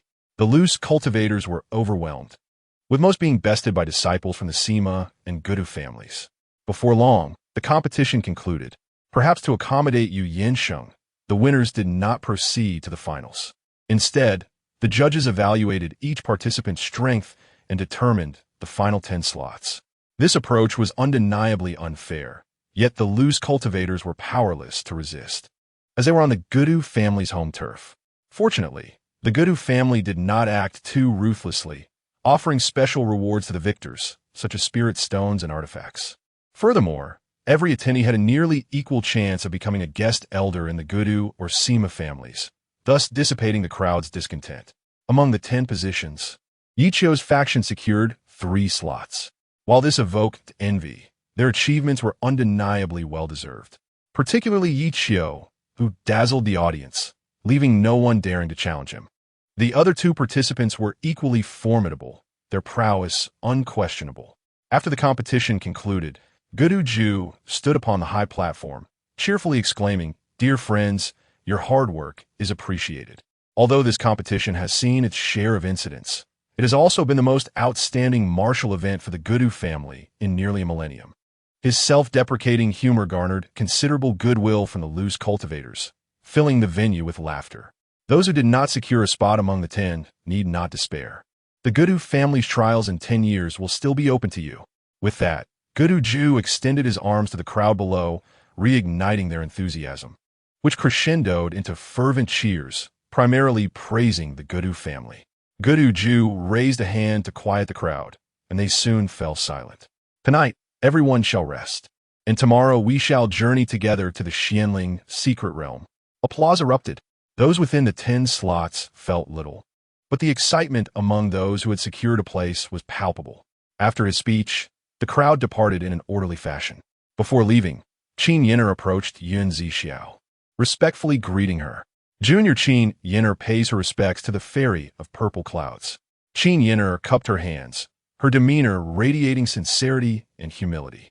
At first glance, she bore none of the arrogance typically associated with a major clan. Yun Zixiao opened her eyes, her bright gaze captivating and her beauty astonishing. Yet her tone was notably frosty. Just a single syllable. Even Ye Qiu felt a pang of embarrassment for Qin Yin'er. After all, she was someone of considerable experience, and her initiative to greet Yun Zixiao was based on the latter's formidable cultivation at the half-step to saint level. Otherwise, who would willingly place themselves in such an awkward position? Qin Yin'er once more respectfully cupped her hands, stating, "This junior takes her leave," before turning to depart. However, before leaving, she offered a gentle nod and smile to Mu Yinxue as a form of farewell. Once Qin Yin'er had exited, Yun Zixiao took the opportunity to inquire about Ye Qiu. "How do you know this individual? Why does she even need to meddle in my romantic pursuits? I truly possess no personal freedom." Observing Ye Qiu's unruffled and handsome visage, Yun Zixiao felt an overwhelming urge to leave her mark upon it. This rogue harbored no earnest intentions whatsoever. On the other side, Mu Yinxue had long mastered the art of reading expressions. She hurriedly approached Ye Qiu and clasped her hands in explanation. "Respected Sect Master, we met this person at an inn in Gudu City, and she even aided us in resolving a crisis." upon learning that she would participate in the secret realm competition of the Gudu family. My fellow disciple, and I leverage our connection with her to infiltrate the Gudu family. Mu Yinxue explained in detail. After listening, Zixiao nodded, but then gravely cautioned. Although this individual possesses commendable character, it would be prudent for you to limit your interactions with those from the Qilian Nanyu. Ye Qiu was momentarily taken aback, unsure of the meaning behind Zixiao's remark. Limiting ties with those from Qilian Nanyu? Wasn't everyone in Yinhuang Northern eager to associate with them? Why was Zixiao advising otherwise? Could it be that she was privy to some secret unknown to him? Despite Ye Qiu's curiosity, Zixiao offered no further explanation. Mu Yinxue nodded in agreement and assured that she would maintain her distance from Qin Yin'er. Not long after Qin Yin'er had left, Gudu Zhu approached with his entourage, blocking Ye Qiu and the others' path. Noticing the frowns on their faces, Gudu Zhu's signature forced smile immediately surfaced. Haha, pardon the interruption, esteemed guests, he said, raising his gaze to Zixiao and respectfully adding, it is rare for Fairy Zixiao to grace us with her presence. Shall we proceed to the hall for a discussion? No need. Zixiao decisively declined Gudu Zhu's grand invitation without a moment's hesitation. Setting aside the Gudu family's treacherous schemes against the disciples of Yaochi, given Zixiao's current strength and status, it was clear that Gudu Zhu could not entice her. The refusal was a foregone conclusion. Gudu Zhu seemed to have anticipated this outcome, yet his smile remained unwavering. Then I shall respectfully see off Fairy Zixiao, he said, bowing once more, lowering his demeanor significantly. Zixiao did not even spare him a glance, turning instead to lead Ye Qiu and the others away.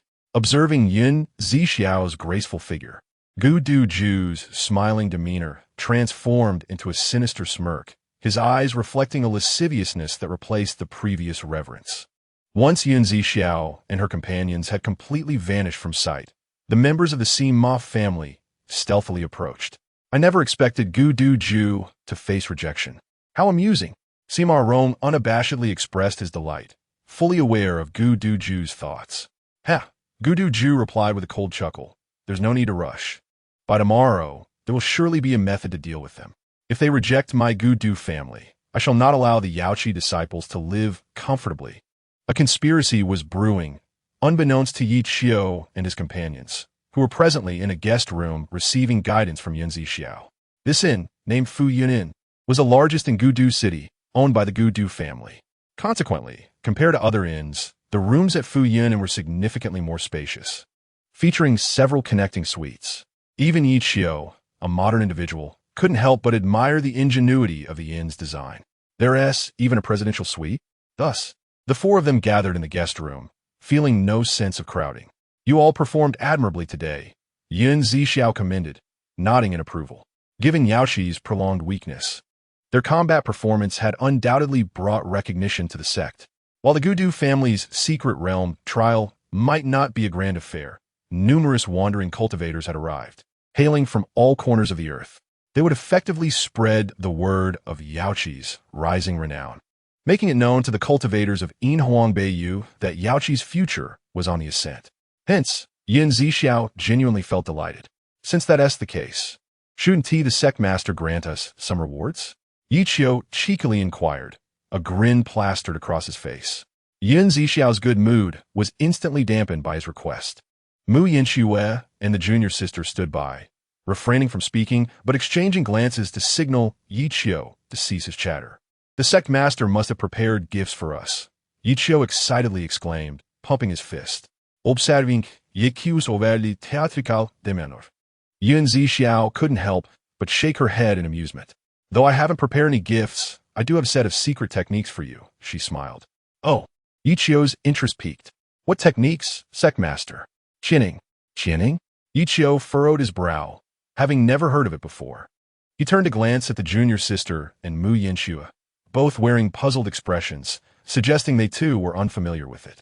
Tomorrow marks the secret realm trial, which will undoubtedly be fraught with peril. Currently, Yaochi is in an adversarial state with the Sima and Gudu families, and having offended the disciples of the Yu clan, your situation will be even more precarious. This technique, one of Yaochi's secret arts, Chinning, has been specifically prepared for your escape. Escape techniques? Is this a movement-based skill? Mu Yinxue inquired, her excitement evident. Zixiao gently shook her head, patiently clarifying. To be precise, it is a technique that combines both offensive and evasive capabilities. If mastered to perfection, one can transform into a multitude of shadows, enabling both escape and attack. Ye Qiu nodded thoughtfully, recognizing similarities to the Qiu Shui sword technique he had just demonstrated. Qiu Shui could also produce illusions, but its effectiveness paled in comparison to Qianing. Just imagine, with this technique, 1,000 shadows could appear simultaneously, making it a daunting challenge for enemies to contend with. Unless the opponent could eliminate them in a single strike, it would be advisable to surrender against such formidable foes. However, as an escape technique, it could significantly enhance their survival chances in a short span of time. Understood. Both Mu Yinxue and the junior sister humbly replied in unison. Time was of the essence. So Zixiao refrained from further elaboration and commenced a live demonstration for the trio. As she recited the incantation, she simultaneously transmitted 3 distinct sounds into the minds of Ye Qiu and the others. With the incantation spoken and gestures followed, countless shadows flickered out from behind Zixiao. These figures bore an uncanny resemblance to her. Had she not remained in place, it would have been challenging for anyone to discern the genuine Zixiao from the illusions. Within moments, the spacious guest room was filled with her shadows. Mu Yinxue and the junior sister were utterly astonished, while Ye Qiu was equally taken aback. However, his thoughts caused Zixiao's cheeks to flush with a hint of crimson. Zixiao bit her lip, mentally chiding Ye Qiu for being a little rogue. The essence of Qianing lies in perception. The incantation and gestures only need to be remembered, she reminded them, then instructed, "You may now attempt to demonstrate the technique as I just did." Under Zixiao's guidance, Mu Yinxue and the junior sister closed their eyes and began to practice the Qianing technique, while Ye Qiu observed from the sidelines, not rushing to try it himself. All things arise from one, and all return to one. Spirit flows, returning to origin, for souls, 8 dispersions. Qi settles in the Dantian. Spirit surges in the sea of consciousness.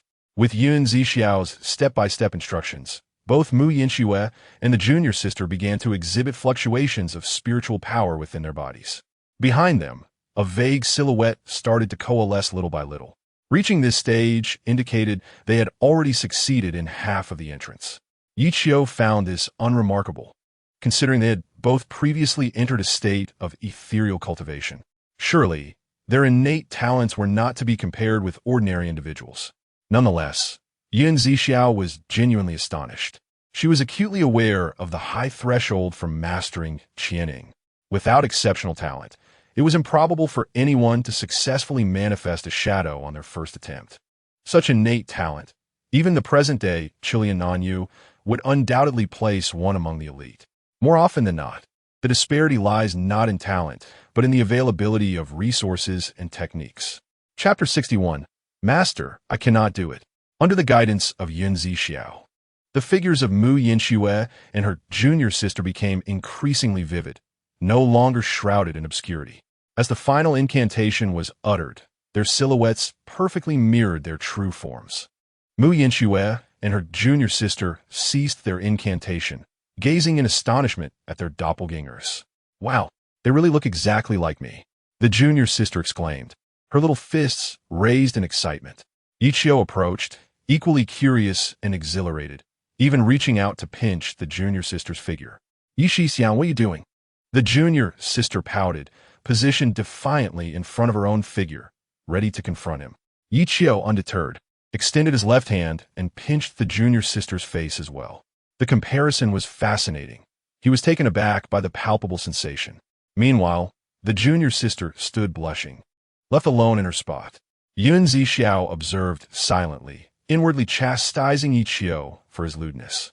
After the figures appeared, Mu Yinxue and her junior sister, responding to their heart's desires, directed their silhouettes to move in different directions.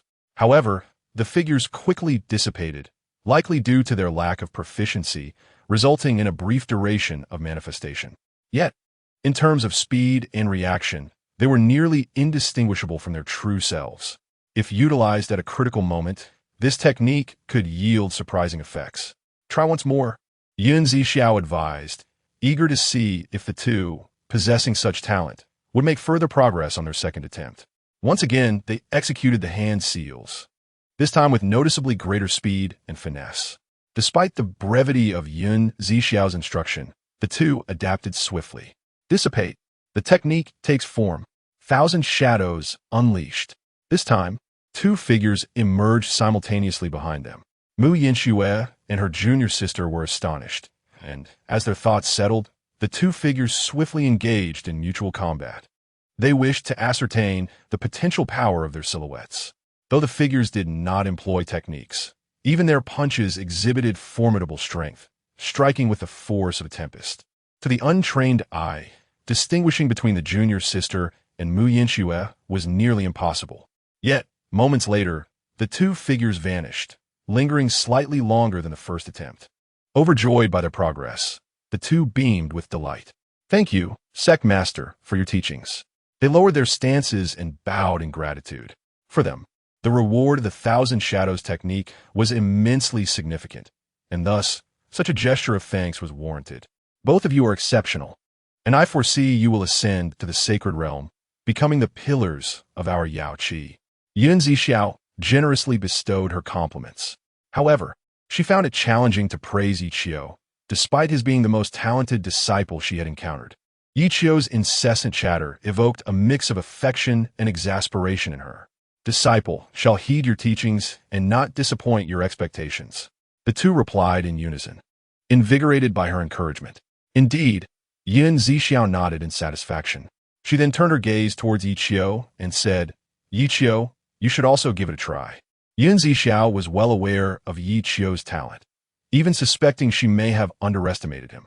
Thus, she eagerly anticipated his performance, perhaps expecting him to manifest 4 figures on his first attempt. "Master, I'm not very skilled at this. Perhaps you could demonstrate once more?" Ye Qiu tentatively suggested.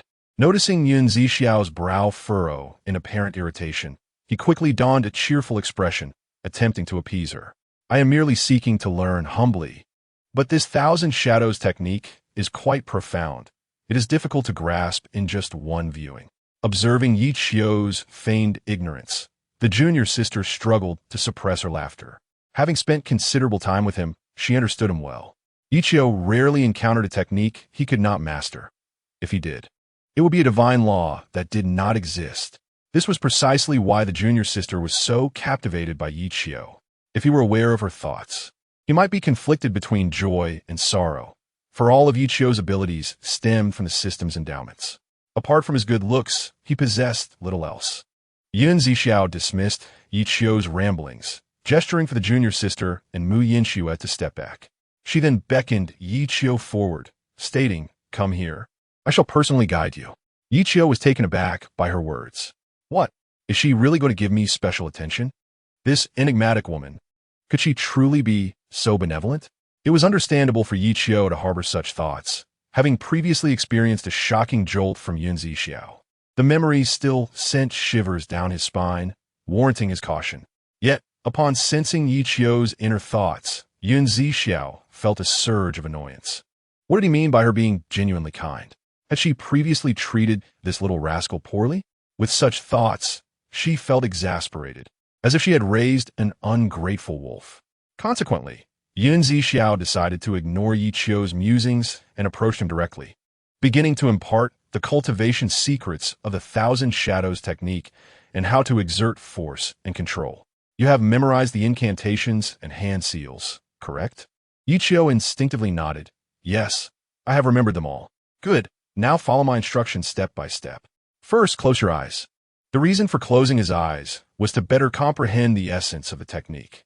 This was also why meditation and comprehension were typically performed with one's eyes shut. Ye Qiu complied without hesitation, obediently closing his eyes. This time, Zixiao's teaching was far more detailed and earnest than during her initial instruction of the 1,000 Shadows. Even the junior sister and Yinhuang, observing from the side, gained new insights. Ye Qiu followed Zixiao's guidance, methodically commencing his practice. After a while, Zixiao softly inquired, How is your practice progressing? I am completely at a loss, Ye Qiu replied, maintaining a cheerful demeanor. Zixiao was momentarily taken aback. Her heart filled with suspicion.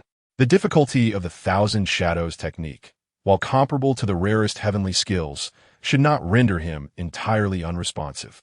Furthermore, Ye Qiu's talent was extraordinary. Logically, even if he could not grasp it as swiftly as Mu Yinxue and her junior sister, he should at least be beginning to understand the fundamentals. Moreover, he was being taught directly, hand in hand. Even a dog would at least be able to bark. Why was Ye Qiu different? Chapter 62. If one is to show off, they must commit fully. At this moment, Ye Qiu felt quite vexed. Gazing at Zixiao, who stood half a head shorter than him, he sensed her unwavering determination to teach him until he succeeded. He felt a profound sense of bewilderment. Zixiao had been stubborn for quite some time, and thus Ye Qiu ultimately resolved to act decisively. He smiled broadly at her and respectfully declared, "Master, I have just had an epiphany. May I attempt it once more?" "Oh." Zixiao raised an eyebrow, displaying an expression of approval, and replied with a smile, "Very well. Give it another try. If you encounter any difficulties, feel free to ask." "Yes, master." Ye Qiu once again bowed respectfully. There was no alternative. One must commit fully to the act. Ye Qiu positioned himself in an open space, under the watchful gaze of the three beauties, and once more initiated the Thousand Shadows incantation and hand seals. Although the technique was challenging, it was not so for Ye Qiu. It was as easy as pie for him. However, he had promised to only reveal a fraction of his abilities to Zixiao, resolutely refraining from showcasing too much. "Dissipate." As the final word of the incantation slipped from his lips, two figures identical to Ye Qiu suddenly appeared behind him. In the next moment, they fled in different directions, vanishing from sight. To avoid arousing Zixiao's suspicions, Ye Qiu maintained a demeanor akin to that of Mu Yinxue and his junior apprentice. Observing this, Zixiao felt a sense of satisfaction, believing that her efforts had not been in vain. Simultaneously, she felt a measure of reassurance regarding the secret realm trial they were about to face. The junior apprentice enthusiastically applauded. "Senior brother Yi is truly remarkable, managing to condense two figures on his first attempt." Indeed, Ye Qiu's talents appeared to surpass those of both Mu Yinxue and the junior apprentice. Mu Yinxue was equally generous in her praise. Upon hearing this, Ye Qiu humbly waved his hand, saying, "Oh, not at all. I did not succeed on my first try. After all, it was thanks to the guidance of the sect leader that I achieved such results." Witnessing Ye Qiu's humility today, Zixiao felt somewhat unaccustomed. After a moment, she nodded in satisfaction and cautioned, "One must not be careless in cultivation, nor should one take pride in one's achievements. The path ahead for all of you is still long, so keep striving." "Yes, sect leader." "Yes, master." The three of them chorused, their expressions filled with excitement and respect, their aspirations for the future of Yaochi shining brightly. However, at that moment, Ye Qiu's inner voice echoed once more, finally managed to deceive her. "Truth be told, I feel somewhat embarrassed to admit that this technique is exceedingly simple. If not for her kind intentions, I wouldn't have bothered to humor her. Does she really think she could challenge me? She should consider who I am. I'm a person from Earth, a traveler with a system. Speaking of my brothers, which one of them has ascended to godhood or claimed an empire in another realm? How dare she underestimate me?" Upon hearing this, Zixiao's mood soured. The implication of his words suggested that this little rascal had already comprehended everything. Considering the difficulty of Qianing, Zixiao knew it well. Even she had spent years fully mastering it, and reaching the pinnacle took her a century. Thus, she found it utterly unbelievable. Yet the truth was that Ye Qiu's inner voice did not lie. Moreover, from the very beginning until now, Zixiao had been able to hear it. Ye Qiu had no reason to fabricate words in his thoughts unless he had discovered that Zixiao could hear him. However, that was even less likely. Zixiao's cultivation was extraordinary, and her spiritual awareness was astonishing. It was impossible for Ye Qiu to detect any clues. Therefore, Ye Qiu spoke the truth in his heart. As for the latter half of his remarks regarding being an earthling and a traveler, Zixiao paid little heed. After all, Ye Qiu had a tendency to spout nonsensical claims. Observing Ye Qiu's respectful smile, Zixiao couldn't help but smirk. Then, with an undeniable tone, she commanded, "You must continue practicing." Huh? Why? Ye Qiu's face fell in dismay.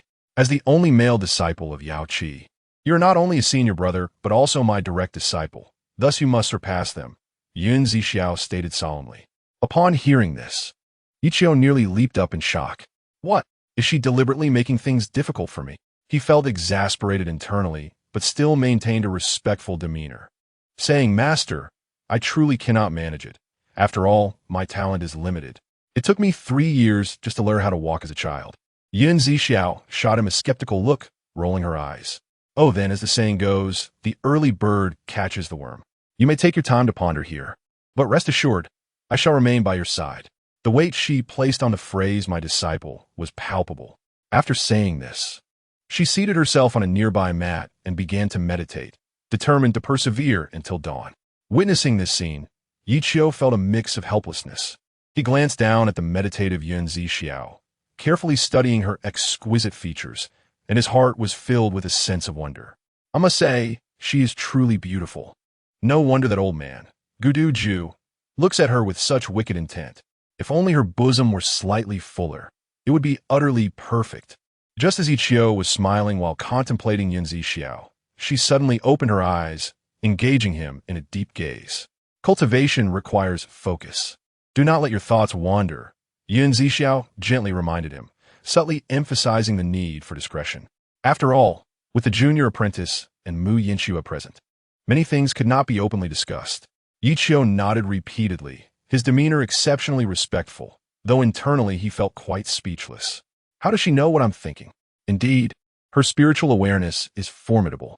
Ye Qiu mistakenly assumed that Zixiao had heard his thoughts rather than recognizing her keen perception. However, he realized that even he, equipped with a system, could not hear another's inner voice. Thus, he could not fathom that Zixiao possessed such an ability. Ultimately, he had no choice but to sit in meditation as well. Although he complied with Zixiao's command, he did not practice chinning. He had indeed grasped it. Not to mention that he had at least entered the threshold of understanding. Despite Ye Qiu's earlier claims of its simplicity, he could not help but marvel at its depth, which indeed warranted the attention of someone of Zixiao's stature. Chapter 63. Killing the sister to attain the Tao. A night passed without incident. The next morning, outside Gudu City, at the site of the Xianling Secret Realm. The location of the Xianling Secret Realm was quite similar to that of Yaochi's Xiantian Secret Realm, both situated in open mountain forests. However, the distinction lay in the fact that the Xiantian Secret Realm did not require a special opening. Entry relied solely on luck and opportunity. In contrast, accessing the Xianling Secret Realm necessitated the combined efforts of the elders of the Gudu family to cast spells for its activation. When the Gudu family acquired this secret realm, they had invited a master of formations to set up the sealing array. The ability to unseal the array rested entirely with the Gudu family. This was also why many cultivators sought to curry favor with the Gudu family. They alone held the key to enter the Xianling secret realm. At this moment, numerous cultivators had gathered here, creating a lively scene. Compared to the previous day's martial trials, the atmosphere was 100 times more vibrant. Facing the crowd, Gudu Ju stood tall and imposing, maintaining a warm smile. Yet a discernible aura of authority emanated from him. It is an honor for my Gudu family to host each of you here today. The trial of the Xianling secret realm is not only a grand event for my Gudu family, but also for the entire Yinhuang Northern Region. He continued, "Today, my Gudu family welcomes 3 special guests." As he spoke, Gudu Ju's gaze fell upon the individuals standing at the forefront of the secret realm. They included the Yu clan of the Yinhuang Southern Region, the Qin clan of the Yinhuang Southern Region, and, of course, the well-known Yaochi. Gudu Ju's voice resonated, echoing throughout the area. Even the onlookers at the fringes could hear him. Both Yaochi and the clans from the Yinhuang Southern Region were realms beyond what these people could access.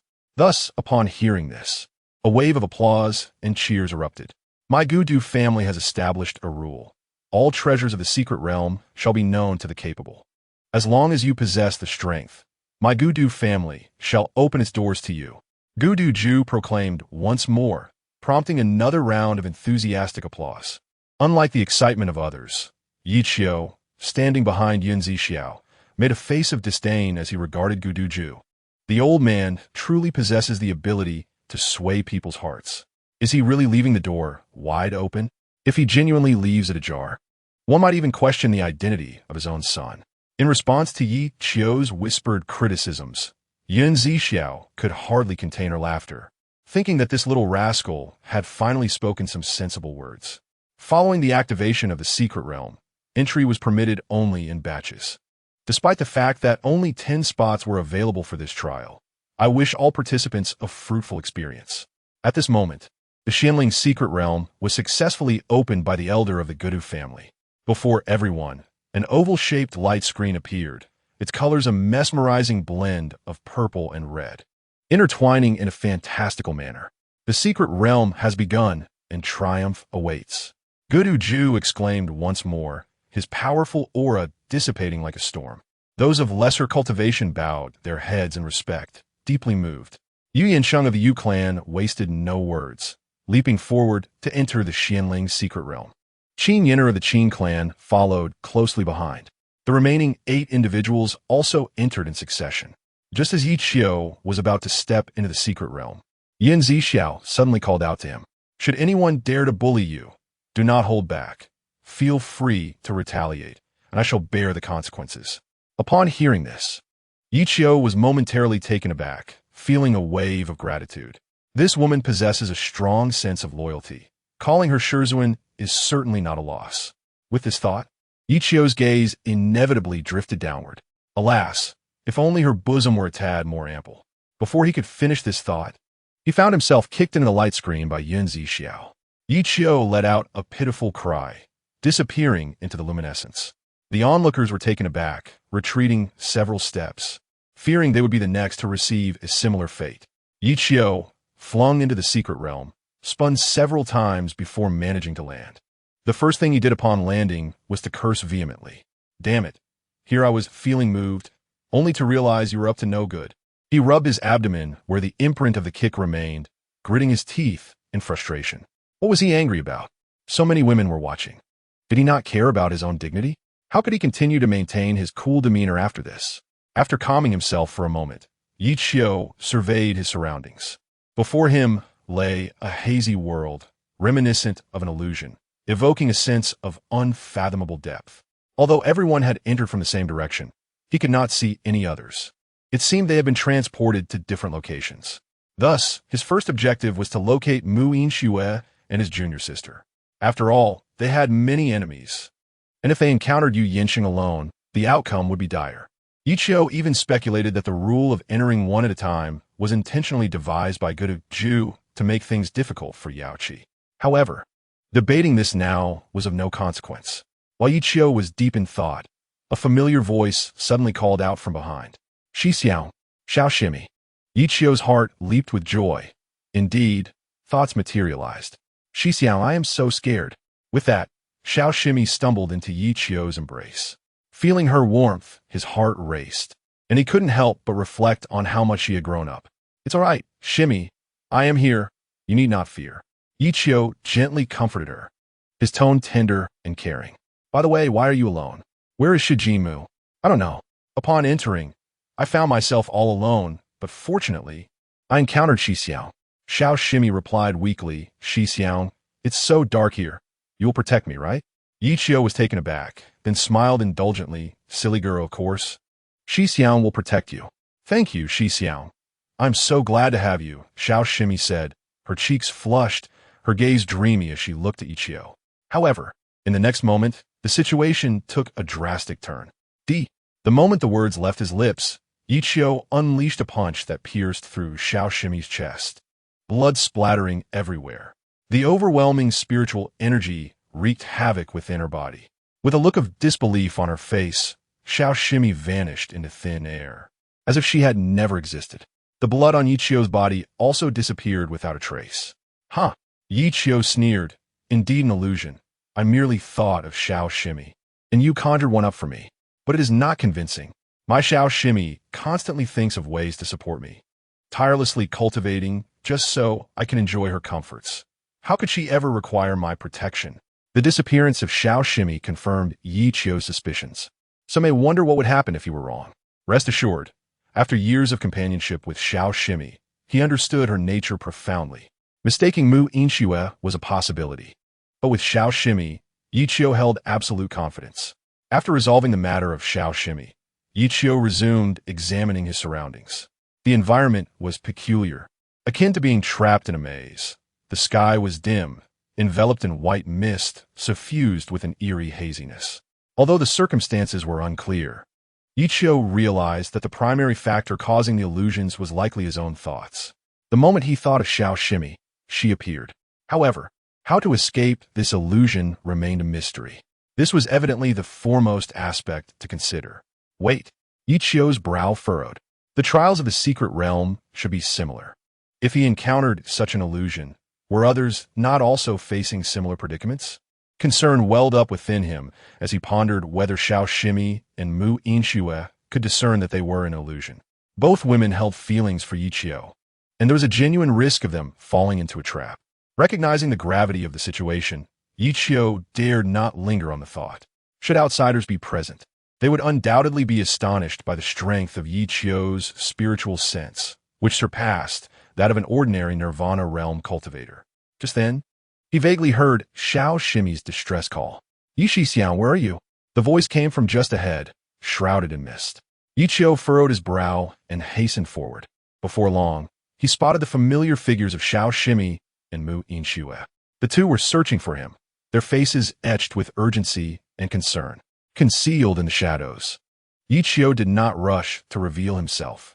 His mind was flooded with confusion.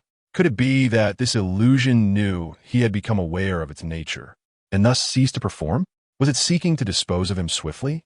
The interval between the first disappearance of Xiao Shimi and her second appearance was no more than half a minute. Could such coincidences truly exist? Moreover, the energies emanating from them were distinctly similar, referring to the auras of Mu Yinxue and Xiao Shimi. Ye Qiu detected a hint of shared essence in their presence. It was as if they were both crafted from the same clay. Although their forms and appearances varied, they were fundamentally identical, especially in their earthy aroma. "Ye Shidi." Mu Yinxue began calling out, her face reflecting worry and urgency. Should a common person encounter them, they might be easily deceived by their expressions. Given the pressing time and Ye Qiu's reluctance to continue the charade, he summoned his spiritual weapon, the Zhanling sword. Channeling his spirit into the sword, he executed a swift and decisive strike. As the sword energy dissipated, both figures vanished from sight. No bodies or traces of blood remained. It was undoubtedly an illusion. Although these illusions are bothersome, their strength is rather weak. With Ye Qiu's prowess at the late stage of the Nirvana realm, defeating them with a single strike poses no challenge. Gripping the Zhanling sword tightly, Ye Qiu couldn't help but chuckle bitterly. He wondered how his junior sister and Mu Yinxue would feel if they knew he had effortlessly vanquished their illusions. After resolving the two phantoms before him, Ye Qiu was taken aback when Zixiao appeared next, materializing directly in front of him without any pretense. Gazing at Zixiao, who was dressed rather scantily, Ye Qiu nearly spat blood in shock. Her long, bare legs were on full display, and the pink belly band left nothing to the imagination. Coupled with Zixiao's breathtaking beauty, Ye Qiu found himself somewhat captivated. However, as a gentleman of virtue, he would not act indiscriminately. This illusion seemed to be under human control. Otherwise, how could it be so constrained? It was as if it knew his innermost thoughts. Moreover, the stark contrast between reality and illusion raised questions about the excessive garments present. After stowing away the Zhanling sword, Ye Qiu approached Zixiao. His demeanor refined as he helped her adjust her belly band. He gently remarked, "Master, you seem unable to dress properly. Shall I assist you in rearranging it?" Unexpectedly, Zixiao swatted away his hand with an expression of seriousness, stating, "We have fallen into a trap. The people from the Gudu and Sima families intend to ensnare you within this illusion. Although I forcibly broke through the secret realm, I can only manifest through your consciousness." With a reproachful glare at Ye Qiu, she continued, "And why did you transform me into this guise? Enough of this place. We must not linger." With a wave of her hand, Zixiao declared, I shall first rescue you, then proceed to save the junior sisters. She extended her right hand, awaiting Ye Qiu to take it.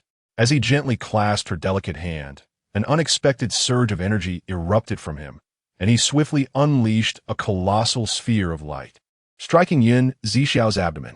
The terrifying force pierced her body, sending blood and severed limbs flying. Yet, in the blink of an eye, everything returned to normal. With a cold smirk, Ye Qiu warned, "Do you still think you can deceive me? Do you take me for a fool?" Although his interaction with Zixiao had been brief, and he did not know her well, Ye Qiu was acutely aware that should he dare to provoke her, he would undoubtedly meet a grim fate, far beyond a mere rebuff. The figures conjured by the illusion, though strikingly similar, lacked a sense of authenticity. Having completed his actions, Ye Qiu sat in meditation, striving to enter a state of ethereality. If he did not leave this place swiftly, the illusions would continue to proliferate, potentially trapping him indefinitely. The ethereal state achieved through cultivation would allow his consciousness to transcend this realm, preventing further illusions from manifesting. Recognizing his predicament, he understood that this was the only way to dismantle the illusion and escape its grasp. This ethereal state also served another purpose: purification. However, entering this state was no simple feat. Ye Qiu sat in meditation for the duration of an incense stick before he finally succeeded. The difficulty was evident, and how long it would take others remained uncertain. Upon entering the ethereal state, Ye Qiu's consciousness began to sharpen, dispelling the previous haze clouding his vision. The surroundings gradually transformed, and he realized he was on the verge of awakening from the illusion. Were it not for his concern for his junior sister and Mu Yanxue, Ye Qiu would have reveled in the experience of this captivating realm, allowing his imagination to conjure up enchanting figures. As his awareness crystallized, the scene before him reverted to its original form. What had once appeared as a murky, dim world now revealed itself as an expansive domain, albeit shrouded in an obscuring veil that concealed the outside. Just as curiosity peaked within him, a voice of astonishment broke the silence. It was Qin Yen'er. "Ye Qiu, how did you awaken so quickly?"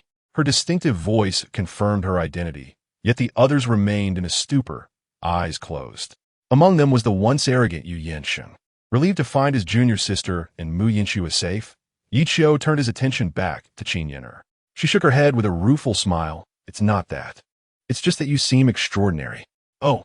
Ye Qiu was taken aback. "While I am aware of my uniqueness, I am curious to know what you find extraordinary about me." Qin Yen'er initially failed to grasp his jest, but upon realizing it, her face flushed with embarrassment, and she shot Ye Qiu an annoyed glare. As only the two of them had awakened from the illusion, their conversation remained discreet, free from the risk of being overheard. "What did you encounter in the dream?" she inquired, shifting the topic. Ye Qiu hesitated, unsure of how to respond. Encountering a scantily clad Master Zixiao was hardly embarrassing, as her choice of attire was not his fault. "I faced a formidable foe, and after a fierce battle, I discovered it was an illusion, ultimately awakening successfully," he stated with sincerity. "A formidable foe?" Qin Yen'er furrowed her brow. "Do you know them?" Ye Qiu shook his head. "Never met them before." "Impossible." Qin Yen'er gasped in surprise, but then seemed to recall something, her pupils narrowing as she regarded Ye Qiu with newfound incredulity. It became clear why he was so formidable, capable of overpowering even the genius of the Yu family. The enemies conjured in the illusion were manifestations of his inner demons. Such a person was indeed terrifying. It seemed even the Chilean non-Yu would struggle to contain him in the future. Qin Yen'er marveled at this, feeling envious of the Yaochi for having such an extraordinary disciple as Ye Qiu. Familiar with the rules of the illusion, she mistakenly believed that Ye Qiu was constantly conjuring a powerful adversary. Unaware of her thoughts, Ye Qiu countered her inquiry, asking what she had encountered. Qin Yen'er did not withhold her experience. "It was a powerful clan member. I struggled greatly to defeat him and only realized it was an illusion before successfully escaping." She refrained from elaborating on the specifics of her escape. Ye Qiu did not press for details, knowing such matters often remained unspoken. However, he was curious about the identity of her illusionary opponent. She claimed it was a clan member, but who could say if it was true? It could very well be her romantic interest. Yet, Ye Qiu kept this thought to himself, refraining from voicing it aloud. As the two engaged in their conversation, more individuals began to awaken one after another. The individuals in question are Xiao Shimi, Mu Yinxue, Yu Yinsheng, as well as the members of the Sima and Guda families. The sequence in which they awakened holds significance, and Ye Qiu has managed to deduce this to some extent. It is highly probable that it correlates with their innate talents for cultivation. The greater the talent, the higher the comprehension, thus rendering it easier to discern the rules and flaws within the illusion. If Ye Qiu's assumptions are correct, how terrifying must the talent of the first to awaken Qin Yin be? The mere thought is beyond Ye Qiu's imagination. Xiao Shimi and Mu Yinxue awakened almost simultaneously, and both encountered Ye Qiu within the illusion.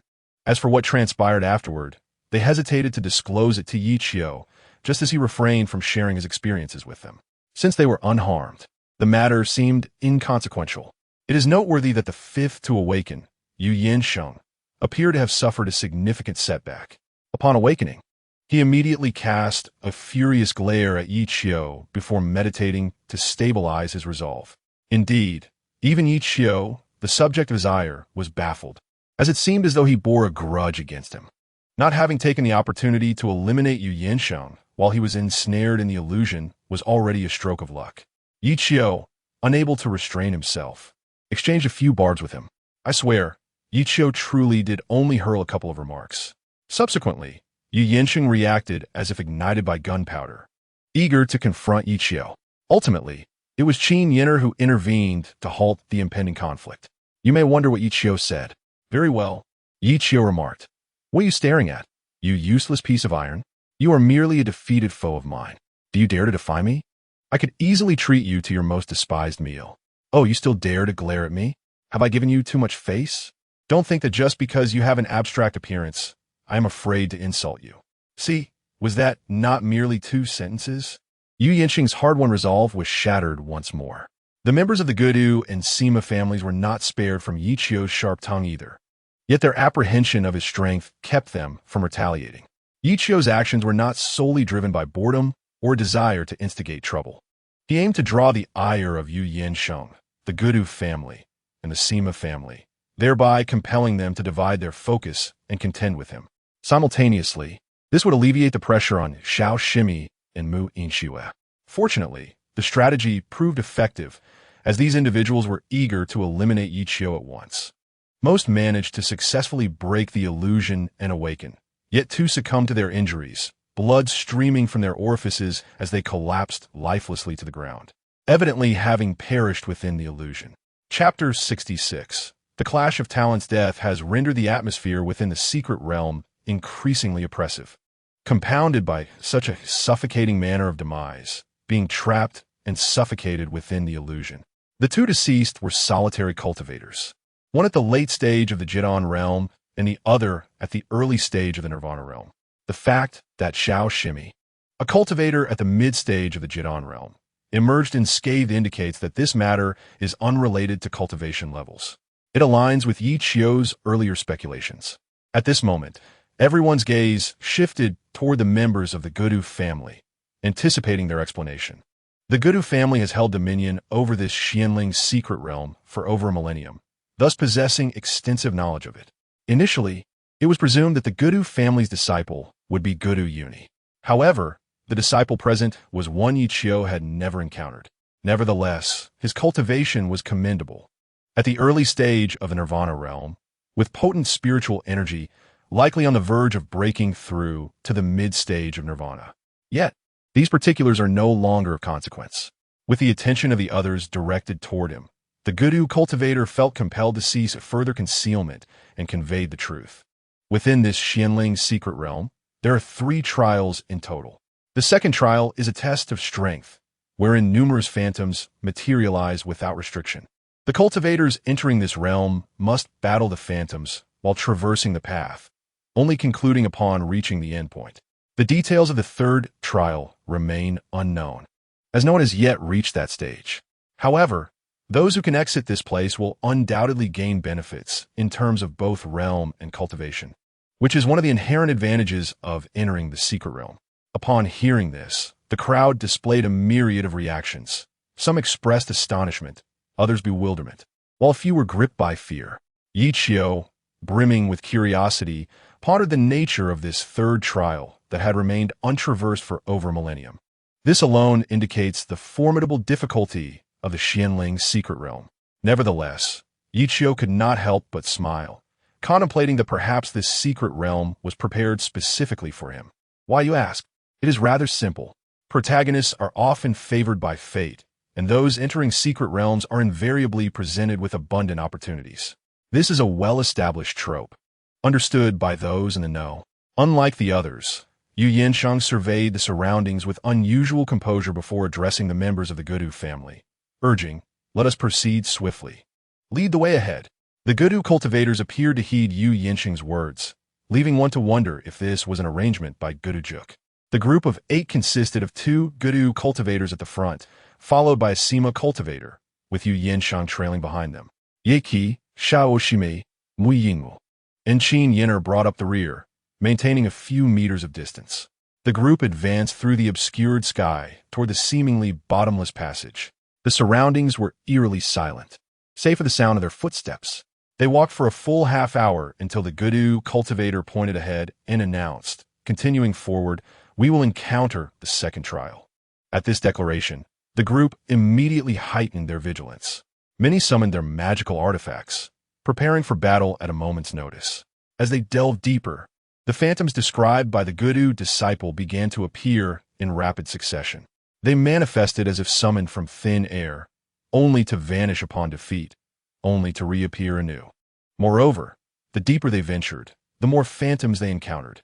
Previously, the Gudu disciple had not specified the strength of these phantoms, so the group had not given it much thought. However, facing them directly, they soon recognized the gravity of the situation. The combat prowess of these phantoms reached the late stage of the Jedon realm. Some might question the significance of this. Yet, one must not underestimate the strength of the late stage of the Jedon realm. While it may not rival that of the Nirvana realm, the power unleashed at this stage is nonetheless formidable. 1 or 2 phantoms pose little threat, but what of a swarm? Tens of thousands, perhaps millions? Even cultivators of the Kong realm would likely struggle against such odds. In this realm, where spiritual energy is scarce, once the group exhausts their physical and spiritual stamina, they must rely on spirit stones to replenish their energy. Even with sufficient spirit stones, can one endure the fatigue? Continuous combat for 24 hours would be unsustainable, even for a machine. Nevertheless, for the sake of rewards, the group found themselves entrenched in a grueling struggle. The 8 individuals were divided into 2 teams. One team was led by Yu Yinsheng, with 3 Nirvana realm cultivators from the Gudu and Sima families supporting him. The other team was commanded by Ye Qiu, with Shao Shimi, Mu Yinxue, and Qin Yin'er assisting him. Through mutual cooperation, they achieved a balanced understanding, particularly between Ye Qiu and Yu Yinsheng, whose swords moved with the grace of a dragon soaring through the skies, striking with the elegance of a swan in flight. Armed with their long swords, they weaved in and out of the phantoms, leaving no trace behind. Yet, the phantoms that perished would coalesce anew in less than a second. It was then that they grasped the reason why no cultivator had reached the third trial. It was because the second trial posed a formidable challenge to all. They fought against the relentless assaults of the phantoms while simultaneously advancing.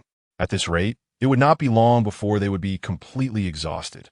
After slashing down 3 or 4 phantoms, Yu Yinsheng urgently called out, "This cannot continue.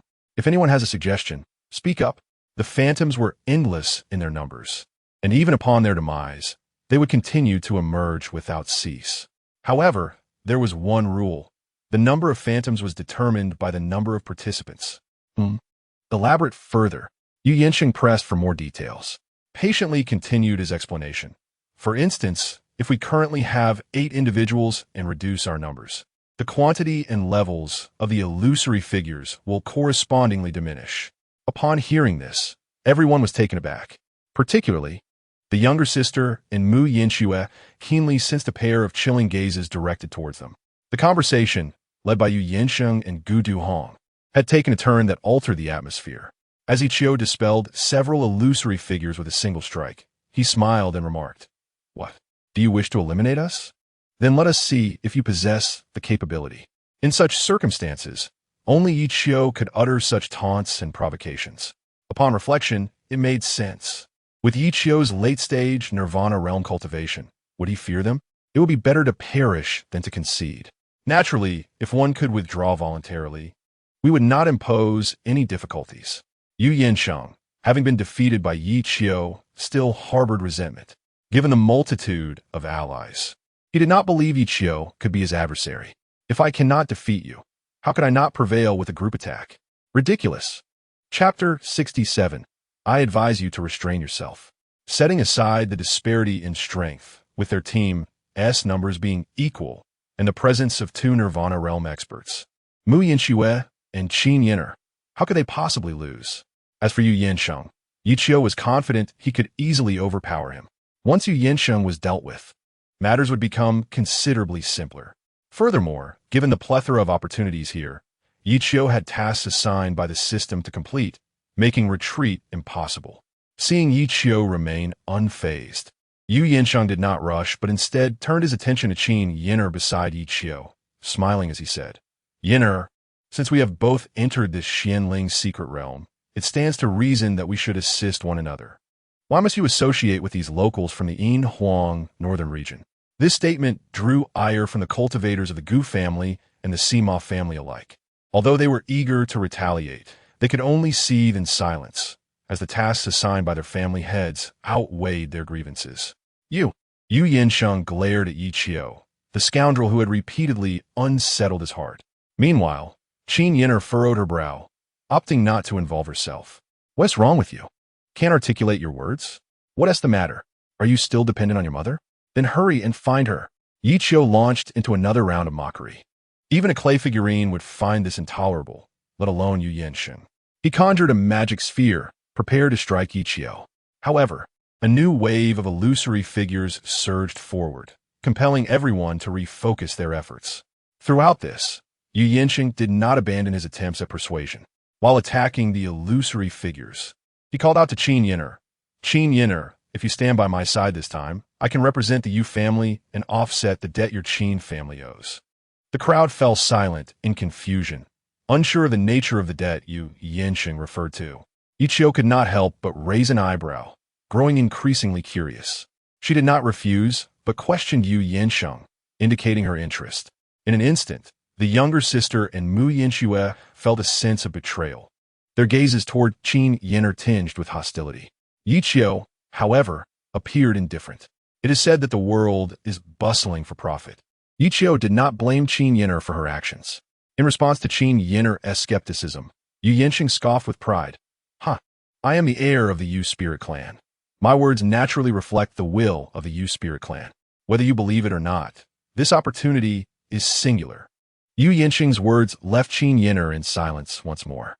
She was reluctant to align herself with Yu Yinsheng, which was precisely why she initially chose to accompany Mu Yinxue and Ye Qiu. Yet now, Yu Yinsheng had presented a condition she found difficult to refuse, one that merely required her to be a bit more self-serving.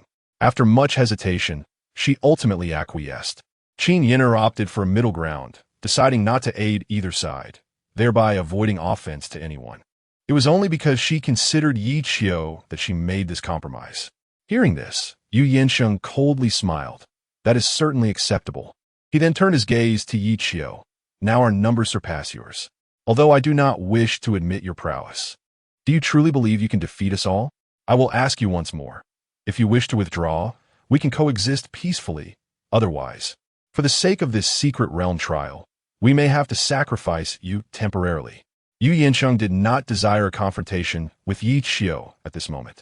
Although he was confident of victory, battles inevitably resulted in consumption, which could adversely affect the subsequent secret realm trials.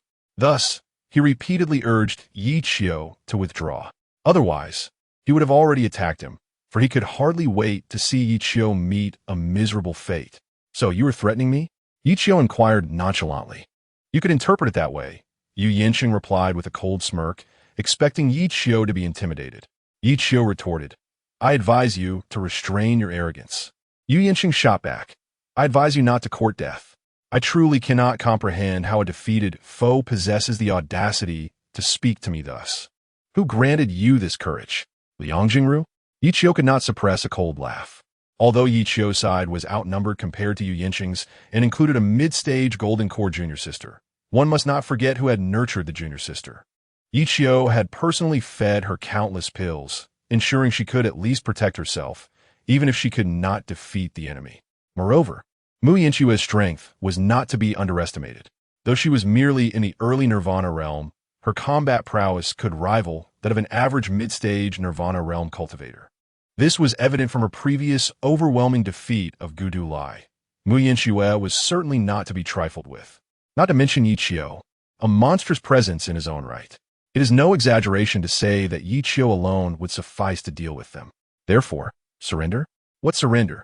Seeing that Ye Qiu was impervious to threats, Yu Yansheng grew weary of further banter. He summoned his spirit sword, a grade 9 earth-tier artifact that had previously been sent flying by Ye Qiu. As the spirit sword emerged, a violent sword aura instantaneously obliterated the approaching illusory figures. Attack! With Yu Yansheng's command, the four of them struck nearly simultaneously. Gu Duhong had long since assessed the strengths and weaknesses of Ye Qiu's trio. Thus, when engaging, he specifically targeted the weakest junior sister, intending to use her as a breakthrough point to dismantle Ye Qiu's team. As for Ye Qiu, he was directly opposed by Yu Yansheng and another cultivator from the Sima family. Meanwhile, Mu Yinxue was entangled by another disciple from the Gu family, leaving her unable to divert her attention to protect the junior sister. The battle erupted in an instant. Qin Yin'er, being astute, had early on withdrawn from the combat zone to avoid being embroiled. The others faced the dual challenge of fending off the illusory figures while simultaneously attacking one another. The intensity of the conflict far surpassing that of an arena. Gu Duhong lunged with his sword aimed at the junior sister's vital point, seeking to eliminate her in one strike before aiding the others. However, the seemingly frail junior sister vanished from sight with remarkable speed. The sword strike missed its target, leaving Gu Duhong astonished. What is happening? How could a cultivator in the early Nirvana realm be outpaced by someone in the mid-stage Golden Core realm? Chapter 68. The Tide Turns. Gu Duhong was left in disbelief. He even questioned whether he was still trapped in an illusion. The gap between the Golden Core and Nirvana realms is vast. Even the illusory figures in the late Golden Core realm could not withstand a blow from Gu Duhong. Yet the junior sister, being only in mid-stage Golden Core, should be far inferior to these illusions. The enchanting younger disciple gracefully evaded the deadly strike from Ye Qiu, capturing the attention of others, particularly Yinhuang, whose eyes nearly bulged in astonishment. Many present might not comprehend the gravity of the situation. The realm of cultivation is a chasm that cannot be crossed, a universally acknowledged truth. To put it simply, if one in the early stages of Jidan can defeat someone in the late stages, it indicates unparalleled talent. But if a Jidan cultivator surpasses one in the Nirvana realm, that is utterly absurd. Even Yinhuang could not possibly overcome a Nirvana realm early-stage cultivator in his late Jidan stage. Moreover, the younger disciple was merely in the mid-Jidan stage, hence his astonishment. The presence of Ye Qiu alone was enough to leave him in awe. And now, there was an additional younger disciple. Yinhuang harbored serious doubts about whether they were indeed disciples of Yinhuang. How could a once prominent power in the Yinhuang Northern Region cultivate such extraordinary disciples? Though astonishment permeated the crowd, no one believed the younger disciple could triumph over Ye Qiu. Speed alone does not equate to overall strength. Although Ye Qiu suffered a loss of face from a missed strike, he quickly regained composure and launched a second assault. He treated the younger disciple with the same demeanor reserved for contemporaries, indirectly affirming her remarkable prowess. The younger disciple, light as a swallow, danced among the phantoms. Her ability to evade the lethal strike from the Nirvana realm cultivator was significantly influenced by Ye Qiu. Why is that? It stems from the direct correlation between the younger disciple's growth and Ye Qiu's nurturing. As previously mentioned, she was raised on a diet of pills provided by Ye Qiu. These pills contained immense energy, yet the energy she could absorb was limited. Coupled with the constraints of a cultivation bottleneck, her progress remained stagnant at the Jidan stage. However, the energy from these pills had not dissipated. Instead, it was compressed within her body. Apart from daily cultivation, this compressed energy could only be expended through combat. In essence, the younger disciple fought as if standing of spring, bolstered by enhanced states. This bestowed upon her the strength to contend with Ye Qiu. This fact was something even Ye Qiu had not anticipated. In some respects, the younger disciple surpassed Yinhuang. Thus unfolded a dramatic scene, with the younger disciple dashing ahead while Ye Qiu pursued, maintaining a peculiar balance. It was utterly outrageous. Ye Qiu's frustration grew with every step, ultimately unleashing his fury upon the phantoms. Observing Ye Qiu expending spiritual energy recklessly, revealing numerous vulnerabilities, the younger disciple seized her opportunity. No longer fleeing, she pivoted and launched a counterattack with her sword against Ye Qiu, who had been engaged with the phantoms. Suddenly, the previously furious Ye Qiu altered his demeanor, suppressing his aura and wielding his sword with lethal intent to meet the younger disciple's advance. Be careful. Illa ishakemi. She had not anticipated that Ye Qiu was merely feigning vulnerability, aiming to deceive the younger disciple into launching an offensive. With a sinister smile, Ye Qiu's murderous intent surged. He was determined to rend the younger disciple asunder, ensuring a fate of utter annihilation for anyone who crossed the Ye family. However, in a moment of distraction, he faltered. Why did the younger disciple, fully aware of the trap, not evade? Instead, she pressed forward? Was it because she recognized her inability to escape and chose to gamble everything? Yet, the expression on her face displayed no hint of panic. Rather, she exuded confidence, which sowed seeds of doubt in Ye Qiu's mind. Impossible. Absolutely impossible. As a Nirvana realm early-stage cultivator, I cannot be defeated by her. Ye Qiu vehemently shook his head, his murderous intent solidifying as he accelerated toward her. The two swords clashed, their edges gleaming. Just as Yinhuang and the others believed the younger disciple was about to be vanquished, an unexpected turn of events unfolded.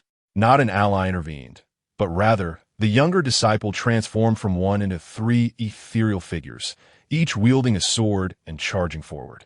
Ye Qiu was taken aback. What kind of technique was this? An illusion? As he thrust his sword toward the central figure, it was too late to withdraw.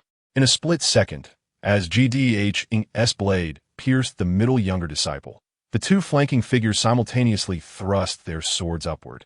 Ye Qiu swung to block with his left. The sound of metal clashing rang out. He revealed a cold smile, thinking he had her. But before he could finish his thought, a searing pain shot through his right side.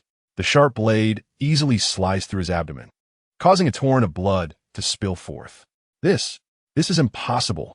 Ye Qiu staggered back, clutching his wound with his left hand while desperately fending off the phantom's assault.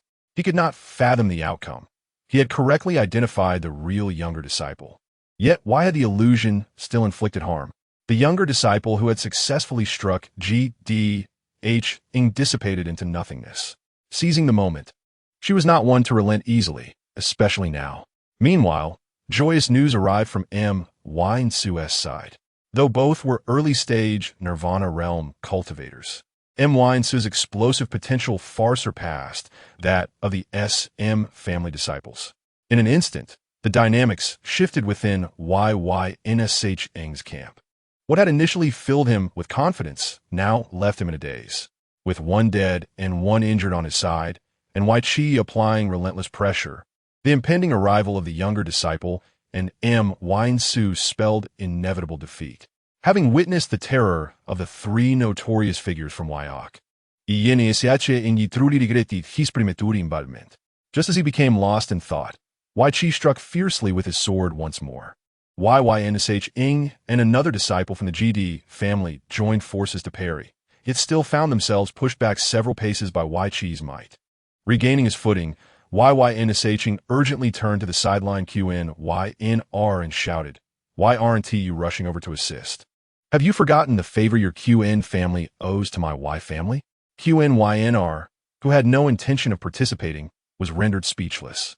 She truly wished to deliver a scathing retort. How shameless could he be? Chapter 69. Unfortunately, the one you encounter is me. Though Yinhuang was despicable and shameless, he once again used family ties as leverage, leaving Qiu with no choice but to acquiesce. The interests of the clan took precedence over personal matters, a value instilled in every disciple of a prominent family. Thus, despite her reluctance, she had no option but to compromise. Recognizing Qiu's hesitation, Yinhuang understood his coercion had taken effect. Seizing the moment, he pressed on, persuading her. If you assist me this time, not only will your Qiu family's debt be absolved, but I will also share the treasures of the Su in Ling's secret realm with you.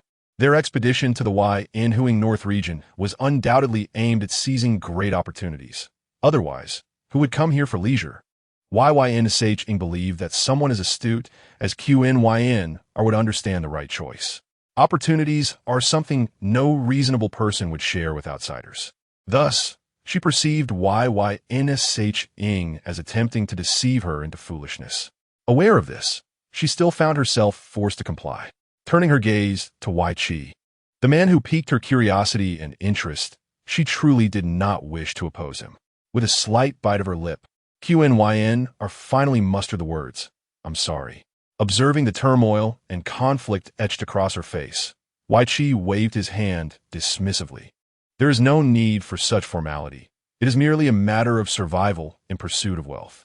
Ye Qiu's remarks were influenced by Zixiao's word from the previous day, advising them to minimize interactions with individuals from the Qilian Nanyu, specifically referring to Qin Shiyin Zhu's Qin Yenner. Thus, it was essential to clarify their stance and attitude. Ye Qiu's demeanor alleviated some of the guilt within Qin Yenner. She turned again, her gaze cold as she addressed Yinhuang, declaring, "The debt of gratitude owed by my Qin Shiyin Zhu has been repaid." This statement was imperative for Qin Yenner to articulate beforehand, lest Yinhuang repeatedly invoke the notion of favors. Naturally, Yinhuang scoffed, aware that one cannot overextend such matters, thus refraining from clinging to this so-called favor. With Qin Yenner's involvement, the situation for Yinhuang improved slightly. As Ye Qiu posed the greatest threat, Yinhuang instructed Qin Yenner to join him in confronting Ye Qiu alone, while another disciple from the Gudu family sought to impede the escape of Mu Yinshui. Meanwhile, the junior sister remained engaged in combat with the injured Gudu Hong, who, despite his wounds, was a formidable practitioner at the initial stage of Nirvana realm, soon to break through to mid-stage. Thus, his strength was indisputable. Even though the junior sister had harmed his essence, she still could not defeat him in a short span of time. This exemplified the chasm between the Golden Core realm and the Nirvana realm.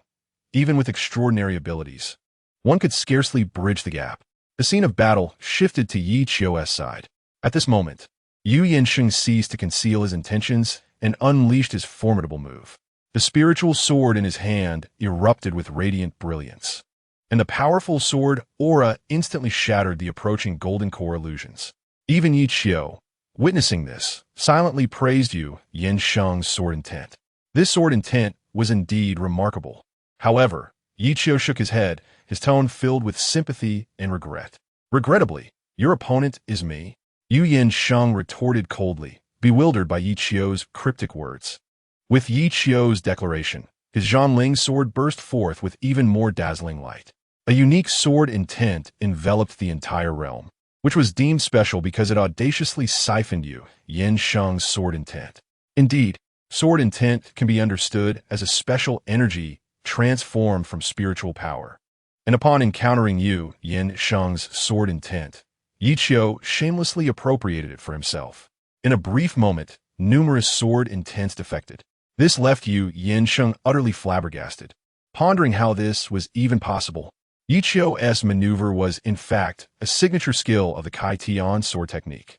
It allowed the transformation of spiritual power into sword intent or sword aura, and within this peculiar space, there was no spiritual power available for conversion.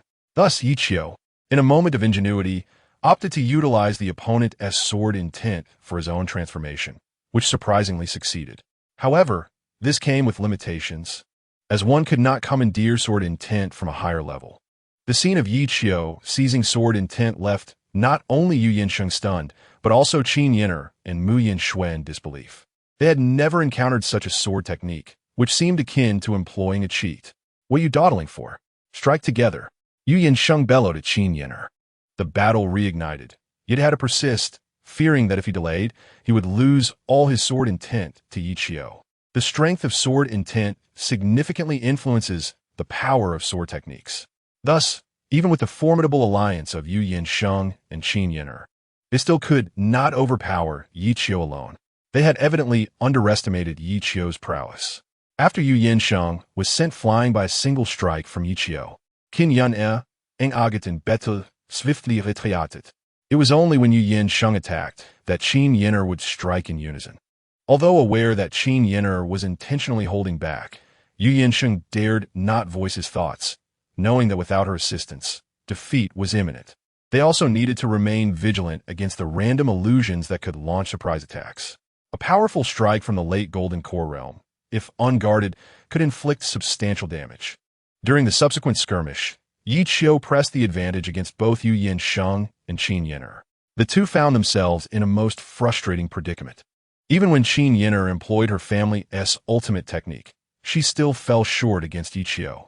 This experience reshaped Qin Yin'er's perception of Ye Qiu. She had never encountered such an extraordinary practitioner of the Nirvana realm, even within her own family.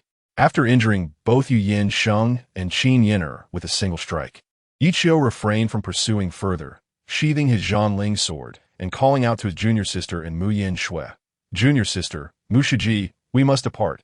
As his words echoed, Ye Qiu, along with his junior sister and Mu Yinxue, vanished from the secret realm before their eyes.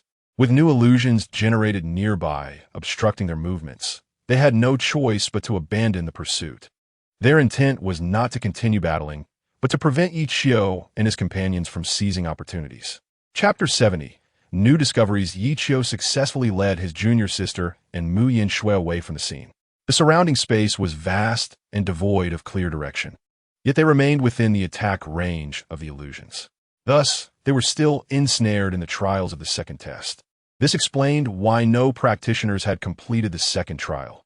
Regardless of their efforts, reaching the endpoint was impossible. Otherwise, those renowned for their speed could simply accelerate at the onset, and the Golden Core illusions would never catch up to practitioners of the Nirvana realm.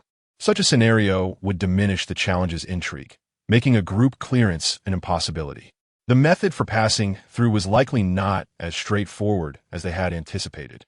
"Ye Qiu, we're on the verge of victory. Why do we flee?" the junior sister inquired, puzzled. She had yet to engage in a fierce battle with a practitioner of the Nirvana realm, and the recent skirmish had significantly heightened her desire for combat. In essence, she had developed an addiction to fighting. "Indeed, Ye Shidi, we could have seized this opportunity to eliminate them here," Mu Yinxue echoed, equally perplexed. Mu Yinxue was no naive flower. She was decisive and powerful, especially against foes, showing no mercy, as evidenced by her swift elimination of her opponent. Observing the confusion in both of their eyes, Ye Qiu offered a wry smile, stating, "We need not necessarily kill these individuals. Keeping them alive may serve to alleviate some pressure on us." "Oh," Mu Yinxue queried, "are you suggesting we aim for an individual clearance?" "Why not?" Ye Qiu replied with a smile. "Ye Xiao, your talents are indeed exceptional. Please share how we can achieve this individual clearance," the junior sister exclaimed with excitement. "If we could succeed in this trial that has remained unpassed for over a millennium, it would undoubtedly elevate our Yaochi's prestige," she added. "Do you recall the nature of our challenge?" Ye Qiu asked. "Moreover, the more participants there are, the stronger and more numerous the illusions will become," Mu Yinxue added. Ye Qiu nodded. "Have you considered that if this is the case, the second trial may not be as daunting as it seems? For instance, a practitioner at the late stage of the Nirvana realm could easily navigate this trial without difficulty." "That is true. I too found it curious that this trial did not seem particularly challenging. It's hard to believe that no one has passed it over the years." Mu Yinxue interjected. "What could be the reason?" The junior sister blinked. "This is where we need to engage our intellect," Ye Qiu smiled. "For instance, we could allow these individuals to hold us back while we look for an opportunity to slip through." "Slip through?" Isn't the challenge meant to be completed? The junior sister asked, confused. Indeed, no one mentioned that the challenge required the complete annihilation of the phantom figures. Moreover, the formation here is intricate, rendering the phantoms virtually indestructible, Ye Qiu elucidated. Although she did not fully grasp the meaning, it still seemed quite impressive to the junior disciple, who scratched her head in confusion. With a wry smile, Ye Qiu remarked, "Just follow my lead. This secret realm trial will undoubtedly provide hints. For otherwise, it would lose its very purpose." After Ye Qiu's explanation, the junior disciple and Mu Yinxue began to understand somewhat. They then set off once more, charging forward aimlessly. Along the way, they not only had to deal with the newly spawned phantoms, but also confront various dangers, such as energy storms. These storms are manifestations of dissipated energy within the secret realm, accumulating over time into a stationary tempest, spanning hundreds of acres. Any approach would lead to being eroded by the storm's energy. A cultivator lacking sufficient strength would not dare to come within even a fraction of its reach. The trio searched for a while, but aside from the energy storm, they encountered no other issues. Zixiao, could your judgment be mistaken? The junior disciple could not restrain her inquiry. Despite her admiration for Ye Qiu, it did not imply she lacked discernment. They had been searching for an hour without discovering anything of note. Even the usually composed Mu Yinxue began to harbor doubts. To be honest, all those earlier assertions were mere conjectures from Ye Qiu, leaving him without absolute certainty. After a moment of silence, Ye Qiu finally spoke. "Have you not noticed a particular issue?" "What issue?" Both asked in unison. "The number of phantoms we encounter has decreased. Is this related to our separation?" Mu Yinxue inquired. "So, the lack of clues is simply because we haven't searched long enough?" The junior disciple posited. "That may not necessarily be the case," Ye Qiu countered, shaking his head. "Perhaps the answer lies elsewhere." At this, Ye Qiu turned his gaze toward the nearby energy storm. Even from a distance, Jiang Daolin could sense an overwhelming oppressive force that seemed to devour all. "Zixiao, are you certain you haven't erred?" The junior disciple could not help but question again, her skepticism now pronounced. This energy storm was exceedingly perilous. For someone of her cultivation level, a careless misstep could lead to her demise within mere breaths. "Yeshidi, this is no jest. A miscalculation could very well result in death." Mu Yinxue urged, equally concerned. Rather than risk their lives, she would prefer to retreat. In stark contrast to their apprehensions, Ye Qiu wore a devilish grin. "Energy cannot spontaneously arise nor vanish without a trace," he stated cryptically. In the midst of their bewilderment, Ye Qiu continued, "The energy within this storm is finite. If we can deplete its energy, we can gain entry. But how do we deplete its energy, especially with such a vast quantity?" The junior disciple exclaimed, still perplexed. "By utilizing the phantoms." Ye Qiu reminded them. "Phantoms?" They both paused in astonishment, but soon seemed to grasp the concept. "You mean we capture phantoms and throw them into the storm, allowing the storm's power to extinguish them repeatedly, thereby weakening the storm's energy, and then we seize the opportunity to enter?" Mu Yinxue articulated the plan Ye Qiu had implied. The previously confused junior disciple suddenly understood. In that case, this method should be feasible, as these phantoms regenerate endlessly. Then what are we waiting for? Let's act swiftly. Ye Qiu laughed. Fortune awaits us. Upon arriving at the energy storm, the trio was once again taken aback. "Zixiao, there are numerous energy storms here. Which one should we choose?" The junior disciple asked. Bewildered, after their search, they discovered a total of 7 energy storm locations of varying sizes. If these storms were indeed the key to unlocking the second challenge, it was improbable that all of them held the answer. Ye Qiu was at a loss for how to proceed. "Forget it. Let us enter one and see," he declared, swiftly capturing a phantom that attempted to ambush him and tossing it into the energy storm. Before the phantom could approach, it was instantly obliterated by the storm's outer energy field. In the next moment, a new phantom materialized nearby within 10 meters. As soon as the phantom emerged, Ye Qiu acted again, seizing it and flinging it into the energy storm. Zzz. The phantom vanished. Then it regenerated. Ye Qiu threw again. Zzz. The phantom disappeared once more, only to regenerate yet again. Ye Qiu continued this cycle. The junior disciple and Yinhuang soon joined in, though their speed could not match Ye Qiu's vigor.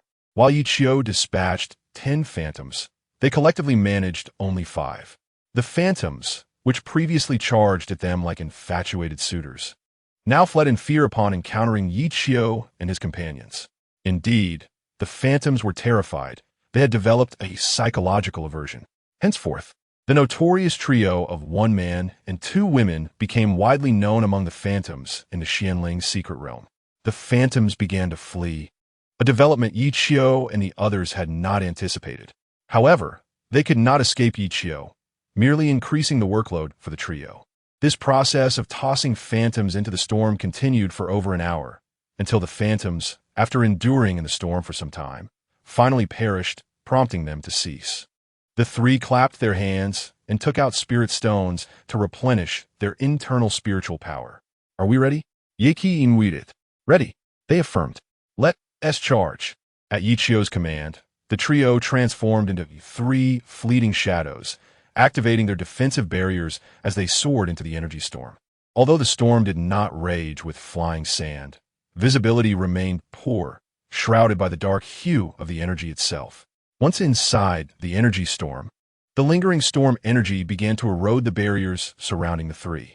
These barriers relied on their spiritual energy. As long as their energy persisted, the barriers would endure. Of course, this was all made possible by the earlier depletion of the storm's power through the phantoms. Had they faced the storm in its original state, their barriers would likely be obliterated in no time. "Ye Qiu, what should we do next?" the junior disciple asked, her lower cultivation level leaving her more susceptible to the storm's pressure. Even with ample spirit stones at her disposal, they could not forget that the energy within the storm would gradually restore itself. Thus, their time was limited. "My intuition suggests that the core of the storm holds the answer," Ye Qiu explained. "The core? Wouldn't that be exceedingly dangerous?" Yinhuang expressed her concern. Ye Qiu nodded. "Therefore, stay close to me. If you can no longer endure, do not hesitate to inform me." "Understood."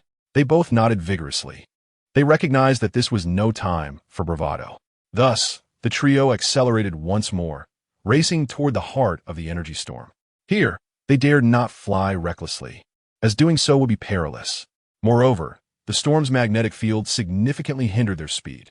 Although they sprinted, their pace was akin to that of an ordinary person jogging. Nevertheless, the consumption of their spiritual energy was genuine. The consumption of spiritual energy by the young junior sister is indeed formidable, primarily due to her relatively low cultivation level, which pales in comparison to Ye Qiu and Yinhuang. Each step she takes drains a piece of low-grade spiritual stone. Fortunately, Ye Qiu had previously acquired a significant number of spiritual stones, otherwise their supply would have been insufficient. Despite their illustrious status as disciples of Yaochi, they are, in truth, financially strapped. This predicament stems from Yaochi's prolonged state of weakness, with its resources continuously consumed by other factions. Thankfully, Yaochi is a sacred place for cultivation, blessed with abundant spiritual energy, which compensates for its deficiencies. Halfway through their journey, the young junior sister could no longer endure. "Ye Qiu, I can hardly go on," she exclaimed. The tempestuous winds here are so fierce that even the exceptionally talented junior sister struggles to maintain her footing. Ye Qiu extended his left hand and placed it on her shoulder, channeling a vast amount of spiritual energy into her body. The discomfort she felt dissipated instantly, allowing her to exhale in relief. The trio pressed onward, yet as they neared the epicenter of the energy storm, Yinhuang also began to falter. Ye Qiu had no choice but to place his other arm around her shoulder, infusing her with a considerable amount of spiritual energy to support the formation of her protective barrier. Thus, Ye Qiu upheld both of them as they advanced once more. The young junior sister and Yinhuang were astonished, realizing that throughout this ordeal, Ye Qiu had not consumed a single spiritual stone to replenish his energy. Now, he was somehow sustaining the energy consumption of both women, an unfathomable amount of spiritual energy indeed. Their perception of Ye Qiu was profoundly altered in that moment. In truth, Ye Qiu was not as extraordinarily powerful as they had imagined. While he possessed great strength, he had not reached an outrageous level.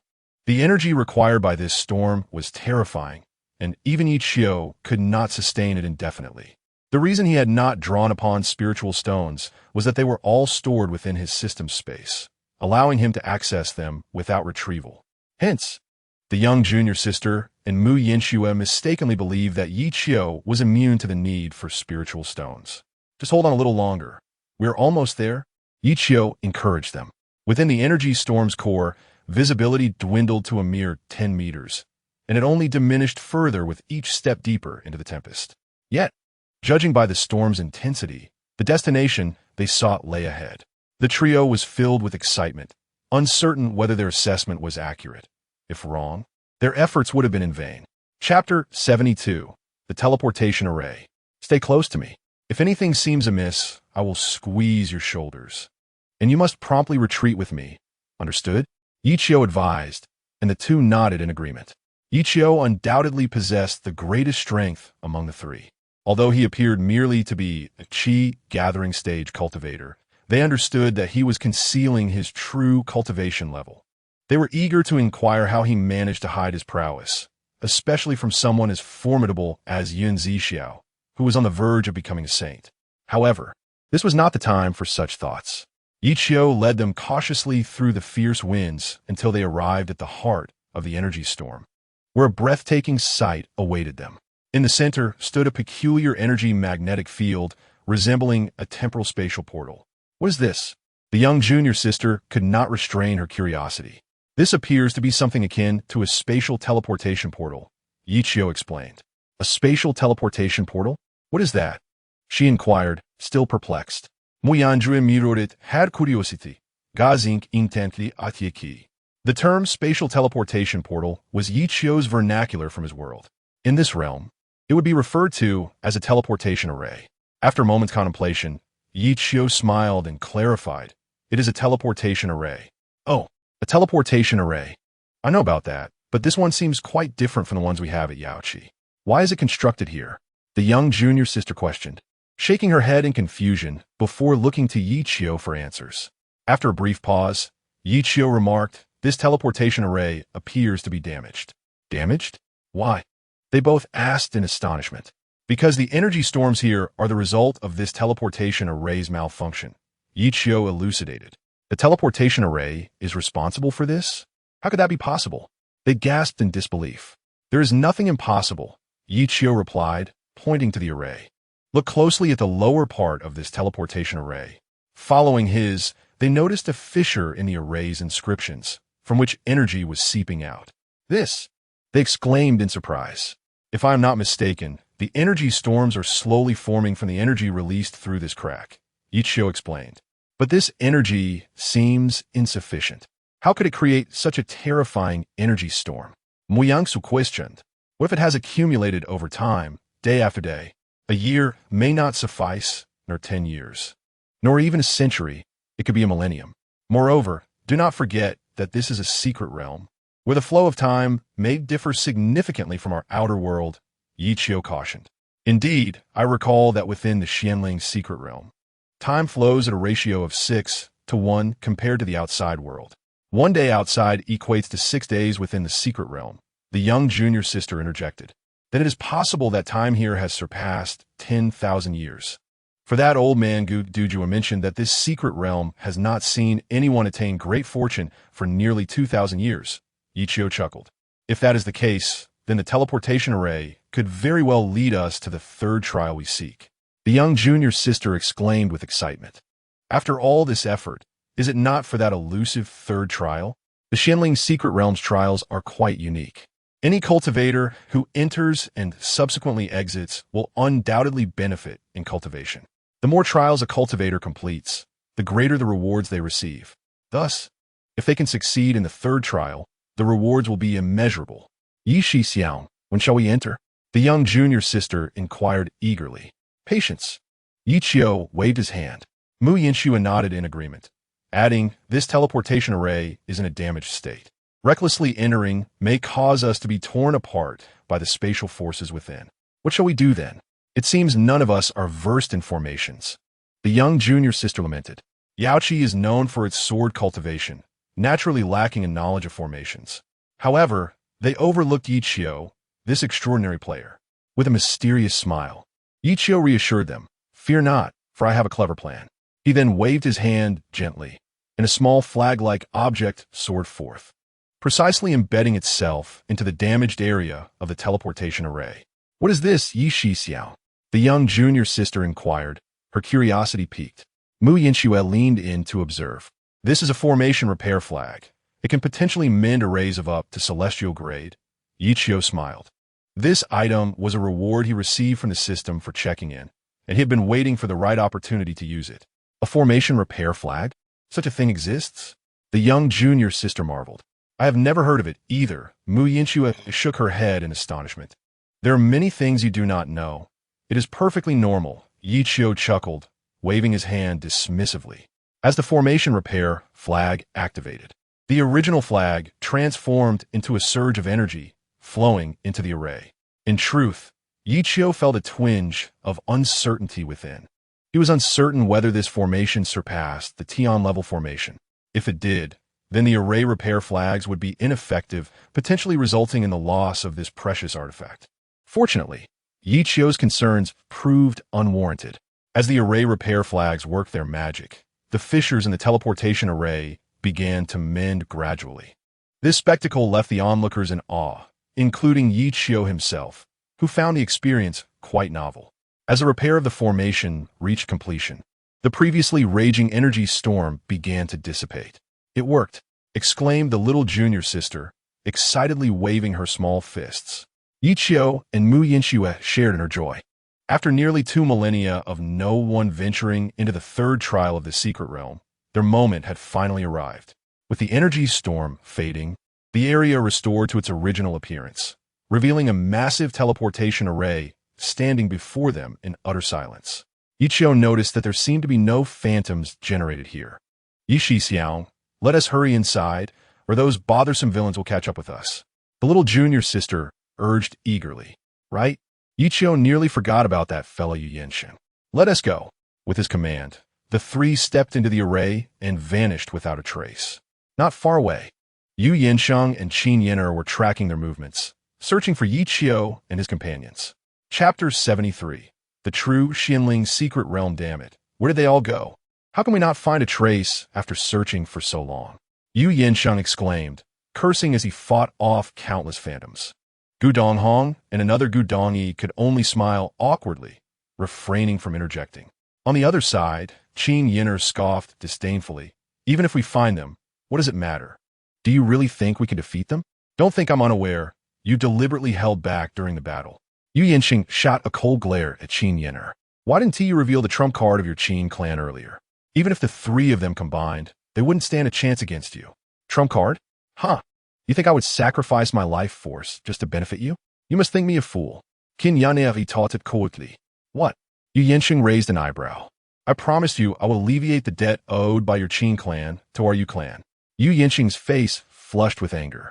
Words of reproach lodged in his throat, but ultimately swallowed down. Qin Yin'er chose to ignore Yu Yinsheng, having done all that was necessary. If Yu Yinsheng had no intention of honoring his word, then she saw no reason to continue accommodating him. As for threats against her, that was entirely unnecessary. For Qin Yin'er was not intimidated by Yu Yinsheng's bluster. In fact, if it came to a battle, Yu Yinsheng might not even be her match. This was also the reason why Yu Yinsheng held her in such high regard. "Young Master Yu, we've spotted something ahead," Gu Donghong exclaimed, pointing towards the teleportation array. Yu Yinsheng looked up, recognizing the only distinguishing feature in the second trial. "What is this?" He momentarily failed to recognize it. "This is the teleportation array." Qin Yin'er chimed in. They were currently a united front, so she had no intention of remaining silent.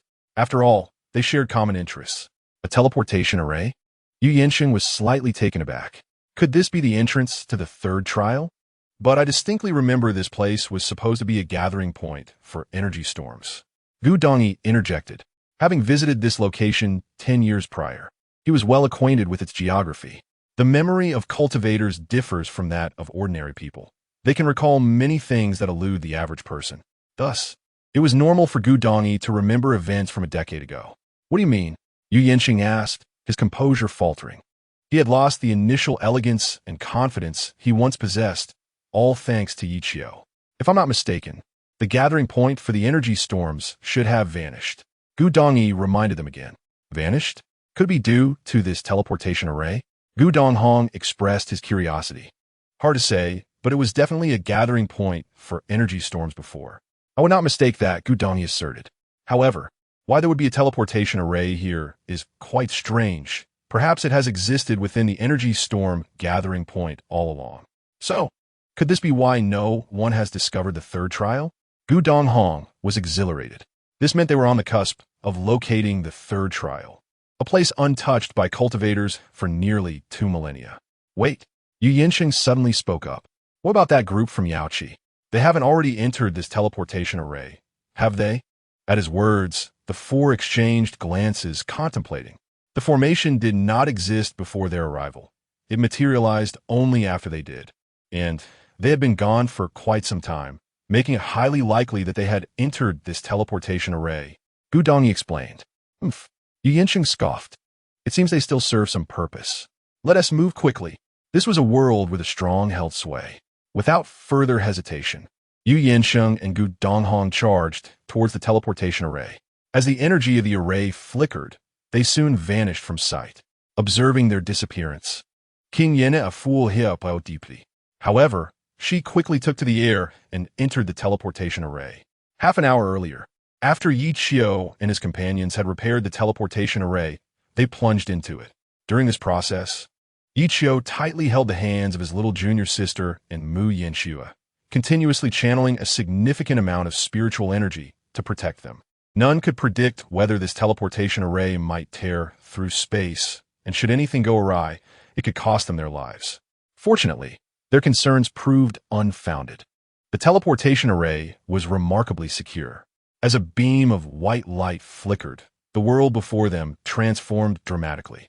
The illusion they had been enveloped in upon entering the Xianling's secret realm resembled a shell encasing an egg. Even after completing the first trial, the second trial remained equally constrictive. Now, however, the realm they inhabited could be considered a small world in its own right. The sun, moon, and stars were all clearly visible. Furthermore, the abundance of spiritual energy here rivaled that of Yaochi. It is worth noting that Yaochi is a sacred place for cultivation, with an undeniable richness in spiritual energy. Yet, every corner of this small world contains such terrifying levels of spiritual energy. If the outside world were to learn of this, those who entered the secret realm would multiply in number exponentially. Why, you ask? It is simple. The high concentration of spiritual energy indicates that this place is undoubtedly a treasure trove of great fortune and security. Moreover, considering the elapsed time, it had been at least 10,000 years since any cultivator had set foot here. The spiritual herbs within had reached levels surpassing 10,000, their value immeasurable. It is no exaggeration to say that the families here could outstrip the Gu family's influence. They could even establish a first-rate power anew. Ye Qiu, am I dreaming? The little junior sister exclaimed, her eyes wide with excitement and astonishment. Ye Qiu wasted no time, pinching her cheek to confirm. The little junior sister cried out in pain. Ouch, Ye Qiu, why are you pinching me? She covered her reddened cheek, tears brimming in her eyes. Ha ha ha, you asked if you were dreaming, so I thought I'd help you confirm. Ye Qiu la fit heartily. Ye Qiu, you're so annoying. The little junior sister turned her face away in irritation, unwilling to look at Ye Qiu. Their playful banter did not disturb Mu Yanxue, who was deep in thought. After a moment of contemplation, she spoke. If I'm not mistaken, this should be the true Xianling secret realm. Chapter 74. Take everything away, the true Xianling secret realm? Are you certain? The little junior sister was bewildered. If this truly is the Xianling secret realm, then where exactly did we just traverse? Little junior sister inquired. If I'm not mistaken, this must be a peculiar formation, Mu Yanxue elucidated. A peculiar formation? Ye Qiu expressed his confusion. Indeed, Mu Yanxue nodded. Have you not noticed? Notice what? Little junior sister asked. Within the secret realm, how could there possibly be multiple trials? Although I have not witnessed it, that does not mean it does not exist. Little junior sister retorted.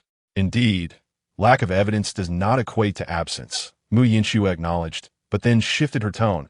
Yet it seems you have forgotten something. What have we forgotten? In our Yaochi's Xiantian secret realm, Mu Yinxue reminded them. Among the three, Mu Yinxue had spent the most time in Yaochi and was also the eldest. Thus, she was privy to many things that Ye Qiu and the others were unaware of. Are you suggesting that this Xianling secret realm is connected to our Xiantian secret realm? Little junior sister asked again. Precisely. Mu Yinxue confirmed. The Xiantian secret realm and the Xianling secret realm actually share the same origin. Strictly speaking, they should be regarded as one and the same. Ah, is that so? Ye Qiu was taken aback. However, he could not recall anyone mentioning this before. Not even Zixiao had hinted at it. How do you know this? Ye Qiu could not help but inquire. My master, Qing Shandao Run, once managed both secret realms. Back then, the Xianling secret realm and the Xiantian secret realm were indistinguishable. At that time, my master explored these realms and discovered that they possessed a shared essence and energy, subsequently finding similar fortuitous encounters within both. From that moment, my master was certain that these two realms were once one, but were later divided into two.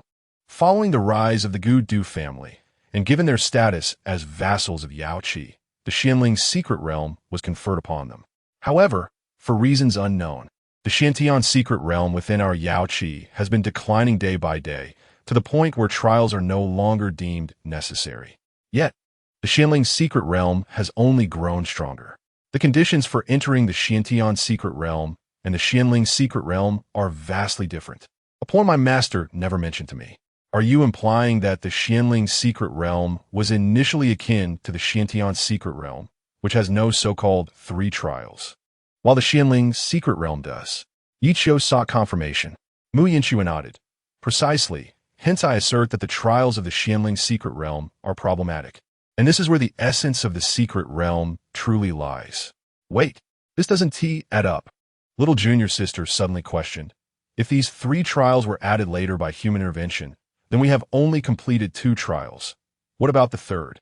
Mu Yinxue and Ye Qiu exchanged glances, momentarily at a loss for words. Regardless, we're already here, Ye Qiu smiled. Therefore, it is imperative that we seek treasures and opportunities first. When we encounter spirit herbs over 100 years old, let's pluck them all and leave none for the Gudu family. Ye Qiu commanded heartily. The two beautiful women shared a knowing, mischievous smile. Thus, an extraordinary scene unfolded. The trio of Yaochi's mischief makers swept through, collecting any spirit herbs of decent spiritual energy in their path. In merely 10 minutes, their surroundings were left barren. There was no denying that the abundance of spirit herbs here was staggering. Even a single small herb was thousands of years old, with those aged 100 being nearly non-existent. Furthermore, even the few thousand-year-old herbs were the result of later growth, with countless herbs existing that were over 10,000 years old. Eventually, little junior sister and Mu Yinxue found their spatial storage rings overflowing. Fortunately, Ye Qiu possessed a system space, so he felt little pressure. Soon, nearly all the spirit herbs in this small world were exhausted. Besides the herbs, a few spirit beasts resided here, predominantly gentle in nature and of little consequence. They fed on the abundant spiritual energy and showed no hostility towards Ye Qiu and his companions. Thus they chose not to trouble the spirit beasts. Otherwise, Ye Qiu would have at least contemplated capturing them. The terrain of this small world was vast, and their current location was merely one of its segments. However, this area was the only one flourishing with numerous spirit herbs. Other locations were quite peculiar. A colossal volcano loomed in the distance, with molten lava spewing forth. Surrounding the volcano, not a single spirit herb could be found. In another area lay the Thunder Punishment Zone, characterized by incessant lightning strikes. For lightning cultivators, this might offer substantial enhancement, yet such a zone bore no spirit herbs either. Additionally, extreme cold and heat zones also lacked spirit herbs. After harvesting the spirit herbs, the three reconvened. Brother Yi, what shall we do next? Little junior sister asked excitedly. They had gathered an overwhelming quantity of spirit herbs, enough to fetch an astronomical sum if sold. All three of us are sword cultivators, and there exists an extreme cold zone in this small world. Although it is not directly related to sword cultivation, it does align well with our Yaochi sword techniques, and cultivating there would greatly benefit your progress in swordsmanship. Ye Qiu smiled. That sounds splendid. Let us set off quickly. Little junior sister could barely contain her enthusiasm. Soon, the three accelerated towards the extreme cold zone. The distance between the two locations was considerable. At full speed, it would take at least half an hour to traverse. Shortly after Ye Qiu and the others departed, the teleportation portal in the small world responded once more. Before long, Yu Yinsheng and Qin Yin'er, along with their companions, materialized at the portal's location. Upon sensing the high spiritual energy in this small world, all four were taken aback.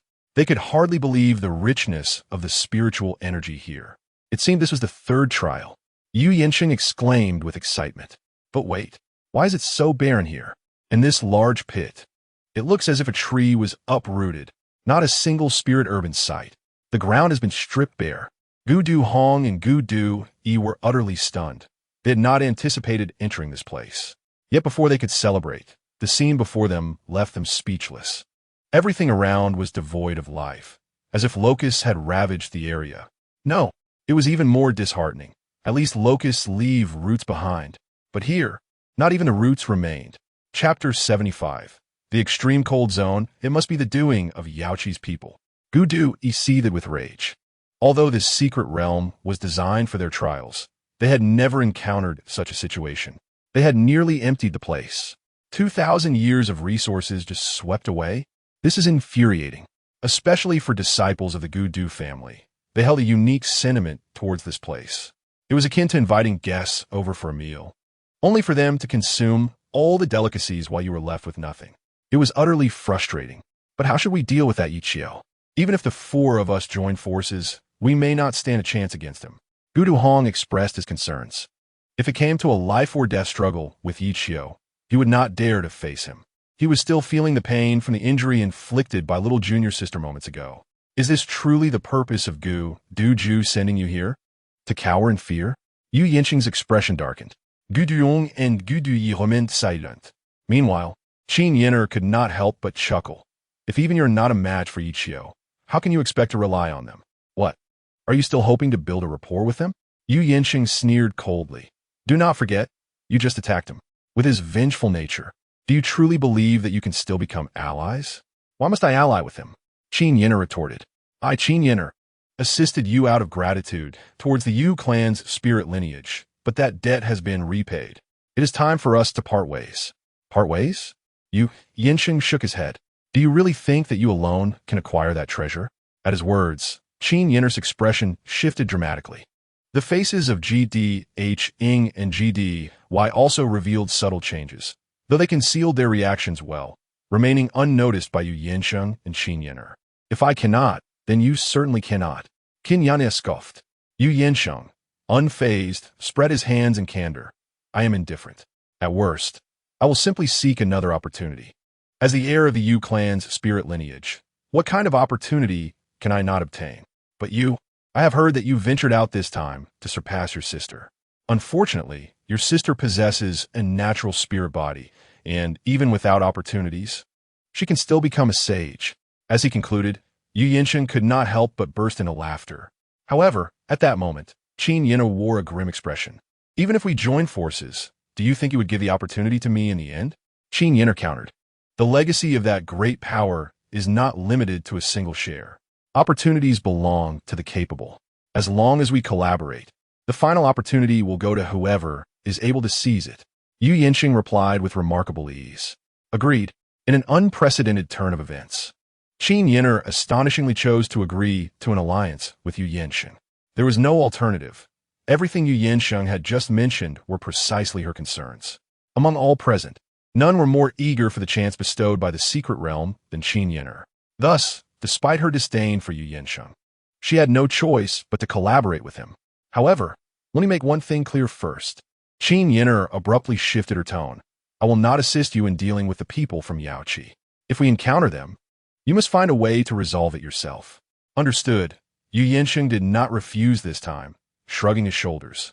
As long as I obtain the opportunity, that Ye Qiu is merely a jester, easily trampled underfoot. Qin Yin'er shuddered at the sight of Yu Yinsheng's cold smile. Let us go. We must head there directly. It will be too late if we delay. After saying this, Yu Yinsheng soared into the air, heading towards the colossal volcano at the center. Qin Yin'er followed closely behind. quickening her pace. GDH Ing and GDY exchanged glances, seemingly sharing a silent understanding. They nodded and hastily pursued. Simultaneously, after flying for half an hour, Ye Qiu and his companions finally arrived at the frigid lands. The extreme cold here necessitated the use of spiritual energy to protect oneself. Otherwise, within moments, the frigid air would infiltrate the body, leading to a swift demise. This was no exaggeration. Before them lay a realm that seemed suspended in icy time. The mountains, ground, and trees were all encased in frost. If one were to disregard the inherent dangers, the scenery was quite breathtaking. It was, at the very least, the most beautiful snowy world Ye Qiu had ever witnessed. "Senior brother Yi, are you certain we should cultivate here?" The junior sister hesitantly inquired. "The spiritual energy here is entirely of the extreme cold attribute. It cannot be recklessly absorbed without refinement. However, refining this extreme cold spiritual energy also consumes spiritual power. Thus, absorbing it is equivalent to gaining nothing. It would be more convenient to use spirit stones directly. Fear not, there shall be no issues. You all cultivate, and I shall keep watch. If there are any problems, I will alert you." Ye Qiu reassured his junior sister with a gentle smile. "Senior brother Yi, you are also a sword cultivator, and your swordsmanship surpasses ours. It is only fitting that you should cultivate to maximize benefits." Mu Yinxue interjected, genuinely considering Ye Qiu's well-being and showing no selfishness. "Haha, rest assured, there is no need for concern. As for cultivating, I do not require it. You should find a spot and make the most of your time." Ye Qiu replied with a smile. Did he still need to cultivate? What a joke. Why would he need a system if he were to cultivate? The system was designed to allow Ye Qiu to take it easy. Cultivating was entirely unnecessary. It was understandable why Ye Qiu thought this way. While others toiled for centuries, they could not compare to Ye Qiu's single sign-in. For instance, the current sign-in task offered a reward that directly propelled him to the void-breaking realm. For an ordinary person, transitioning from the late Nirvana realm to the early void-breaking realm could take hundreds of years. Even those with extraordinary talent would require at least a century. As for prodigies like his junior sister and Qin Yin'er, it would take them several decades at the very least. Yet Ye Qiu achieved it in just one day. What a stark contrast. Given such circumstances, Ye Qiu had lost all interest in cultivating. The only time he would consider practicing would be for sword techniques or skills. However, that was not necessary at the moment, especially since someone needed to keep watch. Reckless cultivation could provide others with an opportunity. Therefore, without hesitation, Ye Qiu relinquished his chance to cultivate to his junior sister and Mu Yinxue. Seeing Ye Qiu's unyielding stance, his junior sister and Mu Yinxue no longer pressed the matter. They then approached a nearby glacial cave, entering to sit cross-legged and cultivate. Ye Qiu retrieved numerous spirit stones, surrounding them to provide spiritual energy. Naturally, these spirit stones were enchanted by Ye Qiu's spells, preventing them from freezing easily. Following this, Ye Qiu stepped outside the cave, curiously surveying the peculiar icy world. Chapter 76. The frigid child before him lay a world completely shrouded in white. Besides ice, there was nothing but ice. Yet, the original visage of this place was still discernible. There were trees, grass, and even spirit beasts, all encased in frost. It appeared as though this realm had been abruptly besieged by a frigid wave, as the surrounding flora and fauna seemed to have lived peacefully in their former lives. As for why such a situation had arisen, Ye Qiu was uncertain, as his understanding of this place was even less than that of his junior sister. It seemed that the secrets here were far more profound than what I currently perceive. Ye Qiu smirked mischievously. After all, there was still plenty of time to explore, and no immediate dangers loomed. Thus, Ye Qiu had ample opportunity to delve deeper. With this thought, Ye Qiu gazed towards the colossal volcano at the center. He wondered if those few individuals had arrived yet. The cave was in close proximity, allowing Ye Qiu to rush over at the first sign of trouble. Feeling the biting cold here, Ye Qiu's heart stirred. He sensed that this chill was not merely a product of nature, but rather contained a unique power of a special artifact. Ye Qiu could not ascertain the reason behind this sensation, but his intuition told him that the situation was far from simple. There seemed to be a concealed secret lurking here. Summoning the Zhanling sword, he plunged its tip into the frozen ground. The ground was exceedingly hard, and it took considerable effort for Ye Qiu to embed the sword 3 inches deep. Although he had not utilized spiritual power to enhance his strength, his physical prowess was already formidable. A mere punch could unleash several tons of force. This merely attests to his physical strength. When combined with spiritual power, his might would multiply exponentially. After all, how do cultivators effortlessly manipulate their surroundings? All this serves to illustrate that Ye Qiu's strength should not be underestimated. Not only could he shatter ice, but even steel would yield to his fists. However, this ice was even harder than steel. It was only with the aid of the Zhongling sword that he managed to penetrate it to a mere depth of 3 inches. This further underscores the remarkable hardness of the ice. These icy formations were merely eroded by the cold, yet they exhibited such resilience. If one were to reach their original power, wouldn't that be even more formidable?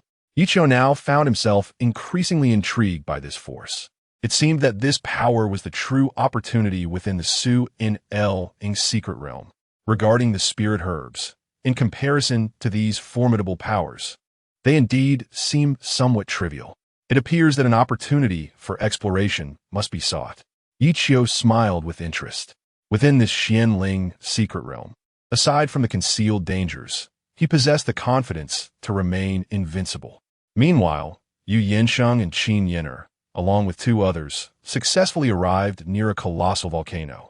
However, they were utterly astonished by the scene before them, rendered momentarily at a loss as to their next course of action. Before their eyes lay vast expanses of searing magma, oozing from the enormous crater and enveloping the entire volcanic structure. The temperature was alarmingly high, deterring any approach. Yet, this was not the most significant concern. The gravest issue was the multitude of fire dragons frolicking within the magma. Though these fire dragons were not large, their power had already reached the initial stage of Nirvana Realm. Initial stage of Nirvana Realm. One dragon might be manageable, but the sheer number of them was overwhelming. If they had faced late-stage Jidan Realm opponents, they might have had a fighting chance, yet now confronted with so many initial-stage Nirvana Realm fire dragons. And amidst the blazing magma, they truly had no viable means to counter this threat. Damn it, why is our luck so miserable?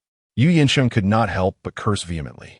This magma had only recently erupted, and the fire dragons had emerged alongside it. Had they arrived just a bit earlier, they could have successfully evaded the volcanic eruption.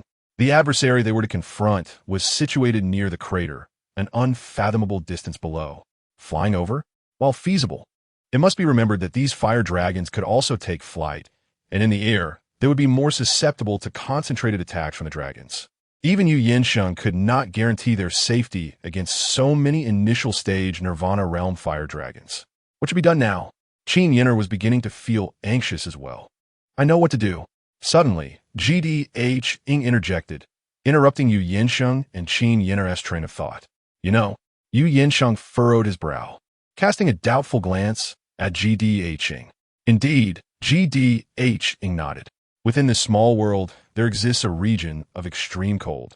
And within that icy expanse lies a precious gem known as the Extreme Cold Seed, capable of unleashing terrifying cold energy.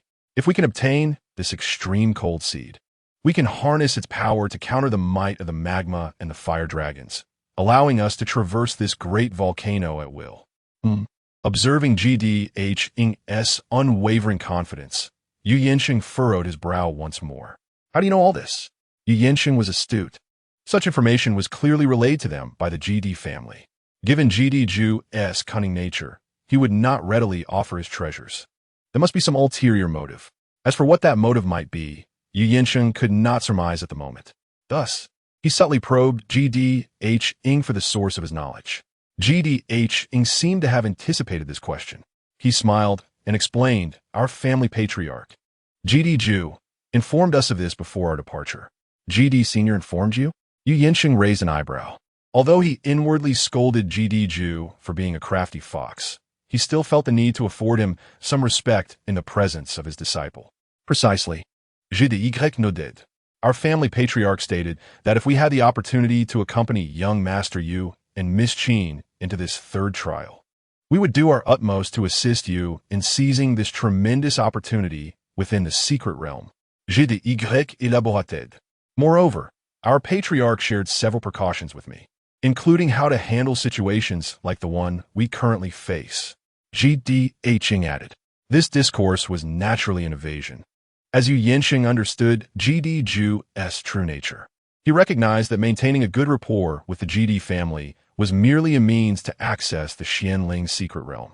After all, as a descendant of the esteemed Yu family, one of the 4 great clans in the Chilean Southern Region, he would not be so amiable toward a mere transformation realm cultivator. Chapter 77. Following in the shadows, G.D. Ju possessed profound and unfathomable cultivation, holding a certain reputation within the Yinhuang Northern Region. Yet, he was merely at the transformation realm, a significant distance from the Dao realm. While transformation realm cultivators are considered formidable in the Yinhuang Northern Region, they are merely average in the Chilean Southern Region. This is no exaggeration, as in the Chilean Southern Region, Dao realm cultivators are commonplace, and they boast several who have transcended into the Sheng realm. It is worth noting that those in the Sheng realm are considered the pinnacle of existence in the Yinhuang Northern Region. Thus, Yu Yanxing's willingness to engage with the GD family stemmed from a straightforward motive: opportunity. However, he was not naive. Otherwise, he would not have become the heir to the Yu family. GD Ju would not be so benevolent as to send someone to assist him. Of course, Yu Yanxing knew that GD Ju would not resort to killing him, for Yu Yanxing's demise would equally spell disaster for the GD family, regardless of any potential connection between their fates. Since it was not a matter of treachery, what could GD Ju's intentions be? Yu Yanxing could not discern. Qin Yin'er was equally perplexed. Fortunately, GDHing's proposal offered a solution to their current predicament. Let us proceed. I will guide you to the extreme cold region. GDHing reiterated his suggestion.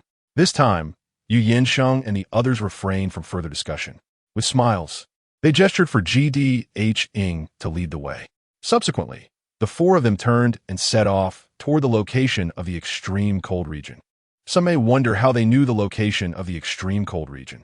The explanation is quite simple. The laws governing this small world are not particularly strong, allowing those with potent divine senses to perceive the spiritual energy within and thus ascertain the nature of its governing laws. If a position possesses extreme cold attributes, then that direction indicates the location of the extreme cold region. As for the imposing volcano, sensing it was unnecessary. Extreme cold region. At this moment, Ye Qiu and the others were unaware that Yu Yanxing and his companions were drawing near. After some cultivation, Xiao Shimi and Mu Yinxue had made slight advancements in both their cultivation and sword techniques. Although the progress was negligible in the outside world, such insights and improvements would require no less than 7 to 8 days of effort. Yet here, they had only practiced for less than half an hour. With leisure on his hands, Ye Qiu found an open space to wield his Zhanling sword. He did not employ spiritual energy, but even without it, his swordsmanship encompassed an incredibly potent sword intent. This exemplifies the distinction between innate sword intent and that of ordinary sword cultivators.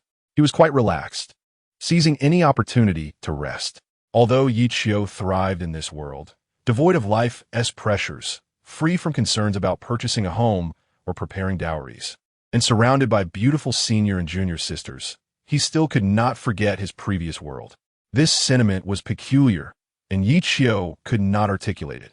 It was akin to how, even after marrying someone beautiful and having a well-behaved child, one might still find themselves reminiscing about their first love. His former world was akin to Ye Qiu's first love, while the current world represented his life. Moreover, that madwoman continues to bully me.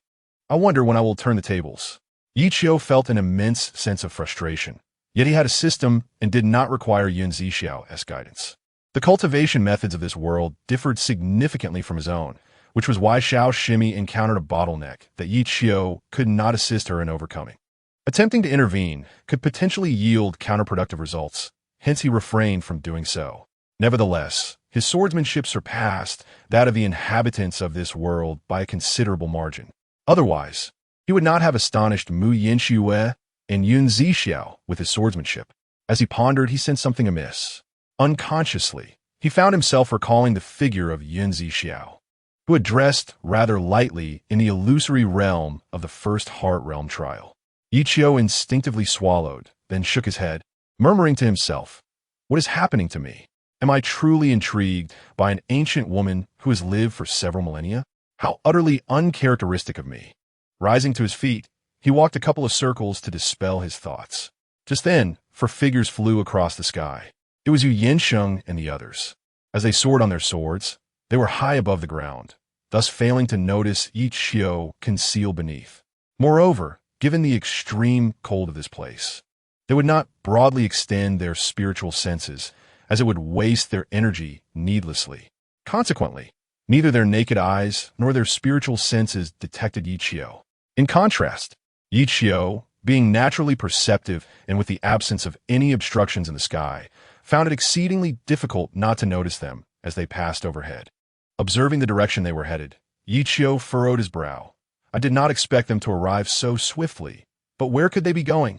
He glanced at his junior sister and Mu Yanxue, who were cultivating within the cave, and then produced a concealment formation, placing it at the cave's entrance.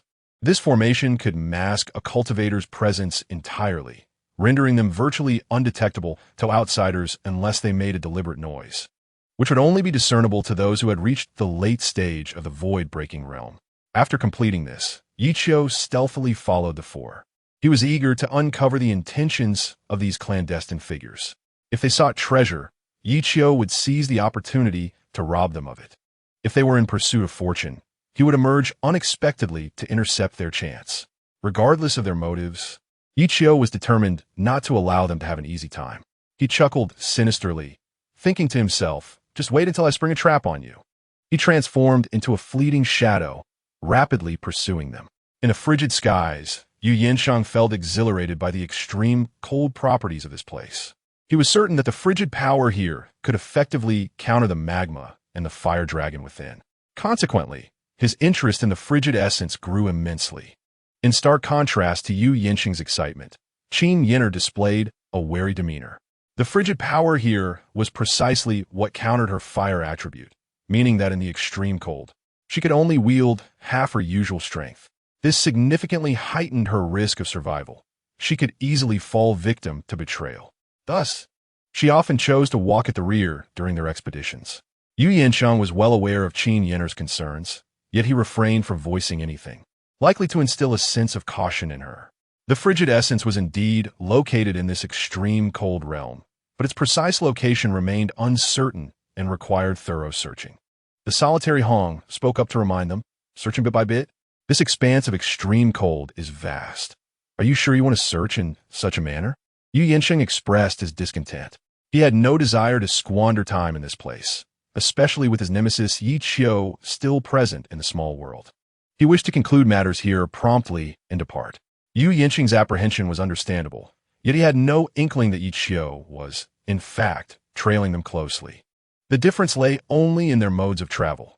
Ye Qiu was on the ground, while they soared through the skies. "Alas," Hong lamented, "this is the only method to locate the frigid essence. However, its powerful attributes will alert us if we draw near.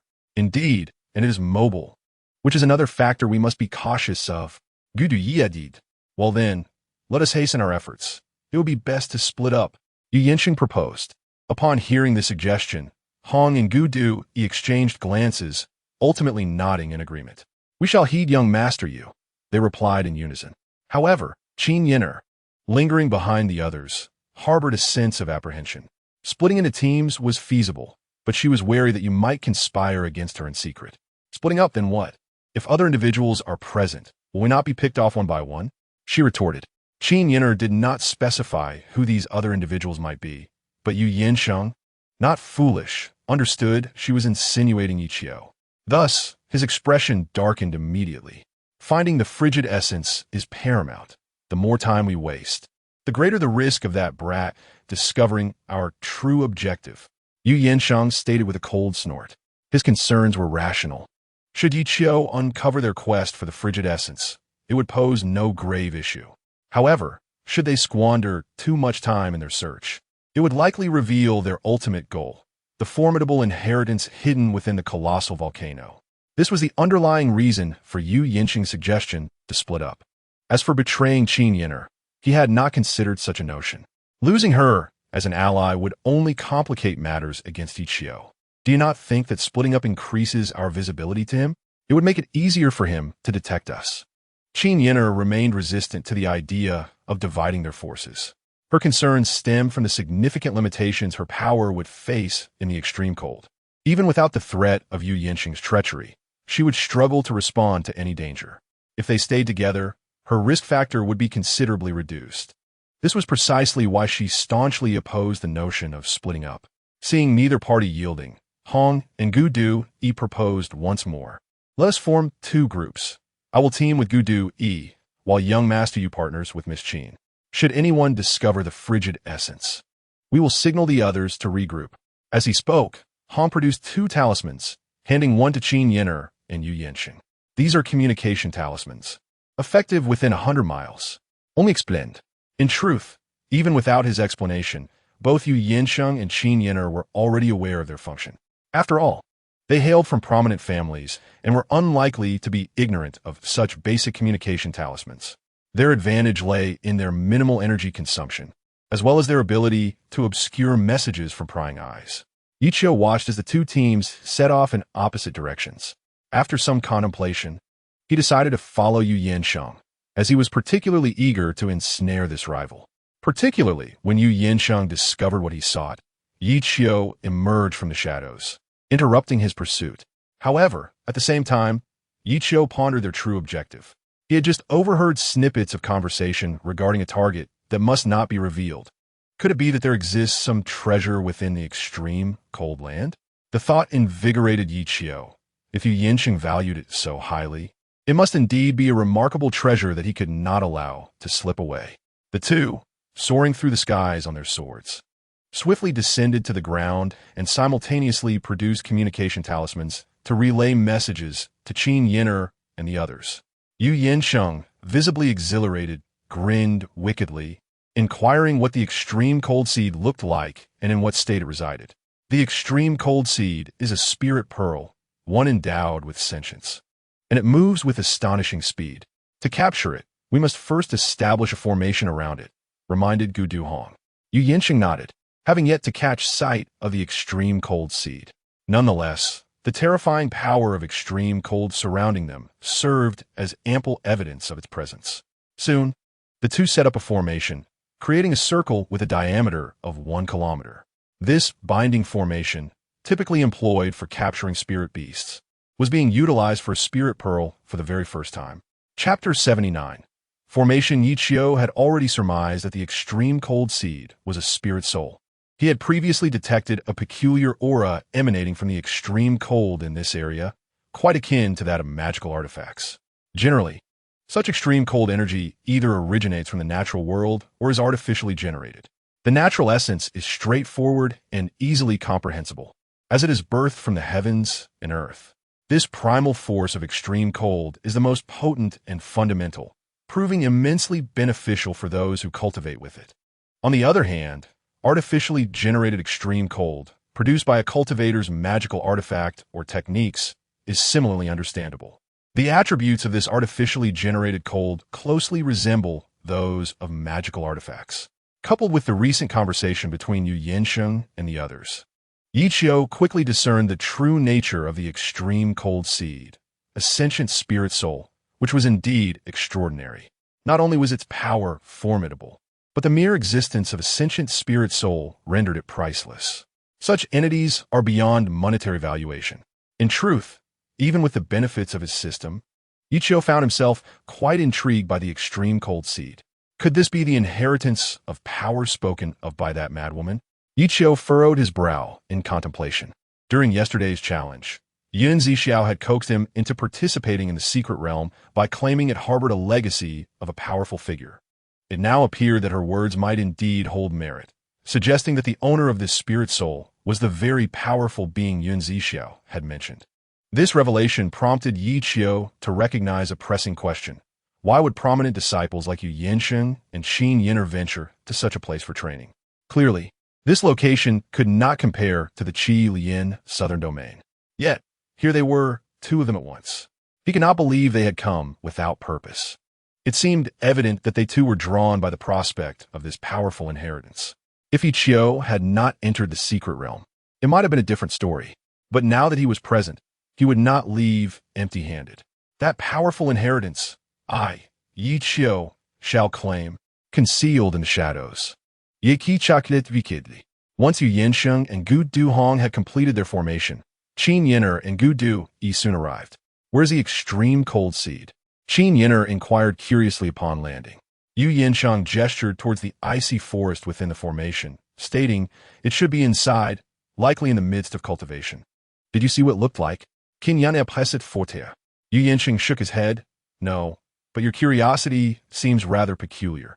What business is it of yours? Qin Yin'er shot back, rolling her eyes. Yu Yinsheng glared at her, feeling his previous explanations had fallen on deaf ears.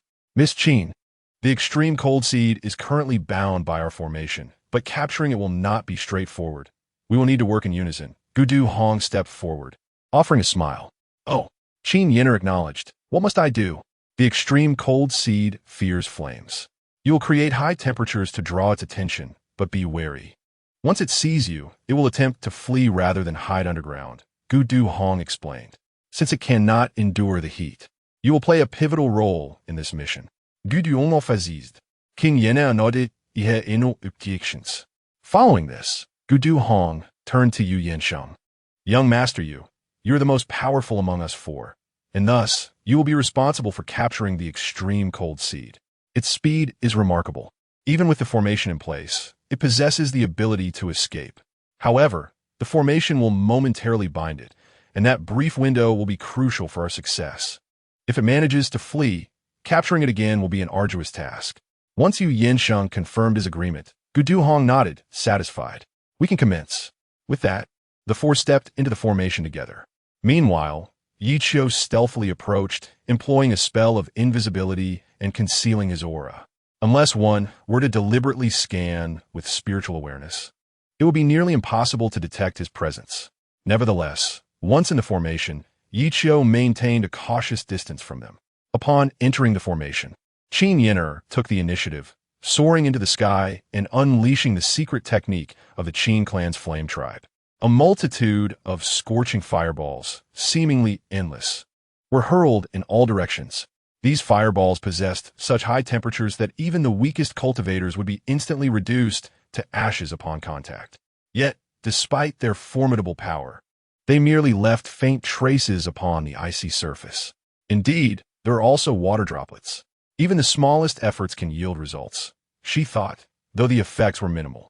Nevertheless, Qin Yin'er pressed on, sending forth fireballs in every direction. Her aim was not to melt the ice, but to compel the extreme cold seed to reveal itself. The extreme cold seed abhorred any warmth. Thus it would inevitably appear and attempt to flee. Absent the high temperatures, it would simply burrow underground, leaving others powerless to pursue. This was precisely why Gu Duhong had earlier cautioned Qin Yin'er. From a distance, Ye Qiu nearly fell victim to the fiery onslaught, but his quick reflexes enabled him to evade it. Moreover, the four were so focused on their task that they remained oblivious to his presence. Qin Yin'er, hovering above, bit her lip in concentration, having expended considerable spiritual energy. She frequently drew upon spirit stones to replenish her reserves, for the energy required to sustain the fireballs was immense. Were it not for the allure of the powerful inheritance, she would not have dared to expend herself so recklessly, as depletion of her spiritual energy could lead to her demise at the hands of Gu Duhong and Gu Du Yi. Of course, this excluded any hidden trump card she possessed. With renewed determination, Gu Duhong encouraged, the extreme cold seed will soon reveal itself. Meanwhile, Yu Yinsheng remained vigilant, scanning the surroundings with his spiritual awareness, searching for any signs within a kilometer radius. The potency of the extreme cold made them wary of prolonged engagement. Thus, they needed to act swiftly to avoid succumbing to the freezing conditions. Qin Yin'er was drenched in sweat, having consumed more than a dozen spirit stones in a matter of minutes. Yet the extreme cold seed remained elusive. Doubt began to creep in, but it was overshadowed by her growing anger. Resolving herself, she gritted her teeth and unleashed another technique, the flame explosion technique. In the previous competition, it was used once. Chapter 80. Shihan. The moment the Yin Bao Shu was unleashed, a tumultuous wave surged forth. The searing flames indeed melted away the layers of the 10,000-year-old ice, albeit only superficially. Nevertheless, it managed to erase a row of markings on the icy surface. Immediately, the surrounding chill intensified. It reacted. Gu Duhong exclaimed with delight. Yu Yansheng was equally exhilarated, shouting loudly to Qin Yin Air, "Add more flames. That creature is about to emerge." Hidden in the shadows, Ye Qiu was also fully alert, fearful of missing anything vital. Above in the sky, Qin Yin Air gathered her strength, channeling her Li Ling power to unleash an endless torrent of flames. The might of this fire was immense. Even Ye Qiu dared not confront it with mere flesh. He knew he needed to rely on his spiritual power for safety.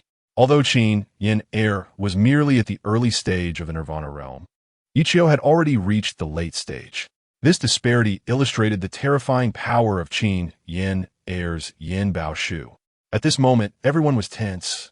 Even Qin Yin Air felt beads of sweat forming in her palms. She bit her lip, continuously releasing the fiery energy. After a brief moment, the chill surged once more. Suddenly, a white spiritual pillar shot forth. It was not large, but also not small, roughly the size of an adult's fist. "It's the Jihan Z, grab it!" Gu Duhong shouted. Without waiting for his cue, Yu Yansheng soared into action, reaching for the fleeing Jihan Z. At that moment, Ye Qiu, positioned at the edge of the formation, was perfectly aligned with the path of the Jihan Z. Unexpectedly, he did not hide, but leaped up to seize the Jihan Z soaring through the air. Enormous spiritual power enveloped his hand, and with a swift motion, Ye Qiu firmly grasped the Jihan Z. Instantly, an overwhelming chill spread through his body, even causing frost to form on his skin. Ye Qiu was taken aback. He had not anticipated the Jihan Z's formidable power. Merely touching it resulted in a chill several times more potent. Fortunately, Ye Qiu was no ordinary person, and with his protective spiritual energy, he was not severely harmed.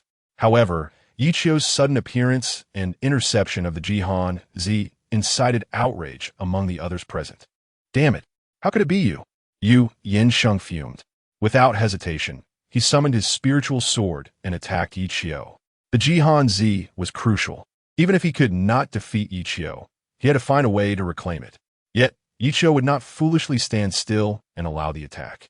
He waved his hand, summoning his own spiritual sword, and with a swift stroke, the terrifying sword intent transformed into an invisible dragon, surging towards Yu Yansheng. Yu Yansheng, sensing the gravity of the situation, hurriedly swung his sword to block, but was still repelled by the sword intent, causing him to spit out a bit of blood. "Young Master Yu, are you all right?" Gu Duong exclaimed in alarm. Yu Yansheng could not afford to perish, otherwise, the plan entrusted by the family head would fail. Realizing this, Gu Duhong quickly summoned a protective artifact to shield Yu Yansheng. However, at this juncture, Ye Qiu had lost his desire to continue the battle. Playing with the Jihan Z in his hand, he sneered, "Everything here is unclaimed. Whoever obtains it first is the rightful owner. If any of you are dissatisfied, feel free to challenge me." Upon finishing, Ye Qiu unleashed a powerful wave of spiritual pressure. The four surrounding him were instantly overwhelmed, struggling to breathe. Ye Qiu's cultivation level surpassed that of the others, and his innate strength was already formidable. Thus, it was more than sufficient for him to take on four opponents. Qin Yin Air descended slowly to the ground, her expression grave as she gazed up at Ye Qiu. She wished to say something, but ultimately remained silent. Gu Duhong and Gu Du-yi, being the weakest, dared not utter a word, fully aware that Ye Qiu could eliminate them with a mere glance. As for Yu Yansheng, he too refrained from making any reckless movements. Ye Qiu's strength instilled fear in him, and considering they were in the Jihan realm, where Qin Yin Air's power was significantly diminished, this was not the place for battle. Yet, Ye Yansheng was unwilling to let Ye Qiu go so easily. After much contemplation, he finally spoke plainly. "Ye Qiu, possessing the Jihan Z is of little use to you. Why not return it to me in exchange for a treasure?" Yu Yansheng lacked treasures, and given the stakes of this powerful inheritance, what could his treasures possibly be worth? "Return it to you?" Ye Qiu raised an eyebrow in correction. "This Jihan Z is now mine. The notion of returning it is nonsensical. Yu Yansheng's lips twitched. He genuinely wished to slay this shameless individual. However, he could not match Ye Qiu's strength. Ultimately, he restrained himself and forced a smile, saying, I misspoke. However, if you are willing to exchange the Jihanzi with me, I shall gift you this spiritual sword. As he spoke, Yu Yansheng brandished the sword in his hand. His proposal caused Gu Duhong and Gu Du-Yi to exchange incredulous glances. They understood that this was a 9th-grade spiritual sword, which, with the right crafting, could potentially be forged into a heavenly-grade artifact. In that case, the value of the sword would be immeasurable. In the Yinhuang Northern Region, few possessed heavenly-grade artifacts, and those who did were invariably strong figures, such as the head of the Gu Du family, Gu Du Ju. Thus, Yu Yansheng's willingness to trade this sword revealed how much he valued this opportunity. In truth, Yu Yansheng was astute, and he could also take the chance to eliminate Ye Qiu, alleviating his pent-up resentment. Observing Yu Yansheng's insincere smile, Ye Qiu was well aware of his ulterior motives. In terms of cunning, Ye Qiu was undoubtedly superior. The Jihanzi was a Qihan and had already developed spiritual intelligence, making its value incalculable. To think he could exchange it for a mere broken sword was a grave insult to Ye Qiu. Rather than refuse, Ye Qiu began to extol the Jihanzi while belittling the spiritual sword. Yu Yansheng scoffed. Although the Jihanzi is a Qihan, it is precisely because it possesses spiritual intelligence that it cannot be integrated into other artifacts. What use do you have for a Qihan without a vessel? Qihans and artifacts complement one another, and artifacts typically give rise to Qihans. However, artifacts that house Qihans are generally formidable. Yet, once a Qihan gains spiritual intelligence, it becomes bonded to its original artifact, making it impossible to transfer to another. Chapter 81. An Alliance Reformed. Hence, this Jihanzi holds little value for an ordinary person unless Ye Qiu can locate its original artifact and reforge the bond. But that is nearly impossible, for the fact that the Jihanzi can exist independently indicates that its original vessel has been 90% destroyed. Once destroyed, there is no chance for restoration. This is why Yu Yansheng proposed the spiritual sword as a bargaining chip. Otherwise, the spiritual sword's value was entirely insufficient to negotiate with the Jihanzi. It is akin to attempting to trade a frying pan for a mobile phone. If the phone is broken and unusable, exchanging it for a frying pan would not be a loss. However, if the phone is functional, the frying pan would be utterly unworthy of comparison. Such is the principle at play. Then what do you intend to do with the Jihanzi? Ye Qiu retorted with a smile. He was in no rush. The longer this dragged on, the more advantageous it became for him. Would they claim that he sought the Jihanzi for the powerful inheritance within a massive volcano? That would indeed be the case. As they remained silent, Ye Qiu continued to inquire, What is it? Do you not wish to speak? Or are you simply afraid to? There is no need for you to extract word from us. One spirit sword is insufficient. Let me present you with these. With a sweeping gesture, Yu Yansheng summoned numerous spiritual artifacts, totaling 7 or 8, all of which were of at least 3rd-tier earth grade. Such ostentation left Gu Duhong and Gu Du-Yi momentarily astonished, causing them to reflect on the immense wealth possessed by the people of Qilian Nanyu. To be candid, Ye Qiu felt a flicker of temptation, but his desire was not born out of a need for these artifacts, as they held little significance for him. The only one of any real value was the 9th-tier earth-grade spirit sword, superior to his own Zhanling sword. Nonetheless, Ye Qiu was not overly concerned. With his system, would he truly lack for artifacts? That was preposterous. However, his junior and senior sisters were in need of such items, and he wished to reserve them for them. After much contemplation, Ye Qiu ultimately acquiesced. Very well, I will provide you with the Jihanzi, but you must first divulge your intentions behind acquiring it. Ye Qiu nodded. Yu Yansheng's expression hardened, and the atmosphere grew heavy with silence once more. This matter does not concern you. All you need to do is hand over the Jihanzi, and these artifacts shall naturally belong to you. Yu Yansheng waved his hand again, summoning even more artifacts, surpassing 10 in total, all of which were of earth grade. Yet, Ye Qiu shook his head. If you remain silent, I shall not part with the Jihanzi. Ye Qiu surmised that their intentions likely revolved around the inheritance of a powerful being. Of course, they could be resorting to deceit, but that was of little consequence. They had already discovered our presence in this small world. There was no point in attempting to conceal it further. We might as well be forthright with him, Qin Yin'er interjected. Hearing Qin Yin'er's statement, Ye Qiu understood that she was extending an olive branch. Neither Gu Du Hong nor Gu Du dare to speak up. I will grant you 3 seconds to deliberate. If you cannot reach a conclusion, I shall take my leave. Ye Qiu toyed with the Jihan Zi, smiling as he issued his threat. Yu Yinsheng gritted his teeth and eventually nodded in agreement. We can reveal the purpose of the Jihan Zi to you, but you must promise us one thing, he declared. Oh, Ye Qiu inquired with curiosity, what is it? The so-called initial state was essentially the condition upon entering the secret realm. Ye Qiu remained silent for a moment before conceding. Deal. Both Yu Yinsheng and Qin Yin'er furrowed their brows, uncertain of what was being discussed. But it sufficed that Ye Qiu had agreed. Subsequently, the two exchanged their items.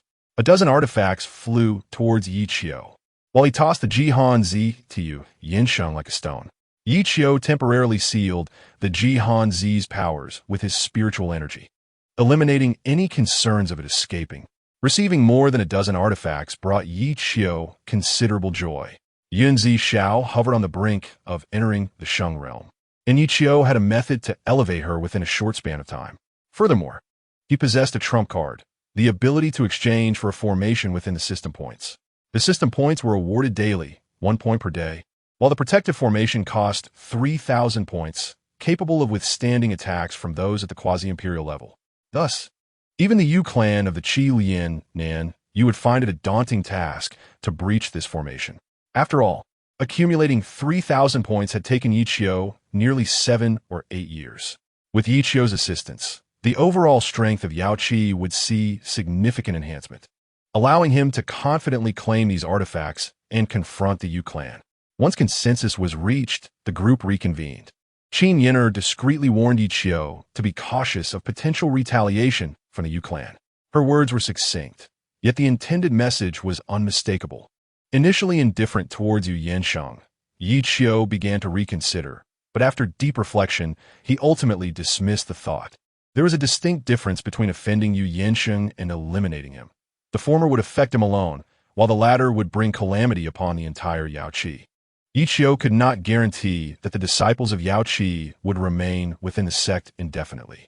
The 5 of them soared towards the location of the junior sister and Mu Yin Shui, during which Gu Duhong provided Ye Qiu with an explanation of the Jihan Zi's purpose and their mission objectives.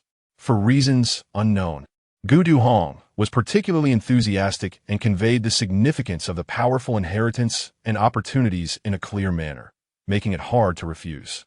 By the end, Ye Qiu found himself swayed. Upon arriving near the lava cave, Ye Qiu dispelled the concealment formation and awakened his junior sister and Mu Yin Shui. Upon seeing Yu Yinsheng and his companions outside the cave, the two summoned their artifacts, ready to engage in confrontation.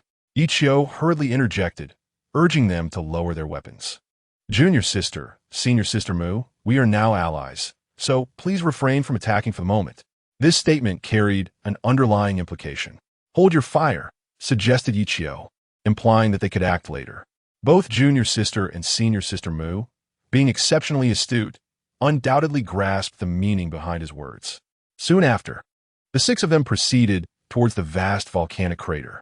Along the way, Gu Duhong continued to kindly elucidate the auspicious opportunities within the secret realm to the junior sister and Mu Yin Shui. When discussing opportunities and inheritances, both junior sister and Mu Yin Shui displayed evident excitement. After all, the powerful being in question was a quasi-imperial cultivator, and the inheritance would entice not only the junior sister and Mu Yin Shui, but even Yun Zixiao. If one could comprehend the legacy of a quasi-imperial being, the prospect of ascending to that level in this lifetime would become significantly more attainable. The quasi-imperial realm was undoubtedly the pinnacle of existence in Yinhuang Beiyu, and even in Qi Lian Nanyu, it represented the utmost elite. Thus, it was no surprise that Yu Yinsheng and Qin Yin'er were so fervently drawn to this opportunity. Otherwise, they would not have traveled such a distance to participate in this secret trial. Ye Qiu found Gu Duhong's overt enthusiasm puzzling. Typically, one would conceal sensitive information, yet he seemed eager to disclose everything. This raised suspicions in Ye Qiu's mind. Could it be a deliberate attempt to capture our attention? Before long, the group arrived at the vicinity of the colossal volcano, which was currently spewing forth magma, the molten rock already reaching the base of the mountain. Countless fire dragons frolicked within the lava, seemingly indifferent to the presence of Ye Qiu and his companions. Young master, you shortly. You will harness the Jihan Z to seal the magma and the fire dragons within it. Gudion remanded. Everyone readied themselves. Once the magma and fire dragons were restrained, they would swiftly ascend towards the volcano's summit. The inheritance lay within the volcano, and the only route of access was through its mouth. To be honest, Ye Qiu had harbored doubts upon hearing of this entry method. This volcano was no ordinary one. Even he dared not approach its lava lightly, as it could easily claim his life. Entering through the volcano's mouth was undoubtedly the most perilous approach. Yet, both Yu Yinsheng and Qin Yin'er appeared to possess some understanding of the situation.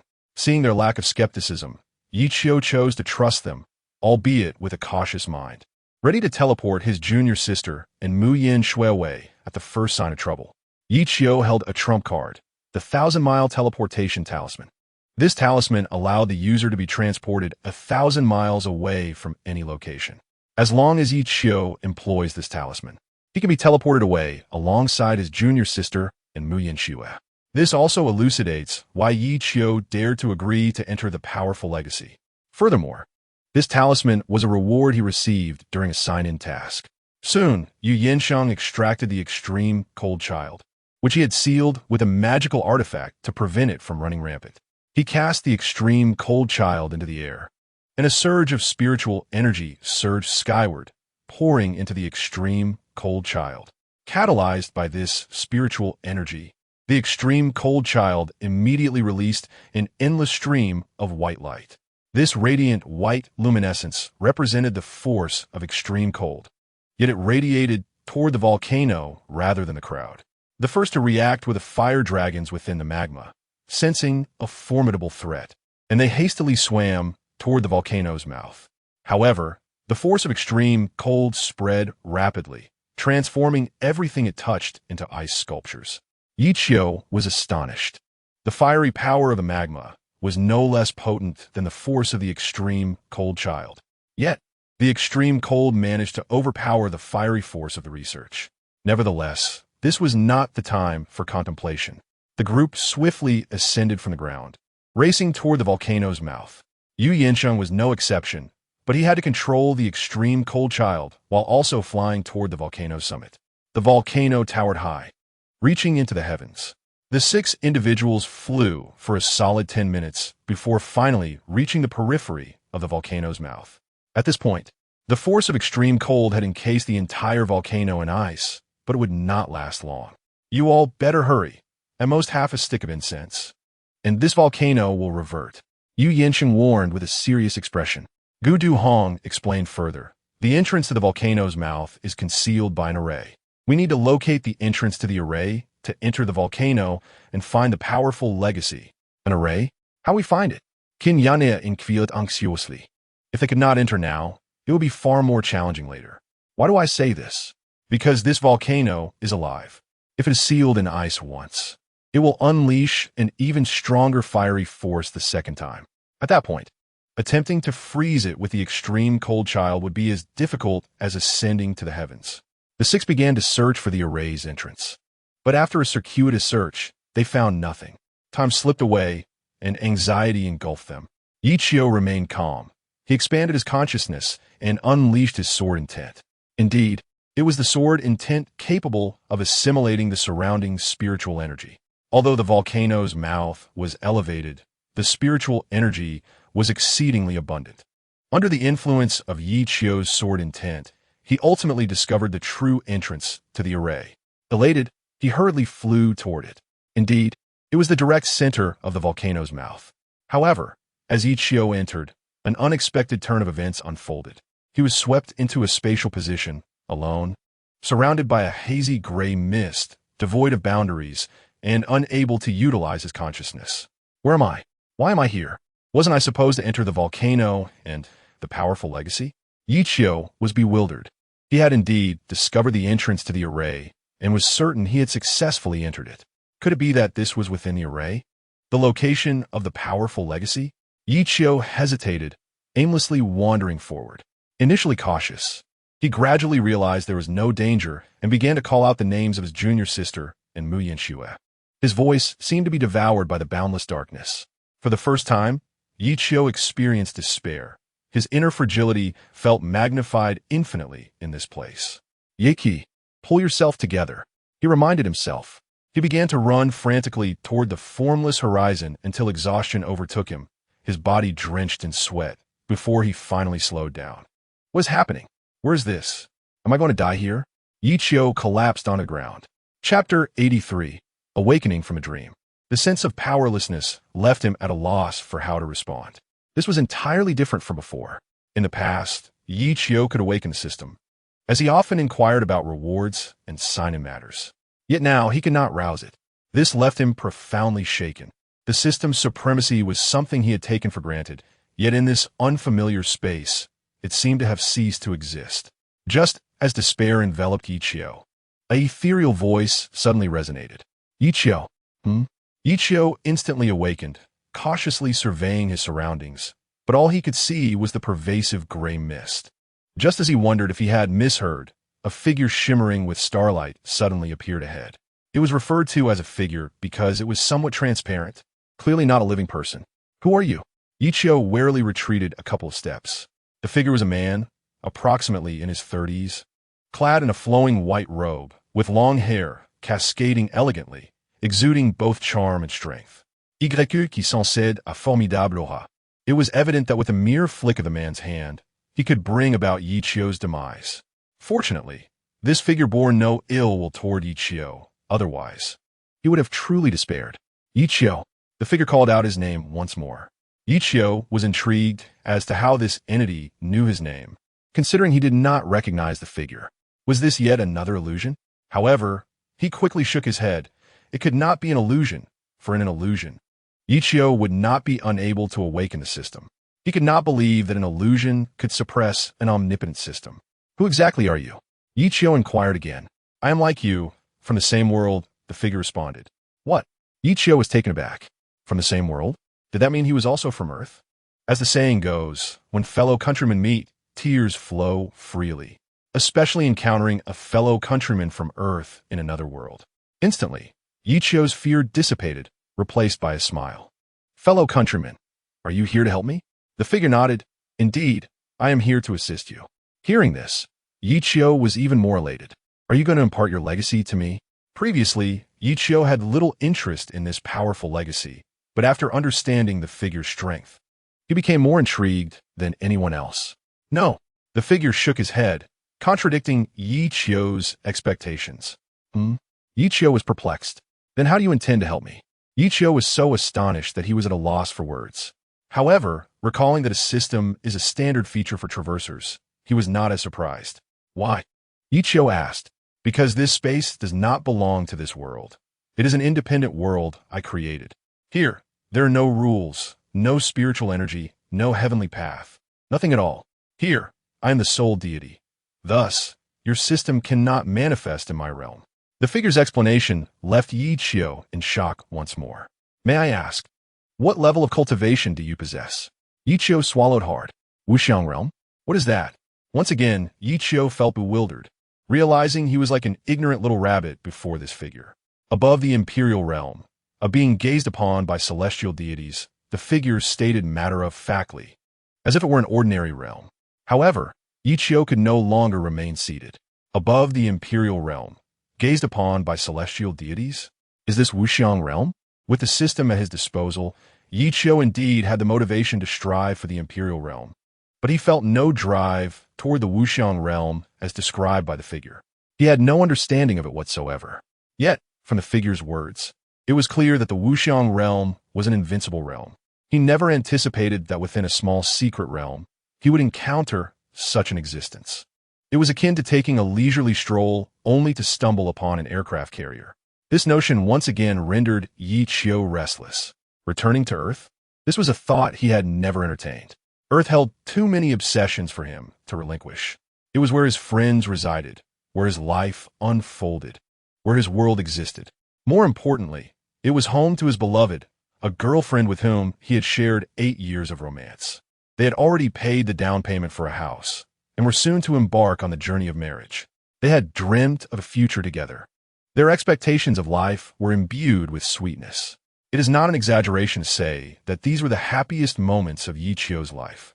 Yet, he never imagined that he would traverse into another realm due to a car accident. As time passed, he gradually began to let go. How could Ye Qiu not feel exhilarated? How could he not feel anxious? However, this world also harbored people and matters that Ye Qiu could not abandon. He could not forget them, but he could never erase the memory of his girlfriend Zixiao on Earth. She had stood by him during his most trying times. When he had nothing, Ye Qiu could not forsake her, for she was the woman he could never forget in his lifetime. Is it truly so difficult to choose? The shadow spoke again. This figure had no need to deceive itself. Ye Qiu was acutely aware of this, given the formidable power of the other. The shadow regarded Ye Qiu with a smile and nodded. Then it vanished, and in the next moment, boundless magical energy enveloped Ye Qiu, propelling him at an astonishing speed towards an unknown destination. He flew on and on. After an indeterminate period, Ye Qiu slowly opened his eyes. The scene before him transformed into a hospital room, with an 4 drip attached to his hand. Upon seeing his girlfriend, Zixiao, resting beside him, Ye Qiu's tears could no longer be contained and streamed down his face. It turned out I had merely been dreaming a beautiful dream. The end.